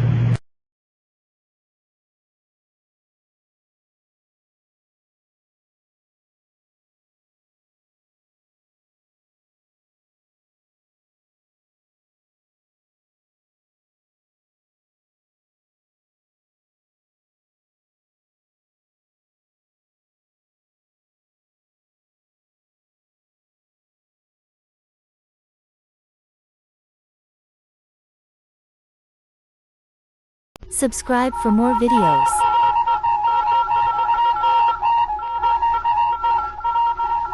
Secret Agent K7 returns.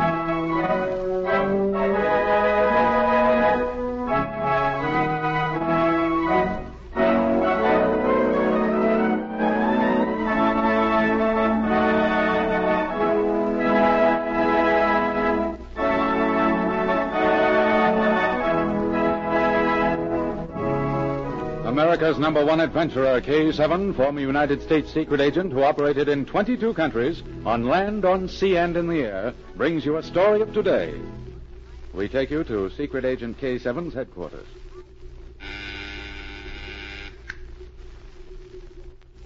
This is K7 speaking. Send in Special Agent M for assignment. At once, K7.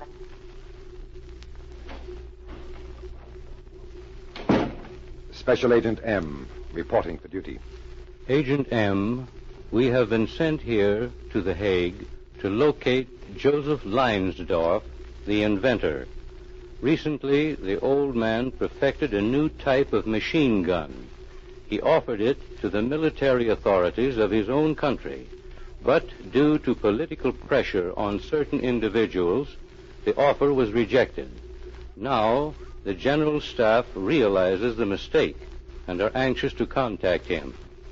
He is reported to be here, and that may mean that secret agents are trying to get the machine gun plans. Locate him and bring him to me. Keep me informed.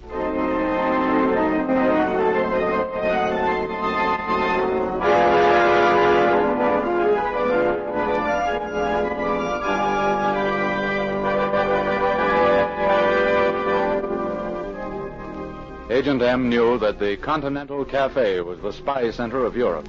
the nerve center of the various espionage systems that reached into every country, from the Arctic Sea to the Mediterranean.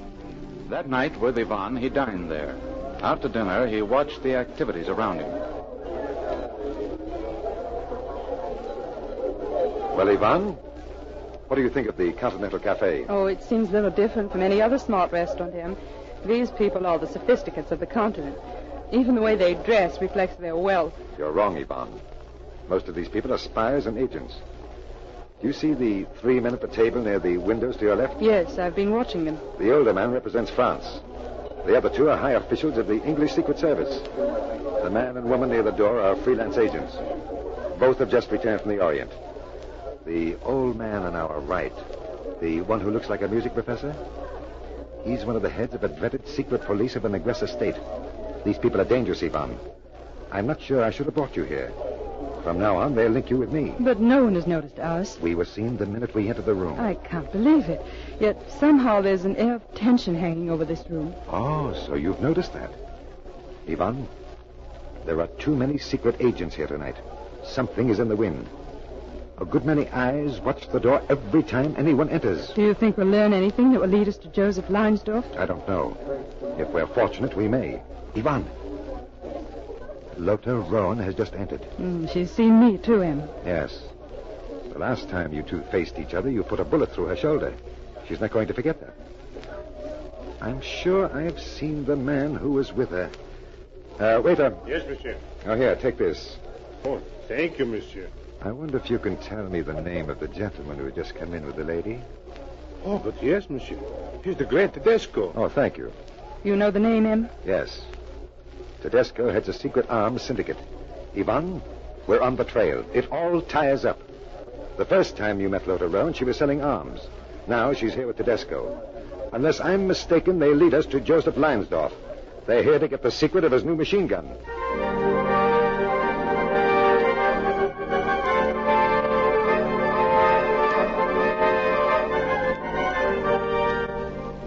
A few minutes later, M left Ivan in the cafe and went out to arrange to have Tedesco and the spy Lothar Rowan followed. A minute later, Lothar Rowan also went outside. She talked quietly to a man who waited in the lobby. Mario, have Eric go outside and telephone Miss Yvonne Durell. When she comes out here to the telephone booth, chloroform her and take her to the lodge. I will take care of her. You keep her there. I'll come later. Don't let her get away. I will not. Don't worry.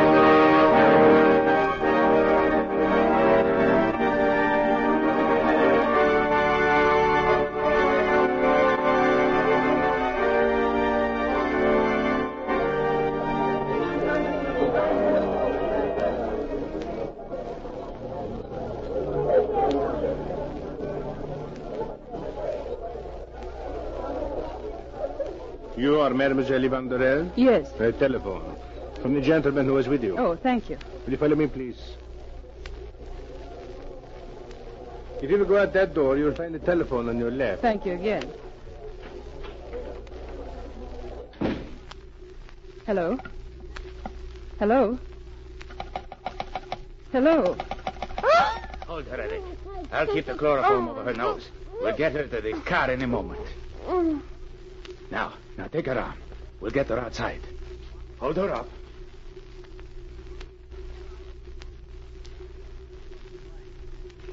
A few minutes later, M returned. He learned of the fake telephone call from the waiter who was in the outer lounge looking for Yvonne, who had left her table without paying her check. Suspecting what had happened, he left the cafe without entering the dining room again. A moment later, he talked with K7 by telephone.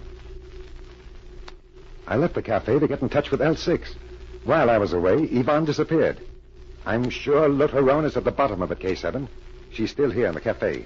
I'll come over immediately. If Lothar Rowan attempts to leave, arrest her. Wait, K7. If you agree, I have another plan. Lothar Rowan will expect to be followed when she leaves here. However, there are only 3 roads leading away from the cafe. Now, if we could station men a mile or 2 away from this point on each road... It will be done at once. I will join you there in a few moments.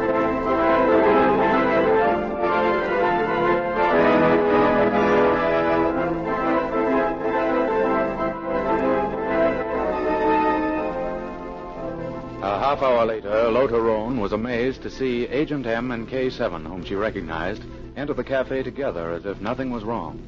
She waited until they placed their orders, then quietly slipped out. An hour later, she faced Ivan. The circumstances are different tonight, Miss Jarrell. The last time we faced each other, you shot me. You meant to kill me, but I was too quick for you. Your bullet went right through my shoulder, though. Do you see the scar? If I hadn't shot first, you would have killed me. You're going to pay for this scar. You see, I happen to like evening gowns. Because of your bullet wounds, I can no longer wear them. Do you know what I'm going to do? Speak when I ask you a question. If you're wise, you'll let me go. And you'll also free Joseph Leinsdorf. Joseph? What do you know about Leinsdorf? I guessed that you had something to do with his disappearance. Then you guessed wrong. Leinsdorf is dead. How do you know that? Oh, don't try to question me, Miss Jarrell. I am not at your mercy. This time you are at mine. How do you know that Leinsdorf is dead? Well, if you want to know, I did see him. I stole his plans. I even have them here. Would you like to look at them? You killed him. Oh, no. No, I would have killed him if it had been necessary, but it was so much easier to just rob him. But for your information, it was Tedesco who killed Leinsdorf. And he killed him because the old man couldn't give him what he no longer possessed. You see, I stole the gun plans after I had arranged for Tedesco to buy them. Now, whoever gets the new gun will have to pay my price. If Agent M or K7 doesn't arrest you first. Oh, they won't. I'm leaving here in 5 minutes. Within 1 hour, I will cross the northern border. I've only delayed long enough to deal with you. I suppose you're planning to take me with you. Oh, no, Miss Jarrell. You guess again. Do you really want to know what I'm going to do? Or perhaps you have guessed. But if so, you are probably wrong. I'm not going to kill you. That would be too easy. Instead, you are going to pay for this bullet scar in my shoulder. You, too, shall have a scar, Miss Jarrell, but one that everyone can see.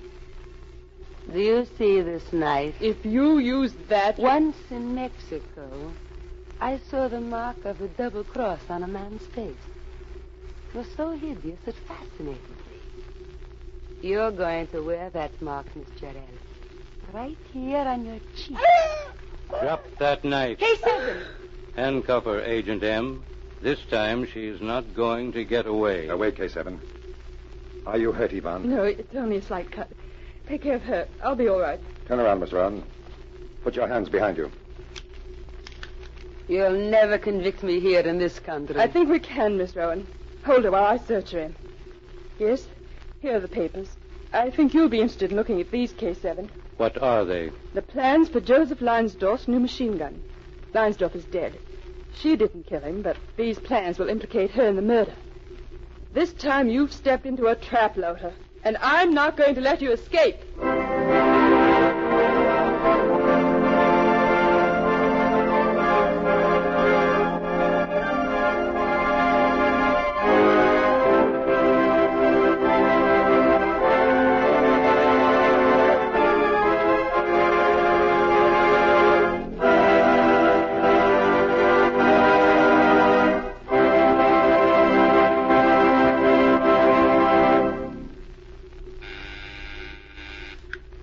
Agent M, reporting to K7. The secret munitions king, Tedesco, is under arrest. When he learned that Lothar Rowan had stolen the plans for which he murdered the inventor, Leinsdorf, he gave information which implicates Lothar Rowan in many plots. She, in turn, has given evidence that will convict him. The cut on Miss Durrell's face proved to be small. It will not leave a scar. The case is closed. The spy whom I have called Lothar Rowan was convicted. However, you will hear more of her, for she escaped the penalty she so richly deserved. Some have said that she possesses a charmed life. Whether she has or not, certainly she has changed the course of events in Europe more than any other living spy. Listen for my next story. This is K7 speaking.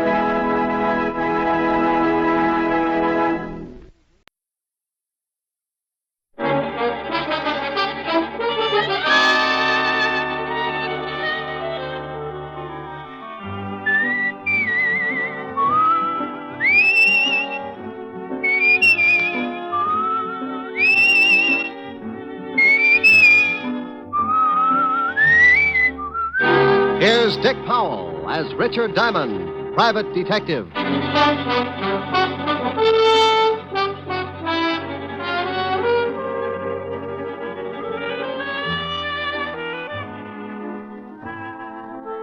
Hello there.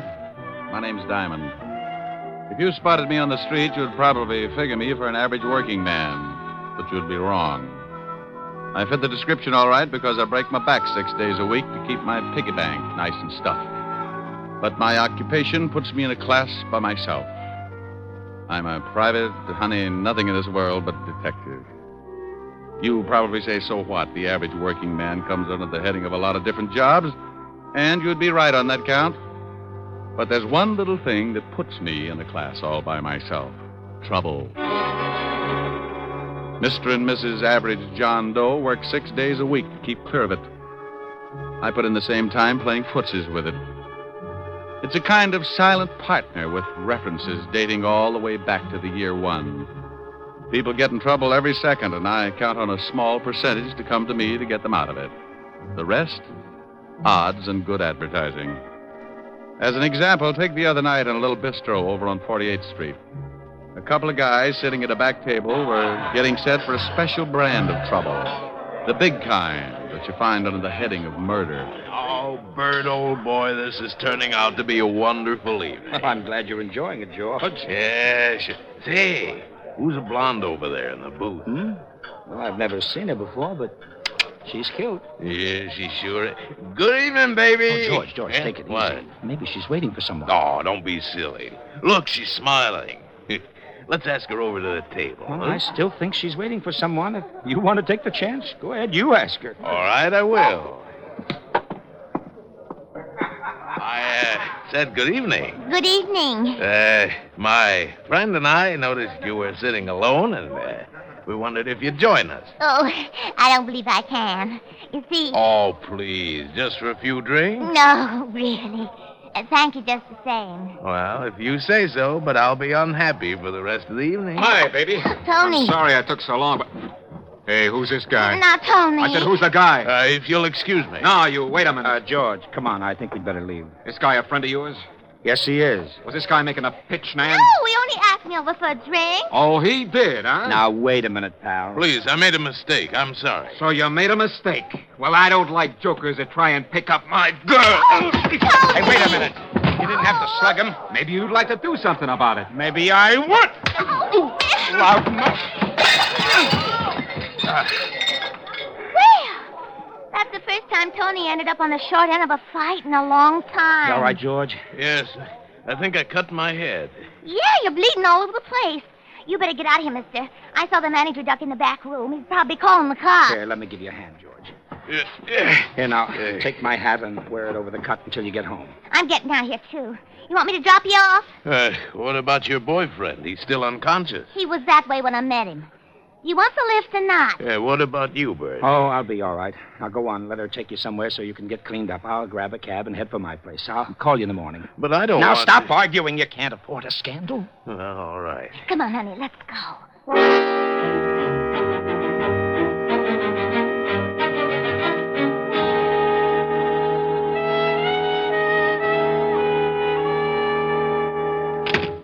Well, this very nice apartment. You better go get cleaned up. Back through that room. I'll get a couple of drinks. I can sure use a drink. I won't be long. Take your time. Yes. Tony, get out of here. Where is that Go guy? on, get out of here. Why, you cheap little... I'll beat it out of you. Let go of me. Take your hands off me. Take your hands off her. Help. I'll kill the both of you. Help! There's a gun in the desk. A gun? All right. I'll wring your little neck. Oh! You shot him. I did? You better get out of here. Yeah, but what about you? Go on, get out while you can. I'll think of something. Yes. Leave the gun. I'll throw it in the river or something. Huh? Oh, all right. Now go on, beat it. You just killed a man.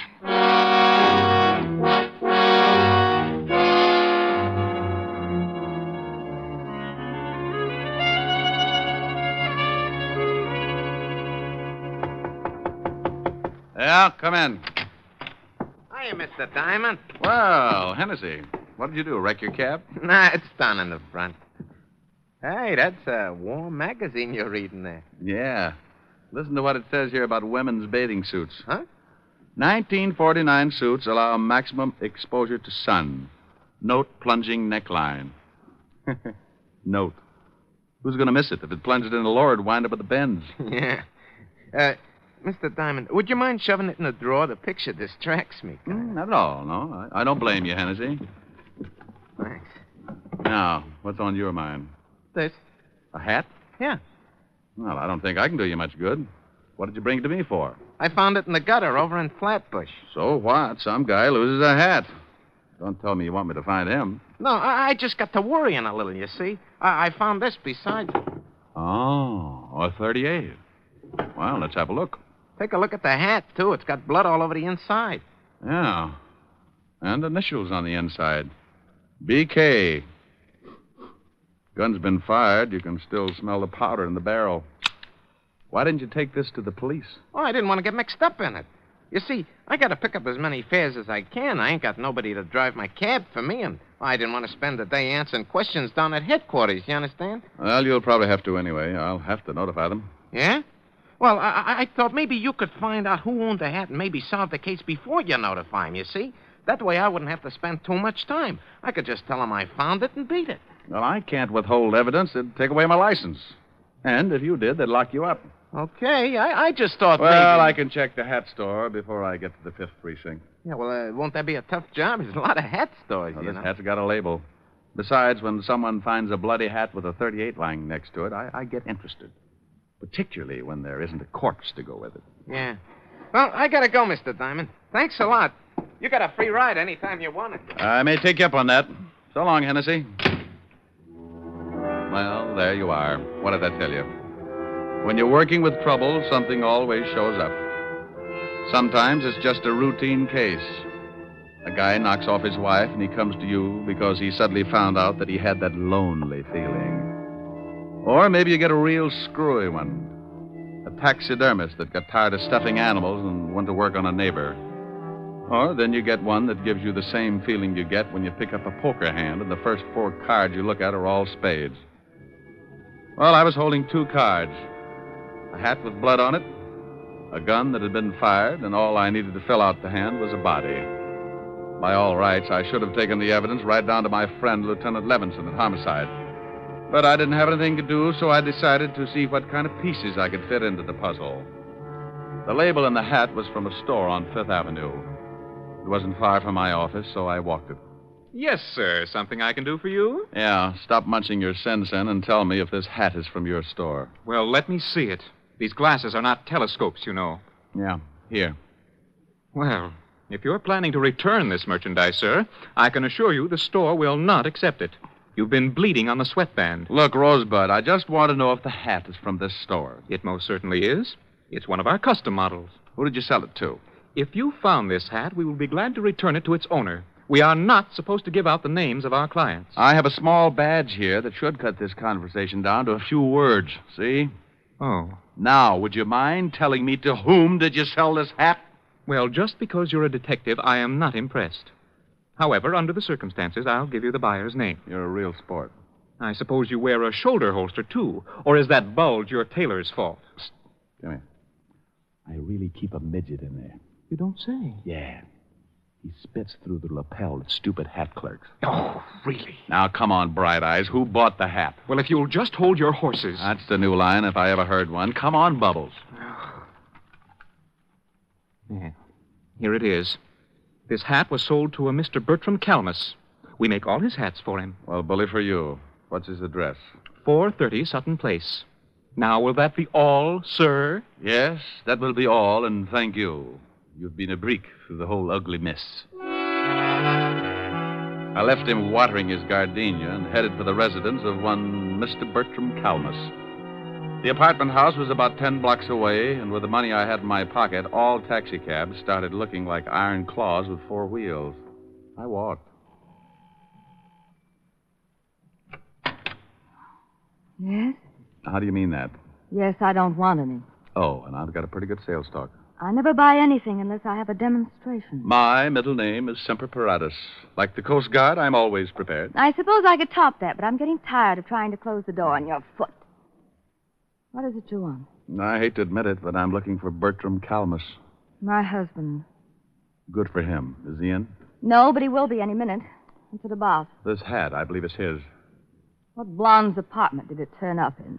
It was found in a gutter in Flatbush. Well, Flatbush is a little out of his territory, but the gutter sounds familiar. What's that stain all over it? Blood. Does your husband bleed a lot? Not recently. We've been getting along. Are you from the police? I'm a detective. Oh.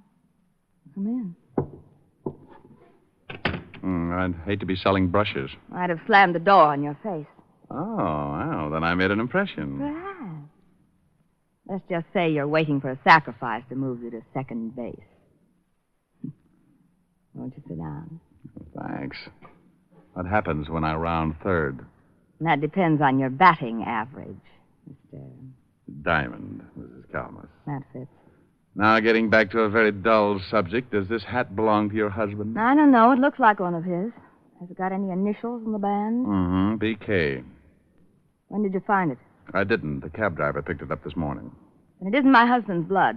He left about a half an hour ago to do some shopping, and he was very bloodless. No cuts on his head? No cuts. He came in around 2 this morning. He'd been drinking, but he wasn't cut up. Oh, here he is now. I hope we can discuss baseball another time. Well, I got all the things you wanted, and... Bert, this is Mr. Diamond. He's a detective. Yeah? Well, how are you? Fine, Mr. Calmus. Tell me, is this your hat? My hat? Let me see it. Why, no, it isn't. The hat store on Fifth Avenue says they sold it to you. Well, I can't help what they say. That's not my hat. Are you sure, darling? It was found in a gutter. I don't care if they found it on a Yale man in the Harvard Club. It's not mine. Well, I guess I'll have to take your word for it. Wait. Isn't that blood on the hat? Yeah. Well, goodbye, Mrs. Calmus, Mr. Calmus. Nice meeting you both. I'll see you to the door. I can do it. I know you can, dear. Coming, Mr. Diamond? Sure. Goodbye. Come back again, Mr. Diamond. Well, goodbye, Mr. Calmus. Where can I call you? What? I can't explain now. Where can I call you in about a half an hour? My office. It's in the book. You'll hear from me, but please don't do anything until then. Okay. Half an hour. Then I go to the police with this hat.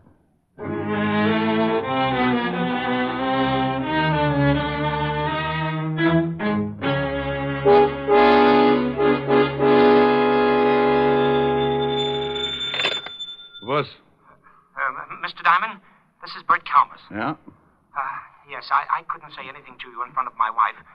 That is my hat. Well, I thought so. Why did you deny it? Well, I was out with a pal last night. There was a fight over a girl. I didn't want to mention it in front of my wife. Oh, how did the blood get on the hat? My friend got hit on the head, and I loaned him my hat to cover up the wound. What was it doing in a gutter in Flatbush? I really don't know. My friend left with the girl, and I went right home. Well, who is this friend of yours? I think something may have happened to him. Well, I called him this morning, and he seemed very nervous about something, and he asked me to come over. I'm in the lobby of his hotel right now. He's probably just worried about the girl he picked up. As long as the blood on the hat was from a cut on his head, I don't think there's too much to worry about. No, Mr. Diamond, I think it's more than that. He's my employer, and I know him pretty well. I do wish you'd come over. Well, all right, Mr. Calmus. What's the address? The Whitsett Hotel on East 54th Street. I'll meet you in the lobby. Don't ask me why I started getting that lousy feeling when all I had was a bloody hat, a gun, and a pretty good explanation for one of the items. But there it was, that jammed-up feeling in the pit of my stomach, like I just swallowed a whole pineapple. Something was wrong, and I wanted to find out what. So I hurried over to the Whitsett Hotel and met Calmus in the lobby. I'm glad you came, Mr. Diamond. I just put in a call to George's room, and someone else answered. So what? Well, the man asked a lot of questions, like who I was and what did I want with George, and... Oh, I take it George is your friend of last night. Yes, George Watkins. He's the president of the firm I work for. Well, let's go up. When someone starts asking questions like that on the phone, it begins to sound like the police have moved in. Come on.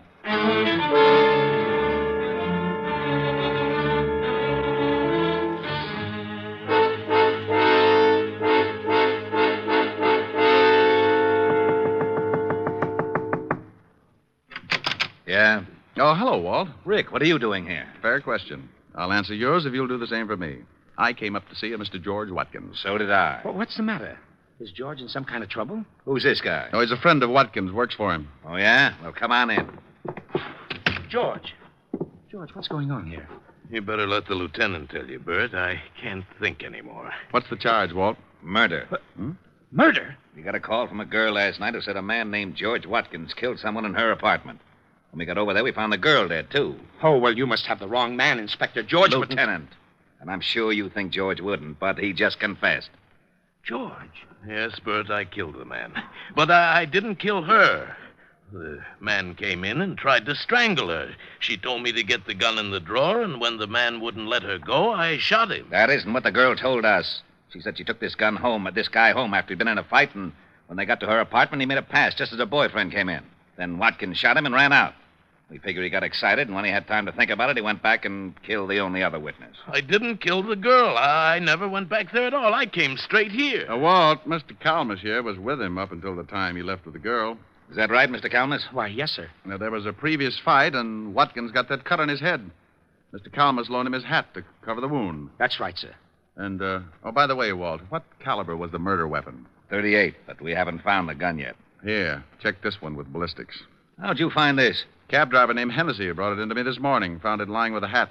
Did you ever see this gun before, Watkins? No, I told you I don't own a gun. Walt, what time do you figure he killed the man and the girl? The coroner fixed the time of death about 1 o'clock this morning. How long were you at this girl's apartment, Mr. Watkins? Why, about 5 minutes before her boyfriend came in. I shot him and left immediately. And you don't remember taking your hat or the gun? What are you getting at, Rick? This is an open and shut case. He admits killing one of them, but he won't admit the other killing because he knows it was premeditated. Just a hunch, Walt, just a hunch. Mr. Watkins, would you mind telling me just what happened after the girl's boyfriend started choking her? Well, I grabbed a gun out of the dresser near the kitchen and I shot him. And the girl told me to get out, that she'd take care of things, so I dropped the gun and ran. Did you hear anything else? Anything unusual?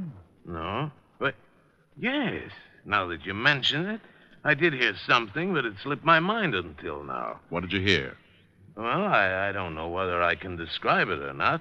It sounded like someone had opened a bottle of flat champagne. What are you getting at, Rick? Oh, wait a minute, Walt. When did you hear this noise? Right after I shot the man. I remember wondering if someone hadn't opened a bottle in the kitchen. Is that where the noise came from? Yes, I think so. All right, if I go over and case the scene, Walt? We've done that. Yeah, but you weren't looking for something. Why don't you come with me, Mr. Calmus? I'd like to talk with you. What's the address, Walt?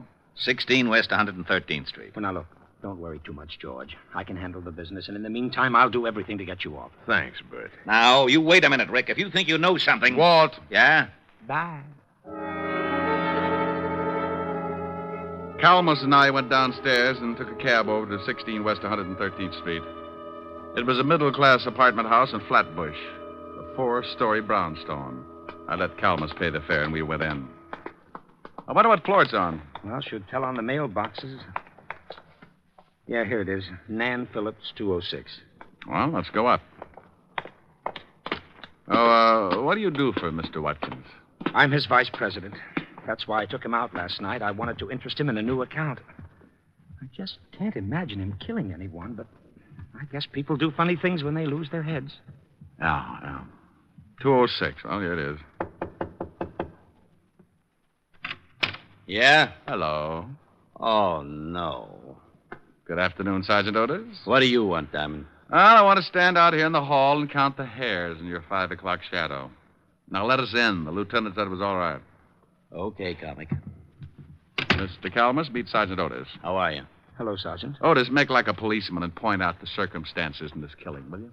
Well, I don't know why I should, Shamus, but if the lieutenant sent you over, I guess I'll have to. 2 bodies was over there by the window, lying pretty close together. Uh-huh. The killer, that Watkins fellow, was standing about here in the center of the room. With his back to the kitchen door. Yeah. He shot them both from about here.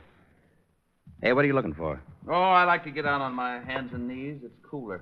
Well, it won't do you no good to start looking for fancy clues. The guy already confessed. Well. Hey, what do you got there? Just a wad. So, you got some wadding from the murder gun. You better give it here. Sure. But hang on to it, Otis, and be sure to give it to the lieutenant. Maybe you haven't noticed, but murder guns don't throw this much wadding unless you can kill someone with a blank cartridge. What? Don't let it throw you. Mr. Calmus, I've got some things to do. Can I drop you somewhere? Well, no, thanks. Now that Mr. Watkins can't take care of the office, I'd better go down and check over some things. But I'll keep in touch with you, Mr. Diamond. You do that. Now, wait a minute, Diamond. Oh, stop trying to figure it out, Otis. You'll snap your wig. I was getting close to something. I wanted to tie the ends together before it caught up with me. I had a big, fat hunch that Watkins had been framed good, and the more I found out, the more it looked like a killer was still loose. The whole setup had been screwy from the first. Why would a guy lose his hat and drop his gun in the same place? Or, if he threw them both away, why wouldn't he burn the hat and throw the gun in the river? Nobody's frightened enough to lay them side by side in the gutter. I learned a lot since this morning, and I was certain of one thing. The killer tried to make it look good, but he was an awful amateur. I knew something else, too. Amateurs can be awfully mean sometimes when you corner them. I put in a call to Walt and told him what I had, and then I asked him to give me half an hour and meet me at Mrs. Calmus's flat. I grabbed another cab, and 20 minutes later, I was sitting on a long couch next to Mrs. Calmus. It's easy to get that crowded feeling, even on a long couch. You just both sit on the same cushion. Comfy? Oh, yeah. What kind of perfume is that? My sin. Past or future tense? A rounding second. What brought you back, Mr. Diamond? Oh, I want to ask a couple of questions. Past or future tense? What time did your husband get in last night? I told you about 2 o'clock. Why? Do you know if he knows a girl named Nan Phillips? I really don't know. Oh. Well, all right. Just a few more questions, and then we'll get back to that perfume. I'll think ahead. You said you'd been getting along with your husband. Would you mind explaining that? Certainly I like nice things, and lately he's been buying them for me. Oh. What's your husband's salary? About $15,000 a year. Oh. Could he afford to buy you these things? Well, he told me he was getting a raise and that he'd gotten a big advance. What's this all about? Maybe I'd better tell you. Bert, I didn't hear you. I did. What are you doing with that gun? I'm going to use it. I found Mr. Diamond making passes at my wife, and I shot him. Are you crazy? Don't ask him that. He's liable to start thinking about it. You can't shoot me and get away with it, Calmus. What are you going to do with your wife? She won't back you up. No, I guess she wouldn't. All right, both of you, get up and walk downstairs to my car. Bert, what are you doing? Your husband killed 2 people last night, Mrs. Calmus. Now he's going to try and cover because he guessed I knew how it was done. You're not going to kill me, too. Get moving. Bert, please. Go on. Better do as he says. Why did you kill anyone, Bert? He wanted to frame his boss. I'll bet when the company checks, they'll find out he's had his hand in the till. They won't find out, Mr. Diamond. With Mr. Watkins' book for murder, I'm next in line for president. I'll be able to fix the book so it will look like he took the money, too. Is that where you got the money for all those things you've been buying for me? You shot the man and the girl from the kitchen with a silencer, didn't you, Bertram? That's right. I knew you were onto something when you discovered that wad from the blank cartridge. I was onto something a long time before that. Yeah? All right. Come on. Over to that gray sedan, and remember, I've still got this gun in my pocket. You're an amateur, Bertram. Is that right? Sure. I knew you had something to do with it when we got over to the girl's apartment. I didn't know what floor it was on, and you looked in the mailboxes. That's the best way to find an apartment, isn't it? Yeah, but not once at any time did anyone mention the dead girl's name. But you knew it and found it on the mailbox. All right, stop right here. Open the door, Gene, and get in first. The front seat. Please. Get in. All right. Now you, Mr. Diamond, you're going to drive. You know, I left my license in my other suit. Stop stalling. I had to do something to stall for just a second because over Bertram's shoulder I spotted a prowl car sliding up to the curb, and good old Walt was climbing out. Bertram, would you mind answering just one question? What is it? The gun that Watkins thought he killed the man with was loaded with blanks, wasn't it? Sure. I killed the guy from the kitchen with a silencer. The whole thing was rigged, huh? The man and the girl were supposed to stage that fight, and Watkins was supposed to shoot the guy with the dummy slug. You said one question. Now get in the car. All right, Calmus, don't move. What? Why, you... Duck, Rick! That was a close one. You're so right, Walt. Take his gun. I think you'll find it's the one that Watkins fired the blanks from. How is he? On his way. Hey, Bertram. I'll go call the wagon. Bertram. Yes? You want to tie the ends together?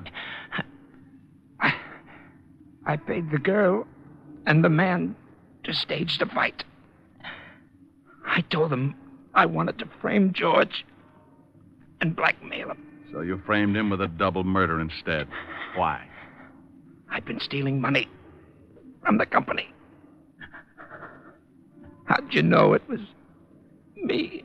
Well, knowing the girl's name, for one thing, and your wife told me you'd gotten in about 2. Oh. You told me over the phone you went straight home after the fight in the cafe. The killing took place about 1. Watkins said he'd been at the girl's for 5 minutes. About 15 to get to her place, so that meant you all left the cafe around 12:30.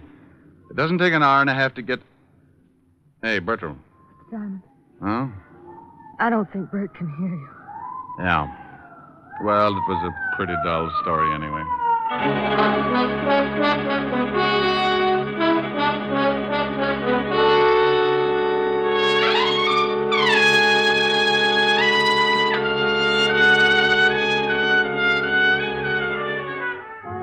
Well, the wagon got there, and I briefed Walt on everything that had happened. They took Mrs. Calmus home and released Watkins.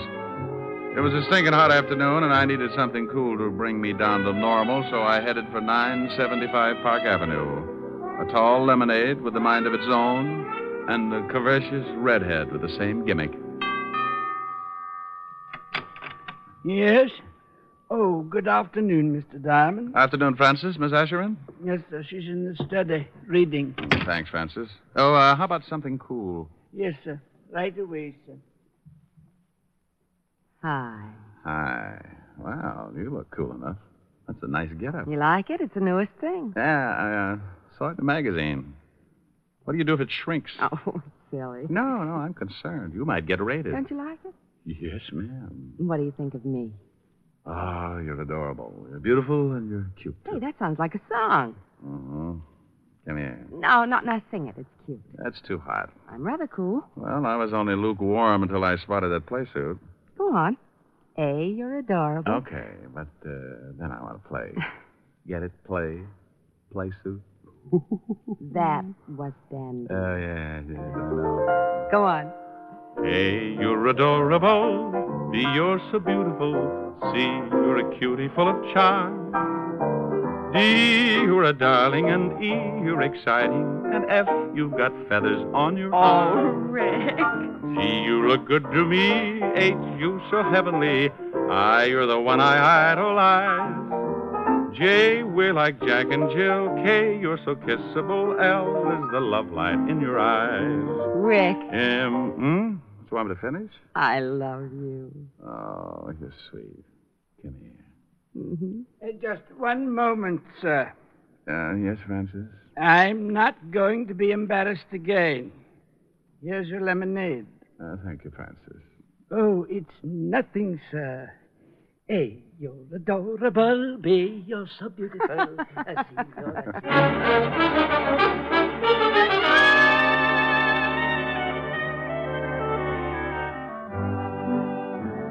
You have just heard Richard Diamond, Private Detective, starring Dick Powell.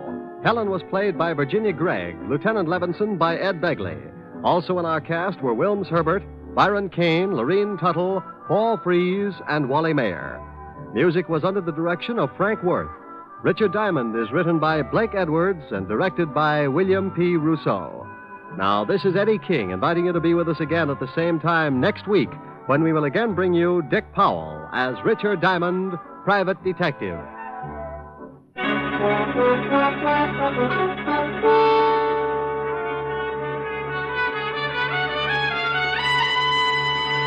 This is NBC, the national broadcasting company.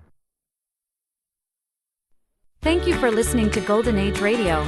We invite you to return tomorrow for an all-new set of episodes that will take you on even more unforgettable adventures. My grandmother used to make the best ice cream. Now you can find her recipes online. That's el4e.com. Don't turn your dial, because the next installment of timeless tales and captivating narratives is just around the corner. Stay tuned for another dose of vintage radio magic that will transport you to a bygone era of entertainment like never before. The Kraft Foods Company brings you The Adventures of the Falcon, starring Les Damon. Hello? Yes, this is the Falcon speaking. Oh, Irene. No, I can't see you tonight. I'm all hung up. Yeah, some girl likes my looks. Well, Angel, she must think I'm pretty as a picture, because she's certainly out to frame me.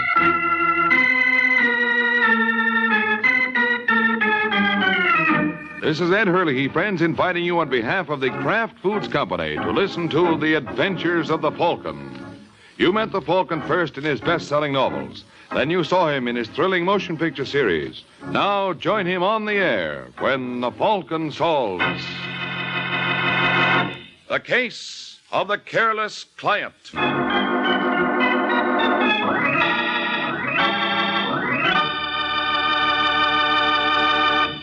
Before the Falcon solves tonight's case, let's listen to this. Miracle Whip. Has a flavor so pleasing. Miracle Whip. Tastes so lively, so teasing. Miracle Whip. Only one of its kind. Miracle Whip. Best salad dressing you'll find. Miracle Whip tastes really good. Not too sharp, not too mild, but just exactly right. And Miracle Whip tastes different, too. Different from any other salad dressing. Try it yourself. See why it's America's favorite salad dressing. The one and only Miracle Whip.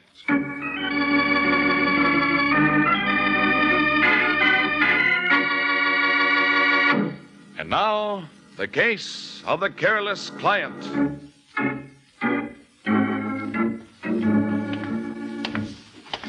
It's early afternoon in New York, and a short, dumpy little man with lacquered hair walks down the second-floor corridor of the Gordon building until he comes to a door marked Daniel Russell, Private Investigations.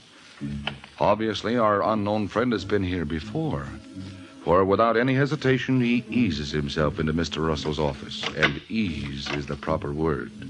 For Mr. Russell, with his back to the door and his ear glued tightly to the phone, doesn't even hear him. Now, look, Harris, you got to give me a break. You know I'm good for the money. Sorry, Russell, it's no dice. That's the gratitude I get, and after all the dough I've lost to you. All I ask is that you let me go in the cuff for another 20. I got a sure thing going on the 5th at Detroit. Now, where have I heard that before? Listen, Danny, why don't you do both of us a favor and stay away from the horses? Okay, Harris. You don't want to take my bets? I'll find a bookie who will. Yeah, name one. I beg your pardon. Harris, a client just walked in. I'll have to call you back later. I'm sorry if I interrupt, Mr. Russell. There's nothing important, Mr. Giuliano. Just one of my men checking in. I see. Sit down, won't you? You have something for me? Yes, indeed. I located your boy. Larry Stratton? Yep. Stratton's in New York, all right. Got here last week from Washington. First thing he did was to get himself a room under the name of Leonard Simons. Funny how they always keep the same initials. And where does my friend Mr. Stratton live? 1423 Carroll Place. It's a small rooming house. I pumped the superintendent, but he couldn't tell me much. And incidentally, that little talk cost me an extra 50. I got no complaints, Mr. Russell. You do fine. $50, you say. That's right. Hey, that's quite a wad you're carrying, Giuliano. Must be at least 15 to 20 grand there. So? So you want to be careful. I am. How much do I owe you altogether? $150. You'd like to double it? I'd like nothing better. It's easy. I need some information from this Mr. Stratton.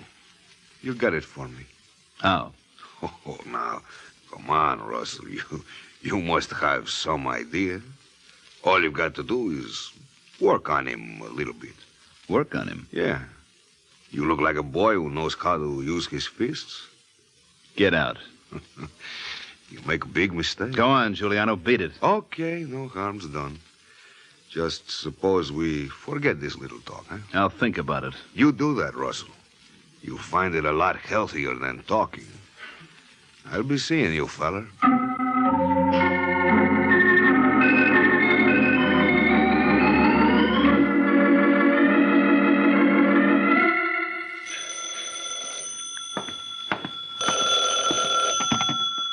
Hello? Hello, is this Larry Stratton? Oh, no, you've got the wrong number. Now, look, Stratton, I haven't got time to horse around. I assure you I'm risking a lot more than you are. Who is this? My name's Russell, Danny Russell. I'm a private detective. Up till a half hour ago, I was working for a man named Caesar Giuliano. Giuliano? That's right. He's probably on his way over to see you. I don't believe you. Now, look, don't be a sap. I told him where you were. He even offered me an extra $150 to take care of you. Now, the smart thing for you to do is to beat it. What kind of a fool do you take me for? Don't you think I know a trap when I see one? You gotta believe me, Stratton. Why should I? How do I know you're not working with Giuliano? I can tell you, Larry. Giuliano. Hello, Stratton. Hang up. Hello, Stratton. That's fine, Larry. Shut the door, Coslow. Huh? Oh, sure. Now listen, Giuliano. Good. You're going to tell me what I want to hear? You're wasting your time. Come here, Coslow. You want me, Mr. Giuliano? Yes. Coslow, this is Mr. Stratton. Hi. Mr. Coslow is a wrestler fellow, Larry. I met him today in gymnasium. They say he can break your neck just like that. Yeah, just like that. But I think he's how you call little punchy. Too many beatings in the head. You understand? What do you want me to do, Mr. Giuliano? Get him out of here. Oh, you think I bring him here to be lesson for you? Strictly between us, Larry, I wouldn't be surprised if you were right.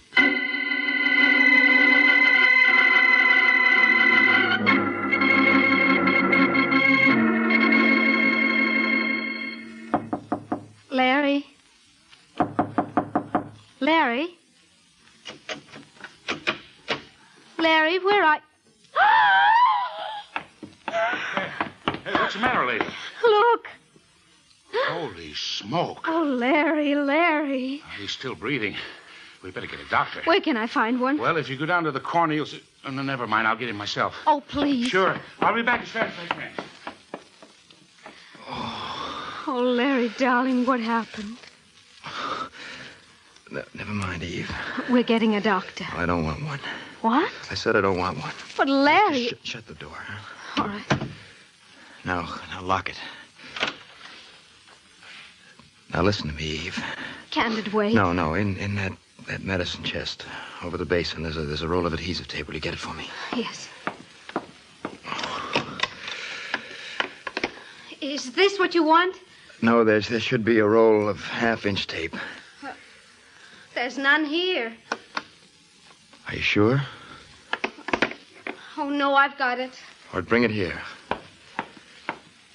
Take off the cover. All right, now open up the roll. What? Well, there are numbers written on this. And I didn't tell him. You didn't tell him what? I was afraid they beat it out of me, but they didn't. Darling, what is this all about? Honey, don't ask me any questions, huh? Someone tried to kill you. You don't have to worry. Giuliano wouldn't dare while he hasn't got this. Giuliano? Caesar Giuliano. Who is he, Larry? What does he want of you? Please, don't ask me. Don't ask me. I shouldn't have even told you that. I'm in trouble, Eve. I'm in real trouble. Why didn't you go to the police? I can't. But why not? I can't tell you. Well, then, hire a private detective. What good would that do? Oh, darling, obviously you need protection. I can take care of myself. Larry, you've got to. Now, he wouldn't have to be told anything. I could make up some sort of story. Now, there's a man named Mike Waring. I've heard about him. That the one they call the Falcon? Yes. He's supposed to be very competent. You're not being fair to him, Eve. If this Waring doesn't know what he's up against, he's liable to get himself killed. Darling, believe me, it's the only way. I'm sure nothing will happen to Mr. Waring, and if he does, well, he's paid to take the risk.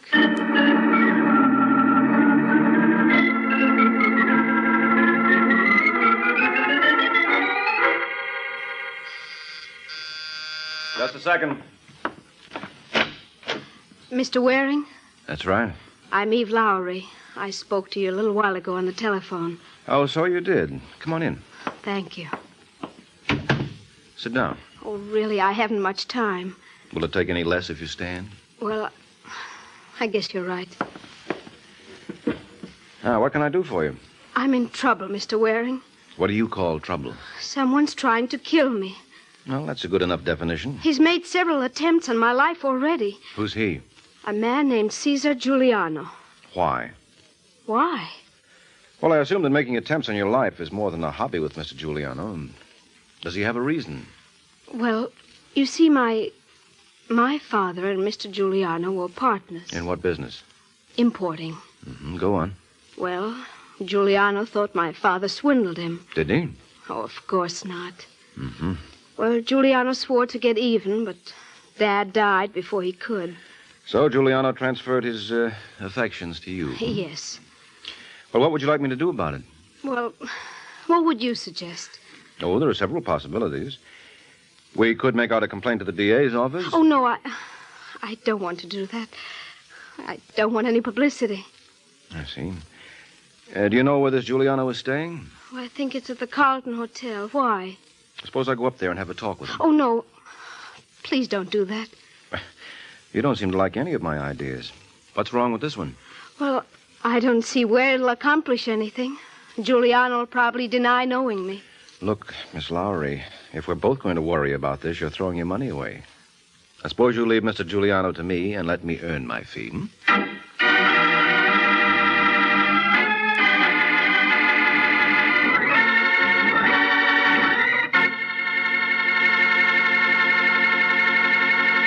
This is Ed Hurley again, friends.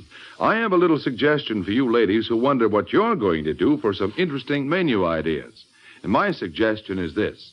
Just get a 2-pound loaf of Kraft smooth melting pasteurized processed cheese food, Velveeta. You can melt Velveeta for smooth, delicious cheese sauce that'll add extra goodness to vegetables or seafood or rice or just plain toast for a fine main dish. And it's such an easy sauce to make. All you do is melt a 1/2 pound of Velveeta in the top of your double boiler. Notice how smooth it melts without any lumps at all. Then slowly stir in 1/4 cup of milk, season to your taste, and there you have it. A delicious cheese sauce with a wonderful, rich, yet mild cheddar cheese flavor. A flavor that everyone, the youngsters and Grandma included, will enjoy often. And it's a wholesome dish, because Velveeta is so rich in important food values from milk. So whether you melt Velveeta for a swell cheese sauce or slice it thick for hearty sandwiches, you'll find Velveeta is a mighty handy helper, Mother. Get a 2-pound loaf tomorrow, won't you? It's America's favorite cheese food, the one and only Velveeta, made by Kraft.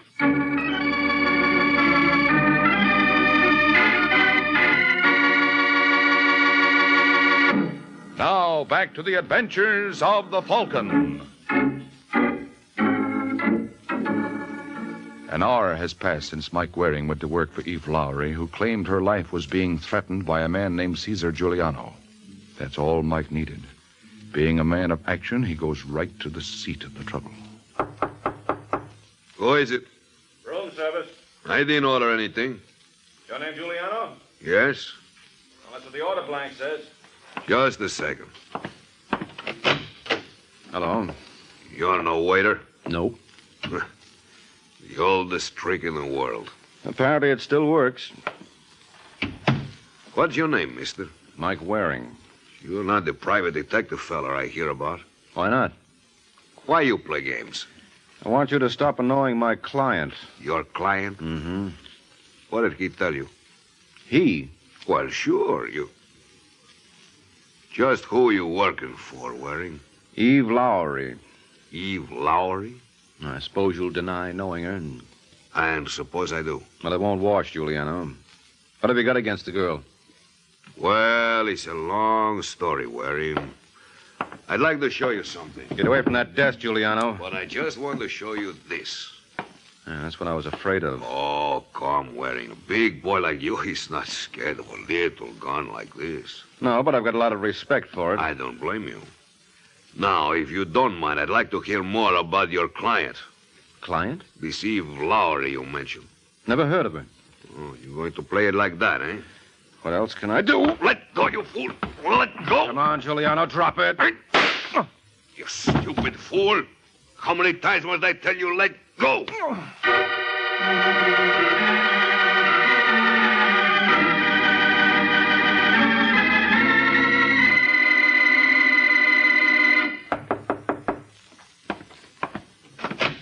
Yeah? I'm looking for a private dick named Danny Russell. What can I do for you? Hey, you're hurt. Sit down. Thanks. Call you a doctor. No, don't bother. Just saw one. Say, you wouldn't have a drink in this place, would you? Yeah, right in this desk. I'll get you a glass. No, never mind. Hey, go easy, mister. That stuff's been aged in the wood. You mean that desk drawer? Feel any better? Yeah. What happened to your hand? I got it caught in the cash register. Who are you kidding? Never mind. You come pretty highly recommended, Russell. Yeah, by whom? A man named Caesar Giuliano. Did you do some work for him? Get out. What's the matter? Get out of here. You're a friend of Giuliano's? Now, take it easy. I never said I was. Well, I thought... He shot me up and then beat it. When I came to, I went through some of his papers and found your name. What did he hire you for? Let's see your buzzer, mister. I'm not a cop. My name is Mike Waring. Waring? The Falcon, huh? Mm-hmm. Well, this is a pleasure. You know, you're almost a legend in town. Yeah, me and the Giants. What can I do for you? Well, I'd like a little information. What kind of a job did you do for Giuliano? Routine skip tracing. Wanted me to locate a guy named Larry Stratton. Larry Stratton, huh? Why? Well, first he told me Stratton skipped out of Mexico owing him some dough on a business deal. Then he offered me $150 to beat some information out of him. This on the level? I don't joke about things as sacred as money. He had a roll on him that could choke a horse. Did Giuliano mention a girl named Eve Lowry? No. How's she fit in? I wish I knew. Look, Russell, I've got a proposition. How about the two of us joining forces? I'll see you don't suffer by it. You just got yourself a boy, Waring. What do you want me to do? Know where I can locate Giuliano? You tried the Carlton Hotel? Where do you think I picked up this slug? Wait a minute, I got an idea. When Giuliano first approached me, I met him at a furnished room in Brooklyn.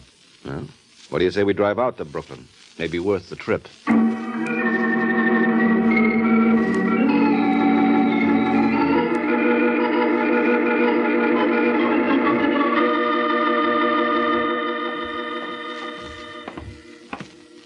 I think this is the place, Mike. Doesn't speak well for Brooklyn. Got a rod on you? Don't believe in him. I do. I guess nobody's home. Got a gimmick? You're not thinking of forcing the lock, are you?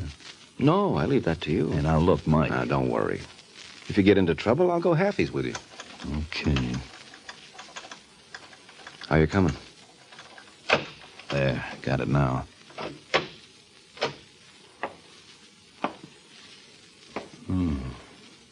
Don't look like anybody's home. No. Well, as long as we're here, we might... Mike. Huh? Is that what I think it is? Yeah, I'm afraid so. Someone really poured a lot of lead into this boy. You recognize him? Sure. It's Giuliano. What are you doing? Going through his pockets. Find anything? No, nothing but this scrap of paper. Larry Stratton, 40... Hey, that's the character Giuliano hired me to find. Well, now it looks as though he found Giuliano. If you ask me... No, you're not imagining things. I heard it, too. Gesundheit. Coming from that closet. Yeah. Oh! All right, come on out. Stay away from me. Well, if it isn't Miss Lowry. You know her? Sure, this is my client, Eve Lowry. Where'd you get that gun, Angel? Never mind. The important thing is that I know how to use it. If you try to stop me... You'll what? Oh! All right, Russell, get it. Got it. You hit me. What did you expect me to do? Applaud while you gave a demonstration on the use of firearms? What are you doing here? Come on, Eve. In case you hadn't noticed, there's a dead body in this room. All right, open up there. Come on, open up. Mike. Who is it? Police. Uh-oh. You can open up, or do I have to break down this door? Just a minute. Listen, Russell. I want you to take Eve out of here. What? You heard me through the fire escape. What about you? I'll stall them. Now, you drive back to Manhattan, see what you can learn about this Larry Stratton. No. Keep quiet. You know what you're getting into, Mike. I'll take my chances. Worst comes to worst, you can bring Eve down to local headquarters and we can straighten it all out. Okay, come on, honey. No. Well, make up your mind, Angel. Do you go with him or do you stay here and face a murder act? Hey, what's going on in there? Open up. I'll go with him. Well, hurry it up. Lots of luck, Mike. Same to you. Well, what's going on here, wise guy? Why didn't you open that door? I was busy. Hey, who's that? Man named Caesar Giuliano. Huh? Who are you? Mike Waring. Did you gun him? What do you think? I think yes. Come on, Waring, I want you to try out our local jail. I think you'll love it.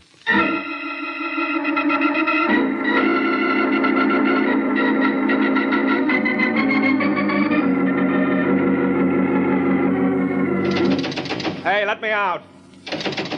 Let me out. You can't hold me here. Yeah, but we are, aren't we? Well, there must be an answer to that. So when you think of it, let me know. Now, just a minute. I didn't kill Giuliano. And who did? I tell you, I don't know. And we're right back where we started. Not quite. Giuliano died around 6 o'clock, didn't he? How'd you know that? I heard the coroner talking. Well, I didn't get to that room till after 9. Suppose I told you a witness just turned up who says differently. Then you'd be lying. Okay. Hey, Bruce. What is it, Mike? Show the party in, will you? Eve. You recognize him, Miss Lowry? Yes. He's a private detective named Mike Waring. I hired him this afternoon to handle a matter for me with Cesar Giuliano. I never dreamt he'd go as far as he did. What are you talking about? Murder, Mr. Waring. You killed Giuliano. I what? Now, don't try to deny it. I saw you do it. And let's see you get around that.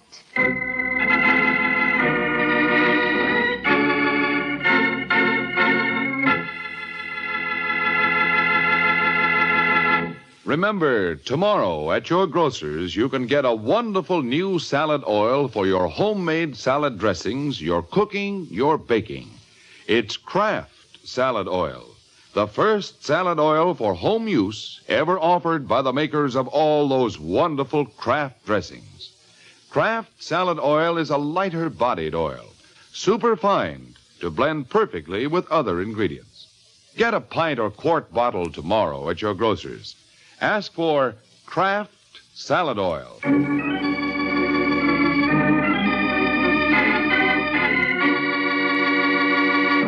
And now, back to the adventures of the Falcon. A couple of hours have passed since Eve Lowry identified Mike Waring as the man who killed Cesar Giuliano. And now, once again, the cell door opened. Okay, Waring. What do you want now? That's no way to talk to a guy who's going to give you your freedom. What? Yeah? You can go whenever you like. Is this your idea of a rib? No. On the level. Well, I don't get it. Hello, Mike.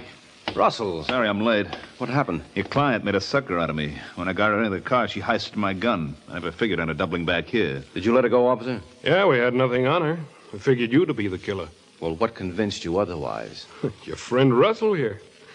Now, why didn't you tell me that at 6 o'clock when Giuliano was shot, you and him were having a couple of beers at a joint? Russell and You remember, Mike. It was right before we went over to see Harriet and Nora.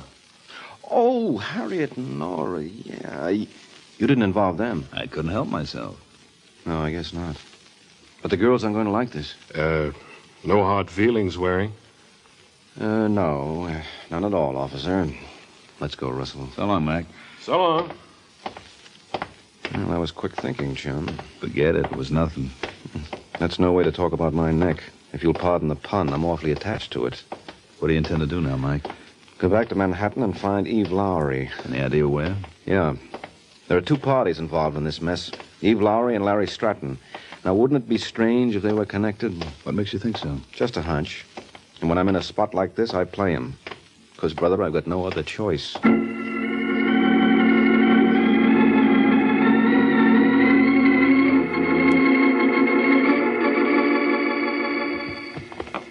Where's your grip, Larry? It's under the bed here. Want me to pack all your suits? Well, I don't think you'll have room.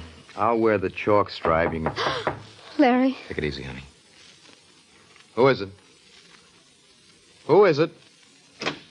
Just us. Mr. Waring. Uh-huh. Well, that hunch was right, Mike. What hunch? I had an idea you 2 went together like ham and eggs. Listen, Waring, I don't know what you want. But if you think Eve killed Giuliano, you're out of your mind. She didn't even know the man. And why did she come to me with that cock and bull story? She was trying to protect me. Against what? Look, I'm head cashier in a Washington bank. Giuliano's been after me to turn over to him the dates of large currency movements. What was it, blackmail? No. Now, don't give me that. Otherwise, you would have gone to the police. What do they have on you? Don't tell him, Larry. What can I lose now, Eve? Giuliano found out that 10 years ago I served a term for manslaughter. I was drunk one night and I killed a man with my car. I served 2 years under another name. And if the bank ever learned about you being an ex-con, you'd be minus a career, huh? That's right. Is that why she killed Giuliano? I tell you she didn't. Then who did? I did. Oh, you mustn't believe him, Mr. Waring. He's trying to protect me. I killed Giuliano. She's lying. It's no use, Larry. They're bound to find out sooner or But later. you couldn't have done it because I did. What do you think, Russell? To cinch one of them's lying. Ah, but which one? She is. I don't believe wait, you. wait, Mustn't wait, listen wait. to- Just a minute. As far as Giuliano was concerned, it's no great loss. He was a crook.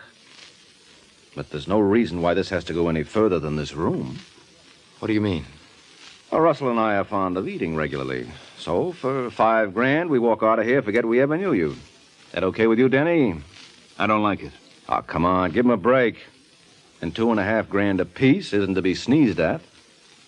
Well, there's only one trouble with that, Waring. Trouble? I haven't got 5,000. Oh. How about you, Eve? I gave you my last $50. Well, how much can you dig up? Not more than a couple of hundred. Oh, well, that puts a different complexion on things. What do you think, Russell? I say we turn him over to the cops. Yeah, well, that's to be expected. Every killer likes a fall guy handy. What are you getting at? Just what it sounded like, Russell. Didn't anyone ever tell you can't get away with murder?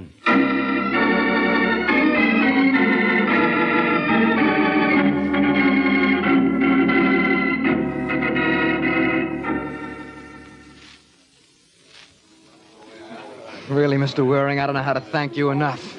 Well, maybe you'll let me give the little bride away. You're not angry at me for involving you? Nah. After all, Eve, you're a woman in love, and they're not very rational creatures. Well, tell me, Mr. Waring, how did you figure out it was Danny Russell who killed Giuliano? Oh, there were several things, Larry. First of all, Russell told me that Giuliano had a roll on him big enough to choke a horse. And when I went through Giuliano's pockets, all I found was a scrap of paper with your name on it. So, what happened to the money? Well, obviously it was stolen. That's right. So that opened up a new field. Suppose this was a plain, everyday murder for money. But Larry or I might have taken it. No, not very likely, Angel. That's why I offered to accept the bribe. I figured that if you two were willing to risk the chair for each other, a little thing like $5,000 wouldn't stop you. If you had it. And when you heard the best we could scare up was a couple of hundred. Then I knew I had to look elsewhere. Well, what made you think of Russell? Well, he got me out of jail by inventing an alibi for me. Something about a double date with a couple of girls named Harriet and Nora. Well, I don't understand. Well, you see, by giving me an alibi, he also gave himself one at the same time, and he really needed it. Oh. Now, the truth of the matter is that at 6 o'clock when Giuliano was shot, I was still out cold in his apartment after he plugged me. No wonder Russell made it so easy for me to escape from him. Mm-hmm. But you know what gets me, Angel, is what you were doing in the closet where we found you. Oh. Well, I drove out to see Giuliano, hoping that if I pleaded with him, he wouldn't bother Larry anymore. When I got there, he was dead. Then when I heard you outside, I got panicky. Mm-hmm. And down at headquarters, when you accused me of the murder? Well, that was for the same reason. I wanted to protect Larry. Sure, I should have known. Well, good night, Larry. Take care of yourself, Angel. Now, wait a minute, Mr. Waring. Why rush off? Well, this is all okay for you lovebirds, but I've got a lot of work to do. At this time of night? Mm-hmm. I've got a date with one of the most luscious redheads in New York. You call that work? And you've got to explain why you're 24 hours late, brother. It's nothing else but. Good night, folks.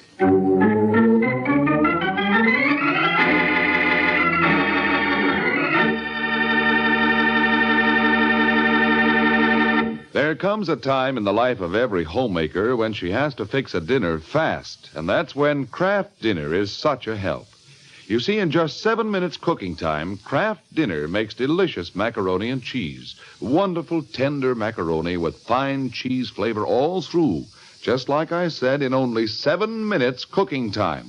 That's because every package of Kraft Dinner gives you a special quick cooking macaroni and just the right amount of Kraft grated for that grand cheese flavor. So tomorrow, get a couple of packages of Kraft Dinner.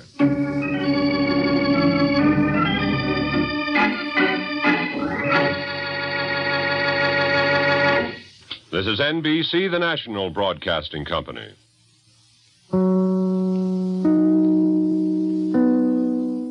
I would like to extend my sincere gratitude to Old Time Radio Research Group for their remarkable efforts in preserving and archiving the captivating world of old-time radio programs. Their dedication to safeguarding these precious audio gems ensures that future generations can relish the enchanting stories, music, and entertainment of the past. Their invaluable contribution allows us to step back in time and experience the magic of radio history firsthand. Their link is in the description below. Ladies and gentlemen, the secret word tonight is foot. F-O-O-T. Really? You'll bet your life.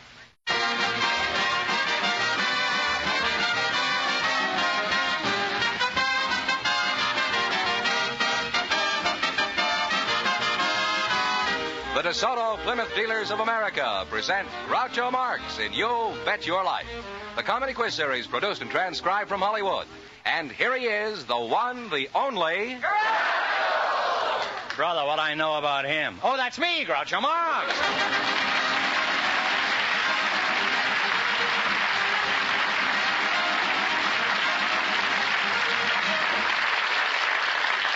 Thank you. Well, here I am again with $2,500 for one of our couples. George Fenneman, who's first to try for it? We invited some locksmiths and some dynamite experts to the program, and just before we went on the air, our studio audience selected locksmith Robert Eads and dynamiter Robert Crabtree. And here they are. Gentlemen, meet Groucho Marx. Welcome, boys, for the DeSoto Plymouth Dealers. And if you say the secret word, you'll divide $100 between you. It's a common word, something you always have with you. A locksmith and a dynamiter, eh? Mr. Dynamite, Bob Crabtree, is that right? Yes, sir, that's right. What kind of a name is that? English? That's right. It's not an uncommon name, is it? Well, not as uncommon as Marx.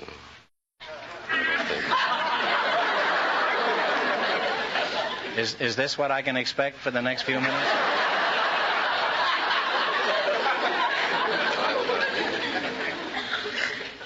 You're the dynamite man, huh? That's correct. Have you got any with you? No, we don't generally carry it with us. That's good. At least we can count on you to stay with us for the whole show, huh? Where are you from, Mr. Crabtree? Oh, I was born in Reno, Nevada. Well, how did you come by train, or were you blown out of town? Huh? Where do you work, Mr. Crabtree? Oh, I work for the Hercules Powder Company here in Los Angeles. And Mr. Locksmith, what is your name? Eads? Where'd you go to school? Did you go to Yale? I went to Fairfax. You went to Fairfax? Yeah. Oh, Beatrice, or... where do you work, Mr. Downtown. I own my own business, Speedo Key Service. Your Speedo Key Service? What does that mean? That means speed and service. Have you ever been locked out at home? Yes, I have. He's got nice business, this fella, huh? And he getting his own house. Why? What happened? I just lost the keys. Now, what kind of jobs are most common in your business? Oh, Mr. opening Eads? cars, Opening homes, opening automobiles, homes, offices, changing combinations, general repairs, installations. I change my combinations about 3 times a week, huh? I change them more often, but I have to wash them myself. Huh? If you think my combinations are washed out, you should see me around 8 o'clock in the morning. How do you change the combination of a lock? By the rearrangement of the tumblers or the replacement. What do you mean, tumblers? You mean they have midget acrobats inside? What are tumblers? Tumblers are the pins that, the different length pins that go to make up the combination of the lock. TNT, that's you, Dynamite. By the way, what does TNT stand for? No, it stands for trinitrotoluene. Oh. I thought it stood for tamales, knockwurst, and tortillas. That's a pretty explosive combination, too. Do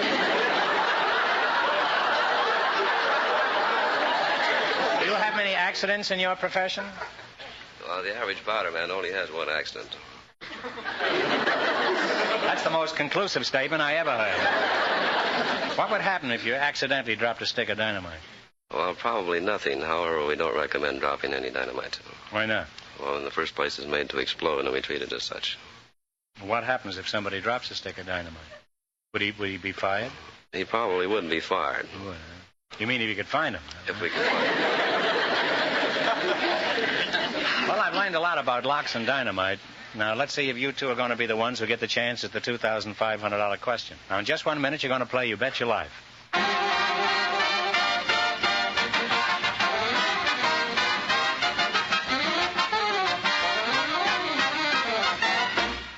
And now, an important bulletin from the DeSoto Plymouth Dealers of America. Quote, here's good news for the many thousands who are waiting for a new DeSoto or a new Plymouth. The production lines at the factory are really humming, and beautiful new cars are rolling off the line. We suggest that you contact your DeSoto Plymouth dealer at your earliest convenience. End of quote. Yes, folks, that's good news to all of us. More and more people will now experience the thrill of driving a DeSoto, the car that lets you drive without shifting. So be sure to see your DeSoto Plymouth dealer.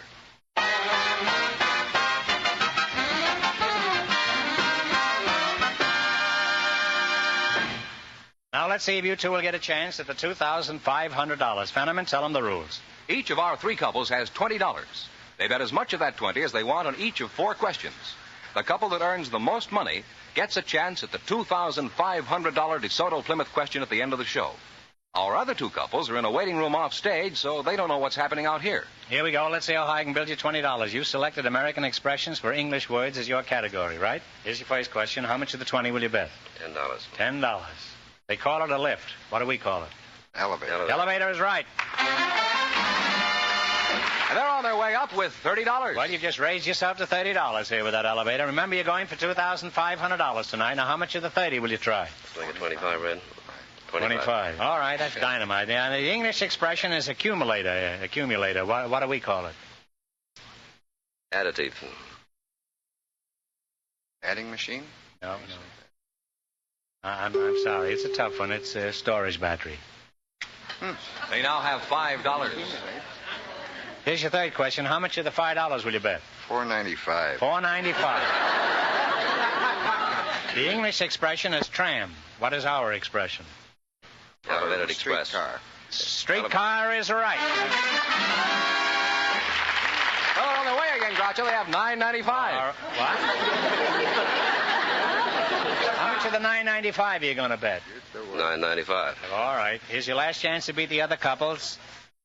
In England, they call it a pub. What do we call it? A bar. A bar is We knew right. that And they wind up with $19.90.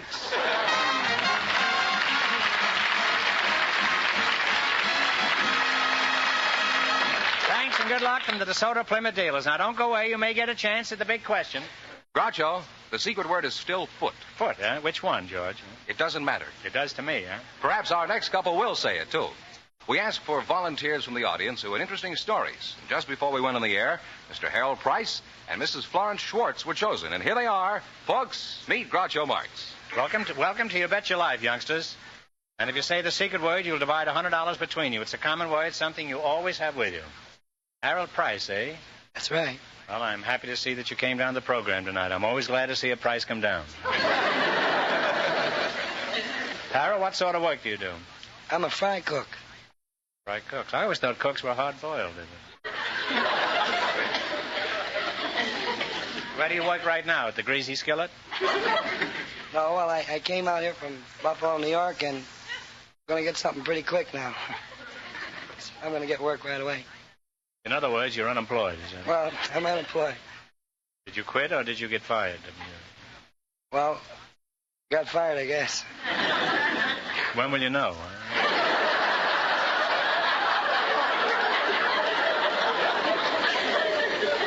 Well, I hope you land something real soon, Harold. Mrs. Schwartz? Yes. Hi. Where are you from? Are you from Florence? I'm from New York City, the Lower East Side. The Lower East Side. Mm-hmm. Veneman says you two have had some interesting experiences. Mrs. Schwartz, what's happened to you? Well, years ago when I went to work, I met my husband. He was a bloomer cutter. He was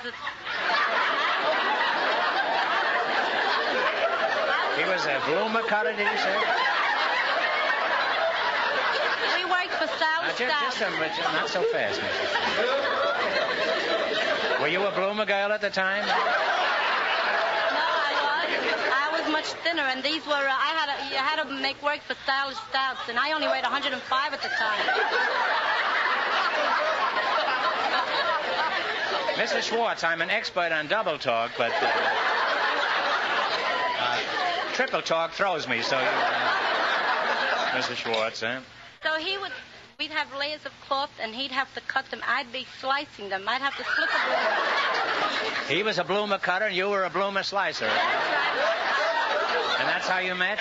Slicing and cutting your way through the east side. I was working on this table, and every time we'd look at each other, they'd be getting cut wrong, so we'd have to cut them a little smaller. So anyway, What happened? Well, anyway, the boss says that I was distracting this cutter from his work. I can understand that, huh? And that I'd better look for another job. So it was during the Depression at the time, and I couldn't find a job. So he says, I think I'd better marry you. So he wouldn't start haunting me about a job. Well, that certainly was a note of despair on his part. That's what he says. Tell me, Mr. Schwartz, were you modeling these things at the time? Well, sometimes I did when they were cut short. Well, maybe we better cut this short, huh? Harold, what's your story, huh? Well, one day I was broke. Next day I had $27,000, and a few days later I was broke again. Well, that's the income taxes for you, huh? What happened to the $27,000? Gave it to a lawyer. That sounds logical. Maybe you better go way back to the beginning and tell me everything, Harold. Well, I was walking down Main Street here in Los Angeles. I was broke, and didn't have a room, didn't have any money, and I kicked a package, a newspaper package. When I kicked it, all these bonds and checks and securities were spread out all over the ground. You found stocks and bonds on the sidewalk? That's right. Must have been curb stocks, huh? Well, what'd you do next, huh? Well, I looked at them, and I realized that they were pretty valuable, and I turned them over, and I saw that they'd been signed and that they were negotiable, and... You mean you could actually have turned these into cash? That's right. That's what they told me. Who told you that? Oh, everybody told me. Even a boot blacker, even a shoe shine boy. You usually take financial advice from a boot black? You should have come to me immediately, huh? Now, after you talked it over with the boot black, did he take a shine to you when he found out you had them?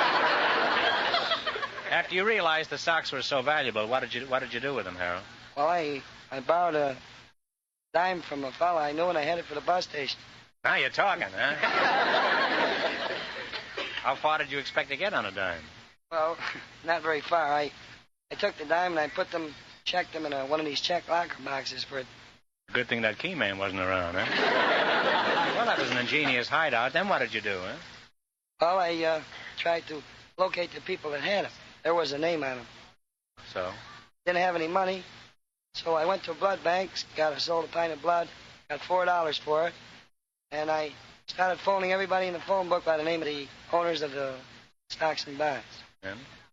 Well, I couldn't locate them, so I took them to the Los Angeles Times in the hope that the newspaper would find the owners for them. You're a very honest man, huh?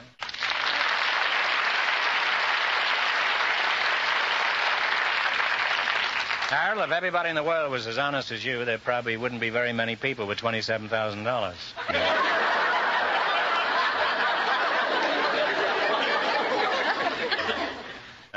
When the owner of the stocks was identified, did you get a big reward, Harold?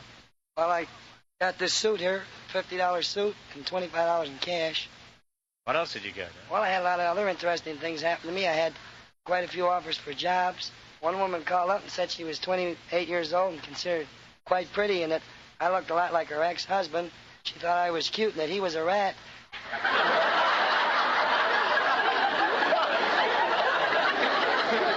She said she'd like to have an honest husband. Well, you'd have been provided with cheese anyhow. Well, what are your plans for the future? Which of the jobs are you going to take, Harold? Well, I'm going to take whichever one has the most security and the most promising future, whatever it is. Well, you better marry the girl whose husband was a rat. Well, it's been refreshing talking to you, talking to an honest man. I rarely encounter one. Now, let's see how well you two can make out in the battle for the $2,500. You're going to play You Bet Your Life. You run your $20 into more than the other couples, and you'll get a chance at the big question. Can't tell you how much our first couple won, but Fenneman is off stage to remind our listeners. The locksmith and the dynamiter won $19.90. Let's see how high you can build your $20. You selected stars of current movies as your category. Is that correct? That's right. Here's your first question. How much of the 20 will you risk? $10. $10. Who's the male lead in Chain Lightning? Humphrey Bogart. Humphrey Bogart. Well, to a good start with $30, Groucho. Remember, you're going for $2,500 tonight. Now you have $30. How much are you going to try? 15. 15. Who was the leading man in Francis? What's his name? Donald O'Connor. Donald O'Connor is right. It's right, we have $45. Fooled me. I just said the jackass. Huh? All right, you got $45. Now, here's your third question. How much of the 45? Bet 30. Who plays the lead in Willie Comes Marching Home? Tap dancer. What's his name? Dan Daly. Dan Daly is right. Now they have $75. Okay, now you got $75. Now, how much are you going to bet? Now, talk it over, kids. Bet 50, I'd say. Bet it all. Who plays the young man with a horn?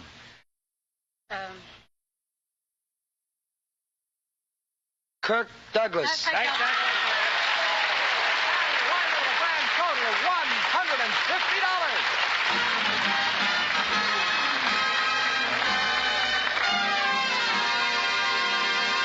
Thanks and good luck from the DeSoto Plymouth dealers. Now, we'll soon know who gets the chance at the $2,500 question. What would you do, friends, if you were to get up some morning and find your car won't start? I'd get back in bed, Fenneman. Well, smart folks would call up their DeSoto Plymouth dealer, because he'd send a man over to fix up your car and get you back on the road. In my pajamas, huh?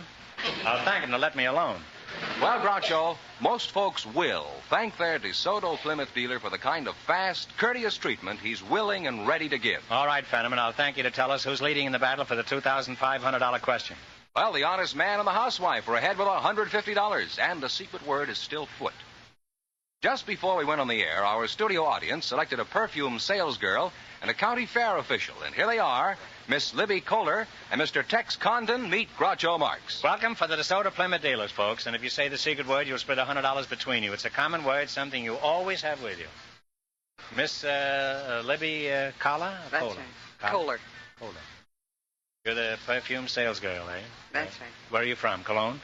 No, Reading, Pennsylvania. Where? Reading, Pennsylvania. Oh, pretzel bender, eh? How long have you been selling perfume? Oh, about 10 years. Well, you add a very fragrant note to our program. Mr. Condon? Yes, sir. And where are you from?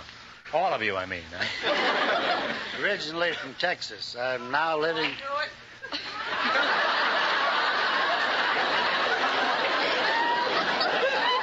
This lady in the front row knew it because she used to be a panhandler.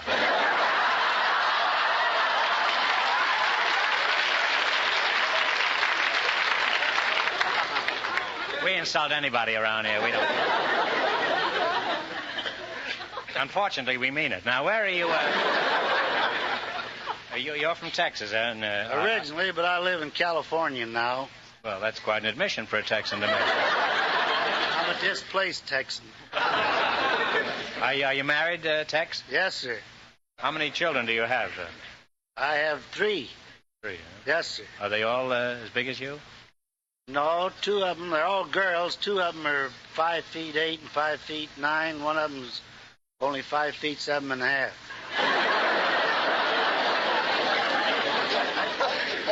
She's probably from Oklahoma, right? Miss Kohler, are you married? No, sir. You sell perfume? You haven't trapped anybody yet, huh? What kind of perfume do you sell? Repulsive number 5? I always get a kick out of the names you people choose for your products. What are some of the scents you sell? Voodoo, taboo, shocking, white shoulders.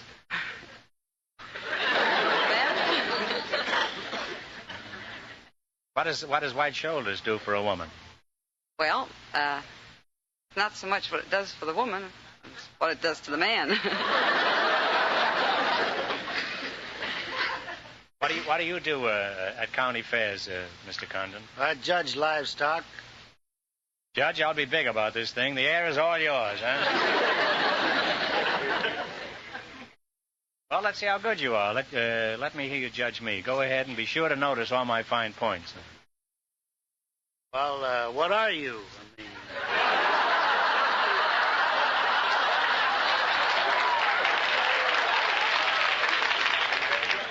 If I have to answer that, the whole thing is off, huh?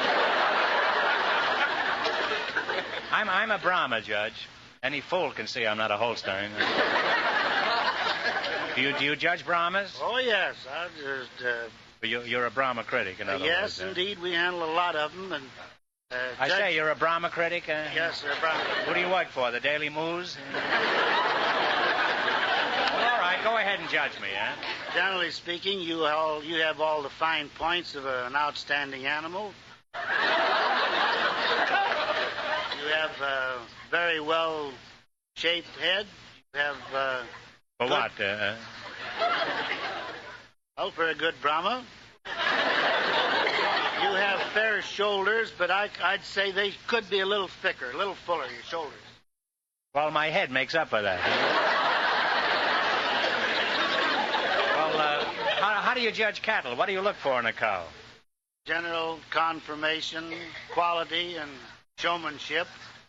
I never heard of a cow with showmanship, huh? Is that when a cow is a good hoofer? No, not exactly. How much does a prize cow bring? These top cows, good cows, bring anywhere from, $12,000 to $20,000. A cow is worth $20,000? Oh, yes. Gee, you wouldn't think a cow would be smart enough to save all that money. She probably made it in a bull market.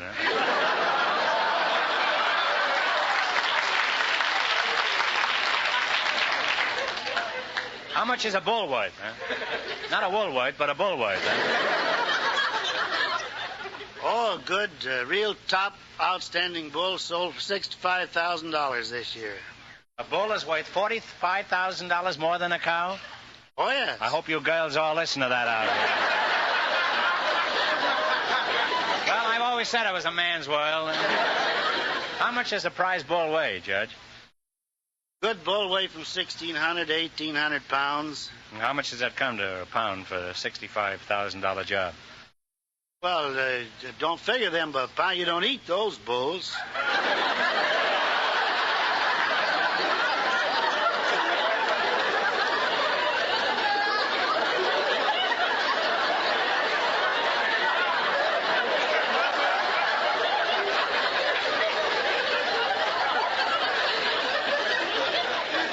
What do you do with a bull? Put in a jewelry store window? Suppose I did eat it. Well, if you did eat it, let's see, it'd figure around $150 a pound. That's just what the Beverly Hills butcher charges. Well, you've both been very interesting and very nice people. Now, let's see if you'll beat the other two couples and get the chance at the $2,500 DeSoto Plymouth question. I can't tell you how much the other two couples won, but Fenneman is going to remind our listeners. The honest man and the housewife are ahead with $150. Here we go. Let's see how high I can build you $20. You selected cities of the world as your category. Is that right? All of these cities are over 300,000 in population. Now, you have $20. How much you want to try? $10. Are you an auctioneer at times, too, Judge? Yes, sir, I am. In what country is the city of Genoa? Italy. Italy is right, huh? We're off to a good start with $30, Groucho. All right, now you got $30. How much of the 30 will you try? 25. In what country is the city of Baku, or Baku, B-A-K-U? India. You agree with that? No. I'm sorry, the Hemingway is told back here. It's Russia. They now have $5, Groucho. All right, here's your third question. You're down to $5. Now, how much will you bet? $3. $3, huh? In what country is the city of Helsinki?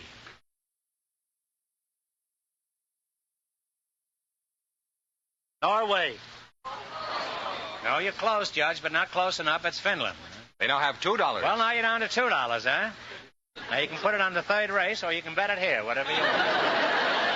Well, we bet $1. You're going to bet $1. In what country is the city of Valencia?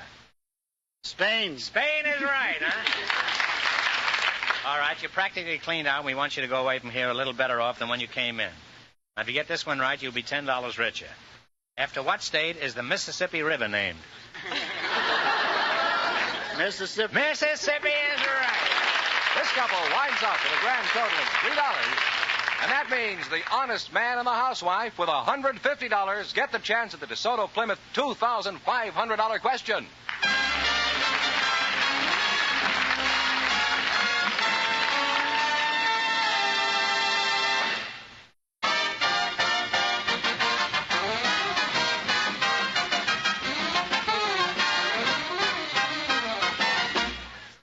get the most mileage from your car, you'll find it will pay you to take it for service to a DeSoto Plymouth dealers.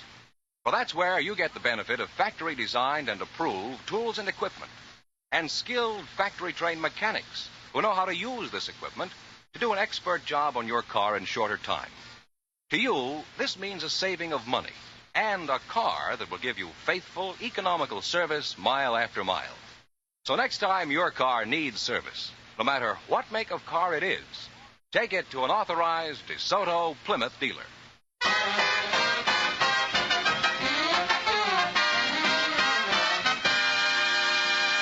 And here's the honest man and the housewife, the winning couple, all ready for the DeSoto Plymouth $2,500 question, Groucho. Right. Here we go for $2,500. Ready? I'll give you 15 seconds to decide on a single answer between you, so think carefully, and please no help from the audience. Here it is. The Comstock lode is one of the richest deposits of gold and silver in history. Many present-day fortunes were started in the mines of the Comstock lode. For $2,500, tell me, in what state is it located?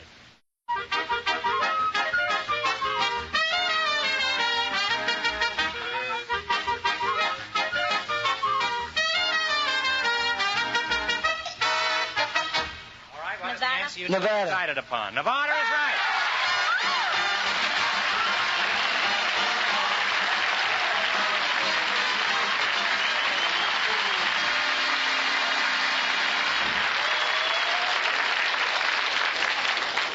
Well, you had the right answer, so you win $2,500. What are you going to do with all that money? Well, I think open up a little hot dog stand or something, a little small restaurant. Good.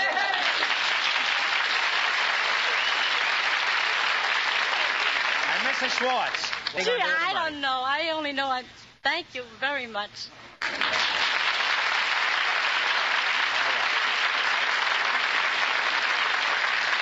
Well, let's see. You won $2,500 plus $150 in the quiz. You really cleaned up tonight.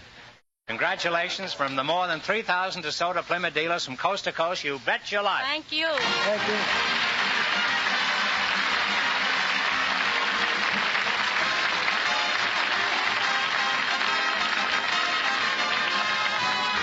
You Bet Your Life is a John Goodell production. Transcribed from Hollywood, directed by Robert Dwan and Bernie Smith. Music by Jerry Fielding. Be sure to tune in again next Wednesday night at this time for the Groucho Marx Show. You Bet Your Life. Presented by the more than 3,000 DeSoto Plymouth dealers of America. And remember, all dealers who sell DeSoto also sell Plymouth. Two great cars, both products of the Chrysler Corporation. And don't forget, next week, the big question will be worth $1,000. By the way, folks, I want to warn you that I'll be on the cover of Quick magazine that's out tomorrow. I suggest all dogs be kept on leash and small children be locked indoors. Good night, folks, and remember, just be sure to see your DeSoto Plymouth dealer.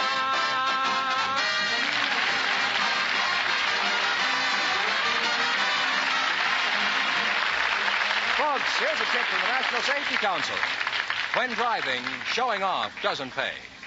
This is George Fenneman signing off for the more than 3,000 DeSoto Plymouth dealers from coast to coast.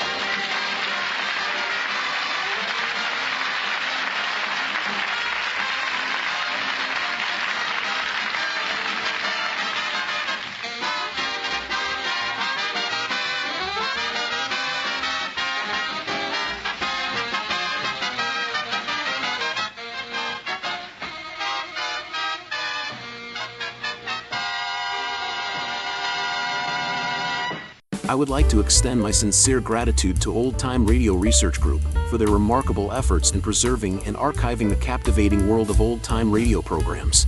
Their dedication to safeguarding these precious audio gems ensures that future generations can relish the enchanting stories, music, and entertainment of the past. Their invaluable contribution allows us to step back in time and experience the magic of radio history firsthand. Their link is in the description below.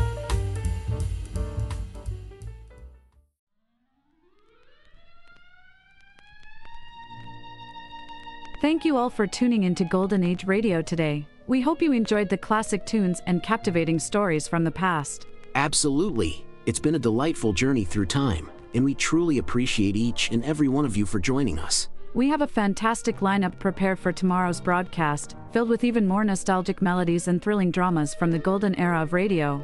So mark your calendars and set your alarms because you won't want to miss it. Join us again tomorrow at the same time for another unforgettable session of Golden Age Radio. Invite your friends and family to come along too. Let's make it a delightful gathering filled with timeless entertainment and warm memories. Once again, thank you for being part of our wonderful audience today. We look forward to having you with us again tomorrow as we dive into the enchanting world of the past. Until then, take care and have a fantastic day ahead. See you tomorrow. See you tomorrow. Attention all business owners and aspiring database wizards. If you want to take your data management to the next level, G3PL.com is your ultimate destination for expert Microsoft Access support and training. That's right. G3PL.com believes that every successful database journey starts with a dedicated individual guiding you to success. That's why we're proud to introduce G3PL.com, a Microsoft Access expert. Whether you're just starting or looking to enhance your access skills, G3PL.com's personalized training will set you on the path to mastery. G3PL will be with you every step of the way, providing hands-on guidance and real-world examples. But don't just take our word for it. Hear what a satisfied client has to say. Thanks to G3PL.com, I've become a Microsoft Access Pro. The personalized training was exactly what I needed. I learned to create and optimize databases, run powerful queries, and automate tasks with VBA. Now, I'm confidently handling complex projects with ease. It doesn't stop there. G3PL.com is your go-to for top-notch support and solutions. Exactly. If you're struggling with your existing database, G3PL will troubleshoot, optimize, and fine-tune it to perfection. G3PL.com designed a custom database that transformed our business operations. We needed a streamlined system to manage our services and customer data. Their expertise delivered a tailor-made solution that exceeded our expectations. I can't thank them enough. G3PL.com understands that every project is unique, and we're here to offer individualized attention to your specific needs. So, why wait? Take the leap into the world of Microsoft Access Excellence with G3PL.com. Contact G3PL today and embark on your database journey with an Access expert. Send an email to db@g3pl.net or call 615-420-2040 and ask for Mark to learn more and get started.